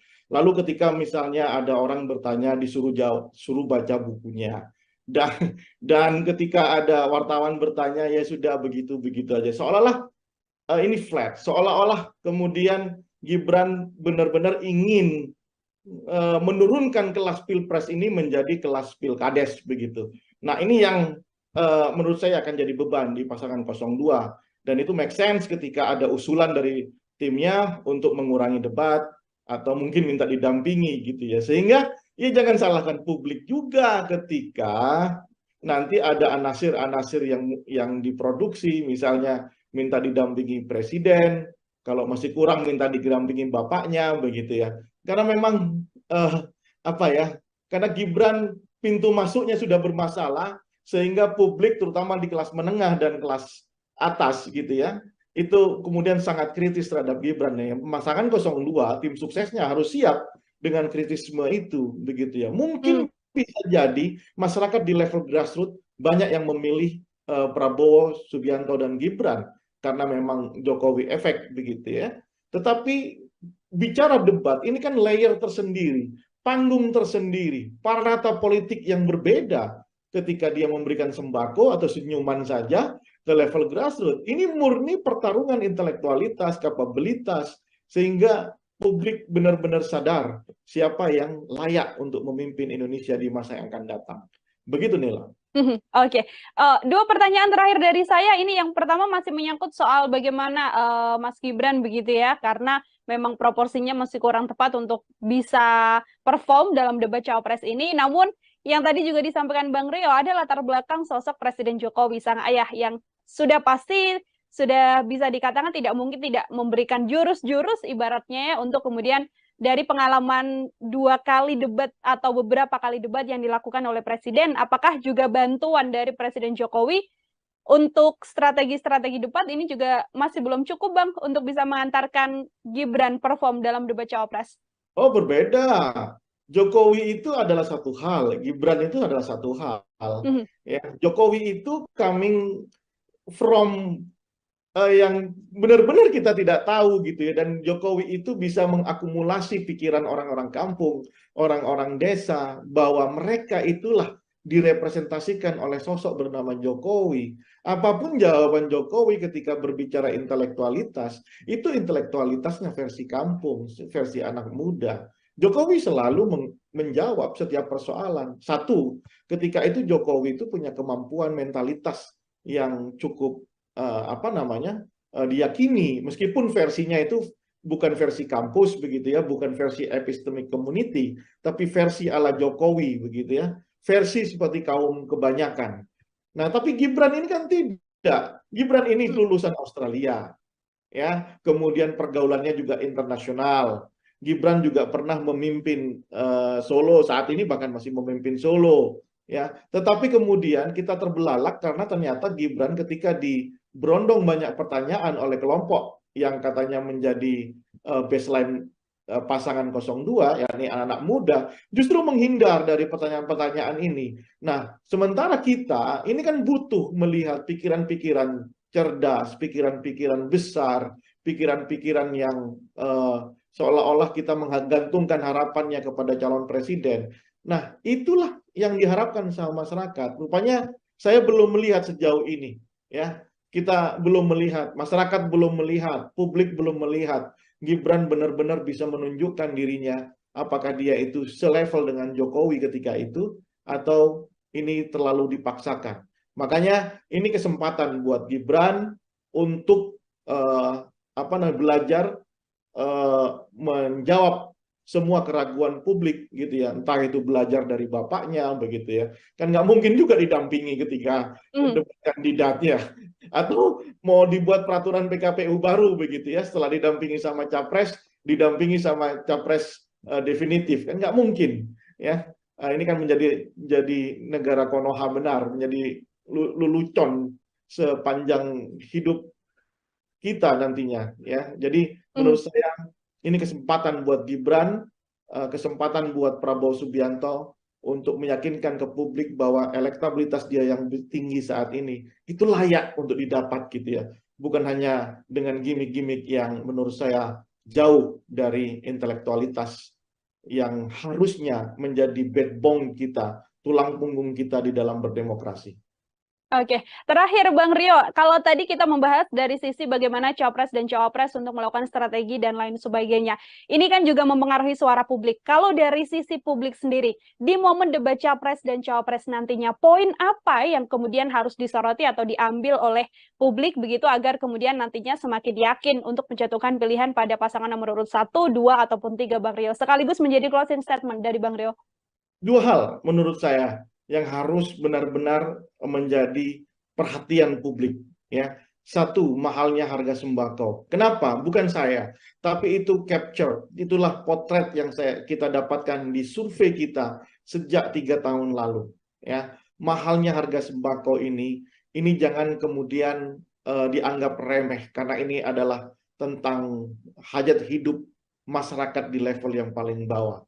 Akses mereka untuk membeli, ketersediaan, itu juga harus menurut saya harus menjadi diskusi, menjadi adu program kelak ya ketika masing-masing ini berdebat begitu. Bagaimana caranya ya Kak? Apakah kemudian menghidupkan lahan-lahan pertanian atau kemudian mengembangkan bagaimana pertanian di kita atau menghentikan impor, ini harus menjadi diskusi ya, dan itu akan harusnya menjadi landscape pemikiran masing-masing kandidat ya. Sekali lagi, mahalnya kebutuhan sembako itu ada di top rank setiap kita survei apa agenda paling mendesak yang harus diselesaikan oleh pemerintah. Yang kedua, persoalan hukum. Ini akan menjadi diskusi antar semua kandidat dan juga akan diikuti oleh publik tentang hukum kita. Bayangkan, Nila, ketua KPK saat ini bermasalah.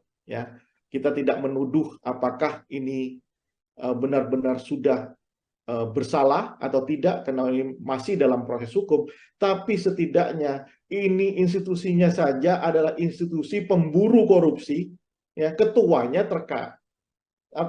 tersandung kasus korupsi. Ini kan cuma ada di Indonesia saya kira, ya. Kemudian polisi itu juga banyak masalah belakangan ini, ya kan. Kemudian ya banyak saya kira kasus-kasus hukum ini harusnya menjadi perhatian dan itu akan menjadi perhatian masyarakat luas sebelum datang ke TPS. Kita berharap dalam konteks yang paling ideal masyarakat menonton, melihat, kemudian menentukan pilihannya berdasarkan apa yang dia tonton di dalam debat kandidat itu. Baik, terima kasih sekali atas paparannya dan juga diskusi kita hari ini, Bang Rio Prayogo, Direktur Politika Research and Consulting. Semoga publik juga kemudian punya gambaran untuk nantinya menantikan debat Capres-Cawapres dan bisa menentukan pilihan untuk mengantarkan 5 tahun ke depan menuju Indonesia yang pastinya lebih baik lagi. Bang Rio, terima kasih sudah bergabung. Selamat beraktivitas kembali, Bang Rio. Terima kasih, Nila. Ya, Tribuners. Karena dua pasangan yang lainnya ini akan mengalami kesulitan. 03 dan 02 ini kan akan mengalami kesulitan. Outstanding pikiran utamanya itu akan mengalami kesulitan. Kalau 01 kan lebih slow ya, karena dia benar-benar di luar dari bayang-bayang Jokowi. Saya kira itu nanti ini akan menjadi panggungnya 01 ya, kalau bisa mengkapitalisasi, karena mereka yang paling siap dengan narasi-narasi perubahan.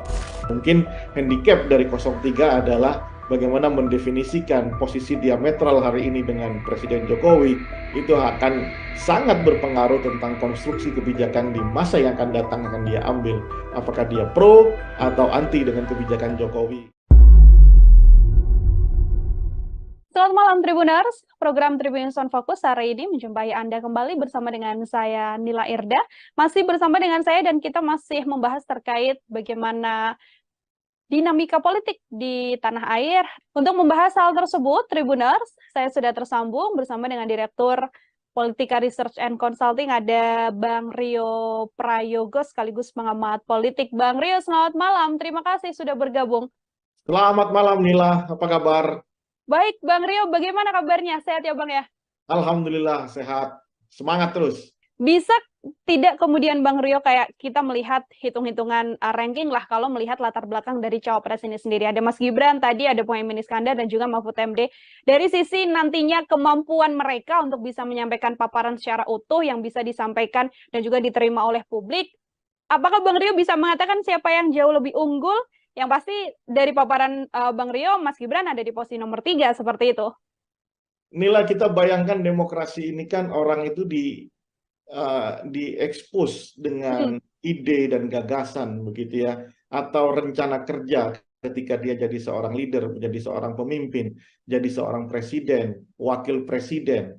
Publik kemudian dibiarkan untuk menonton dengan harapan setelah menonton publik itu bisa memilih mana yang terbaik di antara yang ada. Kan begitu pikiran dasar demokrasi begitu ya.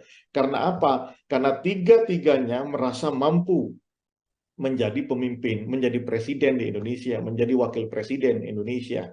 Nah, karena tiga-tiganya merasa mampu, maka publik diminta untuk memilih. Nah, tapi kalau kemudian kita sudah bersepakat, founding fathers kita sudah sepakat untuk mengikat sistem demokrasi sebagai pilihan sistem di Indonesia ini ketimbang sistem pilihan yang lainnya, kerajaan atau ya bentuk-bentuk monarki yang lainnya gitu ya. Tentu orang yang mau berkonsentrasi sehingga atau kandidasi itu harus diwarnai dengan warna-warna yang penuh dengan intelektualitas, harus diwarnai dengan warna yang penuh dengan keyakinan kepemimpinan di masa yang akan datang. Tapi kalau tidak pede, hanya sekedar ingin merebut kekuasaan, ya tentu ini akan menjadi persoalan. Bagaimana publik bisa tahu? Ya kamu mau jualan apa? Demokrasi kan begitu tuh. Produk adalah dirinya, kemudian diekspos sehingga orang bisa tahu, ya you mau jualan apa? Jualan pikiran, jualan apa, begitu ya. Nah, oleh karena itu dibuatlah peranata politik namanya debat. Nah, tapi kalau debat juga mau dihindari, debat juga mau dikurangi porsinya, bahkan sekarang aturannya sudah berubah, tadinya ada sesi sendiri capresnya, ada sesi sendiri cawapresnya, tapi kemudian di mix seperti ini, akhirnya kan kehilangan esensinya. Nah, jelas kalau seperti itu pertanyaan Nila, siapa yang paling tidak diuntungkan ya dua pasangan yang lainnya. 01, 03 tidak diuntungkan. Karena apa? Bagi 01 dan bagi 03 inilah titik di mana dia benar-benar bisa ditonton oleh jutaan, mungkin ratusan juta pemilih kita yang tercatat 204 juta, ya mungkin tidak semuanya, tapi 60% akan menyaksikan debat capres ini. Ya inilah demokrasi sesungguhnya. Makanya porsinya jangan dikurangi, sehingga ini menurunkan semangat berdemokrasi. Jangan kemudian level pilpres ini diturunkan menjadi level pilihan kepala desa, begitu ya. Jangan diturunkan jadi pilihan RT. Padahal inilah bagaimana peranata politik bernama debat kandidat di dalam konteks pemilu itu sangat dibutuhkan oleh masyarakat terutama, supaya mereka bisa merekam apa janji politiknya, apa ide dan gagasannya ke depan, sehingga mereka datang ke TPS dengan pikiran-pikiran yang rasional. Oke, itu di sisi calon wakil presiden begitu ya, Bang Rio, ada yang bisa diunggulkan ataupun yang juga dirugikan dengan tidak bisanya menyampaikan paparan mereka secara utuh di hadapan rakyat Indonesia, bisa dikatakan seperti itu. Ini tadi Bang Rio mengatakan Prabowo Subianto sudah cukup berpengalaman, bisa dibilang 3 kali begitu kan mengikuti debat capres dan juga cawapres. Kemudian kalau kita melihat Anies Baswedan, kemudian juga kita melihat Pak Ganjar Pranowo dan nantinya akan berhadapan. Kira-kira situasinya dari kacamata Bang Roy akan berlangsung seperti apa ini, Bang? Sangat seru tentunya. Ini akan terjadi perbedaan school of thinking begitu ya. Bagaimana cara pandang, paradigma, kemudian perspektif itu akan tumpah ruah di debat kandidat ini. Dari 01 dengan paradigmanya yang sangat paradigma pembaharuan, pendekatan yang lebih sifatnya liberalis kalau saya lihat begitu ya. Kemudian paradigma 02 yang intinya ini adalah keberlanjutan, meskipun kita tahu bahwa Prabowo di 3 periode pilpres sebelumnya itu adalah anti dari keberlanjutan, tapi ya inilah situasi politiknya. Kemudian 03 yang jauh lebih hari ini lebih tidak punya menurut saya agak kesulitan mendefinisikan apakah ini perubahan atau ini keberlanjutan begitu ya. Nah, makanya kalau berbicara tentang ide besarnya, ya big idea-nya, tentu nanti tidak akan banyak diekspos. Karena apa? Karena dua pasangan yang lainnya ini akan mengalami kesulitan. 03 dan 02 ini kan akan mengalami kesulitan. Outstanding pikiran utamanya itu akan mengalami kesulitan. Kalau 01 kan lebih slow ya, karena dia benar-benar di luar dari bayang-bayang Jokowi. Nah, mungkin nanti perdebatannya lebih banyak soal apa namanya, hal-hal sifatnya programatik begitu ya. Hmm. Di sisi itu, bukan di ide dasar apakah ini melanjutkan soal IKN misalnya. 01 jelas kan, ya kan, untuk memikirkan ulang, merekalkulasi ya soal IKN. 02 lanjutkan, 03 nah saya belum tahu seperti apa begitu ya. Agak-agaknya memang di sisi debat kandidat ini 01 harusnya bisa memaksimalkan karena posisi yang lebih apa namanya, lebih fleksibel di dalam ketika berbicara dalam konteks apapun, bidang apapun, 01 lebih fleksibel. Nanti kalau ada di putaran kedua, kalau ada debat kandidat lagi, maka pertarungan akan lebih ke ide dasar, ya kan? Banyak berbicara tentang, oh ini dilanjutkan, oh ini tidak, ini dilanjutkan, ini tidak, kira-kira seperti itu. Tapi kalau ada masih 3 orang saling berdebat, 3 pasangan langsung berdebat, saya kira lebih ke hal yang sifatnya programatik, karena masih ada 2 pasangan yang menurut saya agak kesulitan mendefinisikan apakah ini dilanjutkan atau tidak, apakah ini ada perubahan atau tidak, begitu ya. Dan tidak mungkin rasa-rasanya 03 sama 02 mengatakan wah ini dilanjutkan semuanya dari apa yang sudah dilakukan oleh Jokowi. Nah, saya kira itu nanti ini akan menjadi panggungnya 01 ya, kalau bisa mengkapitalisasi, karena mereka yang paling siap dengan narasi-narasi perubahan. Karena spiritnya setiap konsentrasi, setiap perhelatan pemilu itu adalah upaya mengkoreksi apa yang sudah dilakukan oleh periode sebelumnya. Begitu, Nela. Oke, lebih diunggulkan atau lebih percaya diri untuk pasangan nomor 1 karena paparannya sudah jauh lebih jelas dibandingkan dengan pasangan nomor urut 2 dan pasangan nomor urut 3. Terkait blunder ini, Bang Rio, karena kan memang satu hal blunder yang kemudian terjadi dalam debat Capres dan juga Cawapres, ini kan juga menjadi salah satu hal yang mungkin berpengaruh juga untuk nanti narasi publik bisa bergeser dari yang mungkin mendukung, kemudian mengkritik habis. Ini bagaimana terkait blunder ini? Apakah juga jadi cukup potensial dalam debat Capres-Cawapres nanti? Justru itu karena dibutuhkan apa namanya, periode debat ya masing-masing kandidat, baik itu capresnya, cawapresnya, begitu ya. Karena publik juga mungkin saja, saya juga orang yang akan menikmati setiap blunder-blunder itu. Karena apa? Karena blunder itulah yang akan mempengaruhi persepsi masyarakat, terutama di kelas menengah. Ya, kelas menengah ya middle up lah ya, kelas menengah ke atas itu yang akan mempengaruhi persepsinya. Ya, apakah kemudian dia akan tetap memilih satu orang kandidat yang sudah dia pilih, atau mereka akan mengubah pilihannya ke kandidat yang lainnya. Karena ingat bahwa potensi swing voters data per hari ini itu ada di angka 40%, sangat tinggi, ya, sangat tinggi. Swing voters adalah apa namanya, kelompok pemilih yang masih memungkinkan untuk merubah pilihannya. Jadi dia belum menjadi definitive voters untuk satu pasangan calonnya. Ya, dia masih bisa mungkin berubah. Salah satu yang bisa merubah atau variabel yang bisa merubah pilihan mereka adalah ketika dia telah melihat debat kandidat yang akan disiarkan oleh TV-TV di seluruh Indonesia itu. Oke, ada 5 kali debat kandidat nantinya Bang Rio, yang mana terakhir ini akan dilaksanakan kan di 4 Februari, sudah dekat juga dengan kontestasi, kurang dari 10 hari begitu.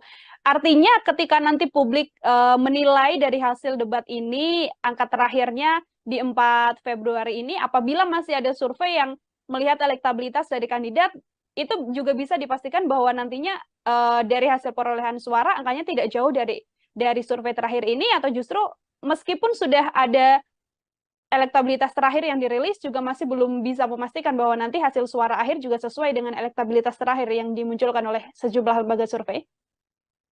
Oleh karena itu, kalau memang peranata politik bernama debat kandidat ini tidak dimaksimalkan oleh masing-masing calon, ya maka surveinya tidak akan mengalami perubahan yang signifikan, ya kan? Paling tidak ada 2 hal yang bisa merubah peta elektoral. Pertama, debat kandidat. 5 kali itu banyak loh. 5 kali itu akan mendistribusi percakapan di publik itu secara simultan, ya kan? Debat kandidat saja pasti sudah akan munculkan percakapan di di masyarakat, Dan kemudian masyarakat akan menilai siapa yang paling eligible untuk dipilih sebagai presiden. Ya, nah makanya oleh karena itu saya termasuk mazhab yang meyakini, ya meskipun sudah ada juga kelompok epistemic community seperti kita ini mengatakan bahwa debat itu tidak ada pengaruhnya terhadap elektoral, ya kan? Karena selalu menganggap politik di Indonesia itu adalah kelompok orang yang cuma nerima bantuan dan lain-lain. Tapi saya termasuk orang yang optimis.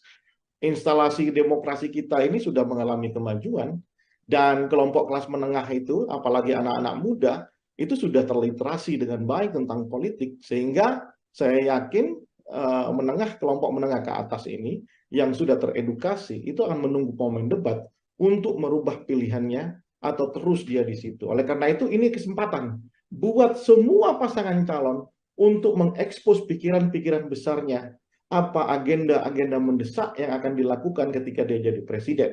Ya kan, isu soal lapangan pekerjaan misalnya itu ditunggu betul ya sama kelompok-kelompok mahasiswa yang baru lulus.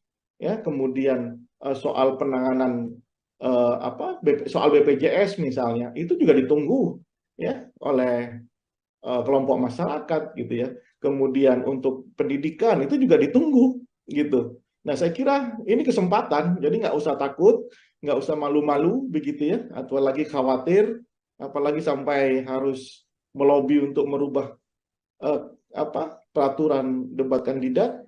Nah, saya kira tidak perlu seperti itu. Justru masyarakat ingin tahu. Yang kedua, apa yang bisa merubah penetrasi dari tim sukses masing-masing di level grassroots.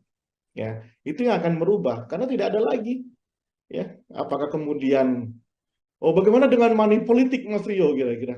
Ya inilah bisa bayangkan ya mungkin aja itu dilakukan tapi paling cuma skopnya kan kecil. Nggak mungkin di 800.000 TPS lebih itu akan terjadi money politik, mau habis anggaran berapa, saya kira bukan itu diskusinya. Debat kandidat, dan yang kedua penetrasi, bagaimana tim itu membentuk kekuatan-kekuatan yang penetratif di grassroots. Apakah ada orang yang datang ke rumah-rumah menjemput pemilih, meyakinkan pemilih dan dijemput untuk memilih kandidat tertentu, itu yang akan merubah peta. Oke. Oke, perlu kerja keras juga dari tim pemenangan, termasuk juga nantinya momen debat capres-cawapres ini dijadikan ajang bagi kandidat begitu ya, untuk benar-benar menunjukkan apa yang akan dikerjakan menuju RI 1 di 2024 mendatang. Bang Rio, kalau dari sisi pasangan kandidat ini kan juga lima-limanya nantinya akan sama-sama naik ke atas panggung begitu, yang mana semuanya akan punya kesempatan berbicara. Kalau kita melihat dari latar belakang masing-masing calon, pasangan nomor 1, 2, dan juga 3, apakah proporsinya ini dari masing-masing paslon sudah cukup ideal untuk saling membackup secara latar belakang ataupun keahlian, Bang, dalam debat nanti? Ya, dalam konteks ini saya harus katakan pasangan 01 mungkin sudah sangat siap ya, karena sudah ya kita tahu Anies Baswedan adalah orang intelektual di Indonesia ya, kita tahu kapasitasnya ya, kita tahu track record-nya di dunia intelektualitas. Saya kira karena perdebatan ini kan perdebatan intelek ya, bukan perdebatan pinggir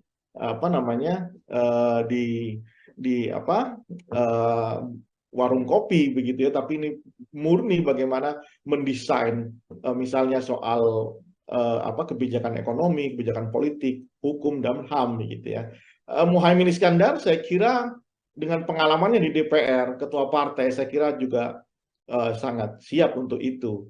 Nah, 03 saya kira juga sangat kuat. Ganjar Pranowo adalah seorang gubernur 2 periode, mantan anggota DPR RI gitu ya, banyak berbicara tentang otonomi daerah. Saya kira sangat kokoh ininya kekuatan, apalagi ditambah Profesor Mahfud MD ya, kita tahu pendekar hukum begitu ya. Saya kira ini akan dilahap oleh 2 pasangan lainnya. Mungkin handicap dari 03 adalah bagaimana mendefinisikan posisi diametral hari ini dengan Presiden Jokowi, itu akan sangat berpengaruh tentang konstruksi kebijakan di masa yang akan datang akan dia ambil.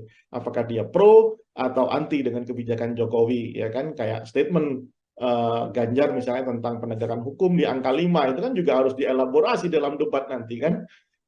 Itu. Nah, bagaimana dengan pasangan 02? 02 ini yang punya beban menurut saya. Satu, selama 15 tahun Prabowo Subianto, meskipun secara notabene Prabowo punya kemampuan intelektual yang sangat memadai, pengalaman yang sangat banyak, mantan menteri, mantan pangkostrat begitu ya.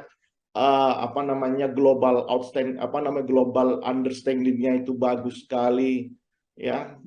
Tetapi narasi yang dia bangun selama 15 tahun itu akan menjadi beban tersendiri, karena selama 15 tahun Prabowo selalu berbicara sebagai semacam oposan begitu ya. Sekarang sudah menjadi sangat pro dengan pemerintahan, ditambah dengan kelemahan Gibran yang selama ini saya tidak melihat. Saya kira Gibran itu dengan orang yang punya kemampuan intelektual yang memadai, makanya dia kemudian memilih berani untuk menjadi cawapres Prabowo. Tapi belakangan setelah saya lihat video-video Gibran, ketika ada orang yang bertanya soal apa yang harus dilakukan setelah lulus gitu ya, dengan entengnya Gibran menjawab, ya sudah, bikin bisnis saja begitu ya. Mungkin itu pikiran yang bagus gitu ya, cuman tidak terdeliver dengan baik karena memang saya lihat kemampuan di dalam pembahasaan secara intelektualitas itu sangat kurang. Lalu ketika misalnya ada orang bertanya disuruh jawab, suruh baca bukunya. Dan ketika ada wartawan bertanya, ya sudah begitu-begitu aja. Seolah-olah ini flat, seolah-olah kemudian Gibran benar-benar ingin menurunkan kelas pilpres ini menjadi kelas pilkades begitu. Nah, ini yang menurut saya akan jadi beban di pasangan 02, dan itu make sense ketika ada usulan dari timnya untuk mengurangi debat atau mungkin minta didampingi gitu ya. Sehingga ya jangan salahkan publik juga ketika nanti ada anasir-anasir yang diproduksi, misalnya minta didampingi presiden, kalau masih kurang minta didampingi bapaknya begitu ya. Karena memang apa ya? Karena Gibran pintu masuknya sudah bermasalah, sehingga publik terutama di kelas menengah dan kelas atas gitu ya, itu kemudian sangat kritis terhadap Gibran ya. Pasangan 02 tim suksesnya harus siap dengan kritisme itu begitu ya. Mungkin bisa jadi masyarakat di level grassroots banyak yang memilih Prabowo, Subianto dan Gibran karena memang Jokowi efek begitu ya.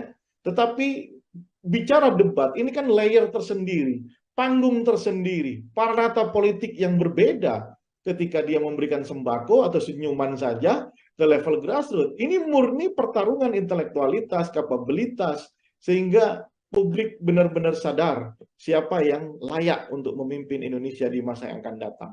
Begitu, Nila. Oke.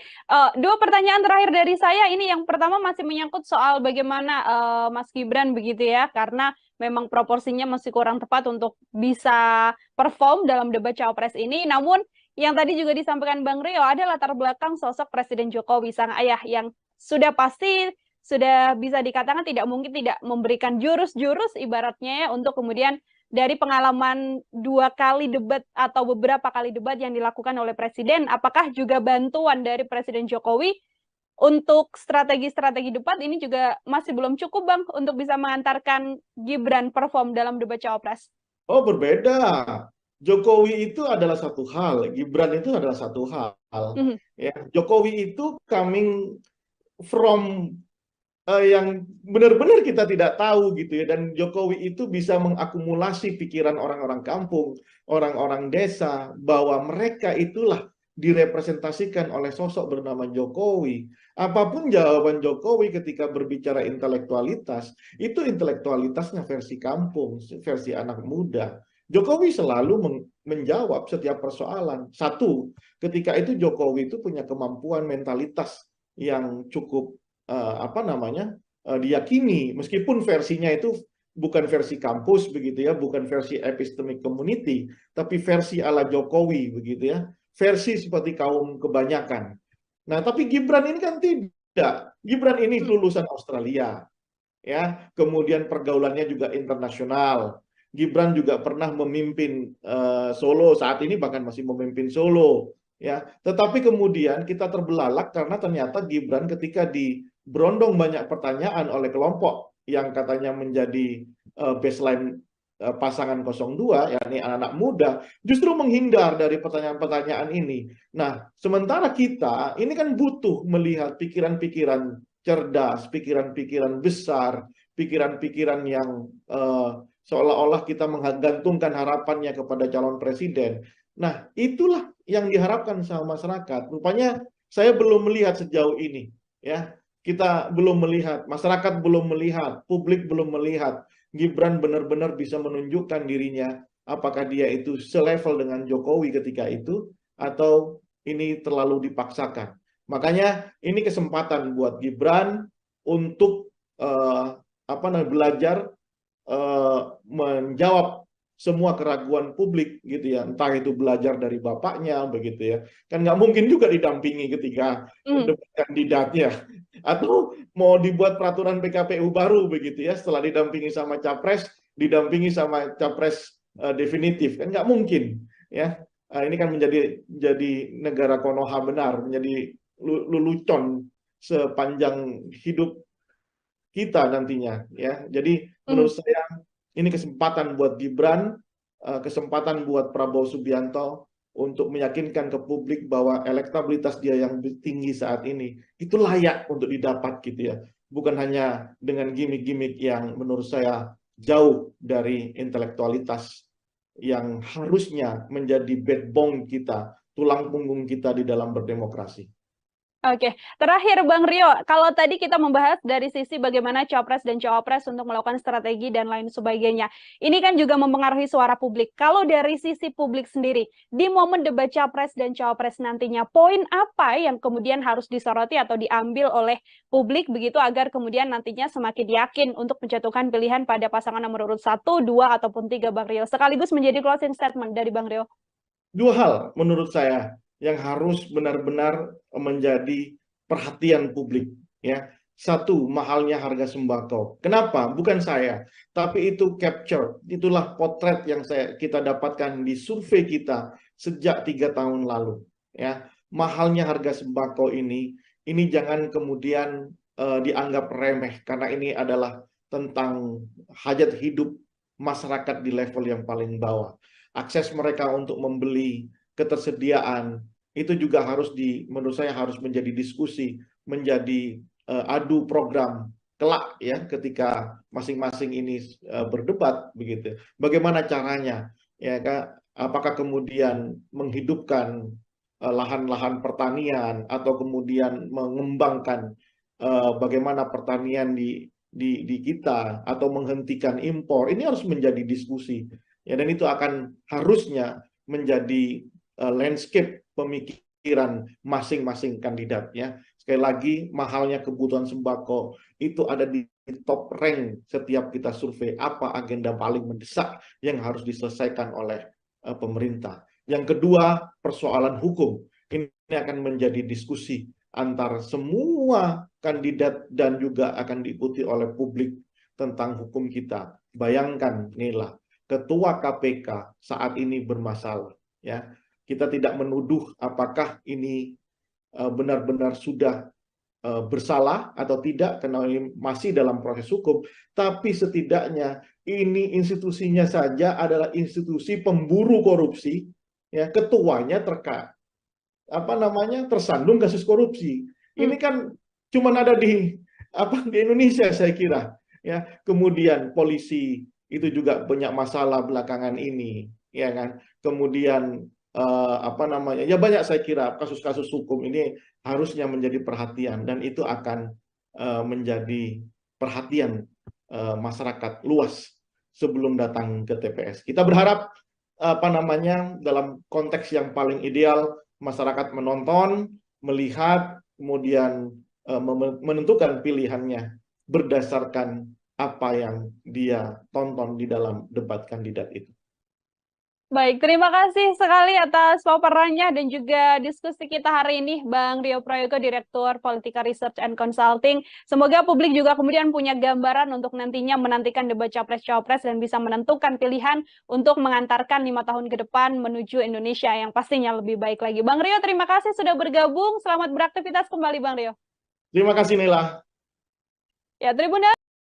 Karena dua pasangan yang lainnya ini akan mengalami kesulitan. 03 dan 02 ini kan akan mengalami kesulitan. Outstanding pikiran utamanya itu akan mengalami kesulitan. Kalau 01 kan lebih slow ya, karena dia benar-benar di luar dari bayang-bayang Jokowi.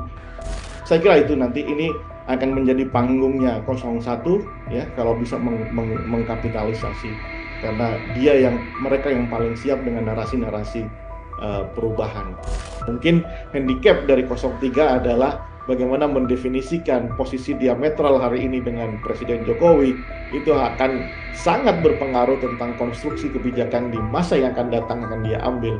Apakah dia pro atau anti dengan kebijakan Jokowi. Selamat malam Tribuners, program Tribun Sound Focus hari ini menjumpai Anda kembali bersama dengan saya Nila Irda.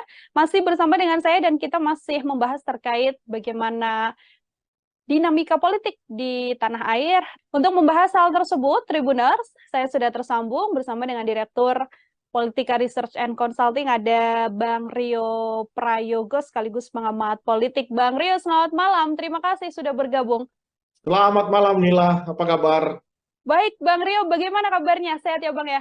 Alhamdulillah, sehat. Semangat terus. Bisa tidak kemudian Bang Rio kayak kita melihat hitung-hitungan ranking lah kalau melihat latar belakang dari cawapres ini sendiri. Ada Mas Gibran, tadi ada Muhaimin Iskandar dan juga Mahfud MD. Dari sisi nantinya kemampuan mereka untuk bisa menyampaikan paparan secara utuh yang bisa disampaikan dan juga diterima oleh publik, apakah Bang Rio bisa mengatakan siapa yang jauh lebih unggul? Yang pasti dari paparan Bang Rio, Mas Gibran ada di posisi nomor 3, seperti itu.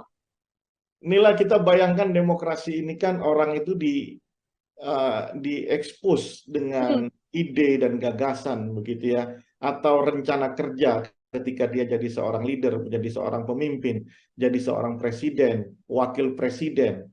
Publik kemudian dibiarkan untuk menonton dengan harapan setelah menonton publik itu bisa memilih mana yang terbaik di antara yang ada. Kan begitu pikiran dasar demokrasi begitu ya. Karena apa? Karena tiga-tiganya merasa mampu menjadi pemimpin, menjadi presiden di Indonesia, menjadi wakil presiden Indonesia. Nah, karena tiga-tiganya merasa mampu, maka publik diminta untuk memilih.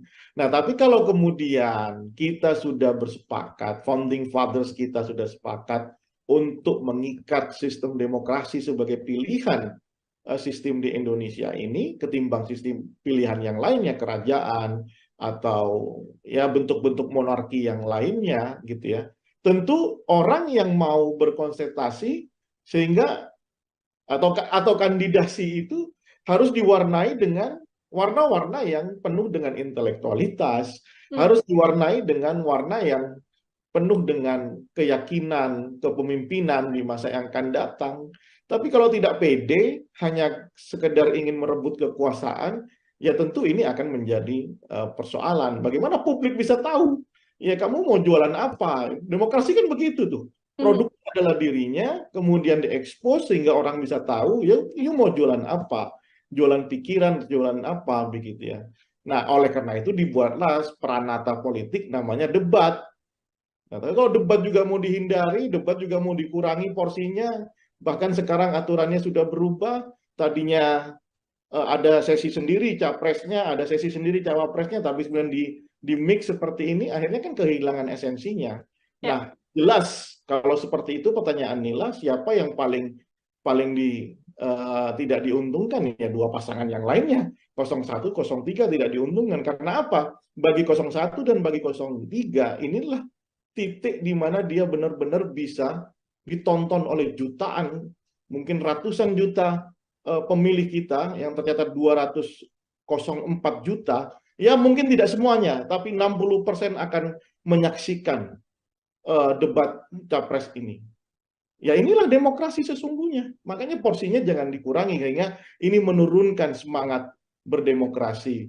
Jangan kemudian level pilpres ini diturunkan menjadi level pilihan kepala desa begitu ya.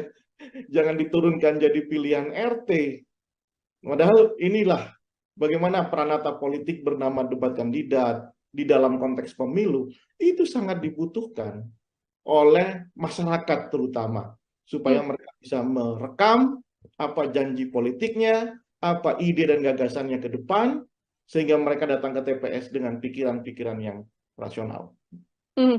Oke, itu di sisi calon wakil presiden begitu ya, Bang Rio, ada yang bisa diunggulkan ataupun yang juga dirugikan dengan tidak bisanya menyampaikan paparan mereka secara utuh di hadapan rakyat Indonesia, bisa dikatakan seperti itu. Ini tadi Bang Rio mengatakan Prabowo Subianto sudah cukup berpengalaman, bisa dibilang 3 kali begitu kan mengikuti debat capres dan juga cawapres. Kemudian kalau kita melihat Anies Baswedan, kemudian juga kita melihat Pak Ganjar Pranowo dan nantinya akan berhadapan. Kira-kira situasinya dari kacamata Bang Roy akan berlangsung seperti apa ini, Bang? Sangat seru tentunya. Ini akan terjadi perbedaan apa namanya school of thinking begitu ya. Bagaimana cara pandang, paradigma, kemudian perspektif itu akan tumpah ruah di debat kandidat ini. Ya, dari 01 dengan paradigmanya yang sangat apa namanya paradigma pembaharuan, pendekatan yang lebih sifatnya liberalis kalau saya lihat begitu ya. Kemudian paradigma 02 yang intinya ini adalah keberlanjutan, meskipun kita tahu bahwa Prabowo di 3 periode pilpres sebelumnya itu adalah anti dari keberlanjutan, tapi ya inilah situasi politiknya. Kemudian 03 yang jauh lebih hari ini lebih tidak punya apa namanya, menurut saya agak kesulitan mendefinisikan apakah ini perubahan ataukah ini keberlanjutan begitu ya. Nah, makanya kalau berbicara tentang ide besarnya, ya big idea-nya, tentu nanti tidak akan banyak diekspos. Karena apa? Karena dua pasangan yang lainnya ini akan mengalami kesulitan. 03 dan 02 ini kan akan mengalami kesulitan. Outstanding pikiran utamanya itu akan mengalami kesulitan. Kalau 01 kan lebih slow ya, karena dia benar-benar di luar dari bayang-bayang Jokowi. Nah, mungkin nanti perdebatannya lebih banyak soal apa namanya hal-hal sifatnya programatik begitu ya. Di sisi itu, bukan di ide dasar apakah ini melanjutkan soal IKN misalnya. 01 jelas kan, ya kan, untuk memikirkan ulang, merekalkulasi ya soal IKN. 02 lanjutkan, 03 nah saya belum tahu seperti apa begitu ya. Agak-agaknya memang di sisi debat kandidat ini 01 harusnya bisa memaksimalkan karena posisi yang lebih apa namanya lebih fleksibel di dalam ketika berbicara dalam konteks apapun, bidang apapun, 01 lebih fleksibel. Nanti kalau ada di putaran kedua, kalau ada debat kandidat lagi, maka pertarungan akan lebih ke ide dasar, ya kan? Banyak berbicara tentang oh ini dilanjutkan, oh ini tidak, ini dilanjutkan, ini tidak, kira-kira seperti itu. Tapi kalau ada masih 3 orang saling berdebat, 3 pasangan saling berdebat, saya kira lebih ke hal yang sifatnya programatik, karena masih ada 2 pasangan yang menurut saya agak kesulitan mendefinisikan apakah ini dilanjutkan atau tidak, apakah ini ada perubahan atau tidak, begitu ya. Dan tidak mungkin rasa-rasanya 03 sama 02 mengatakan wah ini dilanjutkan semuanya dari apa yang sudah dilakukan oleh Jokowi. Nah, saya kira itu nanti ini akan menjadi panggungnya 01 ya, kalau bisa mengkapitalisasi, karena mereka yang paling siap dengan narasi-narasi perubahan. Karena spiritnya setiap konsentrasi, setiap perhelatan pemilu itu adalah upaya mengkoreksi apa yang sudah dilakukan oleh periode sebelumnya. Begitu, Nela.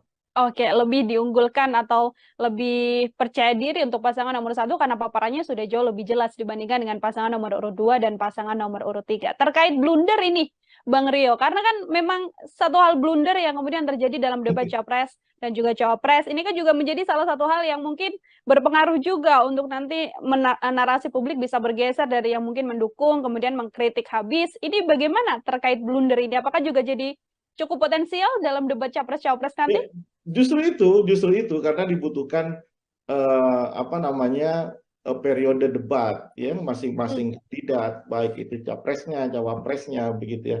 Karena publik juga mungkin saja, saya juga orang yang akan menikmati setiap blunder-blunder itu. Karena apa?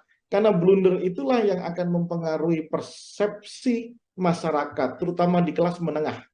Ya, kelas menengah, ya middle up lah, ya kelas menengah ke atas, itu yang akan mempengaruhi persepsinya.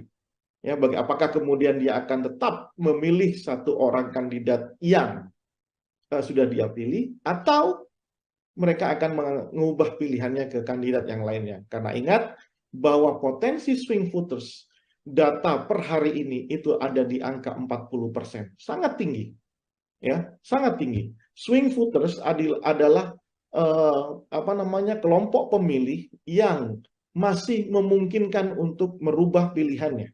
Jadi dia belum menjadi definitive voters untuk satu pasangan calonnya. Ya, dia masih bisa mungkin berubah. Salah satu yang bisa merubah atau variabel yang bisa merubah pilihan mereka adalah ketika dia telah melihat debat kandidat yang akan disiarkan oleh TV-TV di seluruh Indonesia itu. Oke, ada 5 kali debat kandidat nantinya Bang Dio, yang mana terakhir ini akan dilaksanakan kan di 4 Februari, sudah dekat juga dengan kontestasi, kurang dari 10 hari begitu. Artinya ketika nanti publik menilai dari hasil debat ini, angka terakhirnya di 4 Februari ini, apabila masih ada survei yang melihat elektabilitas dari kandidat, itu juga bisa dipastikan bahwa nantinya dari hasil perolehan suara angkanya tidak jauh dari survei terakhir ini, atau justru meskipun sudah ada elektabilitas terakhir yang dirilis, juga masih belum bisa memastikan bahwa nanti hasil suara akhir juga sesuai dengan elektabilitas terakhir yang dimunculkan oleh sejumlah lembaga survei. Oleh karena itu, kalau memang peranata politik bernama debat kandidat ini tidak dimaksimalkan oleh masing-masing calon, ya maka surveinya tidak akan mengalami perubahan yang signifikan, ya kan? Paling tidak ada 2 hal yang bisa merubah peta elektoral. Pertama, debat kandidat. 5 kali itu banyak loh. 5 kali itu akan mendistribusi percakapan di publik itu secara simultan, ya kan? Debat kandidat saja pasti sudah akan munculkan percakapan di di masyarakat, dan kemudian masyarakat akan menilai siapa yang paling eligible untuk dipilih sebagai presiden. Ya, nah makanya oleh karena itu saya termasuk mazhab yang meyakini, ya meskipun sudah ada juga kelompok epistemic community seperti kita ini mengatakan bahwa debat itu tidak ada pengaruhnya terhadap elektoral, ya kan? Karena selalu menganggap politik di Indonesia itu adalah kelompok orang yang cuma nerima bantuan dan lain-lain. Tapi saya termasuk orang yang optimis. Instalasi demokrasi kita ini sudah mengalami kemajuan. Dan kelompok kelas menengah itu, apalagi anak-anak muda, itu sudah terliterasi dengan baik tentang politik. Sehingga saya yakin kelompok menengah ke atas ini, yang sudah teredukasi, itu akan menunggu momen debat untuk merubah pilihannya atau terus dia di situ. Oleh karena itu, ini kesempatan buat semua pasangan calon untuk mengekspos pikiran-pikiran besarnya, apa agenda-agenda mendesak yang akan dilakukan ketika dia jadi presiden. Ya kan, isu soal lapangan pekerjaan misalnya itu ditunggu betul ya sama kelompok-kelompok mahasiswa yang baru lulus, ya. Kemudian soal penanganan soal BPJS misalnya itu juga ditunggu ya oleh kelompok masyarakat gitu ya. Kemudian untuk pendidikan itu juga ditunggu gitu. Nah, saya kira ini kesempatan, jadi nggak usah takut, nggak usah malu-malu begitu ya, atau lagi khawatir, apalagi sampai harus melobi untuk merubah peraturan debat kandidat. Nah, saya kira tidak perlu seperti itu. Justru masyarakat ingin tahu. Yang kedua, apa yang bisa merubah penetrasi dari tim sukses masing-masing di level grassroots. Ya, itu yang akan merubah karena tidak ada lagi. Ya, apakah kemudian bagaimana dengan money politik, Mas Rio, kira-kira? Ya inilah bisa bayangkan, ya mungkin aja itu dilakukan, tapi paling cuma skupnya kan kecil. Nggak mungkin di 800.000 TPS lebih itu akan terjadi money politik, mau habis anggaran berapa, saya kira bukan itu diskusinya.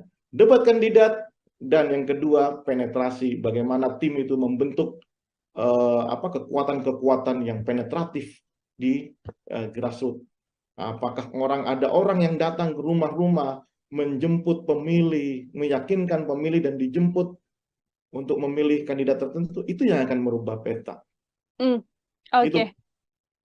Oh, perlu kerja keras juga dari tim pemenangan, termasuk juga nantinya momen debat capres-cawapres ini dijadikan ajang bagi kandidat begitu ya untuk benar-benar menunjukkan apa yang akan dikerjakan menuju RI 1 di 2024 mendatang. Bang Rio, kalau dari sisi pasangan kandidat ini kan juga lima-limanya nantinya akan sama-sama naik ke atas panggung begitu, yang mana semuanya akan punya kesempatan berbicara. Kalau kita melihat dari latar belakang masing-masing calon, pasangan nomor 1, 2, dan juga 3, apakah proporsinya ini dari masing-masing paslon sudah cukup ideal untuk saling membackup secara latar belakang ataupun keahlian, Bang, dalam debat nanti?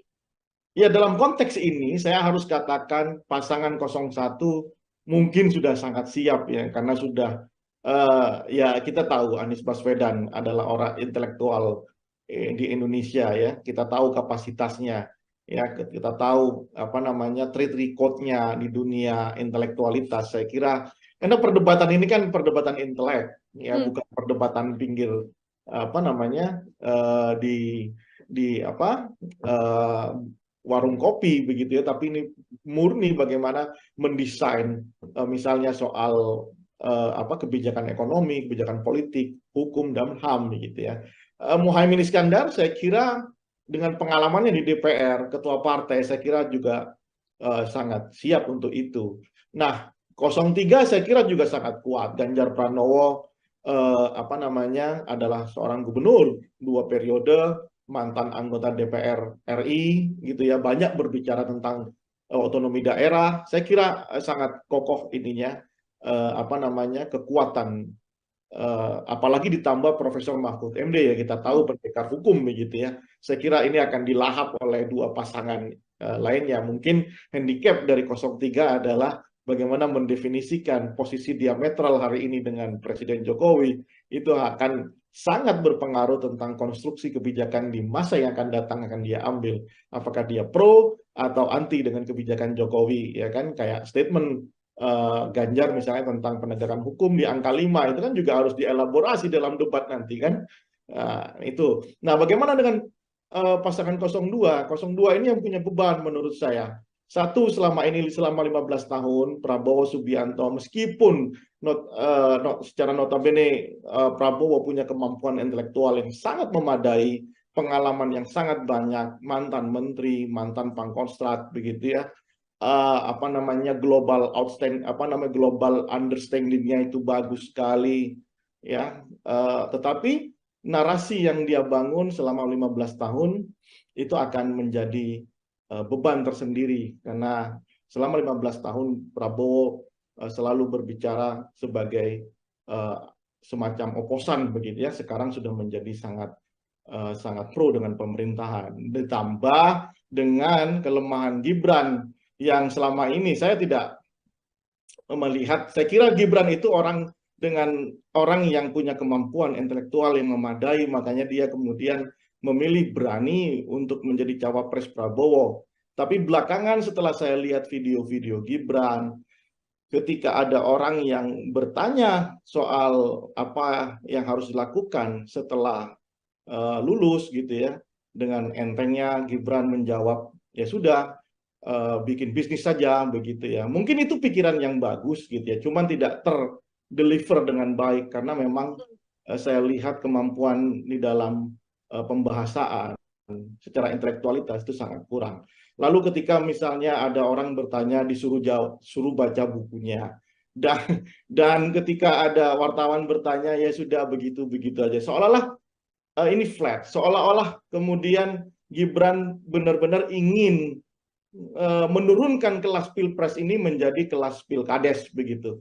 Nah, ini yang menurut saya akan jadi beban di pasangan 02, dan itu make sense ketika ada usulan dari timnya untuk mengurangi debat atau mungkin minta didampingi gitu ya. Sehingga ya jangan salahkan publik juga ketika nanti ada anasir-anasir yang diproduksi, misalnya minta didampingi presiden, kalau masih kurang minta didampingi bapaknya begitu ya. Karena memang apa ya? Karena Gibran pintu masuknya sudah bermasalah, sehingga publik terutama di kelas menengah dan kelas atas gitu ya, itu kemudian sangat kritis terhadap Gibran ya. Pasangan 02 tim suksesnya harus siap dengan kritisme itu begitu ya. Mungkin bisa jadi masyarakat di level grassroots banyak yang memilih Prabowo, Subianto dan Gibran karena memang Jokowi efek begitu ya.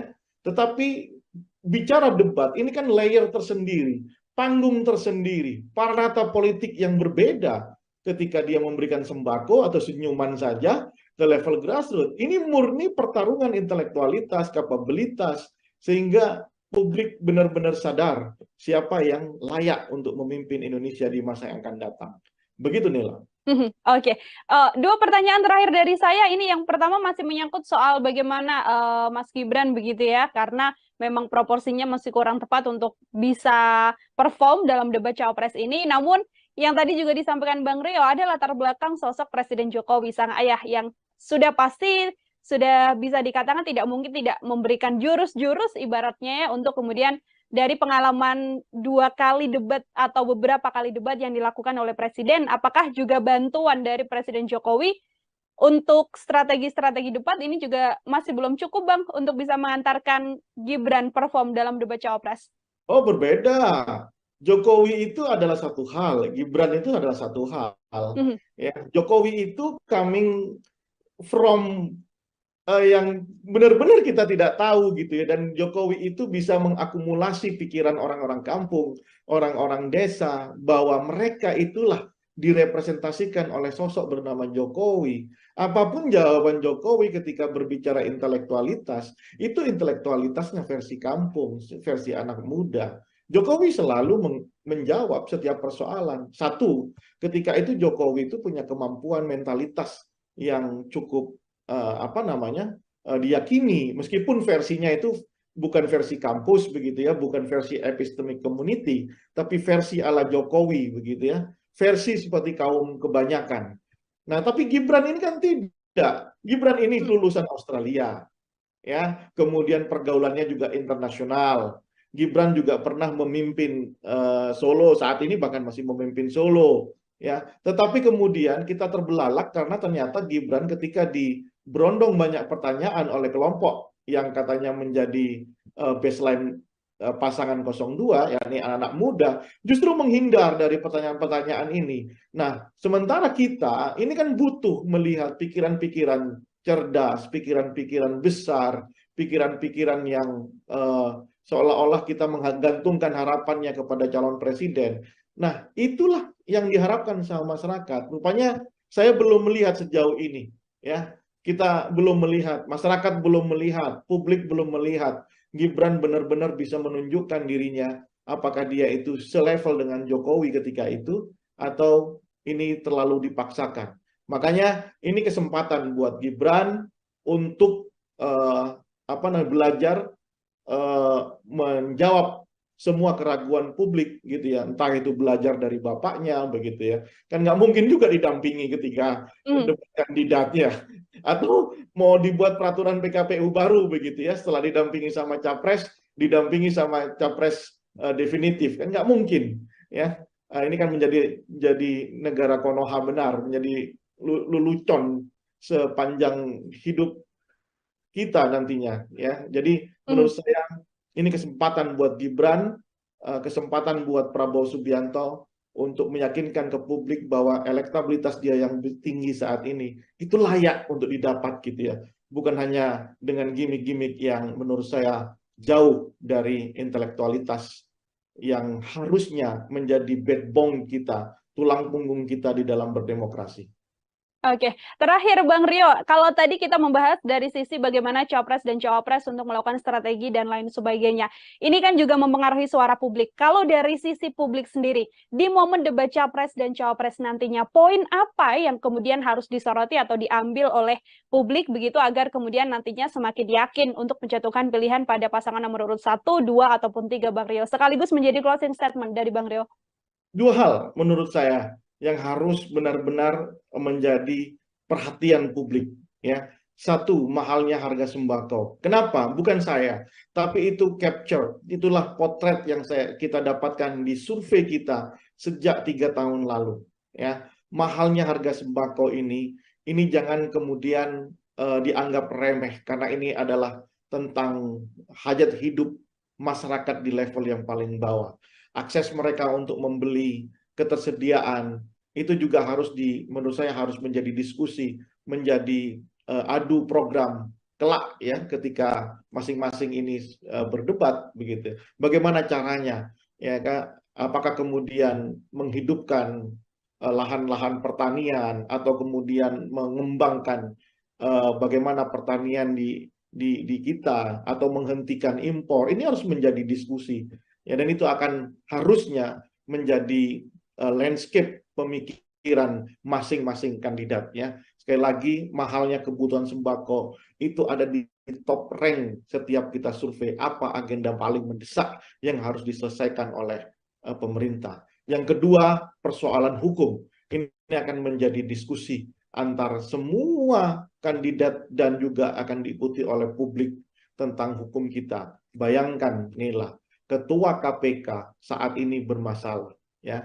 Kita tidak menuduh apakah ini benar-benar sudah bersalah atau tidak karena ini masih dalam proses hukum, tapi setidaknya ini institusinya saja adalah institusi pemburu korupsi ya, ketuanya tersandung kasus korupsi.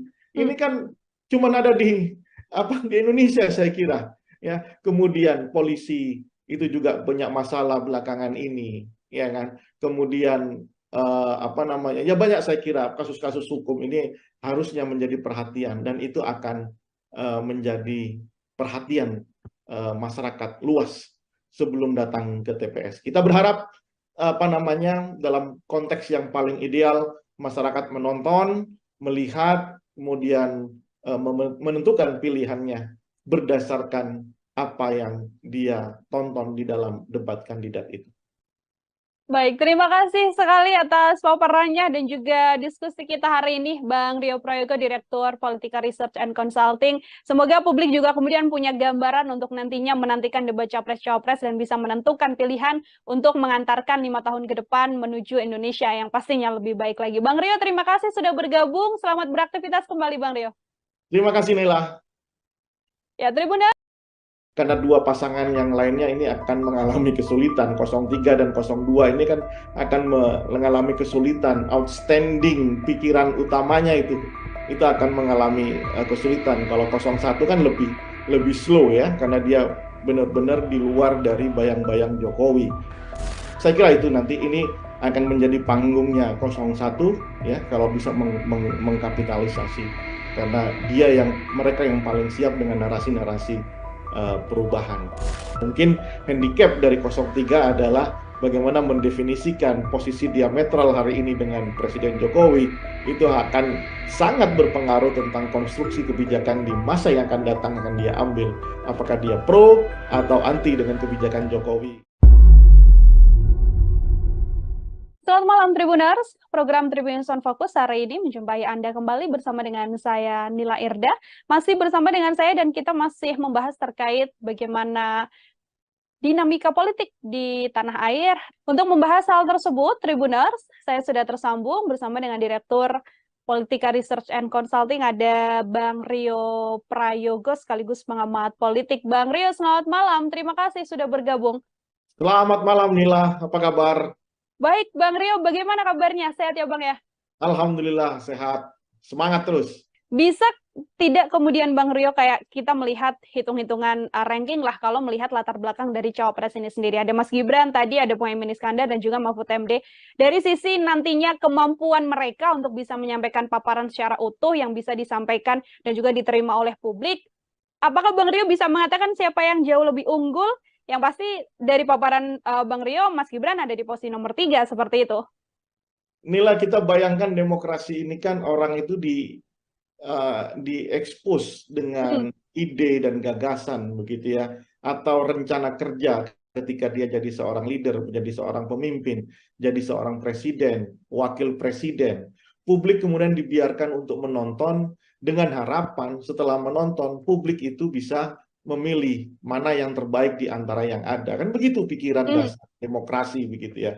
Karena apa? Karena tiga-tiganya merasa mampu menjadi pemimpin, menjadi presiden di Indonesia, menjadi wakil presiden Indonesia.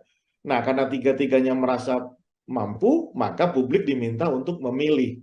Nah, tapi kalau kemudian kita sudah bersepakat, founding fathers kita sudah sepakat untuk mengikat sistem demokrasi sebagai pilihan sistem di Indonesia ini ketimbang sistem pilihan yang lainnya, kerajaan atau ya bentuk-bentuk monarki yang lainnya gitu ya. Tentu orang yang mau berkonsentrasi sehingga atau kandidasi itu harus diwarnai dengan warna-warna yang penuh dengan intelektualitas, harus diwarnai dengan warna yang penuh dengan keyakinan kepemimpinan di masa yang akan datang. Tapi kalau tidak pede, hanya sekedar ingin merebut kekuasaan, ya tentu ini akan menjadi persoalan. Bagaimana publik bisa tahu? Ya kamu mau jualan apa? Demokrasi kan begitu tuh. Produk adalah dirinya, kemudian diekspos sehingga orang bisa tahu, ya you mau jualan apa? Jualan pikiran, jualan apa, begitu ya. Nah, oleh karena itu dibuatlah peranata politik namanya debat. Nah, tapi kalau debat juga mau dihindari, debat juga mau dikurangi porsinya, bahkan sekarang aturannya sudah berubah, tadinya ada sesi sendiri capresnya, ada sesi sendiri cawapresnya, tapi kemudian di mix seperti ini, akhirnya kan kehilangan esensinya. Nah, jelas kalau seperti itu pertanyaan Nila, siapa yang paling tidak diuntungkan ya dua pasangan yang lainnya. 01, 03 tidak diuntungkan. Karena apa? Bagi 01 dan bagi 03 inilah titik di mana dia benar-benar bisa ditonton oleh jutaan, mungkin ratusan juta pemilih kita yang tercatat 204 juta, ya mungkin tidak semuanya, tapi 60% akan menyaksikan debat capres ini. Ya inilah demokrasi sesungguhnya. Makanya porsinya jangan dikurangi, sehingga ini menurunkan semangat berdemokrasi. Jangan kemudian level pilpres ini diturunkan menjadi level pilihan kepala desa, begitu ya. Jangan diturunkan jadi pilihan RT. Padahal inilah bagaimana peranata politik bernama debat kandidat di dalam konteks pemilu, itu sangat dibutuhkan oleh masyarakat terutama. Supaya mereka bisa merekam apa janji politiknya, apa ide dan gagasannya ke depan, sehingga mereka datang ke TPS dengan pikiran-pikiran yang rasional. Oke, itu di sisi calon wakil presiden begitu ya, Bang Ria, ada yang bisa diunggulkan ataupun yang juga dirugikan dengan tidak bisanya menyampaikan paparan mereka secara utuh di hadapan rakyat Indonesia, bisa dikatakan seperti itu. Ini tadi Bang Ria mengatakan Prabowo Subianto sudah cukup berpengalaman, bisa dibilang 3 kali begitu kan mengikuti debat capres dan juga cawapres. Kemudian kalau kita melihat Anies Baswedan, kemudian juga kita melihat Pak Ganjar Pranowo dan nantinya akan berhadapan. Kira-kira situasinya dari kacamata Bang Roy akan berlangsung seperti apa ini, Bang? Sangat seru tentunya. Ini akan terjadi perbedaan apa namanya school of thinking begitu ya. Bagaimana cara pandang, paradigma, kemudian perspektif itu akan tumpah ruah di debat kandidat ini. Dari 01 dengan paradigmanya yang sangat apa namanya paradigma pembaharuan, pendekatan yang lebih sifatnya liberalis kalau saya lihat begitu ya. Kemudian paradigma 02 yang intinya ini adalah keberlanjutan, meskipun kita tahu bahwa Prabowo di 3 periode pilpres sebelumnya itu adalah anti dari keberlanjutan, tapi ya inilah situasi politiknya. Kemudian 03 yang jauh lebih hari ini lebih tidak punya apa namanya menurut saya agak kesulitan mendefinisikan apakah ini perubahan atau ini keberlanjutan begitu ya. Nah, makanya kalau berbicara tentang ide besarnya, ya big idea-nya, tentu nanti tidak akan banyak diekspos. Karena apa? Karena dua pasangan yang lainnya ini akan mengalami kesulitan. 03 dan 02 ini kan akan mengalami kesulitan. Outstanding pikiran utamanya itu akan mengalami kesulitan. Kalau 01 kan lebih slow ya, karena dia benar-benar di luar dari bayang-bayang Jokowi. Nah, mungkin nanti perdebatannya lebih banyak soal apa namanya, hal-hal sifatnya programatik begitu ya. Hmm. Di sisi itu, bukan di ide dasar apakah ini melanjutkan soal IKN misalnya.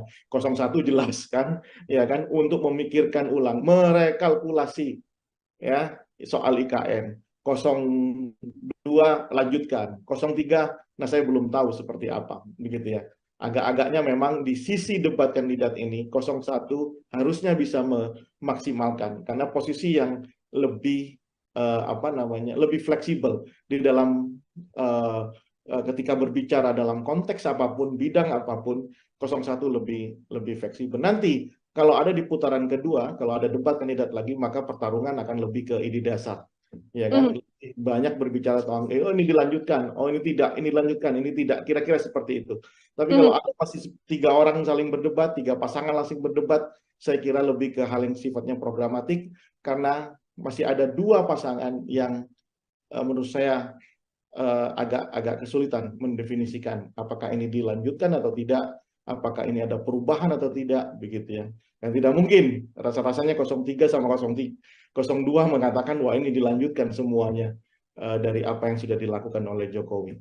Nah, saya kira itu nanti ini akan menjadi panggungnya 01 ya kalau bisa mengkapitalisasi karena mereka yang paling siap dengan narasi-narasi perubahan. Karena spiritnya setiap konsentrasi, setiap perhelatan pemilu itu adalah upaya mengkoreksi apa yang sudah dilakukan oleh periode sebelumnya. Begitu, Nela.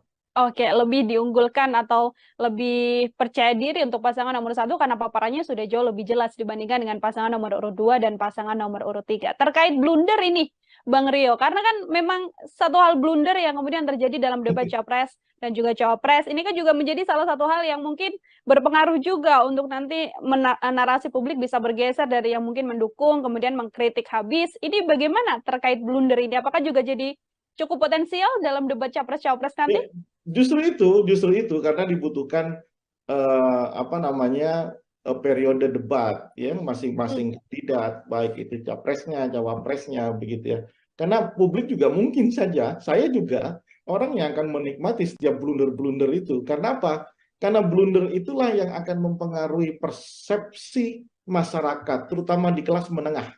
Ya, kelas menengah ya middle up lah ya, kelas menengah ke atas itu yang akan mempengaruhi persepsinya. Ya, apakah kemudian dia akan tetap memilih satu orang kandidat yang sudah dia pilih, atau mereka akan mengubah pilihannya ke kandidat yang lainnya. Karena ingat bahwa potensi swing voters data per hari ini itu ada di angka 40%, sangat tinggi, ya, sangat tinggi. Swing voters adalah apa namanya kelompok pemilih yang masih memungkinkan untuk merubah pilihannya. Jadi dia belum menjadi definitive voters untuk satu pasangan calonnya. Ya, dia masih bisa mungkin berubah. Salah satu yang bisa merubah atau variabel yang bisa merubah pilihan mereka adalah ketika dia telah melihat debat kandidat yang akan disiarkan oleh TV-TV di seluruh Indonesia itu. Oke, ada 5 kali debat kandidat nantinya Bang Rio, yang mana terakhir ini akan dilaksanakan kan di 4 Februari, sudah dekat juga dengan kontestasi, kurang dari 10 hari begitu. Artinya ketika nanti publik menilai dari hasil debat ini, angka terakhirnya di 4 Februari ini, apabila masih ada survei yang melihat elektabilitas dari kandidat, itu juga bisa dipastikan bahwa nantinya dari hasil perolehan suara angkanya tidak jauh dari survei terakhir ini, atau justru meskipun sudah ada elektabilitas terakhir yang dirilis juga masih belum bisa memastikan bahwa nanti hasil suara akhir juga sesuai dengan elektabilitas terakhir yang dimunculkan oleh sejumlah lembaga survei? Oleh karena itu, kalau memang peranata politik bernama debat kandidat ini tidak dimaksimalkan oleh masing-masing calon, ya maka surveinya tidak akan mengalami perubahan yang signifikan. Ya kan? Paling tidak ada 2 hal yang bisa merubah peta elektoral. Pertama, debat kandidat. 5 kali itu banyak loh. 5 kali itu akan mendistribusi percakapan di publik itu secara simultan. Ya kan? Debat kandidat saja pasti sudah akan munculkan percakapan di di masyarakat. Dan kemudian masyarakat akan menilai siapa yang paling eligible untuk dipilih sebagai presiden. Ya, nah makanya oleh karena itu saya termasuk mazhab yang meyakini, ya meskipun sudah ada juga kelompok epistemic community seperti kita ini mengatakan bahwa debat itu tidak ada pengaruhnya terhadap elektoral, ya kan? Karena selalu menganggap politik di Indonesia itu adalah kelompok orang yang cuma nerima bantuan dan lain-lain. Tapi saya termasuk orang yang optimis. Instalasi demokrasi kita ini sudah mengalami kemajuan, dan kelompok kelas menengah itu, apalagi anak-anak muda, itu sudah terliterasi dengan baik tentang politik, sehingga saya yakin kelompok menengah ke atas ini yang sudah teredukasi itu akan menunggu momen debat untuk merubah pilihannya atau terus dia di situ. Oleh karena itu ini kesempatan buat semua pasangan calon untuk mengekspos pikiran-pikiran besarnya, apa agenda-agenda mendesak yang akan dilakukan ketika dia jadi presiden. Ya kan, isu soal lapangan pekerjaan misalnya itu ditunggu betul ya sama kelompok-kelompok mahasiswa yang baru lulus. Ya, kemudian soal penanganan soal BPJS misalnya itu juga ditunggu ya oleh kelompok masyarakat gitu ya. Kemudian untuk pendidikan itu juga ditunggu gitu. Nah, saya kira ini kesempatan, jadi nggak usah takut, nggak usah malu-malu begitu ya, atau lagi khawatir, apalagi sampai harus melobi untuk merubah peraturan debat kandidat. Nah, saya kira tidak perlu seperti itu. Justru masyarakat ingin tahu. Yang kedua, apa yang bisa merubah penetrasi dari tim sukses masing-masing di level grassroots. Ya, itu yang akan merubah karena tidak ada lagi.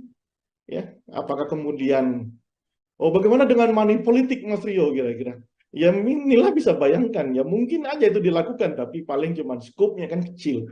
Yang mungkin di 800.000 TPS lebih itu akan terjadi money politik, mau habis anggaran berapa? Saya kira bukan itu diskusinya. Debat kandidat, dan yang kedua penetrasi, bagaimana tim itu membentuk kekuatan-kekuatan yang penetratif di grassroots. Apakah ada orang yang datang ke rumah-rumah menjemput pemilih, meyakinkan pemilih dan dijemput untuk memilih kandidat tertentu, itu yang akan merubah peta. Oke.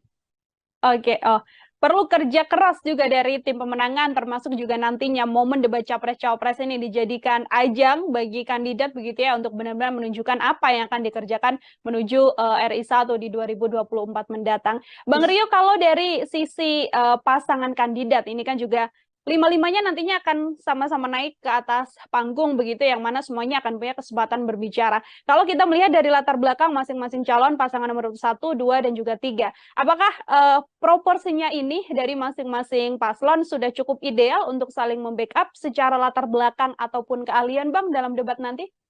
Ya, dalam konteks ini saya harus katakan pasangan 01 mungkin sudah sangat siap ya, karena sudah ya kita tahu Anies Baswedan adalah orang intelektual di Indonesia ya, kita tahu kapasitasnya ya, kita tahu track record-nya di dunia intelektualitas. Saya kira karena perdebatan ini kan perdebatan intelek ya, bukan perdebatan pinggir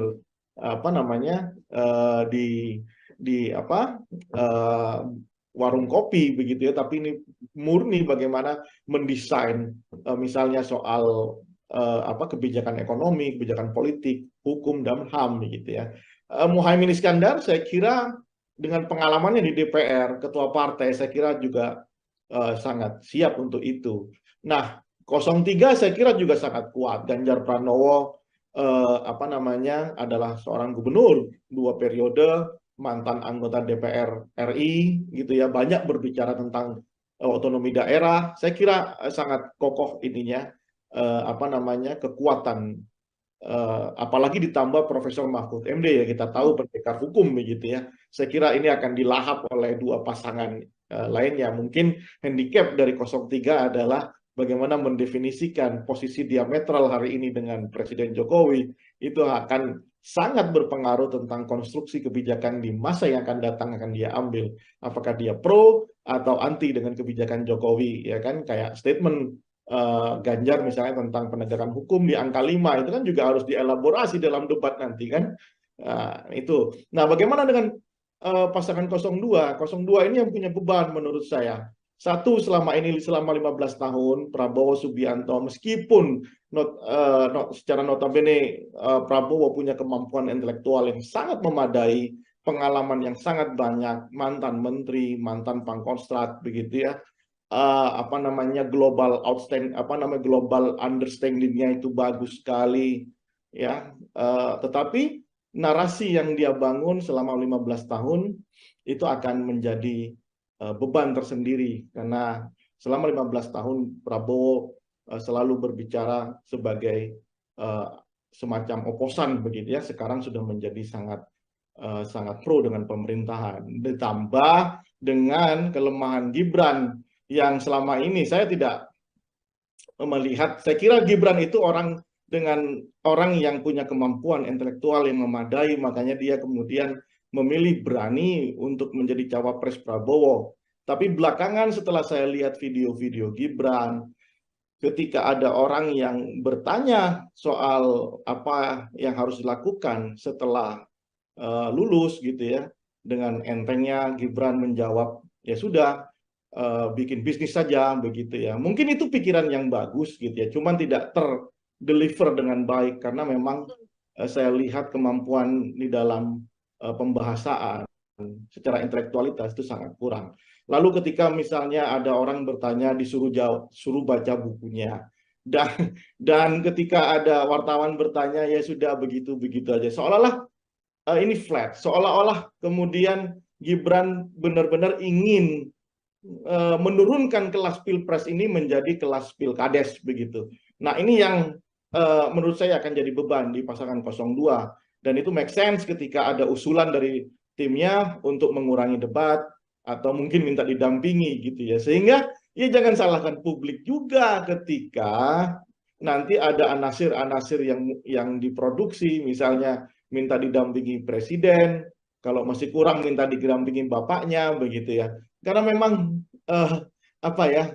Karena Gibran pintu masuknya sudah bermasalah, sehingga publik terutama di kelas menengah dan kelas atas gitu ya, itu kemudian sangat kritis terhadap Gibran ya. Pasangan 02 tim suksesnya harus siap dengan kritisme itu begitu ya. Mungkin bisa jadi masyarakat di level grassroots banyak yang memilih Prabowo, Subianto dan Gibran karena memang Jokowi efek begitu ya.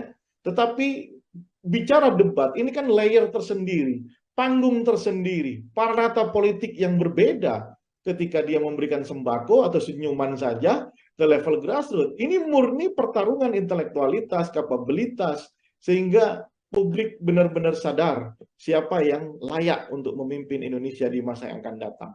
Begitu, Nila. Oke.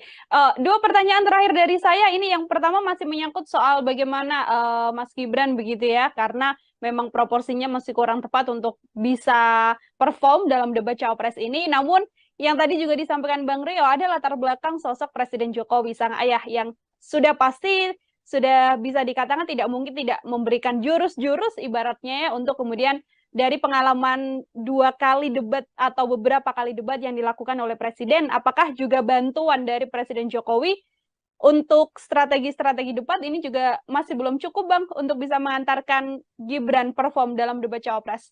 Oh, berbeda. Jokowi itu adalah satu hal, Gibran itu adalah satu hal.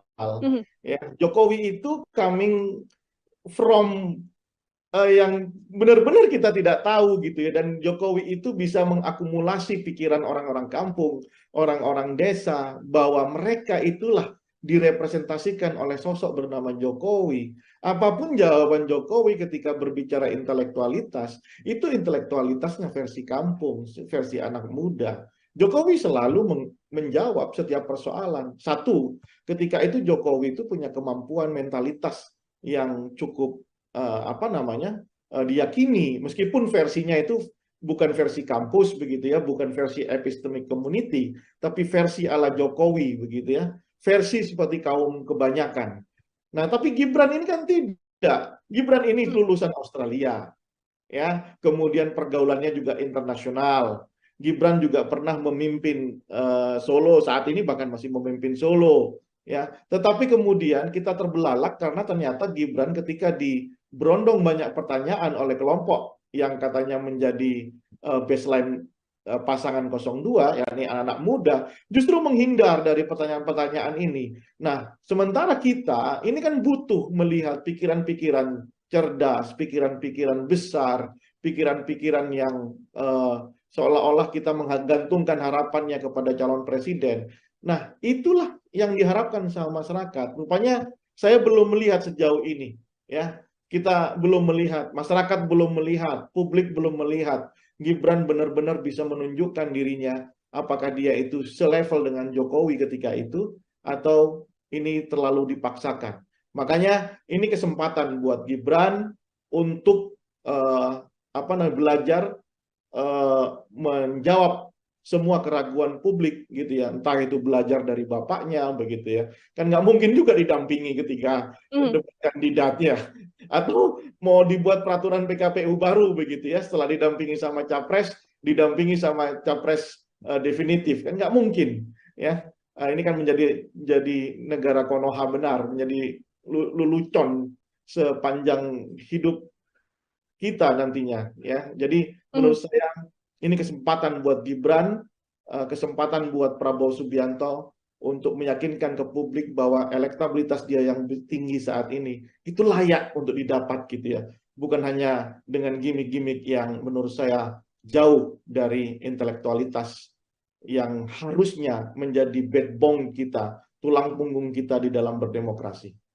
Oke, terakhir Bang Rio, kalau tadi kita membahas dari sisi bagaimana Capres dan Cawapres untuk melakukan strategi dan lain sebagainya, ini kan juga mempengaruhi suara publik. Kalau dari sisi publik sendiri, di momen debat Capres dan Cawapres nantinya, poin apa yang kemudian harus disoroti atau diambil oleh publik begitu agar kemudian nantinya semakin yakin untuk menjatuhkan pilihan pada pasangan nomor urut 1, 2, ataupun 3, Bang Rio. Sekaligus menjadi closing statement dari Bang Rio.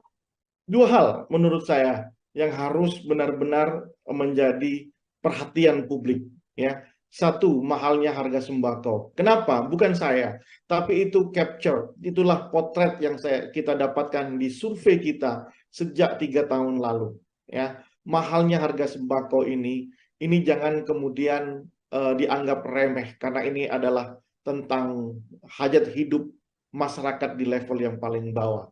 Akses mereka untuk membeli, ketersediaan, itu juga harus menurut saya harus menjadi diskusi, menjadi adu program kelak ya, ketika masing-masing ini berdebat begitu. Bagaimana caranya ya Kak? Apakah kemudian menghidupkan lahan-lahan pertanian, atau kemudian mengembangkan bagaimana pertanian di kita, atau menghentikan impor. Ini harus menjadi diskusi ya, dan itu akan harusnya menjadi landscape pemikiran masing-masing kandidatnya. Sekali lagi, mahalnya kebutuhan sembako itu ada di top rank setiap kita survei, apa agenda paling mendesak yang harus diselesaikan oleh pemerintah. Yang kedua, persoalan hukum.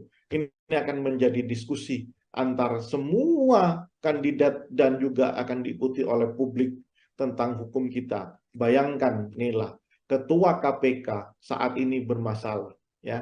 Kita tidak menuduh apakah ini benar-benar sudah bersalah atau tidak, karena ini masih dalam proses hukum, tapi setidaknya ini institusinya saja adalah institusi pemburu korupsi ya, ketuanya tersandung kasus korupsi. Ini kan cuma ada di Indonesia saya kira ya. Kemudian polisi itu juga banyak masalah belakangan ini ya kan. Kemudian ya banyak, saya kira kasus-kasus hukum ini harusnya menjadi perhatian, dan itu akan menjadi perhatian masyarakat luas sebelum datang ke TPS. Kita berharap dalam konteks yang paling ideal, masyarakat menonton, melihat, kemudian menentukan pilihannya berdasarkan apa yang dia tonton di dalam debat kandidat itu. Baik, terima kasih sekali atas paparannya dan juga diskusi kita hari ini, Bang Rio Prayogo, Direktur Politika Research and Consulting. Semoga publik juga kemudian punya gambaran untuk nantinya menantikan debat Capres-Cawapres dan bisa menentukan pilihan untuk mengantarkan 5 tahun ke depan menuju Indonesia yang pastinya lebih baik lagi. Bang Rio, terima kasih sudah bergabung. Selamat beraktivitas kembali, Bang Rio. Terima kasih, Nela. Ya, Tribuners. Karena dua pasangan yang lainnya ini akan mengalami kesulitan. 03 dan 02 ini kan akan mengalami kesulitan. Outstanding pikiran utamanya itu akan mengalami kesulitan. Kalau 01 kan lebih slow ya, karena dia benar-benar di luar dari bayang-bayang Jokowi. Saya kira itu nanti ini akan menjadi panggungnya 01 ya, kalau bisa mengkapitalisasi, karena mereka yang paling siap dengan narasi-narasi perubahan. Mungkin handicap dari 03 adalah bagaimana mendefinisikan posisi diametral hari ini dengan Presiden Jokowi. Itu akan sangat berpengaruh tentang konstruksi kebijakan di masa yang akan datang akan dia ambil. Apakah dia pro atau anti dengan kebijakan Jokowi. Selamat malam Tribuners, program Tribun Sound Focus hari ini menjumpai Anda kembali bersama dengan saya Nila Irda. Masih bersama dengan saya dan kita masih membahas terkait bagaimana dinamika politik di tanah air. Untuk membahas hal tersebut, Tribuners, saya sudah tersambung bersama dengan Direktur Politika Research and Consulting, ada Bang Rio Prayogo sekaligus pengamat politik. Bang Rio, selamat malam. Terima kasih sudah bergabung. Selamat malam Nila, apa kabar? Baik, Bang Rio, bagaimana kabarnya? Sehat ya, Bang ya? Alhamdulillah, sehat. Semangat terus. Bisa tidak kemudian Bang Rio kayak kita melihat hitung-hitungan ranking lah kalau melihat latar belakang dari cawapres ini sendiri. Ada Mas Gibran, tadi ada Mohaimin Iskandar dan juga Mahfud MD. Dari sisi nantinya kemampuan mereka untuk bisa menyampaikan paparan secara utuh yang bisa disampaikan dan juga diterima oleh publik, apakah Bang Rio bisa mengatakan siapa yang jauh lebih unggul? Yang pasti dari paparan Bang Rio, Mas Gibran ada di posisi nomor 3, seperti itu. Nila, kita bayangkan demokrasi ini kan orang itu diekspos dengan ide dan gagasan begitu ya, atau rencana kerja ketika dia jadi seorang leader, menjadi seorang pemimpin, jadi seorang presiden, wakil presiden.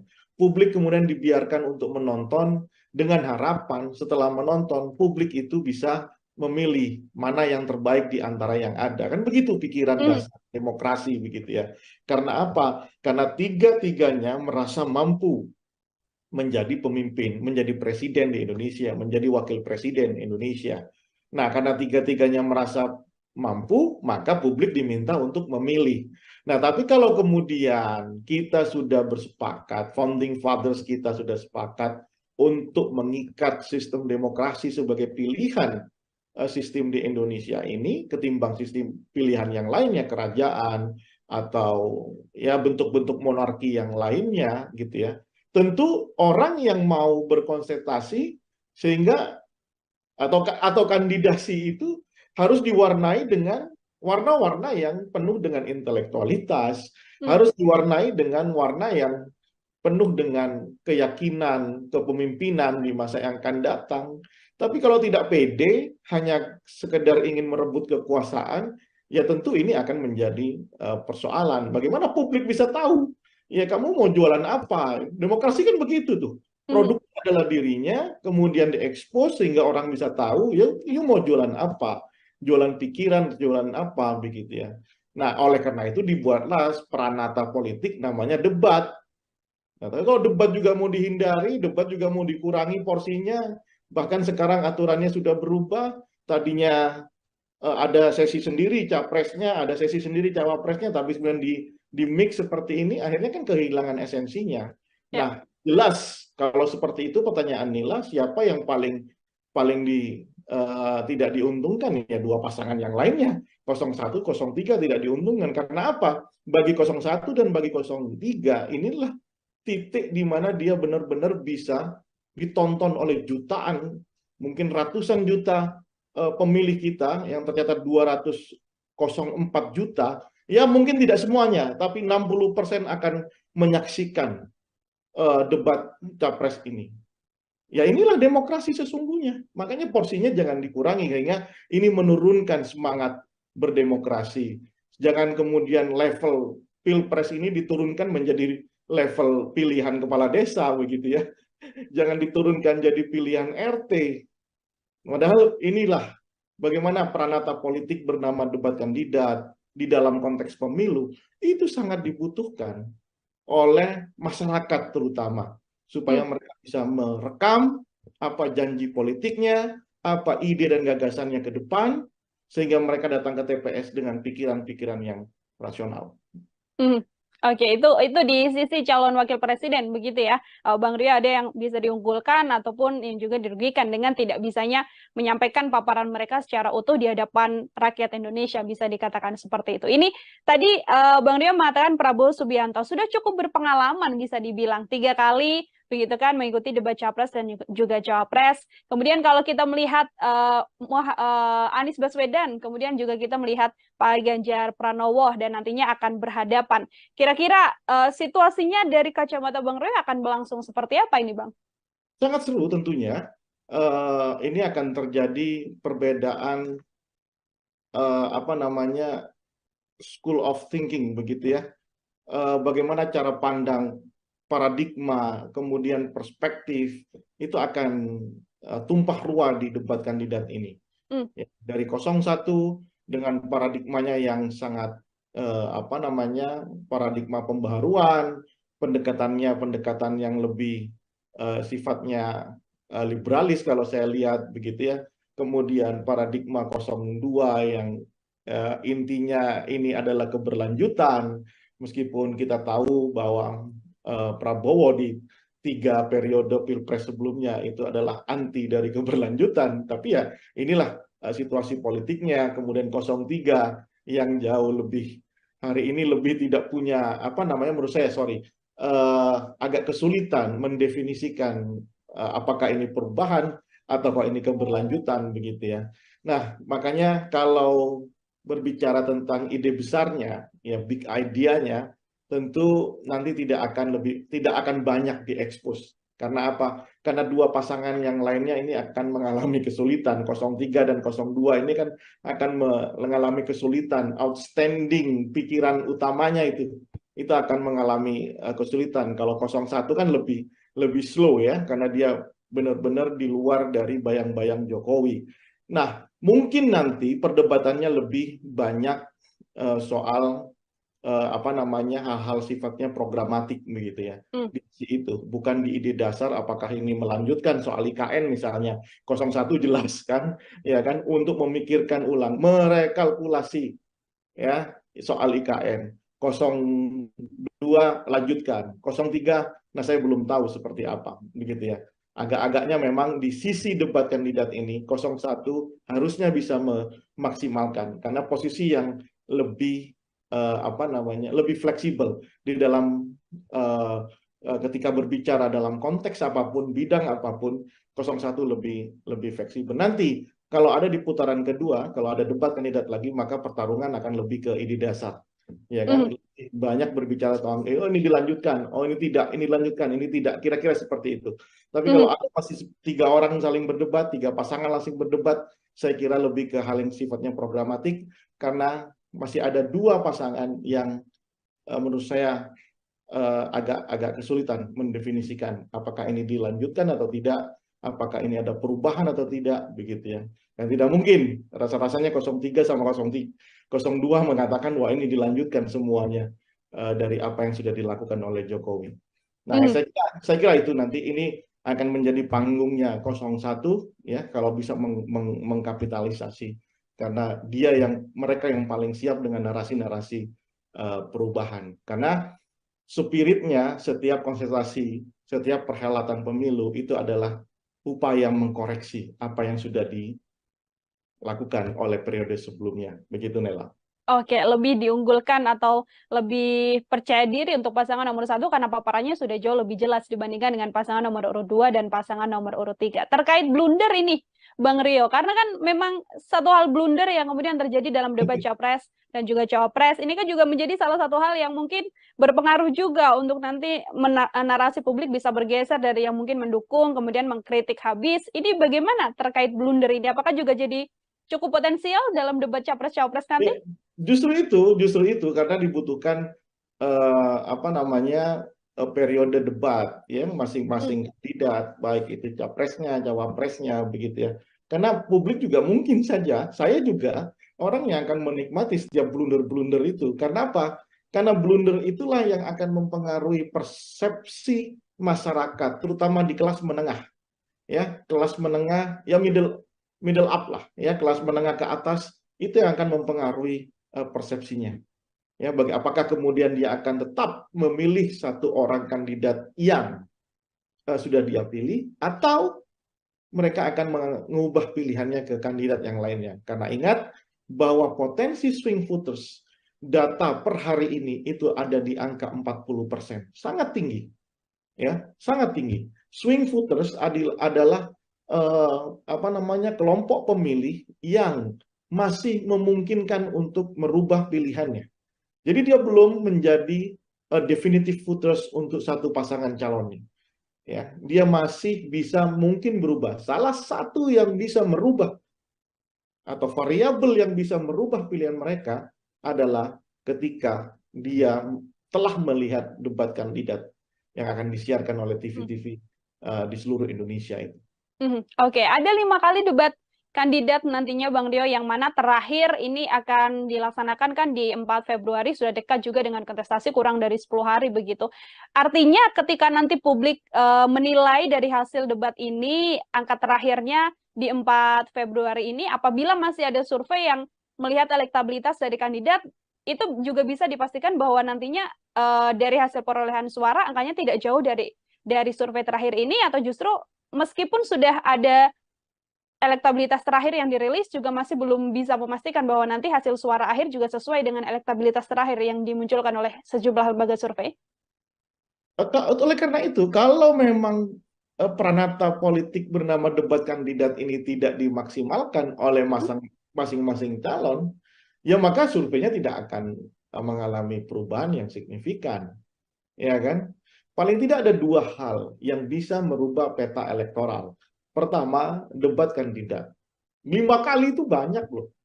5 kali itu akan mendistribusi percakapan di publik itu secara simultan.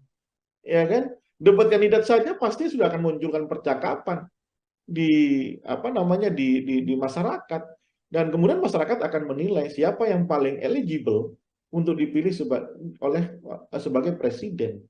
Ya, nah makanya oleh karena itu saya termasuk mazhab yang meyakini, ya meskipun sudah ada juga kelompok epistemic community seperti kita ini mengatakan bahwa debat itu tidak ada pengaruhnya terhadap elektoral, ya kan? Karena selalu menganggap politik di Indonesia itu adalah kelompok orang yang cuma nerima bantuan dan lain-lain. Tapi saya termasuk orang yang optimis.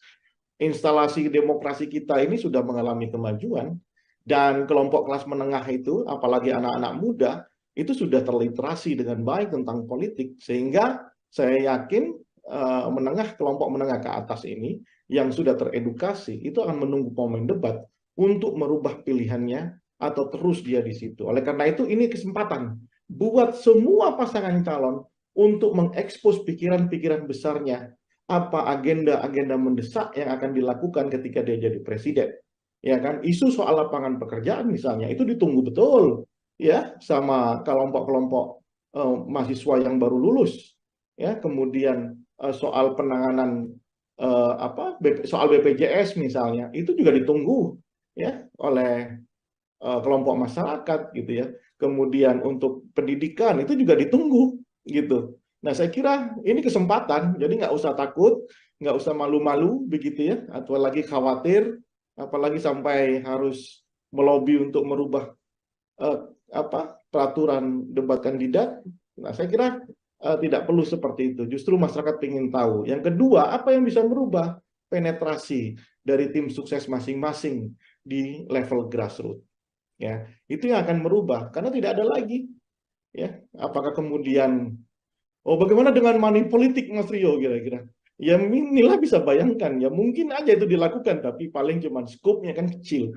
Ya mungkin di 800.000 TPS lebih itu akan terjadi money politik, mau habis anggaran berapa, saya kira bukan itu diskusinya. Debat kandidat, dan yang kedua penetrasi, bagaimana tim itu membentuk kekuatan-kekuatan yang penetratif di grassroots. Apakah ada orang yang datang ke rumah-rumah menjemput pemilih, meyakinkan pemilih dan dijemput untuk memilih kandidat tertentu, itu yang akan merubah peta. Oke. Itu. Oke.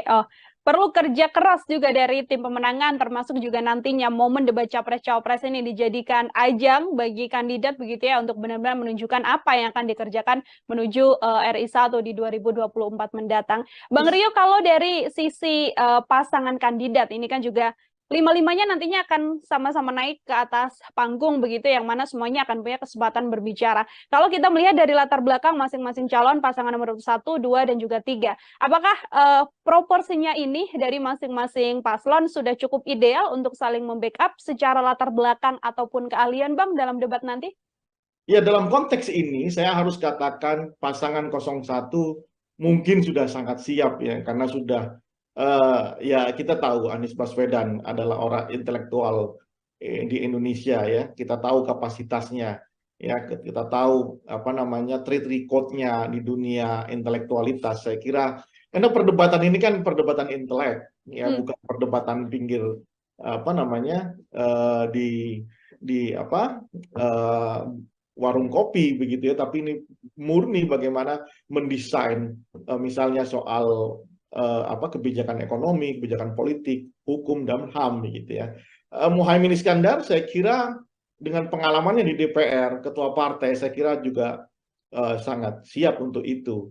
Nah, 03 saya kira juga sangat kuat. Ganjar Pranowo apa namanya adalah seorang gubernur 2 periode, mantan anggota DPR RI gitu ya, banyak berbicara tentang otonomi daerah. Saya kira sangat kokoh ininya apa namanya kekuatan apalagi ditambah Profesor Mahfud MD ya, kita tahu pendekar hukum begitu ya. Saya kira ini akan dilahap oleh dua pasangan lainnya. Mungkin handicap dari 03 adalah bagaimana mendefinisikan posisi diametral hari ini dengan Presiden Jokowi, itu akan sangat berpengaruh tentang konstruksi kebijakan di masa yang akan datang akan dia ambil. Apakah dia pro atau anti dengan kebijakan Jokowi, ya kan? Kayak statement Ganjar misalnya tentang penegakan hukum di angka 5, itu kan juga harus dielaborasi dalam debat nanti kan. Itu. Nah, bagaimana dengan pasangan 02? 02 ini yang punya beban menurut saya.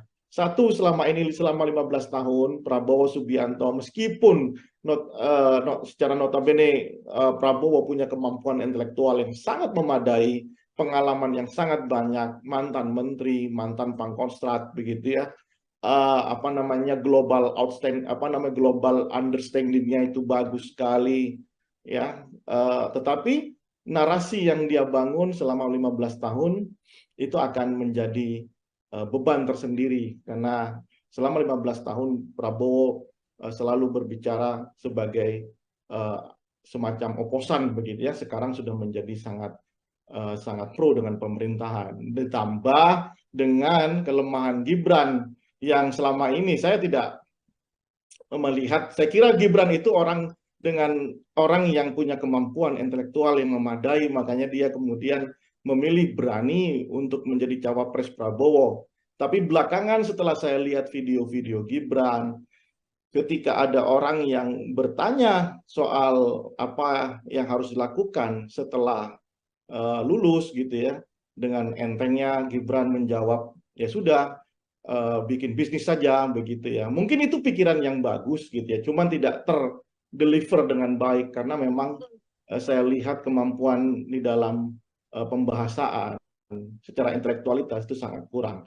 Lalu ketika misalnya ada orang bertanya disuruh jawab, suruh baca bukunya, dan ketika ada wartawan bertanya ya sudah begitu-begitu aja, seolah-olah ini flat, seolah-olah kemudian Gibran benar-benar ingin menurunkan kelas pilpres ini menjadi kelas pilkades begitu. Nah, ini yang menurut saya akan jadi beban di pasangan 02, dan itu make sense ketika ada usulan dari timnya untuk mengurangi debat atau mungkin minta didampingi gitu ya. Sehingga ya jangan salahkan publik juga ketika nanti ada anasir-anasir yang diproduksi, misalnya minta didampingi presiden, kalau masih kurang minta didampingi bapaknya begitu ya. Karena memang apa ya? Karena Gibran pintu masuknya sudah bermasalah, sehingga publik terutama di kelas menengah dan kelas atas gitu ya, itu kemudian sangat kritis terhadap Gibran ya. Pasangan 02 tim suksesnya harus siap dengan kritisme itu begitu ya. Mungkin bisa jadi masyarakat di level grassroots banyak yang memilih Prabowo, Subianto, dan Gibran karena memang Jokowi efek begitu ya. Tetapi bicara debat ini kan layer tersendiri, panggung tersendiri, parata politik yang berbeda ketika dia memberikan sembako atau senyuman saja ke level grassroots. Ini murni pertarungan intelektualitas, kapabilitas, sehingga publik benar-benar sadar siapa yang layak untuk memimpin Indonesia di masa yang akan datang. Begitu, Nila. Oke. Dua pertanyaan terakhir dari saya. Ini yang pertama masih menyangkut soal bagaimana Mas Gibran begitu ya, karena memang proporsinya masih kurang tepat untuk bisa perform dalam debat Cawapres ini. Namun yang tadi juga disampaikan Bang Rio ada latar belakang sosok Presiden Jokowi, sang ayah, yang sudah pasti sudah bisa dikatakan tidak mungkin tidak memberikan jurus-jurus ibaratnya ya, untuk kemudian dari pengalaman 2 kali debat atau beberapa kali debat yang dilakukan oleh Presiden, apakah juga bantuan dari Presiden Jokowi untuk strategi-strategi debat ini juga masih belum cukup, Bang, untuk bisa mengantarkan Gibran perform dalam debat Cawapres? Oh, berbeda. Jokowi itu adalah satu hal, Gibran itu adalah satu hal.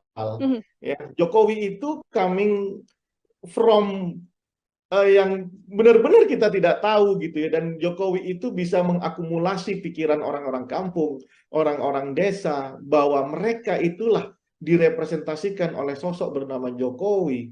Apapun jawaban Jokowi ketika berbicara intelektualitas, itu intelektualitasnya versi kampung, versi anak muda. Jokowi selalu menjawab setiap persoalan. Satu, ketika itu Jokowi itu punya kemampuan mentalitas yang cukup diyakini, meskipun versinya itu bukan versi kampus begitu ya, bukan versi epistemic community, tapi versi ala Jokowi begitu ya, versi seperti kaum kebanyakan. Nah, tapi Gibran ini kan tidak. Gibran ini lulusan Australia, ya, kemudian pergaulannya juga internasional. Gibran juga pernah memimpin Solo, saat ini bahkan masih memimpin Solo, ya. Tetapi kemudian kita terbelalak karena ternyata Gibran ketika berondong banyak pertanyaan oleh kelompok yang katanya menjadi baseline pasangan 02, yakni anak-anak muda, justru menghindar dari pertanyaan-pertanyaan ini. Nah, sementara kita ini kan butuh melihat pikiran-pikiran cerdas, pikiran-pikiran besar, pikiran-pikiran yang seolah-olah kita menggantungkan harapannya kepada calon presiden. Nah, itulah yang diharapkan sama masyarakat. Rupanya saya belum melihat sejauh ini, ya. Kita belum melihat, masyarakat belum melihat, publik belum melihat Gibran benar-benar bisa menunjukkan dirinya apakah dia itu selevel dengan Jokowi ketika itu atau ini terlalu dipaksakan. Makanya ini kesempatan buat Gibran untuk belajar menjawab semua keraguan publik gitu ya, entah itu belajar dari bapaknya begitu ya, kan nggak mungkin juga didampingi ketika debat kandidatnya, atau mau dibuat peraturan PKPU baru begitu ya, setelah didampingi sama capres, didampingi sama capres definitif, kan nggak mungkin ya. Ini kan menjadi negara Konoha benar, menjadi lelucon sepanjang hidup kita nantinya ya. Jadi menurut saya ini kesempatan buat Gibran, kesempatan buat Prabowo Subianto untuk meyakinkan ke publik bahwa elektabilitas dia yang tinggi saat ini itu layak untuk didapat gitu ya. Bukan hanya dengan gimmick-gimmick yang menurut saya jauh dari intelektualitas yang harusnya menjadi backbone kita, tulang punggung kita di dalam berdemokrasi. Oke, terakhir Bang Rio, kalau tadi kita membahas dari sisi bagaimana Capres dan Cawapres untuk melakukan strategi dan lain sebagainya, ini kan juga mempengaruhi suara publik. Kalau dari sisi publik sendiri, di momen debat Capres dan Cawapres nantinya, poin apa yang kemudian harus disoroti atau diambil oleh publik begitu agar kemudian nantinya semakin yakin untuk menjatuhkan pilihan pada pasangan nomor urut 1, 2, ataupun 3, Bang Rio? Sekaligus menjadi closing statement dari Bang Rio. Dua hal menurut saya yang harus benar-benar menjadi perhatian publik ya. Satu, mahalnya harga sembako. Kenapa? Bukan saya, tapi itu capture, itulah potret yang kita dapatkan di survei kita sejak 3 tahun lalu ya. Mahalnya harga sembako ini jangan kemudian dianggap remeh, karena ini adalah tentang hajat hidup masyarakat di level yang paling bawah. Akses mereka untuk membeli, ketersediaan itu juga menurut saya harus menjadi diskusi, menjadi adu program kelak ya ketika masing-masing ini berdebat begitu. Bagaimana caranya ya Kak? Apakah kemudian menghidupkan lahan-lahan pertanian atau kemudian mengembangkan bagaimana pertanian di kita atau menghentikan impor. Ini harus menjadi diskusi ya, dan itu akan harusnya menjadi landscape pemikiran masing-masing kandidat ya. Sekali lagi, mahalnya kebutuhan sembako itu ada di top rank setiap kita survei apa agenda paling mendesak yang harus diselesaikan oleh pemerintah. Yang kedua, persoalan hukum. Ini akan menjadi diskusi antar semua kandidat dan juga akan diikuti oleh publik tentang hukum kita. Bayangkan Nila, ketua KPK saat ini bermasalah ya. Kita tidak menuduh apakah ini benar-benar sudah bersalah atau tidak karena ini masih dalam proses hukum, tapi setidaknya ini institusinya saja adalah institusi pemburu korupsi ya, ketuanya tersandung kasus korupsi. Ini kan cuma ada di Indonesia saya kira ya. Kemudian polisi itu juga banyak masalah belakangan ini ya kan. Kemudian ya banyak saya kira kasus-kasus hukum ini harusnya menjadi perhatian, dan itu akan menjadi perhatian masyarakat luas sebelum datang ke TPS. Kita berharap dalam konteks yang paling ideal masyarakat menonton, melihat, kemudian menentukan pilihannya berdasarkan apa yang dia tonton di dalam debat kandidat itu. Baik, terima kasih sekali atas paparannya dan juga diskusi kita hari ini, Bang Rio Prayogo, Direktur Politika Research and Consulting. Semoga publik juga kemudian punya gambaran untuk nantinya menantikan debat Capres-Cawapres dan bisa menentukan pilihan untuk mengantarkan 5 tahun ke depan menuju Indonesia yang pastinya lebih baik lagi. Bang Rio, terima kasih sudah bergabung. Selamat beraktivitas kembali, Bang Rio. Terima kasih, Nila. Ya, Tribuners. Karena dua pasangan yang lainnya ini akan mengalami kesulitan. 03 dan 02 ini kan akan mengalami kesulitan. Outstanding pikiran utamanya itu akan mengalami kesulitan. Kalau 01 kan lebih slow ya, karena dia benar-benar di luar dari bayang-bayang Jokowi. Saya kira itu nanti ini akan menjadi panggungnya 01 ya, kalau bisa mengkapitalisasi, karena mereka yang paling siap dengan narasi-narasi perubahan. Mungkin handicap dari 03 adalah bagaimana mendefinisikan posisi diametral hari ini dengan Presiden Jokowi. Itu akan sangat berpengaruh tentang konstruksi kebijakan di masa yang akan datang akan dia ambil. Apakah dia pro atau anti dengan kebijakan Jokowi. Selamat malam Tribuners, program Tribunnews on Focus hari ini menjumpai Anda kembali bersama dengan saya Nila Irda.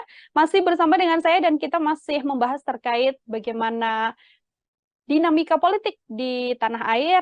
Untuk membahas hal tersebut, Tribuners, saya sudah tersambung bersama dengan Direktur Politika Research and Consulting, ada Bang Rio Prayogo sekaligus pengamat politik. Bang Rio, selamat malam. Terima kasih sudah bergabung.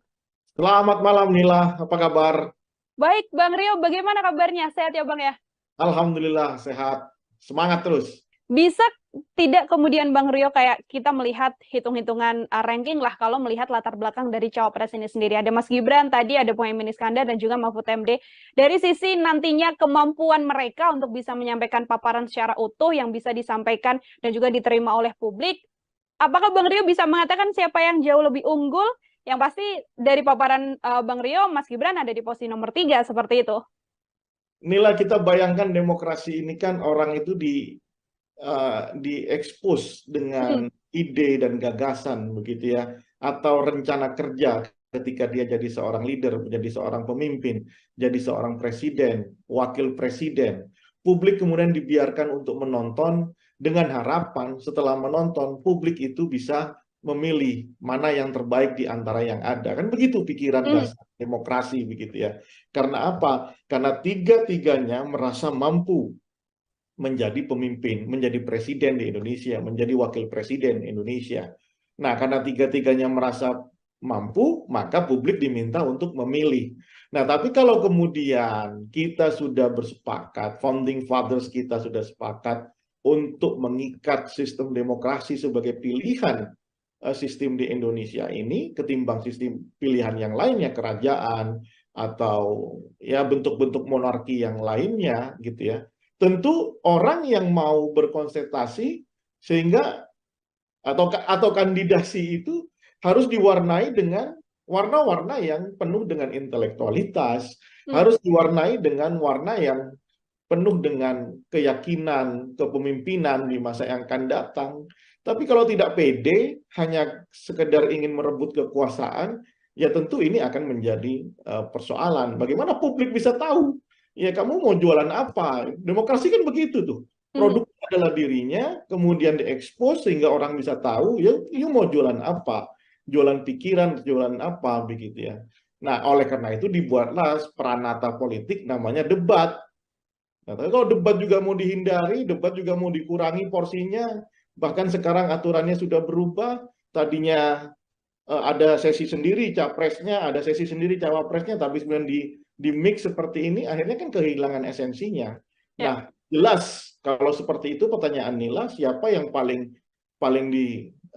tidak diuntungkan ya dua pasangan yang lainnya, 01, 03 tidak diuntungkan. Karena apa? Bagi 01 dan bagi 03 inilah titik di mana dia benar-benar bisa ditonton oleh jutaan, mungkin ratusan juta pemilih kita yang tercatat 204 juta, ya mungkin tidak semuanya, tapi 60% akan menyaksikan debat capres ini. Ya inilah demokrasi sesungguhnya. Makanya porsinya jangan dikurangi, sehingga ini menurunkan semangat berdemokrasi. Jangan kemudian level pilpres ini diturunkan menjadi level pilihan kepala desa, begitu ya. Jangan diturunkan jadi pilihan RT. Padahal inilah bagaimana peranata politik bernama debat kandidat di dalam konteks pemilu itu sangat dibutuhkan oleh masyarakat terutama, supaya mereka bisa merekam apa janji politiknya, apa ide dan gagasannya ke depan, sehingga mereka datang ke TPS dengan pikiran-pikiran yang rasional. Oke, itu di sisi calon wakil presiden begitu ya, Bang Rio, ada yang bisa diunggulkan ataupun yang juga dirugikan dengan tidak bisanya menyampaikan paparan mereka secara utuh di hadapan rakyat Indonesia, bisa dikatakan seperti itu. Ini tadi Bang Rio mengatakan Prabowo Subianto sudah cukup berpengalaman, bisa dibilang 3 kali begitu kan mengikuti debat capres dan juga cawapres. Kemudian kalau kita melihat Anies Baswedan, kemudian juga kita melihat Pak Ganjar Pranowo dan nantinya akan berhadapan. Kira-kira situasinya dari kacamata Bang Roy akan berlangsung seperti apa ini, Bang? Sangat seru tentunya. Ini akan terjadi perbedaan school of thinking begitu ya. Bagaimana cara pandang, paradigma, kemudian perspektif itu akan tumpah ruah di debat kandidat ini. Ya, dari 01 dengan paradigmanya yang sangat paradigma pembaharuan, pendekatan yang lebih sifatnya liberalis kalau saya lihat begitu ya. Kemudian paradigma 02 yang intinya ini adalah keberlanjutan, meskipun kita tahu bahwa Prabowo di 3 periode pilpres sebelumnya itu adalah anti dari keberlanjutan, tapi ya inilah situasi politiknya. Kemudian 03 yang jauh lebih hari ini lebih tidak punya menurut saya agak kesulitan mendefinisikan apakah ini perubahan ataukah ini keberlanjutan begitu ya. Nah, makanya kalau berbicara tentang ide besarnya, ya big idea-nya, tentu nanti tidak akan banyak diekspos. Karena apa? Karena dua pasangan yang lainnya ini akan mengalami kesulitan. 03 dan 02 ini kan akan mengalami kesulitan. Outstanding pikiran utamanya itu akan mengalami kesulitan. Kalau 01 kan lebih slow ya, karena dia benar-benar di luar dari bayang-bayang Jokowi. Nah, mungkin nanti perdebatannya lebih banyak soal hal-hal sifatnya programatik begitu ya. Di itu bukan di ide dasar apakah ini melanjutkan soal IKN misalnya. 01 jelas kan ya kan, untuk memikirkan ulang, merekalkulasi ya soal IKN. 02 lanjutkan, 03 nah saya belum tahu seperti apa begitu ya. Agak-agaknya memang di sisi debat kandidat ini 01 harusnya bisa memaksimalkan karena posisi yang lebih lebih fleksibel di dalam ketika berbicara dalam konteks apapun, bidang apapun, 01 lebih fleksibel. Nanti kalau ada di putaran kedua, kalau ada debat kandidat lagi, maka pertarungan akan lebih ke ide dasar, ya kan? Banyak berbicara tentang, oh ini dilanjutkan, oh ini tidak, ini dilanjutkan, ini tidak, kira-kira seperti itu. Tapi kalau ada masih 3 orang saling berdebat, 3 pasangan langsung berdebat, saya kira lebih ke hal yang sifatnya programatik, karena masih ada 2 pasangan yang menurut saya agak kesulitan mendefinisikan apakah ini dilanjutkan atau tidak, apakah ini ada perubahan atau tidak, begitu ya. Dan tidak mungkin rasa-rasanya 03 sama 02 mengatakan wah ini dilanjutkan semuanya dari apa yang sudah dilakukan oleh Jokowi. Nah, saya kira itu nanti ini akan menjadi panggungnya 01 ya kalau bisa mengkapitalisasi karena mereka yang paling siap dengan narasi-narasi perubahan. Karena spiritnya setiap konsentrasi, setiap perhelatan pemilu itu adalah upaya mengkoreksi apa yang sudah dilakukan oleh periode sebelumnya. Begitu, Nela.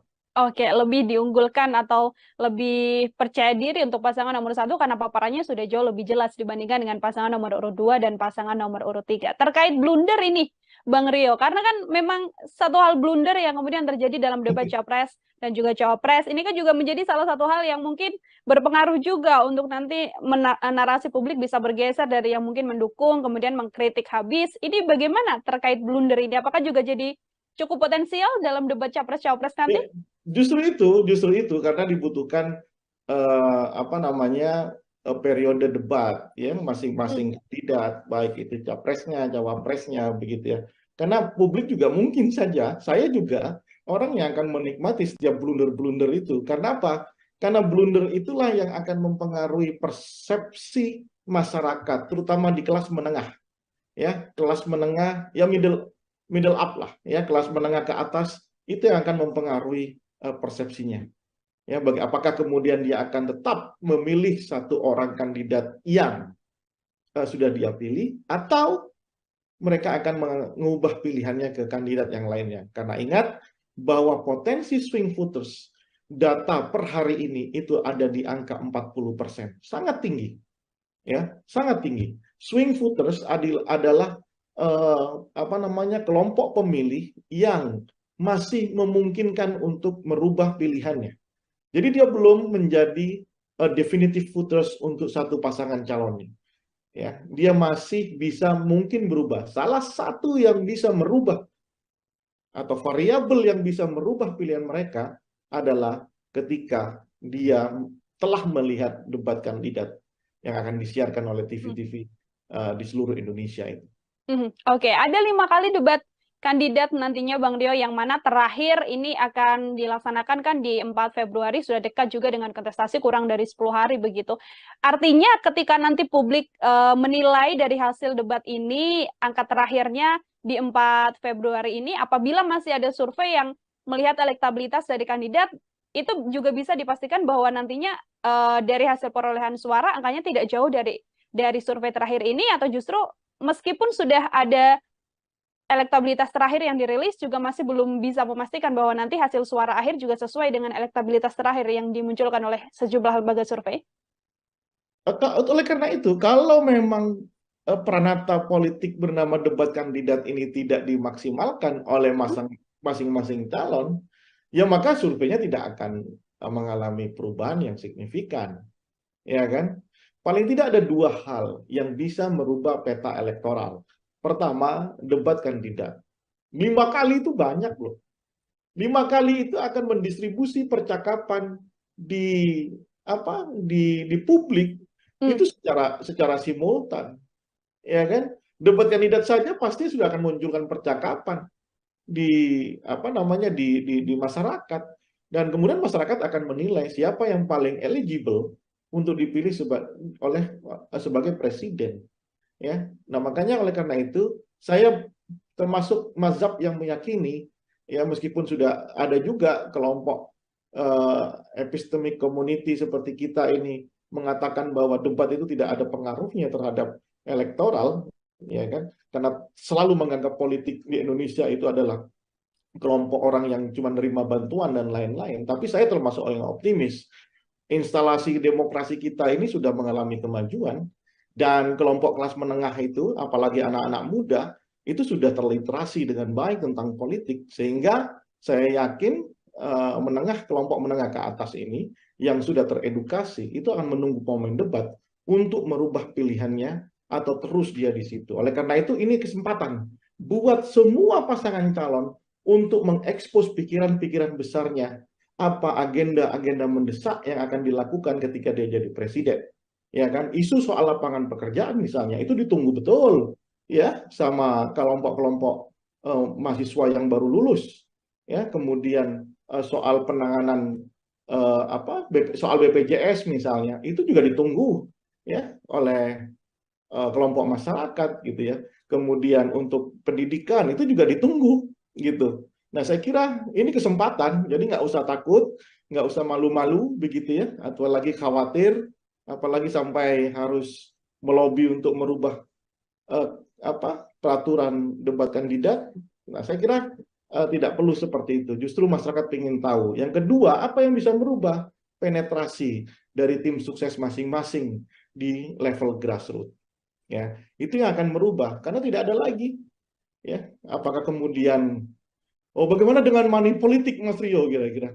Ya inilah bisa bayangkan, ya mungkin aja itu dilakukan, tapi paling cuma skupnya kan kecil.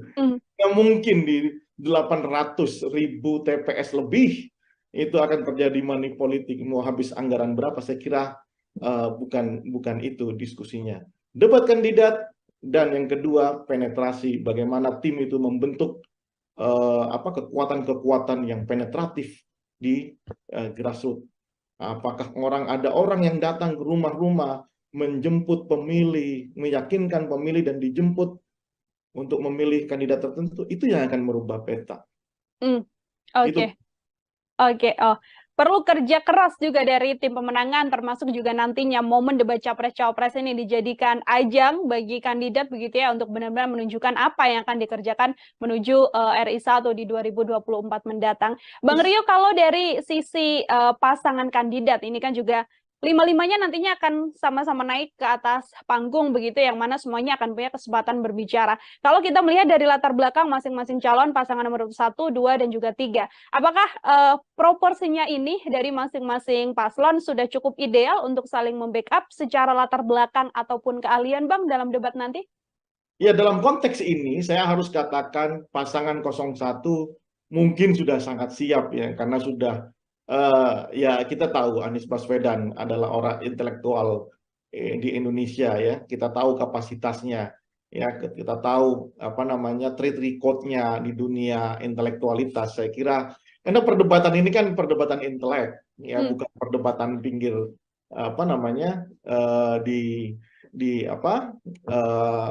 warung kopi begitu ya, tapi ini murni bagaimana mendesain misalnya soal kebijakan ekonomi, kebijakan politik, hukum dan HAM begitu ya.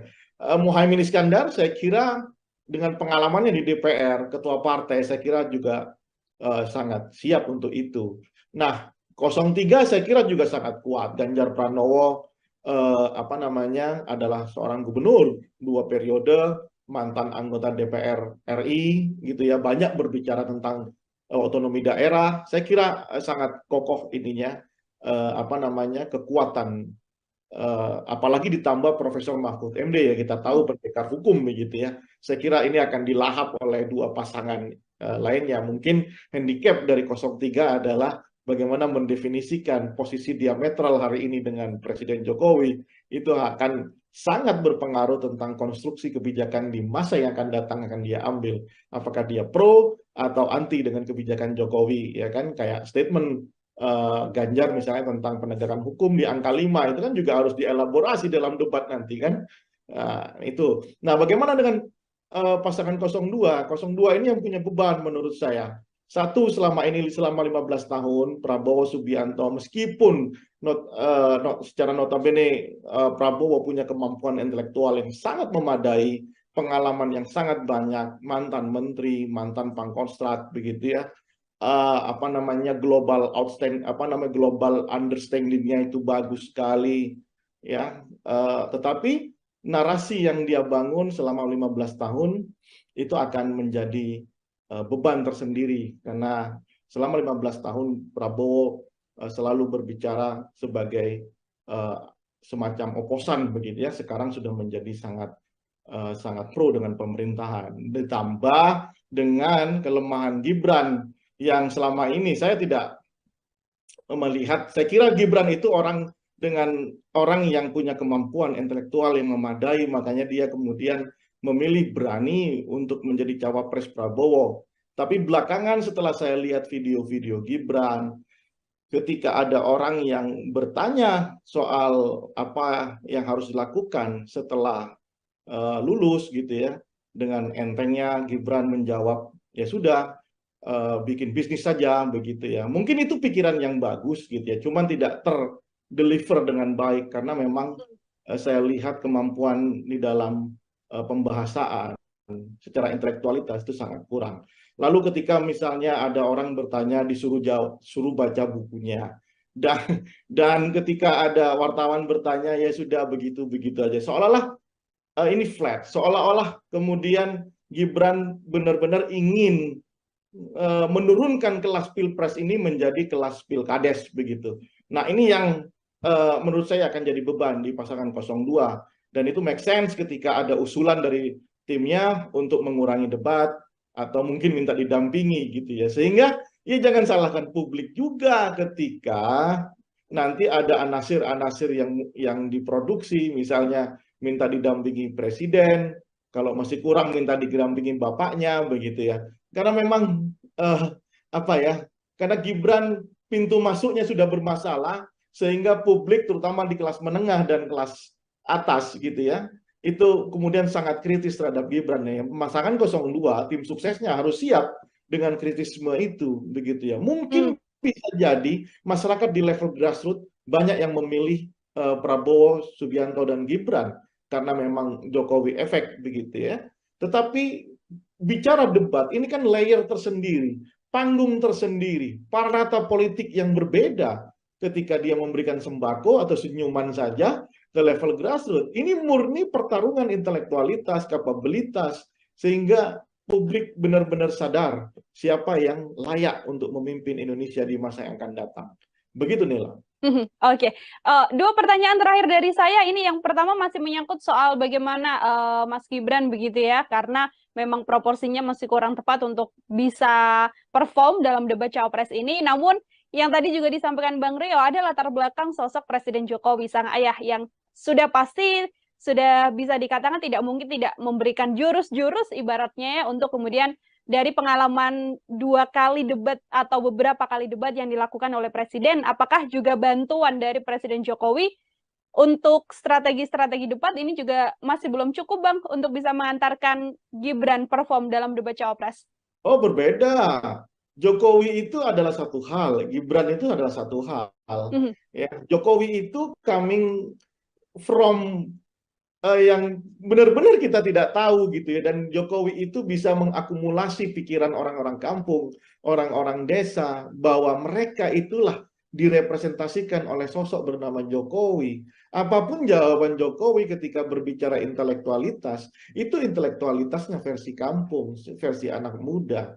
Jokowi selalu menjawab setiap persoalan. Satu, ketika itu Jokowi itu punya kemampuan mentalitas yang cukup diyakini, meskipun versinya itu bukan versi kampus begitu ya, bukan versi epistemic community, tapi versi ala Jokowi begitu ya, versi seperti kaum kebanyakan. Nah, tapi Gibran ini kan tidak. Gibran ini lulusan Australia, ya, kemudian pergaulannya juga internasional. Gibran juga pernah memimpin Solo, saat ini bahkan masih memimpin Solo, ya. Tetapi kemudian kita terbelalak karena ternyata Gibran ketika berondong banyak pertanyaan oleh kelompok yang katanya menjadi baseline pasangan 02, yakni anak-anak muda, justru menghindar dari pertanyaan-pertanyaan ini. Nah, sementara kita ini kan butuh melihat pikiran-pikiran cerdas, pikiran-pikiran besar, pikiran-pikiran yang seolah-olah kita menggantungkan harapannya kepada calon presiden. Nah, itulah yang diharapkan sama masyarakat. Rupanya saya belum melihat sejauh ini, ya. Kita belum melihat, masyarakat belum melihat, publik belum melihat Gibran benar-benar bisa menunjukkan dirinya, apakah dia itu selevel dengan Jokowi ketika itu, atau ini terlalu dipaksakan. Makanya ini kesempatan buat Gibran untuk belajar menjawab semua keraguan publik gitu ya, entah itu belajar dari bapaknya begitu ya, kan nggak mungkin juga didampingi ketika debat kandidatnya, atau mau dibuat peraturan PKPU baru begitu ya, setelah didampingi sama capres, didampingi sama capres definitif, kan nggak mungkin ya. Ini kan jadi negara Konoha benar, menjadi lelucon sepanjang hidup kita nantinya ya. Jadi menurut saya ini kesempatan buat Gibran, kesempatan buat Prabowo Subianto untuk meyakinkan ke publik bahwa elektabilitas dia yang tinggi saat ini itu layak untuk didapat gitu ya. Bukan hanya dengan gimmick-gimmick yang menurut saya jauh dari intelektualitas yang harusnya menjadi backbone kita, tulang punggung kita di dalam berdemokrasi. Oke, terakhir Bang Rio, kalau tadi kita membahas dari sisi bagaimana Capres dan Cawapres untuk melakukan strategi dan lain sebagainya, ini kan juga mempengaruhi suara publik. Kalau dari sisi publik sendiri, di momen debat Capres dan Cawapres nantinya, poin apa yang kemudian harus disoroti atau diambil oleh publik begitu agar kemudian nantinya semakin yakin untuk menjatuhkan pilihan pada pasangan nomor urut 1, 2, ataupun 3 Bang Rio, sekaligus menjadi closing statement dari Bang Rio. Dua hal menurut saya yang harus benar-benar menjadi perhatian publik ya.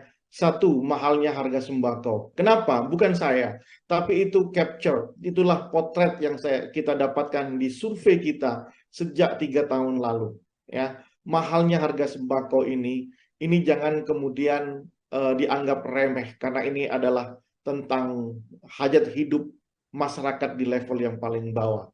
Akses mereka untuk membeli, ketersediaan, itu juga harus menurut saya harus menjadi diskusi, menjadi adu program kelak ya, ketika masing-masing ini berdebat begitu. Bagaimana caranya ya Kak? Apakah kemudian menghidupkan lahan-lahan pertanian, atau kemudian mengembangkan bagaimana pertanian di kita, atau menghentikan impor. Ini harus menjadi diskusi ya, dan itu akan harusnya menjadi landscape pemikiran masing-masing kandidat ya. Sekali lagi, mahalnya kebutuhan sembako itu ada di top rank setiap kita survei, apa agenda paling mendesak yang harus diselesaikan oleh pemerintah. Yang kedua, persoalan hukum. Ini akan menjadi diskusi antar semua kandidat dan juga akan diikuti oleh publik tentang hukum kita. Bayangkan Nila, Ketua KPK saat ini bermasalah ya. Kita tidak menuduh apakah ini benar-benar sudah bersalah atau tidak, karena ini masih dalam proses hukum, tapi setidaknya ini institusinya saja adalah institusi pemburu korupsi ya, ketuanya tersandung kasus korupsi. Ini kan cuma ada di Indonesia saya kira ya. Kemudian polisi itu juga banyak masalah belakangan ini ya kan. Kemudian banyak saya kira kasus-kasus hukum ini harusnya menjadi perhatian, dan itu akan menjadi perhatian masyarakat luas sebelum datang ke TPS. Kita berharap dalam konteks yang paling ideal, masyarakat menonton, melihat, kemudian menentukan pilihannya berdasarkan apa yang dia tonton di dalam debat kandidat itu. Baik, terima kasih sekali atas paparannya dan juga diskusi kita hari ini, Bang Rio Prayogo, Direktur Politika Research and Consulting. Semoga publik juga kemudian punya gambaran untuk nantinya menantikan debat Capres-Cawapres dan bisa menentukan pilihan untuk mengantarkan 5 tahun ke depan menuju Indonesia yang pastinya lebih baik lagi. Bang Rio, terima kasih sudah bergabung. Selamat beraktivitas kembali, Bang Rio. Terima kasih, Nila. Ya, Tribuners. Karena dua pasangan yang lainnya ini akan mengalami kesulitan, 03 dan 02 ini kan akan mengalami kesulitan. Outstanding pikiran utamanya itu akan mengalami kesulitan. Kalau 01 kan lebih lebih slow ya, karena dia benar-benar di luar dari bayang-bayang Jokowi. Saya kira itu nanti ini akan menjadi panggungnya 01 ya, kalau bisa mengkapitalisasi, karena mereka yang paling siap dengan narasi-narasi perubahan. Mungkin handicap dari 03 adalah bagaimana mendefinisikan posisi diametral hari ini dengan Presiden Jokowi. Itu akan sangat berpengaruh tentang konstruksi kebijakan di masa yang akan datang akan dia ambil. Apakah dia pro atau anti dengan kebijakan Jokowi. Selamat malam Tribuners, program Tribun Sound Focus hari ini menjumpai Anda kembali bersama dengan saya Nila Irda. Masih bersama dengan saya dan kita masih membahas terkait bagaimana dinamika politik di tanah air. Untuk membahas hal tersebut, Tribuners, saya sudah tersambung bersama dengan Direktur Politika Research and Consulting, ada Bang Rio Prayogo sekaligus pengamat politik. Bang Rio, selamat malam. Terima kasih sudah bergabung. Selamat malam Nila, apa kabar? Baik, Bang Rio, bagaimana kabarnya? Sehat ya, Bang ya? Alhamdulillah, sehat. Semangat terus. Bisa tidak kemudian Bang Rio kayak kita melihat hitung-hitungan ranking lah kalau melihat latar belakang dari cawapres ini sendiri. Ada Mas Gibran, tadi ada Muhaimin Iskandar dan juga Mahfud MD. Dari sisi nantinya kemampuan mereka untuk bisa menyampaikan paparan secara utuh yang bisa disampaikan dan juga diterima oleh publik, apakah Bang Rio bisa mengatakan siapa yang jauh lebih unggul? Yang pasti dari paparan Bang Rio, Mas Gibran ada di posisi nomor 3 seperti itu. Nila, kita bayangkan demokrasi ini kan orang itu diekspos dengan ide dan gagasan begitu ya, atau rencana kerja ketika dia jadi seorang leader, menjadi seorang pemimpin, jadi seorang presiden, wakil presiden. Publik kemudian dibiarkan untuk menonton dengan harapan setelah menonton publik itu bisa memilih mana yang terbaik di antara yang ada. Kan begitu pikiran dasar demokrasi begitu ya. Karena apa? Karena tiga-tiganya merasa mampu menjadi pemimpin, menjadi presiden di Indonesia, menjadi wakil presiden Indonesia. Nah, karena tiga-tiganya merasa mampu, maka publik diminta untuk memilih. Nah, tapi kalau kemudian kita sudah bersepakat, founding fathers kita sudah sepakat untuk mengikat sistem demokrasi sebagai pilihan sistem di Indonesia ini ketimbang sistem pilihan yang lainnya, kerajaan atau ya bentuk-bentuk monarki yang lainnya gitu ya. Tentu orang yang mau berkonsentrasi sehingga atau kandidasi itu harus diwarnai dengan warna-warna yang penuh dengan intelektualitas, harus diwarnai dengan warna yang penuh dengan keyakinan kepemimpinan di masa yang akan datang. Tapi kalau tidak pede, hanya sekedar ingin merebut kekuasaan, ya tentu ini akan menjadi persoalan. Bagaimana publik bisa tahu? Ya kamu mau jualan apa? Demokrasi kan begitu tuh. Produk adalah dirinya, kemudian diekspos sehingga orang bisa tahu, ya you mau jualan apa? Jualan pikiran, jualan apa, begitu ya. Nah, oleh karena itu dibuatlah peranata politik namanya debat. Nah, tapi kalau debat juga mau dihindari, debat juga mau dikurangi porsinya, bahkan sekarang aturannya sudah berubah, tadinya ada sesi sendiri capresnya, ada sesi sendiri cawapresnya, tapi kemudian di mix seperti ini, akhirnya kan kehilangan esensinya. Nah, jelas kalau seperti itu pertanyaan Nila, siapa yang paling tidak diuntungkan ya dua pasangan yang lainnya, 01, 03 tidak diuntungkan. Karena apa? Bagi 01 dan bagi 03 inilah titik di mana dia benar-benar bisa ditonton oleh jutaan, mungkin ratusan juta pemilih kita yang tercatat 204 juta, ya mungkin tidak semuanya, tapi 60% akan menyaksikan debat capres ini. Ya inilah demokrasi sesungguhnya. Makanya porsinya jangan dikurangi, sehingga ini menurunkan semangat berdemokrasi. Jangan kemudian level pilpres ini diturunkan menjadi level pilihan kepala desa begitu ya. Jangan diturunkan jadi pilihan RT. Padahal inilah bagaimana peranata politik bernama debat kandidat di dalam konteks pemilu itu sangat dibutuhkan oleh masyarakat terutama supaya mereka bisa merekam apa janji politiknya, apa ide dan gagasannya ke depan sehingga mereka datang ke TPS dengan pikiran-pikiran yang rasional. Oke, itu di sisi calon wakil presiden begitu ya, Bang Rio, ada yang bisa diunggulkan ataupun yang juga dirugikan dengan tidak bisanya menyampaikan paparan mereka secara utuh di hadapan rakyat Indonesia, bisa dikatakan seperti itu. Ini tadi Bang Rio mengatakan Prabowo Subianto sudah cukup berpengalaman bisa dibilang 3 kali begitu kan mengikuti debat capres dan juga cawapres. Kemudian kalau kita melihat Anies Baswedan, kemudian juga kita melihat Pak Ganjar Pranowo dan nantinya akan berhadapan. Kira-kira situasinya dari kacamata Bang Roy akan berlangsung seperti apa ini, Bang? Sangat seru tentunya. Ini akan terjadi perbedaan apa namanya school of thinking begitu ya. Bagaimana cara pandang, paradigma, kemudian perspektif itu akan tumpah ruah di debat kandidat ini. Ya, dari 01 dengan paradigmanya yang sangat apa namanya paradigma pembaharuan, pendekatan